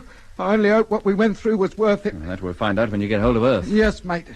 Right away, mate. Frank, get the televiewer. I'll be over there in just a moment. Yes, sir. Now, Doc, how about the controller? We may need his help before long. Well, I'll do my best. He should come around soon. There's nothing seriously wrong with him that I can see. Hello, Space Fleet. Control calling Space Fleet. Jet, I've got him. Control calling freighter number 1. Did they get our transmission? Repeat, control calling Space Fleet. I don't know, mate. Calling freighter number 1. We still have not heard from you. Oh, Repeat, no. We have not heard from you. Please increase your signal strength. Increase your signal strength. But I can't increase it. What do you want me to do? Burn out the transmitter altogether? All right, Lemmy, try again. But what's the point? There's every point. Each hour brings us a little nearer to Earth, and with it a better chance of establishing contact. We must establish contact. Yes, mate. I'm sorry if I blew me top, but I don't feel so good. I've got a shocking headache, like I've been run over by a steamroller. We all feel the same way, but we've got to carry on. Yeah. Well, I'll be better later, I expect. Hello, Earth. Space Fleet Freighter number 1, calling Earth. Receiving you, strength 2. Well, that's about the quickest Repeat, inspection strength I ever 2. did. Well, we used up every scrap of fuel. We're adrift now with absolutely no control over the ship. She'll just keep going forever. That's no more than we expected. How about course? Oh, we're heading in the right direction, but going too fast. We'll reach a point on the Earth's orbit, all right, but 2 or 3 weeks before the Earth gets there. Unless we can slow down. What with? Well, that's what I said.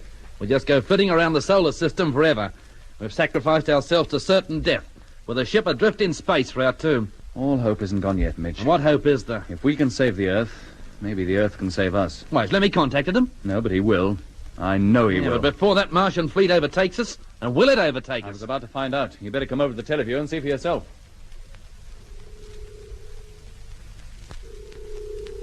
How's it going, Frank? Oh, they're definitely closer, Jet, but not nearly as close as they would have been hadn't we fired the motors. Well, that's something. They better take a check on their distance from us. Switch on the radar, Frank. Radar on. As soon as she warms up, we'll figure out exactly how long we can hope to stay ahead of those asteroids.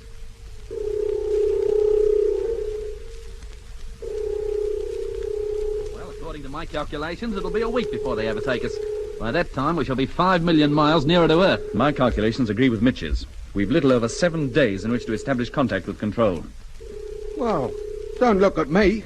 Can I help it if Control don't hear us? I'm doing my best. We all realize that, Lemmy, and it's thanks to you we've got this far. Now at least we have a chance to contact Earth. Jet! Hello, what's up with Frank? Come over here, quickly. What's the trouble? Well, those asteroids, they've increased speed. What? Yes, sir. They're closing in on us very rapidly. They must have increased their speed by at least 25%. Check it for yourself. There's no need to. I can tell they're closer by the size of the images on the screen. Yeah, they mean to overtake us, all right. And they'll be on us in less than a couple of days. If they go on increasing, it'll only be a matter of hours. Oh, blimey. Hello, Earth. Space Fleet calling Earth. Can you hear me? Have most important and urgent message for you. If you love me, answer me call. Please answer me call. Keep at it, Lemmy. Keep calling. You're darn right I will. What's that? It's the lunar controller. He's waking up. And about time, too. Where am I? What happened? All right, take it easy. You blacked out during the acceleration, but you'll be okay. Let me get up. No, wait a minute. Let me get up, I said. Very well. The fleet. What about the Martian fleet? We managed to pull away from them, but they've increased their speed. They seem determined to overtake us. Of course they are. You don't think you can outpace them in this old crate, do you? It was a chance, and we took it. How fast can those asteroids go? They can reach a maximum speed of 45,000. They'll be on us in a few hours. You haven't a hope. They're bound to overtake us and crush us to pulp. Squash us right out of existence. We won't mind that quite so much, so long as we get a message through to Earth first. You may not mind, but I do. I don't want to die just yet. None of us does, but what can we do about it? Turn the ship round. Get back to Mars. We couldn't change the course of this ship by a fraction of a degree. Why not? You got this far, didn't you? We haven't any fuel, that's why not. We used it all up. You used it all up? Every bit? Yes. What for? To gain time, and to set course for Earth. But you'll never land. With no fuel to slow the ship down, you couldn't possibly land. Don't you think we realize that? Then why did you do it? Why? I told you to gain time. And the nearer we get to Earth, the better chance we have of establishing radio contact. And what if you do make contact? Then at least Earth will know the method by which the conquest will be attempted. What if they do? How does that help us? We didn't come all the way to Mars to look after ourselves, Mr. Evans. We came here to get vital information that Earth needs. Well, we've got it. And we're going to do our best to see that the Earth gets it, if it's the last thing we do. It will be. It'll be the last thing any of us will do. There's no hope for us. No hope at all. We shall die. Our deaths are unimportant. Yours might be, but mine isn't. Who gave you the right to decide that I should die? I'm captain of this ship. I give the orders here, and those orders will be obeyed, no matter what they entail. You don't give me orders, Mr. Morgan. So long as you're aboard, you'll take my orders and like it. You put more importance on getting that message back to Earth than you do on the lives of your crew? I ask them to do nothing I'm not doing myself. More importance than on my life? Yes, it's certainly more important than that. Out of my way. What? Out of my way, do you hear? Where are you going? Stand aside, you. Hey, turn it up. What do you think you're doing? Let me get to that radio. Get out of my way. Get out of it. Get out of the way. Oh, you dirty... take that, you... Get him, Mitch. Stop. Oh, no, you don't. All right, Jet, we got it. Give him one. It's got it. Oh, yeah. What are you trying to do? Wreck the radio completely? Why not? He's gone crackers. Completely off his rocker. Not me. I'm the only sane one here. That's a matter of opinion. Now, listen to me carefully. I'm listening. Just understand this once and for all. Well? We don't intend to cooperate with any Martians or with you. We're going to stay out of their way as long as we can. At the same time, we shall make every endeavor to contact Earth Control. We shall continue to do so until that fleet of asteroids overtakes us and all hope is gone. Now, put on one of those Martian suits. What for? You're not going to set me adrift outside, are you? No, but while you're wearing a suit, your movements are restricted and clumsy. You're less likely to surprise us. But make any further attempt to go near that radio or any other vital equipment aboard this ship, and you'll spend what little time may be left of this voyage down below in the hold, deep down, where you can do no harm. Now, is that clear? Yes. Couldn't be plainer. Very well. Help him on with his suit, will you, Doc? Okay. Mitch, get over to Lemmy, see if he's okay. Sure. Oh. You all right, Lemmy? Oh. Do I look all right? Where'd he catch you? Let's have a look. Oh, crikey, I think you're going to have a nice black eye. So what am I supposed to do? Put a dehydrated steak on it? Are you sure you feel okay? You don't want me to take over? No, thank you. If you'd been quicker in coming to the rescue, it wouldn't have happened at all. Oh, sorry, Lemmy, it all occurred so quickly. We didn't know he was going to hit you. Well, you ought to know you can't trust him. He's liable to do anything. Now, leave me alone. I've got work to do. Well, there's no need to get riled with me. I'm not riled, just busy. You want me to contact Earth, don't you? We've got those Martians on our tail, haven't we? Okay. You're obviously all right. Well, we won't be much longer if you don't let me get on with it. That fleet will be on us in just a few hours, and Earth hasn't heard a peep from us yet.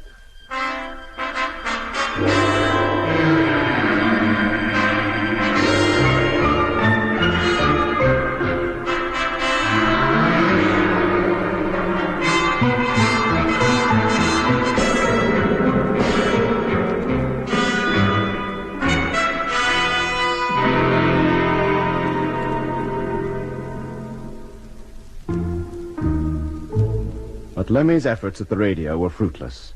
Occasionally, he picked up the voice of control, only to hear the operator say that he was still listening out for us but failed to receive us. At last, after more than 5 hours of almost continual calling, Jet ordered Lemmy to rest and told Mitch to take the Cockney's place at the radio controls. Meanwhile, the Martian fleet was slowly but surely overtaking us.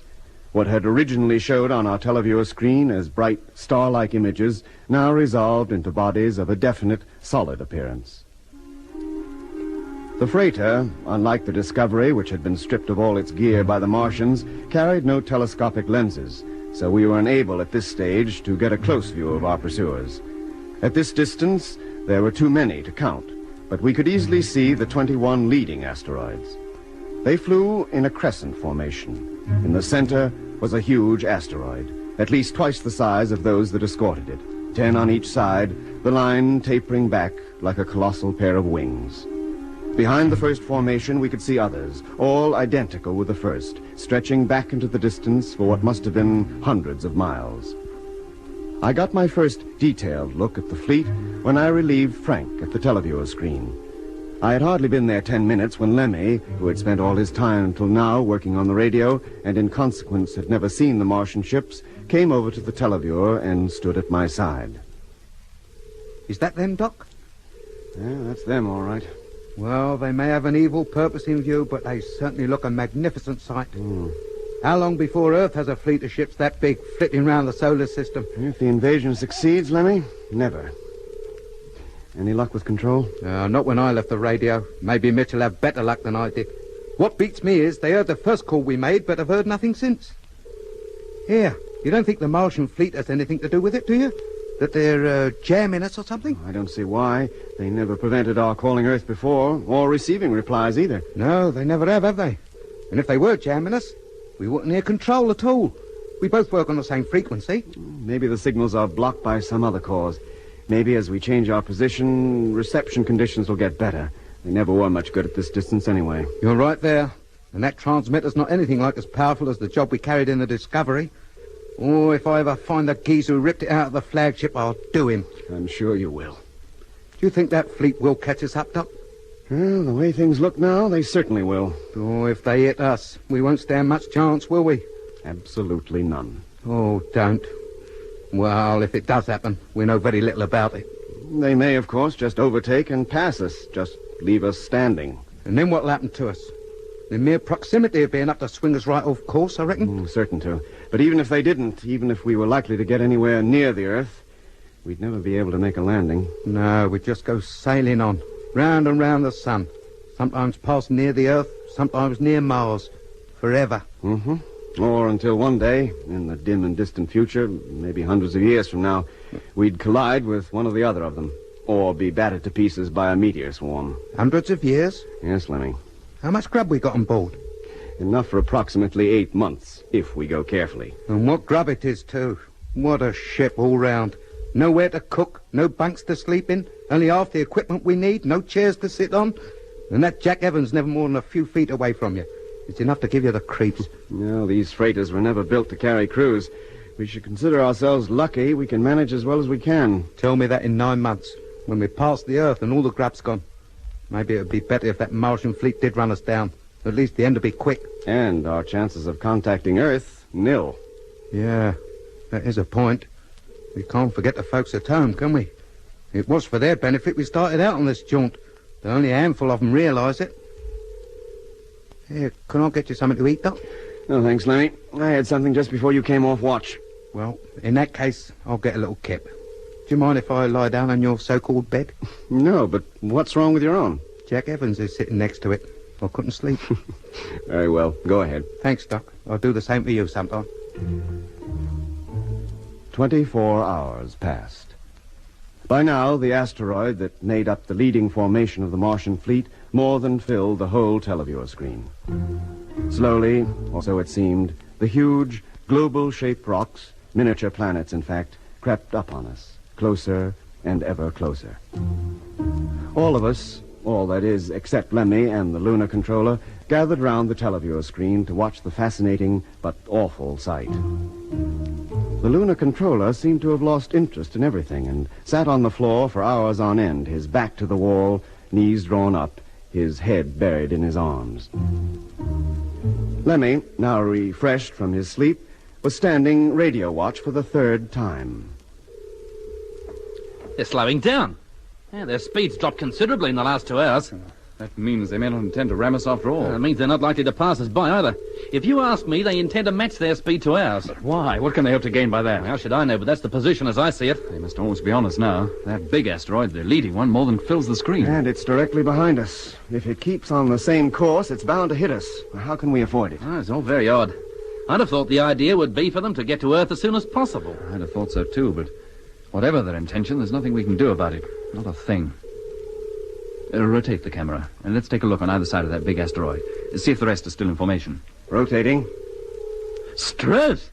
She can't be more than a few hundred miles behind us now. You can see the sphere bays on her quite easily, and the spheres lying on their floors. Hey, Jet, look. The smaller asteroids, they're leaving formation, going on ahead of the big one. They intend to surround us. Jet! Yes, Lemmy? Come over here quick. Control. They've heard us. Oh, at last. Stay by the telephone, fellas. I'll be right back. Repeat, receiving your signal, strength 1. Repeat, strength 1. I'm ready to receive your message. Over. There. Hear that? They heard us. Very faint. But they heard us. Oh, thank goodness. I'd better get cracking on the preliminary calls. Skip the formalities, Lemmy. We'll go straight into the important thing, the text of the message. Yes, mate. Now switch over to transmitter. I'll deal with this. And what do I do? Oh, go over to the televiewer. Keep me informed of what's going on outside. Those asteroids are preparing to envelop us. Hey? You mean they ain't going to ram us after all? I don't think so. Now, get over there. There's a good fella. After I've given control of vital information about the Earth's television stations, I'll give them full details of what's happening out here. And I'll see you're kept informed, chum. Good. Let's hope they really are hearing us this time. Hello, Earth. Space Fleet Freighter number 1 calling control. Have important message for you regarding the invasion of Earth by Mars. Listen carefully. The main fleet is already on its way. The method by which the Martians hope to overcome all resistance to their invasion plans is as follows. What's happening out there? What are they up to? They're level with us now, Lemmy. And they're breaking formation. That big asteroid hasn't come any closer, but the smaller ones are taking up positions all around us. Yeah, they're hemming us in. They must think we're still fuel and might attempt to get away from them again. How about it, Lemmy? Did Earth hear us? Yes, Doc. Jet's talking to him now. Giving them all the gen. Well, are they hearing him? They should be, but we won't know for sure for another 8 minutes at least. Hey, listen. Yeah, that's a familiar noise. I'll say it is. It's that Martian music, the kind that puts you to sleep. Too right it is. So that's their little game, trying to hypnotize us. Well, then don't let them. Fight it. With willpower, we can resist it. We must resist it. Well, that's easier said than done, Doc. You know what happened to us last time? Good grief, those Martian ships are all around us. And that's where that audible noise must be coming from. They've got us now, and no mistake. Oh, dear, I'm beginning to feel tired and all. Walk up and down, Lemmy. Keep slapping your face. But whatever you do, don't go to sleep. Frank. Yes, Doc. Start walking. Go on. Yes, Doc. Oh, I must keep awake. Oh, I'll face. I must keep awake. Don't go to sleep. Whatever happens, okay, Mitch? I must keep awake. Yeah, I think so. How about Jet? He seems to be all right. You keep an eye on the others. I'll go over to him. Okay. Jet. Doc, what's happening there? That noise. Look, we're completely surrounded. How about Earth? Did you get the message through? Oh, I don't know. There hasn't been time for them to reply yet. Stay awake, Jet, for Pete's sake. Oh, the recorder. Switch it on. It'll transmit automatically. No matter what happens. Now pull yourself together. Don't let that music get you. We must fight it. We must keep awake.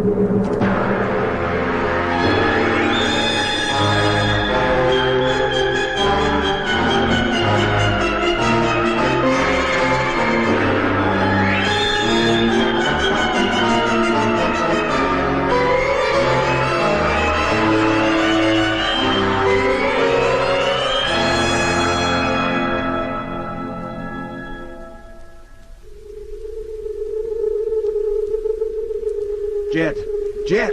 I must not go to sleep, whatever happens. Oh, I must. Jet, wake up. Do you hear? Doc, that noise, it stopped. Thank goodness. Has Jet passed out? I'm afraid so, Lemmy. Well, that leaves only you and me awake then. Well, have the others passed out too? Yes. Mitch, Frank, and the lunar controller. They're still standing up, but they're out to the world. What happens now? I don't know. Did Jet get the message through to Earth? I think he did manage to send it once before that music got him. Well, it'll be a few minutes before they call us then. Well, meanwhile, get over to the televiewer and see what's going on outside. I'll try to rouse the others. Right. Jet, can you hear me? Wake up, for Pete's sake.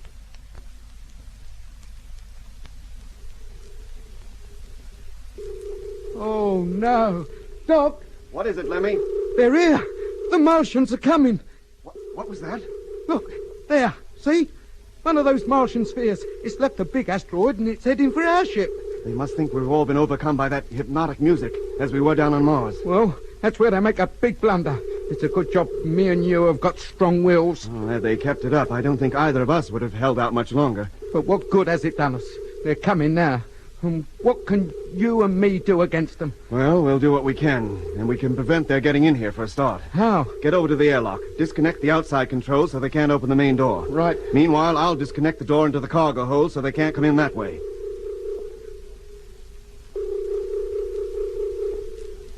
Well, that's the main door fixed. Now what?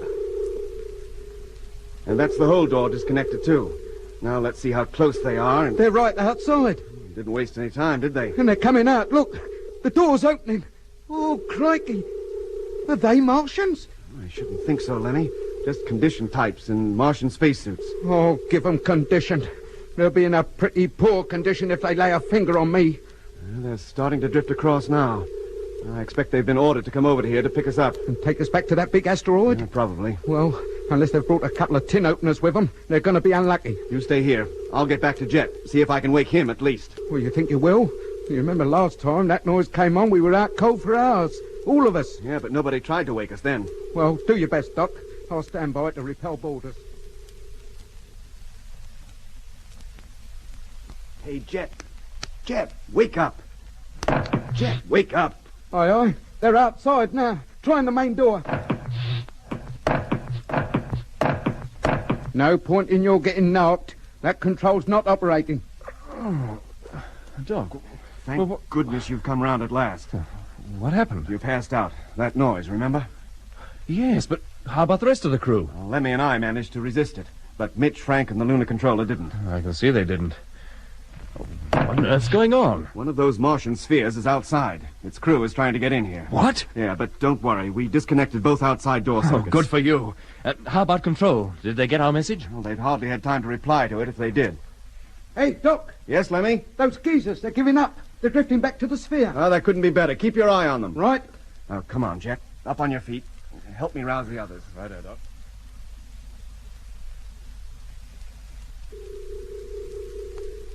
What's happening out there, Lemmy? What's happening in here? Well, Mitch and Frank are awake, and Doc's working on the lunar controller now. Oh, well, all that's happened out there is those Martians, or condition types, or whatever they were, gave up trying to get through the main door and tried a cargo hatch.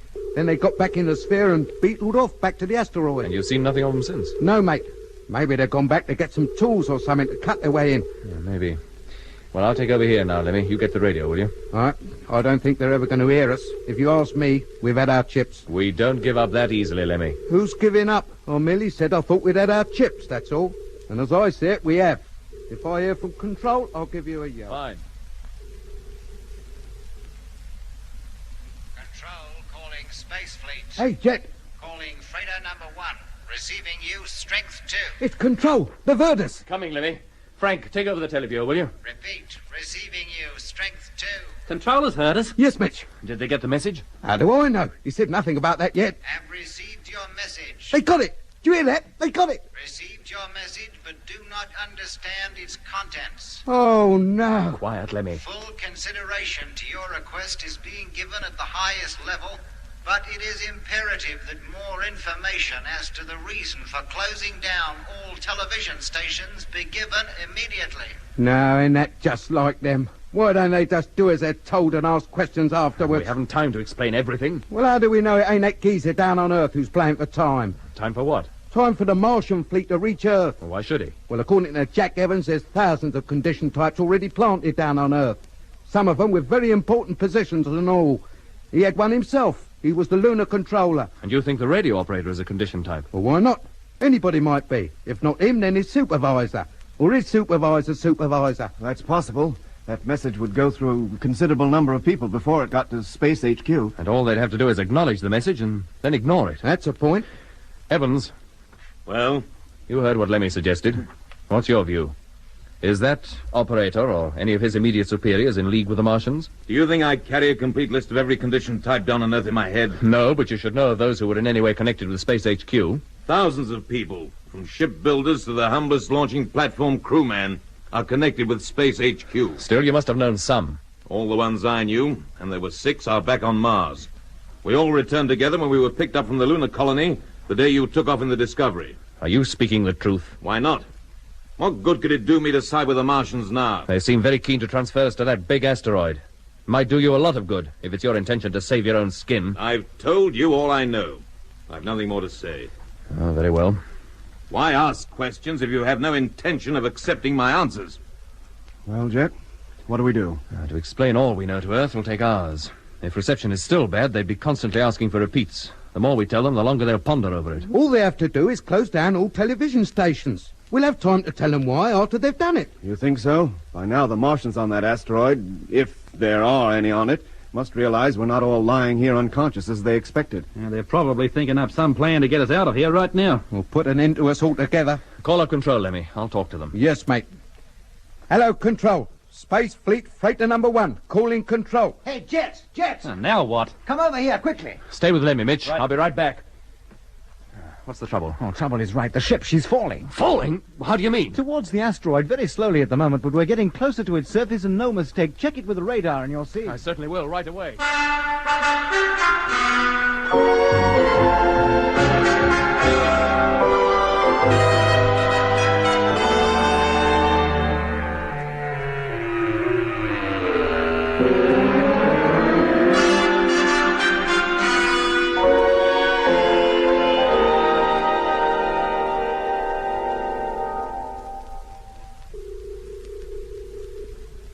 Mitch, Doc. Yeah? Well, what is it? We're going to crash into that asteroid. What, the big one behind us? We may now assume it's below us, and we're falling towards its surface. At what rate? Quite slowly at the moment, but by the time we get down as far as the surface, our rate will be enough to give the ship and us a nasty bump. Yeah, we might have known this would happen. A body as large as that asteroid's bound to have some gravitational effect on a little ship like this. It's attracting us like a pin to a magnet. If only we could counteract the pull. What with, Doc? We haven't a scrap of fuel in the tanks. We're helpless. Helpless as a ship at sea drifting on the tide. If only Earth would wake up. Jet, I've got him. Talk of the devil. Coming, Lemmy. This is probably our last chance to persuade them to take action. You must persuade them, Jet. Come on, we'll get over the radio and see what we can do. That you act on this information immediately. There's not much time left. Repeat, act immediately. Unless you do, it'll be too late. Repeat, too late. That's telling them, mate. Now let's see what effect that has. Yes, if I know those brass hats up at Space HQ, very little. Well, that's their last chance. If they don't take action this time, we may never be able to tell them again. Ain't that just like them? Send us all this way to Mars to find out how the invasion will be made, and then when we tell them, they don't want to believe it. I don't blame them, I must say. Whoever thought television would be their major weapon? It's been a major weapon in the hands of many people down on Earth for years. But never for such a sinister reason as the Martians have in mind. No. This is no time to debate morals, Martian or otherwise. We're getting perilously close to that asteroid now. We must get ready for the impact. Oh, blimey. How long before we actually hit the ground? About 5 minutes. Get onto your beds. I want nobody on their feet when the crash comes. How big is it likely to be? Nothing like as severe as if it were the Earth or even the Moon we were falling onto. But even so, somebody could get hurt. This is no time for us to have casualties on our hands. That's why I'm ordering everybody to lie down. Well, what happens if Control comes through meanwhile? Calling Space Fleet. Aye, they're here already. Calling Freighter number 1. Well, that can't be them.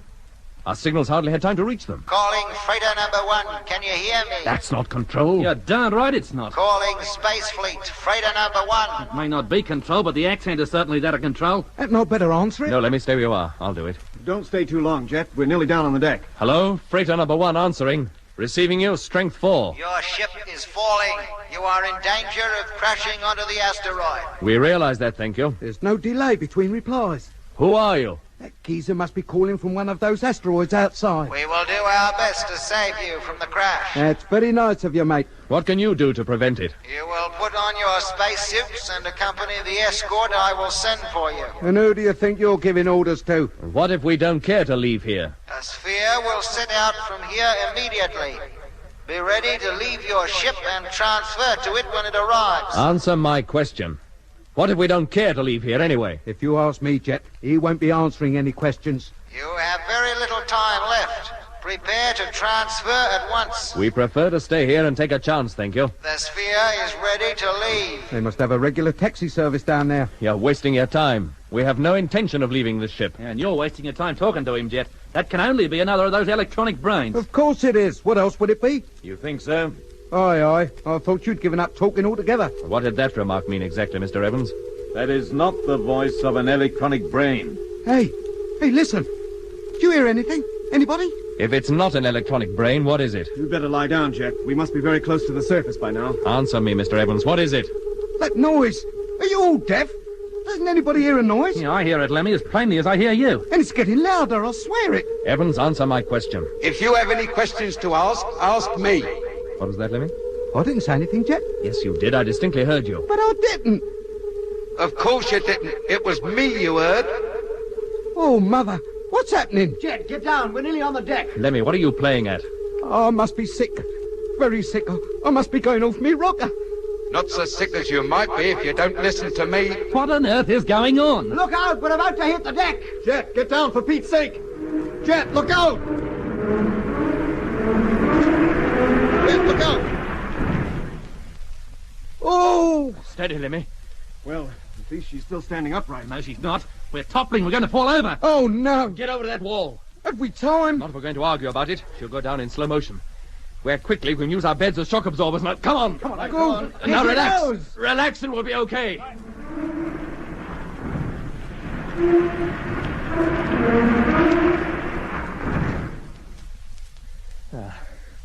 Everybody all right?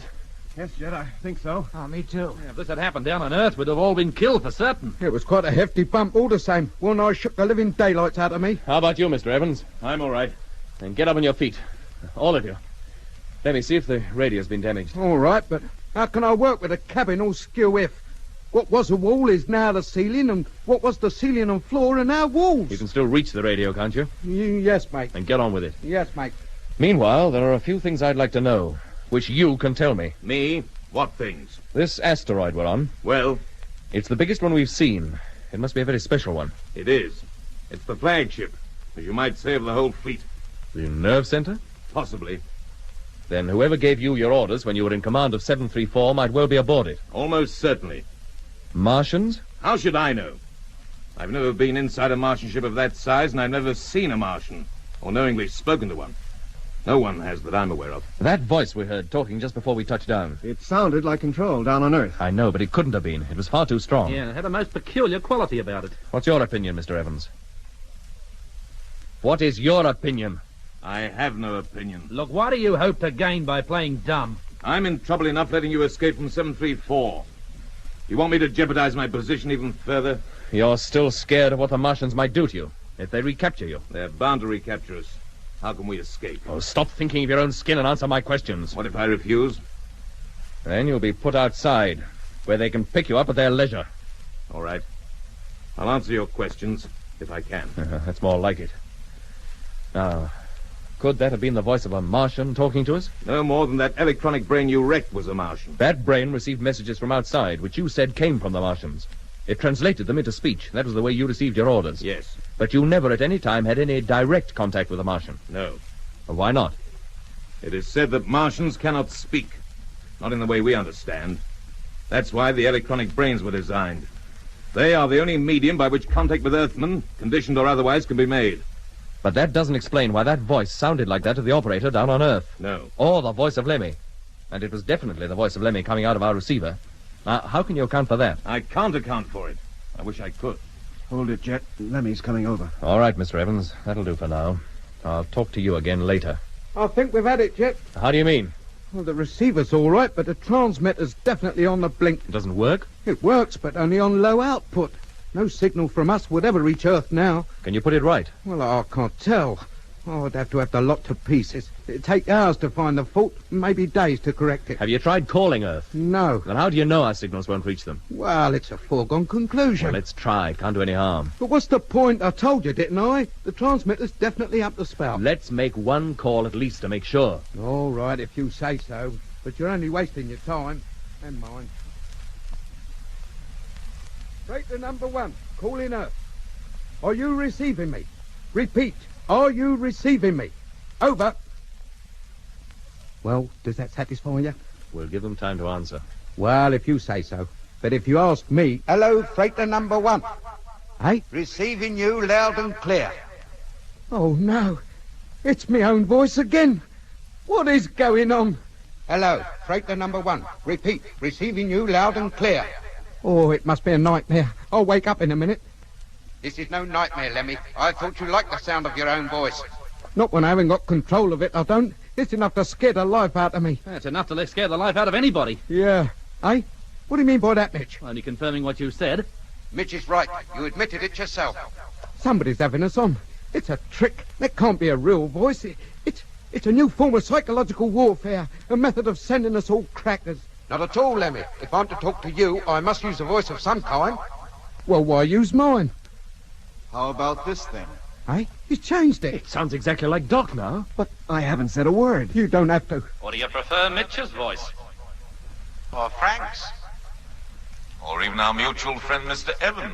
Yeah, I didn't like the way he said that. I mean, they said. No, he said. Oh, now he's getting me all confused. Haven't you got a voice of your own, chum? You shouldn't have to go using everyone else's. Yes, I have got a voice of my own. Then why don't you use it? It wouldn't help the situation if I did. Oh, now he's talking like Jet. Listen to me, whoever you are. I'm listening. This constant change of voice may be great fun for you, but it's nothing but confusion to us. I'm sorry. I'll stick to just one voice in future. Thank you. Does it have to be one of our voices? I'm afraid it does. Oh. Now you listen to me. Well? I admire your courage, your tenacity. We don't want compliments, thank you. Then what do you want? That should be obvious. But are you likely to help us achieve it? No, I don't think so. And there's nothing more to say, is there? Do you want to stay out there on the surface all the way to Earth? What else can we do? You could leave that ship and come in here. Oh, no. At least you'd be comfortable. Live in a room that is the right way up and have a bed to sleep in. You can't get round us with footing offers of comforts. You shut up and speak when you're spoken to. Yeah, there's no need to be rude, is there? You were rude to me, weren't you? That's what you call getting your own back, Lemmy. Keep quiet, Lemmy. Don't interrupt any more. Shall I proceed, Captain Morgan? Yes. In this voice? Well, yes, unless Doc has any objection. No, I haven't. None at all. Go right ahead. Thank you. As I was saying, I can offer you comfortable quarters for the rest of the journey. With what object? With no object, other than to make your journey more comfortable. You must be very cramped in there. We are. But if you prefer to stay, then you may do so. Not long ago, you were ordering us to leave here. Why the sudden change in approach? Most people aboard this ship have to be ordered to do everything. Condition types, you mean? Exactly. It was more a matter of habit than impoliteness. Besides, I didn't think you'd want to stay in there from choice. Well, we do. We prefer it to anything you have to offer anyway. Why? Do you think I will eat you? We don't think you can possibly have any reason for wanting to help us. We're opposed to you and your plan to invade the Earth. If we could possibly prevent it, we would. And you can tell the Martians that from us. It is known already. Our only regret is that you are against us instead of with us. That we will never be. Is yours the spirit that prevails down on Earth? On the whole, yes. You should know that. Why should I? You can't be a conditioned type. No, I'm not. Then you must know. Have you no memory at all of your fellow creatures? Or have you been up here so long you've forgotten? Nobody has been up here as long as I have. Don't you know anything of Earth at all? I know a good deal. I know of its green hills, its forests, its seas, its temperate climates. The Earth is a beautiful planet, in the flower of its youth. Not like Mars, old, worn out and dying, covered in deserts, deficient in water and oxygen, cold by day, frozen by night, hardly able to support life of any kind any longer. I have been looking forward to this trip for years and years. You make Earth sound like a regular paradise, chum. It is, and will remain so, if the people who inhabit it know how to take care of it. You think they don't? They don't act as though they do. Their planet will die soon enough without their hastening its end. A millennium ago, it was the same on Mars. Too late did the Martians land. By the time they did, a fruitful world was rapidly turning into a desert. Animal life all but disappeared. The intelligent thinking beings took to living underground. The rest perished. The deterioration continues with frightening rapidity. Soon Mars will support no kind of life whatsoever. The time has come to get out, to find a new abode. The Earth. It is the only place. And you'd help the Martians to take it, to betray your own kind. Who do you think I am, Captain Morgan? Well, that's obvious, isn't it? You're the commander of this asteroid, and of the smaller ones that accompany this one. I am more than that. I am the commander of the whole fleet. What? Well, how long have you been working for the Martians? All my life. 300 years. Lord, Rip Van Winkle. 300 years? Martians live a long time, by Earth standards. What was that? You mean you're one of the Martians yourself? No. I am the Martian. You mean the chief, the head one, whatever you like to call it? No. I am the Martian. There is only one, and I am he. The only one there is left.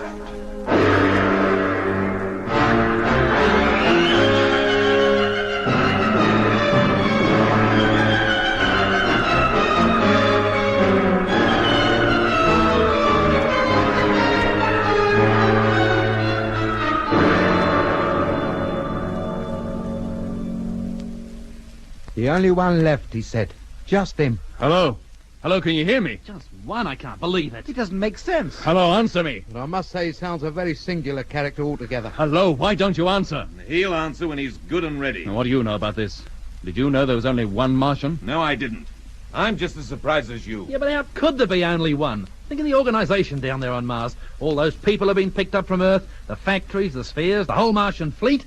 Could just one man organise and control all that? Maybe a man can't, but a Martian obviously can. Yeah, but Paddy said there were dozens of Martians. He thought there was one on that asteroid we escaped from. Well, all it turned out to be was an electronic brain. But where can just one Martian come from? He must have had a mother and a father. Or maybe the whole system from top to bottom is a series of electronic brains. Maybe there are no Martians of any kind. You mean the whole planet is run by robots? Well, why not? Then who made the robots? That is the question. Oh, I'm sorry, but I believe everything that voice told us. So do I, Jeff. Why? I don't know. I just had a strange feeling that I could trust him to tell the truth and nothing but the truth. If you were swayed by the fact that he was using Doc's voice, you unconsciously applied all you knew of Doc to him. I don't think so, Mitch. Well, if you say so, but we're all entitled to our own opinion. If you're so ready to believe all he tells you, Jack, why did you refuse to leave this ship and go into that asteroid? He said we'd be comfortable and come to no harm. I'm sure that is the case. But the moment we leave this ship, all hope of our recontacting Earth will be gone. But you still think we will contact them, then? Well, the radio's working, isn't it? Yes, it's working, but its signals will never reach Earth. Not from this distance. From what distance, then? Well, at the rate we're travelling, not for 3 months at least. Exactly. I want us all to be here in 3 months. We must contact Earth sometime, convince them that they must take action on our message sometime. And the best of luck. If that Martian lets us stay here long enough to re-establish contact with Earth, I'll be very surprised. At the moment, it doesn't sound like we're even going to make contact with him. That's where you're wrong, mate. Eh? Oh, he's here. He's back. I never went away. Hello, can you hear me? Yes, Captain Morgan, I can. And you have to use my voice to tell him? Sorry, I forgot. I promised to stick to this one, didn't I? Thanks very much. A pleasure. Now, Captain, you were calling me, I believe. Yes, I was. Well? I didn't really have anything to say, but the news that you were the only Martian in existence came as rather a shock. I just wanted to confirm that we had heard you correctly. You did. Well, if you don't mind us asking, what happened to all the others? There have been no others for a long time. But this plan to invade the Earth, did you instigate that? Oh, no. That has been in existence for nearly 500 Earth years. There were many Martians then. Well, what happened to them? When a planet dies, every living thing connected with it dies also. No amount of science, of planning, of burrowing underground, of creating artificial living conditions can stave off ultimate extinction. And is that what happened to your race? We did our best to prevent it. We lived underground for centuries, but that didn't solve our problem. The few of us that were left soon realized that our only hope lay in moving lock, stock, and barrel to a new planet. So we did. Where to? The Earth, where we could breathe, smell the fresh green grass and the forests, feast our eyes on the oceans of precious water. You mean you've invaded the Earth once already? Yes. Well, why aren't you there now? We made the mistake of landing on Earth peaceably. You see, until that time, we had surveyed the planet only from a distance. We had no idea of the nature of the people who lived there. We tried to be friendly, but they hunted us down and killed us. It seemed hardly possible that so much hate and cruelty could exist in such tiny people. Tiny? Then what are you then? By your standards, a race of giants. Oh, blimey. It's just as well there is only one of them then, isn't it? We left the Earth and more than half our number behind and returned to our native planet. But the Earth has not forgotten us. Even though this happened a long time ago, ever since then, giants have been synonymous with evil. And the stories of how we were slain have been handed down from generation to generation. You mean you're the origin of all those legends and fairy stories that feature giants? Of course. Why else would they assume that giants lived in the sky? That is certainly where we came from. But you didn't come down no beanstalk, Jack, I'll wager. And now you're attempting an invasion for the second time. Yes, but this time we made sure we would not be opposed.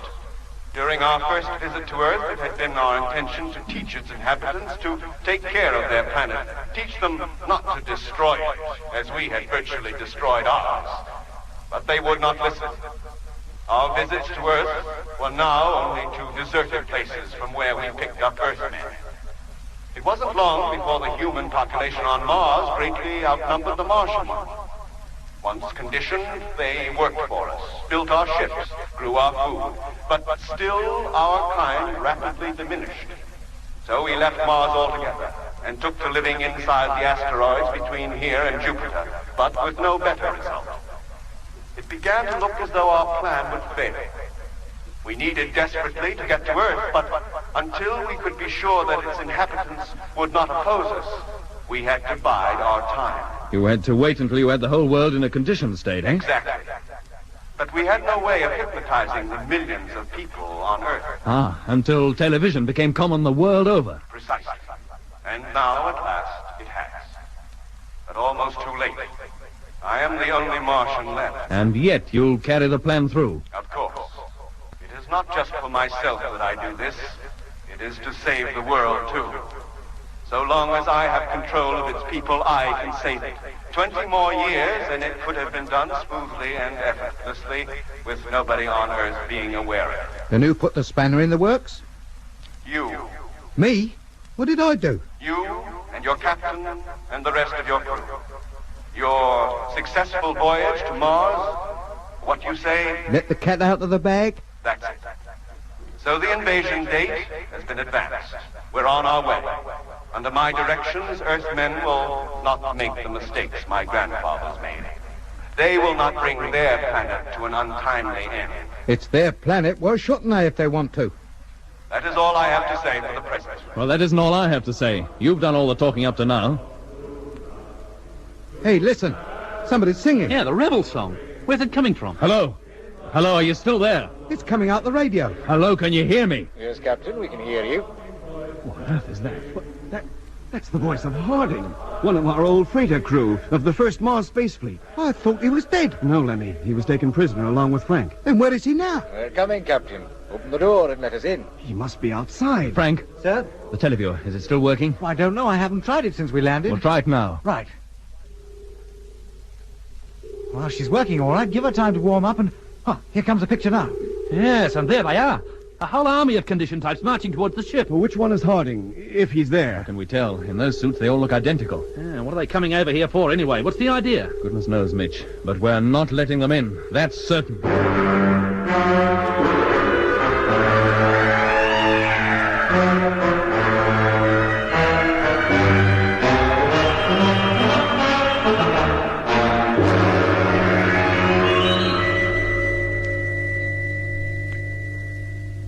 Captain Morgan. Yes, they're outside now. Must be a couple of hundred of them at least. Leave your radio on and we can hear you. Can you hear me? Yes, what do you want? Put on your suits and come on out. We don't wish to come out, thank you. Why not? Can't be very comfortable in there with your ship lying on its side. It's far from comfortable, but we prefer to stay. We're just being stubborn.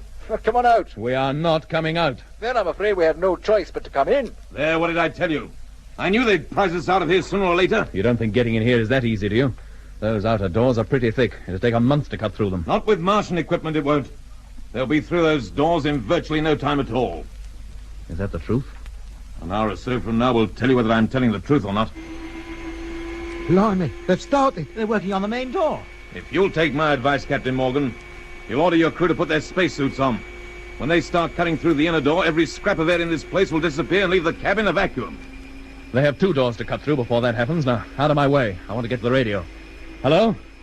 Hello? Hello there, Captain. Have you decided to come out? I didn't want to talk to you, Harding. I'm the only one you can talk to at the moment. What kind of man are you, anyway? What have I done? Just thrown in your lot with the Martians, that's all. I don't see any wrong in that. Nothing but good can come from this invasion anyway. You think so? Oh, it's just what the world needs. One authoritative government which is not just the future of one country at heart, but the whole world. And you think we can't achieve that without the Martian taking over? Earthmen have been threatening to do it for years, but they've never managed it yet. They're too darn selfish, too concerned with their own personal or national desires to make the necessary sacrifices that world government entails.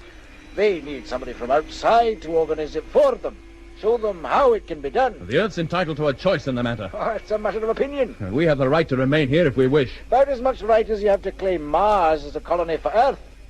We're coming in, Captain Morgan. None of you will come to any harm, but be sure to have your suits on by the time we reach the inner cabin door. It'll be roughly in 2 hours. What are you scared of? What harm can we do by remaining here anyway? We just want to be sure you don't re-establish contact with Control, that's all. I'll see you later. Well, gentlemen, seems ours is a fairly hopeless case. When Harding does get in here, I'll do him, the dirty traitor. Oh, you can't lay too much blame on him, Lemmy. It might have happened to you if you'd been taken prisoner and conditioned as he was. He didn't sound conditioned to me. You think they will cut their way into here, Jim? I don't see how we can stop them. Then, is there any point in letting them bore holes in the ship? Well, it gives us a little time. Well, for what? To transmit our final message to Earth. What's the point? They'll never hear us. We'll set the recorder going. Let it keep repeating our last message over and over again. They might hear it and take the necessary action. Attend to that, will you, Lemmy? Yes, Jack. The rest of you put on your suits. Yeah. We'll evacuate the ship just as soon as Harding and his men get inside. Right.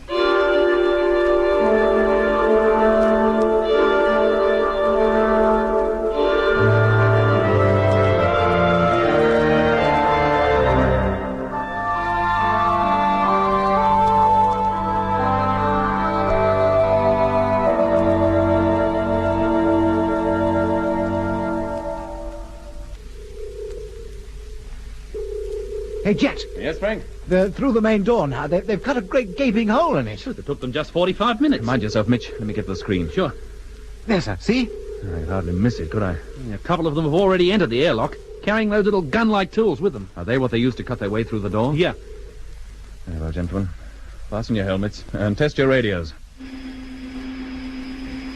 Here they go. They haven't wasted any time, have they? Helmet fastened. Testing. Okay, Doc. Frank Rogers testing. Okay, Frank. Mitch calling. Helmet fastened. Right. Can you hear me? Yes. Lemmy? How's that, mate? Fine. Hello, Captain Morgan. Harding calling.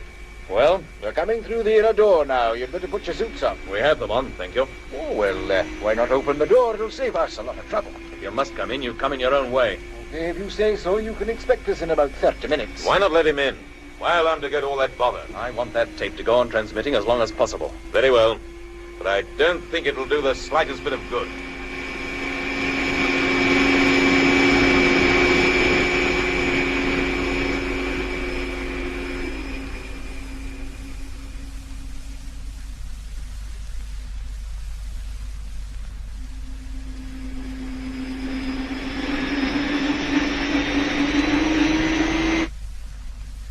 Well, that's it. I finished. And here they come. Hello there, gentlemen. Nice to see you all looking well. Hello, Harding.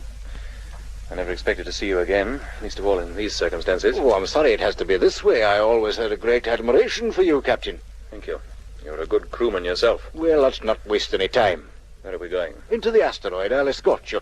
I'll be leaving the rest of the men here for a while to rip out the gear from the ship. What for? What use can it be to you? Nothing should ever be wasted, Captain, and that applies not only to equipment, but to natural resources, too. That'll be one of the first things people down on Earth will learn when we take over. Now, if you'll step this way, we'll get outside. You've got enough men here, Harding, haven't you? Enough to rip out a dozen ships. The more men allotted to a task, the quicker it's done. All right, boys, get in there, rip out the gear and have it transferred to main stores, then return to your individual quarters.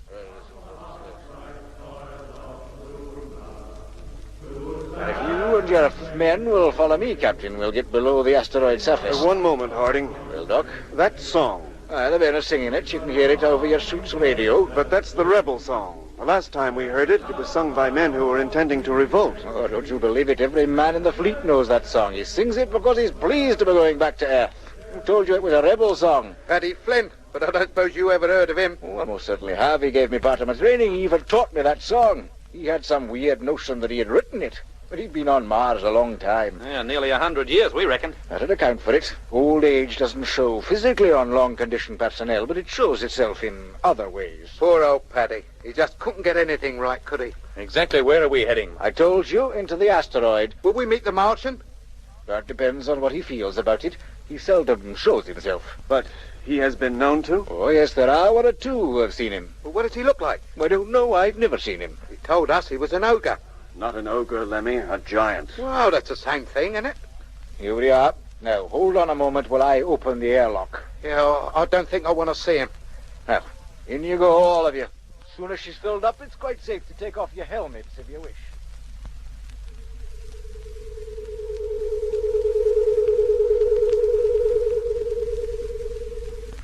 Well, these are your quarters, gentlemen. I hope you find them to your liking. This place? For us? Yes. Blimey, posh, isn't it?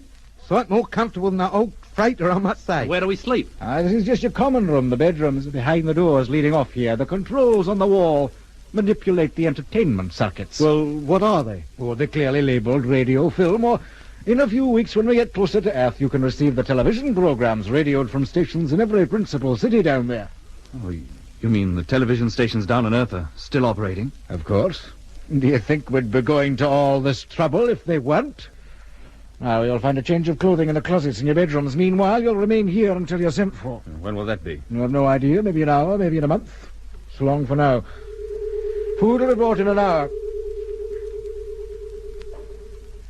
Do you think he really knows that the television transmitters down on Earth are still working? How can it? It'll be weeks before we get close enough to Earth to pick up TV signals. What is more important is whether Control received our last message. We'll never know now, that's for certain. Well, if we wake up one morning to find the invasion's over, we'll know they didn't get it. Or that they failed to take action on it, which is more likely. If only we had some way of finding out. Why not ask his nibs, the Martian? He'd know, I bet. And you think he'd be likely to tell us? I bet Control is calling us right now and wondering why they don't get a reply. That should be obvious. And if they've any sense, compel them to take action. Look, did you tell them the fleet was on its way? Of course I did. The only thing I couldn't tell them was when it would arrive. 2 months. Is that all? That was the time I was given. Oh, they'll never expect us as soon as that. They'll estimate 6 months at least. And if they leave closing down TV stations till then, they'll have had it good and proper. Maybe we can find some way of contacting them from here. What, from right in the enemy's camp? Are you kidding? Every move you make will be watched. Every word you say will be heard. There you are. What did I tell you? We remained virtually imprisoned in the large and comfortable living quarters for what must have been weeks on end. During that time, nobody came near us, except an odd condition type or two to bring us our food and to clear up. We amused ourselves as best we could, listened to radio programs from Earth, and watched innumerable films which we could select at the press of a button. We spent hours gazing at a televiewer screen which showed us the universe outside. Always, right in the center of the picture, was the Earth. It grew larger every time we looked at it. After 7 weeks, it had grown so large that we were able to pick out the features of its surface with ease. Slowly, the 5 continents revolved before us. The brilliant white clouds appeared to be actually touching the Earth's surface, and the sea, shining like a skin of pale blue glass, seemed to be on the same level as the land masses, and part of them. At this distance, it had a strangely solid appearance, as solid as the brilliant polar ice caps which form the brightest part of the globe. We were getting very close to home now. We should, under normal circumstances, have been thrilled at the thought, but now, with the fate of the whole world at stake, our homecoming was far from being a happy one.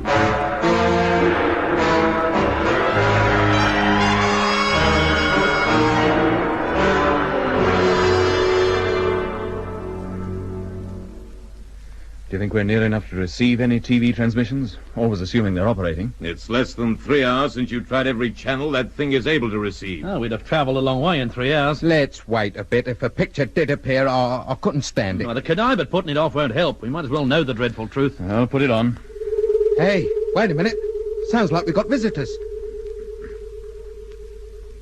Hey, it's Harding. How do you do, gentlemen? I want to take you to the Martian suite. What? He wants to see you. Well, what for? Why can't he talk to us over the intercommunication system? I never question Martian orders, Captain. Merely obey them. Shall we go? Very well. Not you, Mr. Evans. You're to stay here. Why? Why single me out? Orders are that you stay here. All right. There's no need to shout at me. The rest of you follow me. This way, please.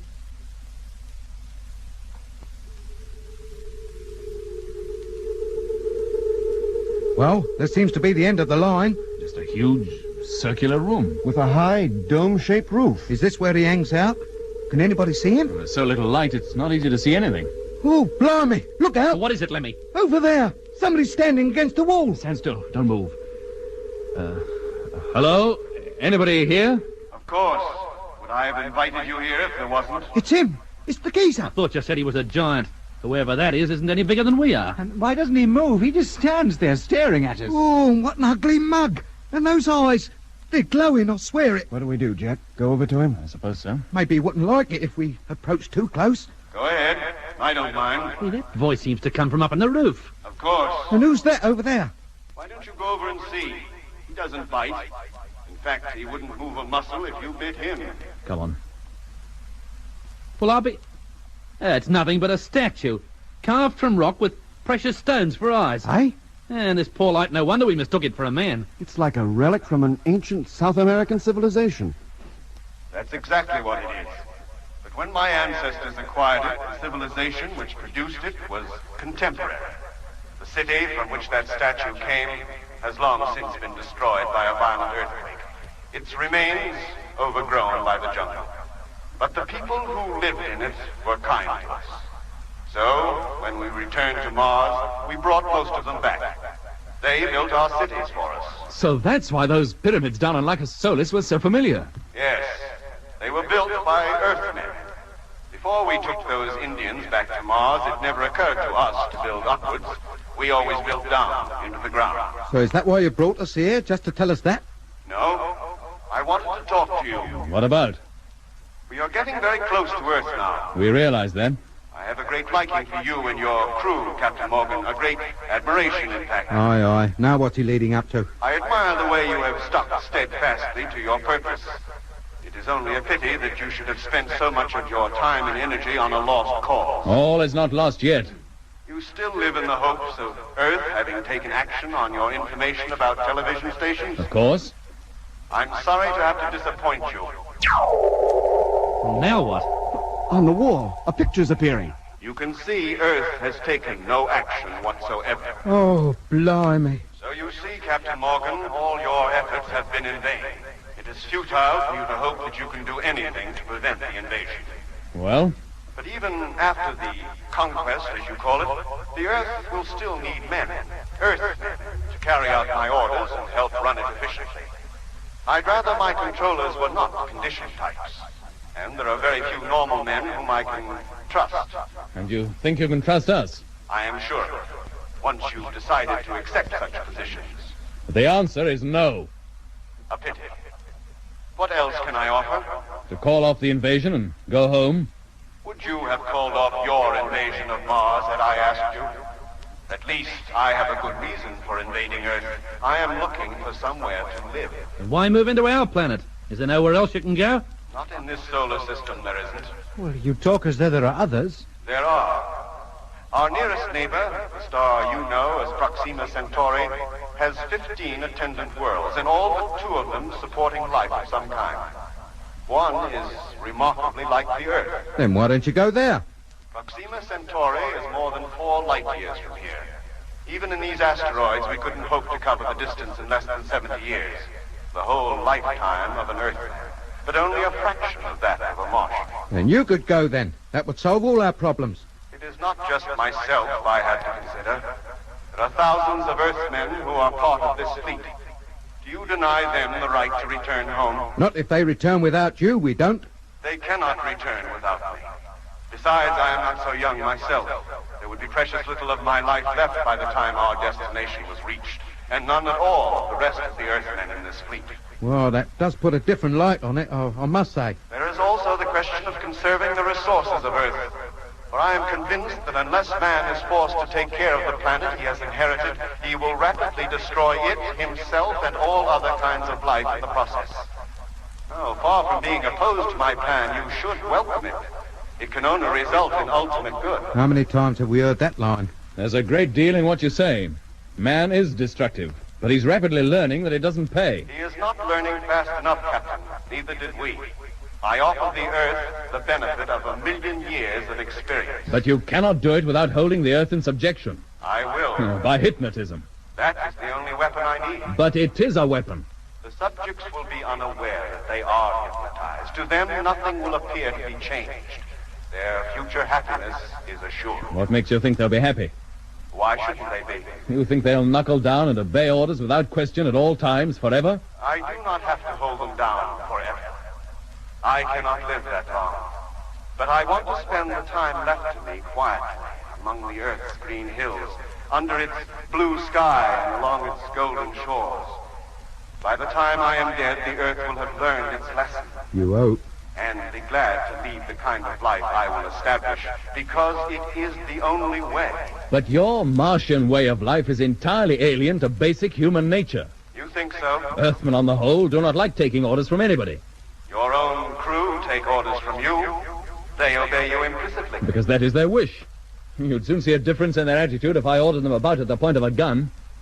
Besides, the conditioning to which you will subject the Earthmen will wear off in time, and they'll awake to the realization of your existence and what you've done to them. Well, that's where you make your mistake. Materially, your victims may be better off, but there is one vital part of their makeup which you'll have overlooked. And what is that? Their love of freedom. The most vital thing a man can have next to his soul. Earthmen in all parts of the world have been conquered many times by other Earthmen. There's no doubt at all that in many cases the conquest has been a good thing for the conquered, brought them new ways of life, raised their standard of living, turned them from fierce savages into civilized beings, but have they been grateful? They should have been. Oh, in a way they have, but most men prefer to control their own destinies. And the moment people on Earth wake up to the fact that they're governed by an alien like you'll have a revolt on your hands. I guarantee it. Oh, history proves time and again that you can hold a group of people down for a period, but you cannot hold them down forever. The desire for freedom is too strong. And you'll find half the men leading the revolt will be your supervisors and controllers. Men like Jack Evans, who won't be above organizing a little conquest of their own if they get the chance. Yeah, the Earth will be in a far greater mess than it is now, and all your good intentions will have come to nothing. That we shall see. You put up a good case, but the invasion will be carried through just the same. I thought perhaps you might have had the welfare of your home planet sufficiently at heart to cooperate with us. Clearly you haven't. But this is no ordinary conquest, Captain. Remember that. And above all, do not underestimate my power. Oh, blimey, what's that? Look at the wall. It's glowing, all of it. Yeah, there's a picture appearing. This must be another of those three-dimensional televiewer screens. Oh, look! It must be him. He's showing himself. Crikey, he's as tall as a house. Is this supposed to frighten us? No, Captain Morgan. Mere size could not frighten you. Lemmy, Eh? look at me. Look into my face. You go and take a running jump at yourself. Look into my face. Get out of it. Look into my face. Oh, Mother, what big eyes you've got. Oh, what's going on? I feel... What do you say now, Lemmy? What are your orders? Very good. You see, gentlemen, how easily it can be done, and everything down on Earth is ready. What are your orders? Lemmy. Don't worry, his conditioning is slight. A few slaps on the cheek will soon bring him round. Now you may return to your quarters. He's gone. Thank goodness. Lemmy. Oh, it's all right, Jet. I'll get him. Lemmy. Lemmy. Oh. Lemmy, wake up. Oh, what happened? Get up on your feet. Did I faint or something? You're okay now. Now, come on. Where are we going? Back to our quarters. The interview is over.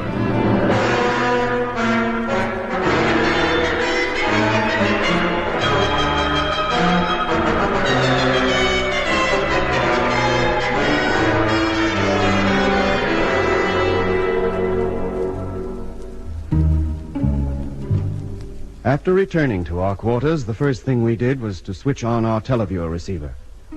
I think in the back of all our minds was the hope that perhaps the Martian had been fooling us, that the so-called transmissions from Earth were, in fact, a trick to convince us that all hope had gone and to persuade us to fall in with his plan.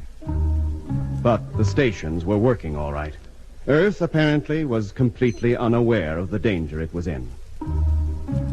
2 days later, we had crossed the moon's orbit and were rapidly approaching Earth. The final stage had come. Aye, something's happening. What's all that noise? Goodness knows, Lemmy. Now, how about you, Evans? Do you know what it is? The asteroid is slowing down. We're preparing to go into orbit round the Earth. Oh, no. This ship will remain approximately 5,000 miles above the surface. The smaller asteroids will go into about 1,000 miles. And then? When every ship is in position, the broadcast will be made. The Martian's face will appear in every receiver working down on Earth. In just a couple of minutes, it'll be all over. Isn't there anything we can do? Not that I'm aware of, except to make the best of the circumstances and throw your lot in with the invading force. And what if we don't care to? Then I have no doubt you will be conditioned yourselves, eventually. And from then on, you'll have no choice but to do exactly as you're told. Encouraging, isn't it? We could only wait and let events take their inevitable course. 36 hours later, we were in free orbit round the Earth, and the rest of the fleet, hundreds upon hundreds of smaller asteroids, had taken up their positions 1,000 miles above the Earth's surface. They formed a belt round and above the Earth's equator, similar to those that encircle the planet Saturn. They were 4,000 miles below the big asteroid in which we were traveling, but we could see them quite distinctly. We were powerless to do anything. We had no way of contacting Earth now. We could only stand by helpless and watch. Lemmy. Yes, mate? Turn on the television receiver. What for? We might as well know when the end does come. Be careful, Captain. What about? When the Martian appears and begins the conditioning process, it will affect everybody who is watching, including us. And we won't watch. We'll just listen. She's on. It's London, #1. And if I might say so, that music they're playing could be more appropriate. How long before the fatal transmission will be made? It was scheduled for 1600 hours Universal Time. That's only 90 minutes from now. That's all. But the receiver, it's cut, what? Yeah, Jet. And the picture's gone, too. Yeah. Well, the set must have broken down. Martian receivers don't break down. But Earth's transmitters do. Let me switch to another channel. Right.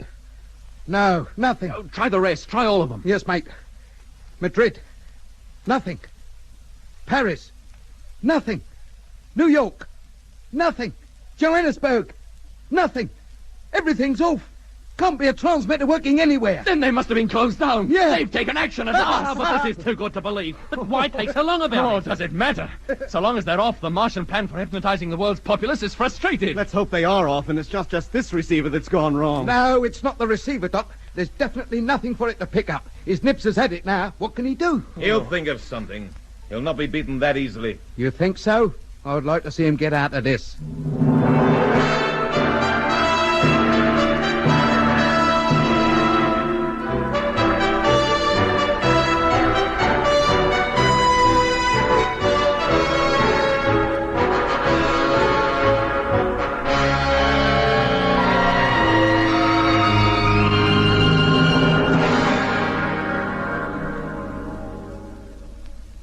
It's 15 hours since those transmitters went off, and absolutely nothing has happened.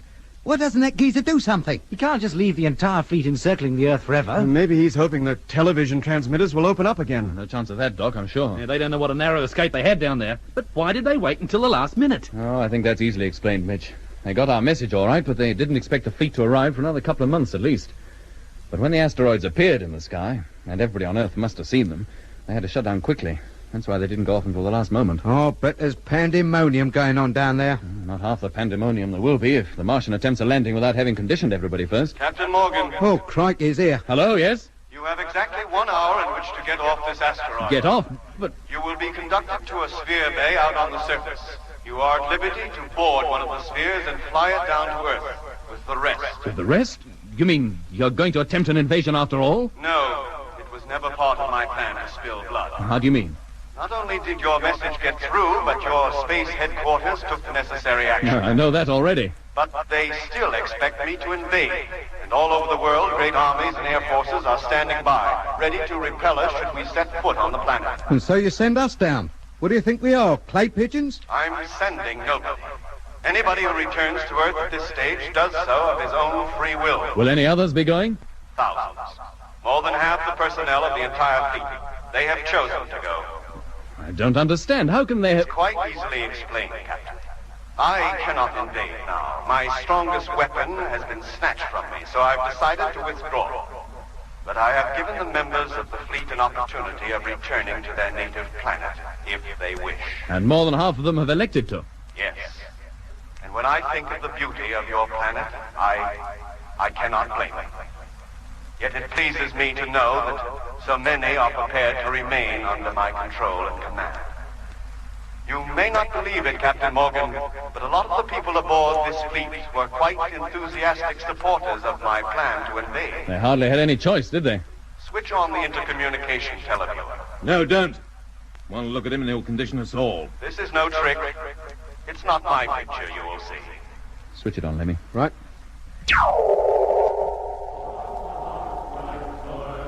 It's just a group of condition types. They are conditioned no longer.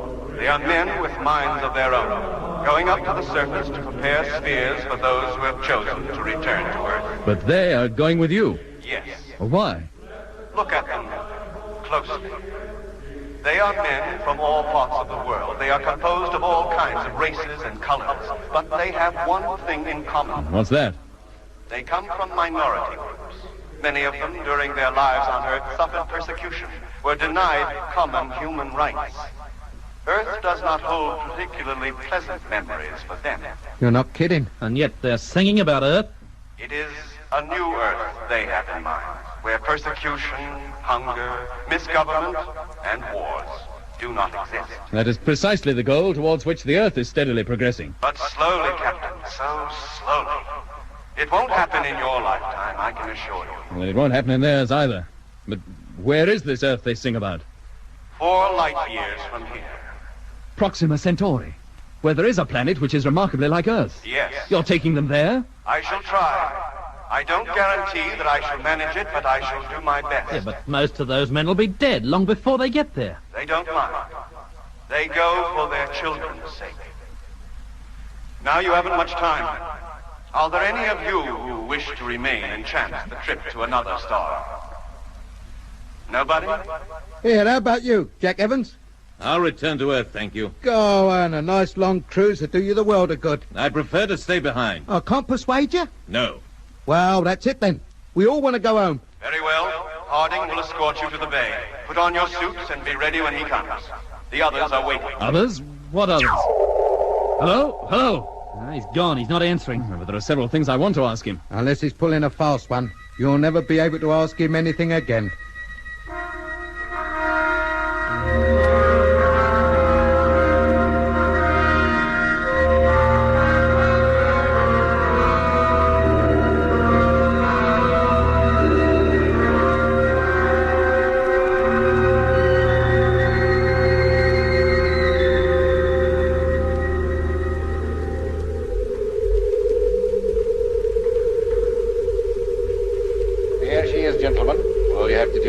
Aboard and head for Earth. Aren't you coming with us?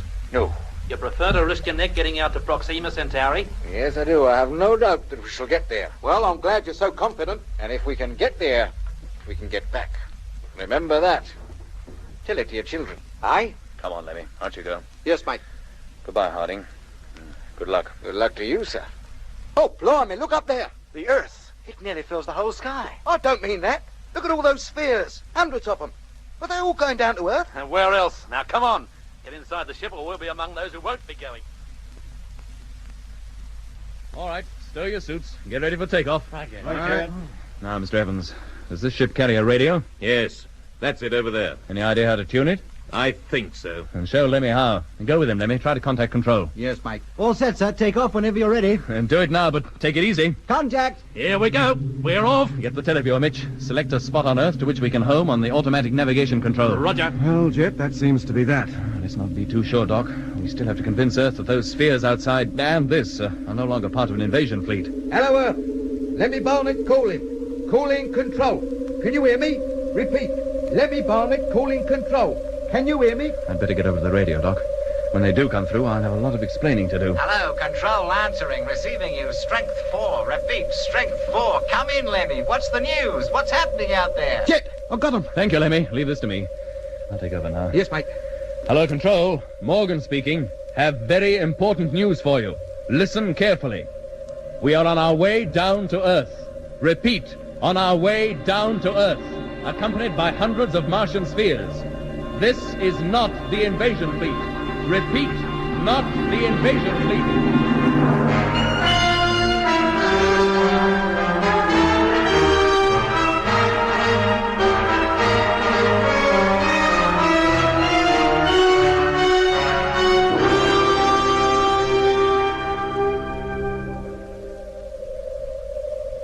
Oh, look at that. Did you ever see such a wonderful sight? We're only 100 miles above the surface now. It really is green, isn't it? And we're low enough now to pick out the hills.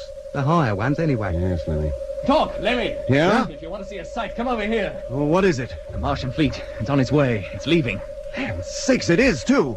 It looks even more impressive from down here than when we were flying in it. We can't look so insignificant ourselves with all those spheres following behind us. I hope they make it. The Martian fleet, I mean. Good luck to them. Hey, what was that, Lemmy? I said good luck to them. At least they got courage. And if you ask me, that new Earth of theirs won't be such a bad place to live in. Well, if you feel that way about her, why didn't you go with them? What, and leave Becky behind? Get out of it. She's the one thing I've got that will make life on this Earth bearable. It's getting very close to landing time, Jet. Get back to the radio, Lemmy. Yes, mate. Tell them we'll be touching down within 30 minutes. Right, mate. Get over to number 2 control table, Mitch. Get ready to take us down. Roger. Hello, Control. Lemmy Barnett calling. Hello, Lemmy. How you doing? You should be sighting us soon. We'll be on the deck within 30 minutes. Thanks for the information. We're all ready for you. Anything else? Oh, just one thing, that's all. What's that? Put the kettle on, will you? I'm dying for a cup of tea.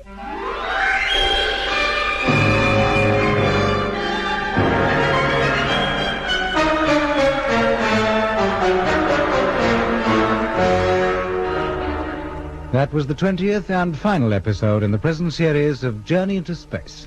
Taking part in this recording were Andrew Folds as Jet Morgan, Alfie Bass as Lemmy, Guy Kingsley Pointer as Doc, and Don Sharp as Mitch. Other parts were played by Alan Tilfon and David Jacobs. The orchestra was conducted by Van Phillips, who also composed the music. Sound control and special effects were by Brian Willey and Tony Luke. The scientific advisor throughout the series was Kenneth Gatland. We pray for one last landing on the globe that gave us birth. Let us rest our eyes on the fleecy skies and the cool green hills of Earth. Journey into Space was written and produced for the BBC by Charles Chilton.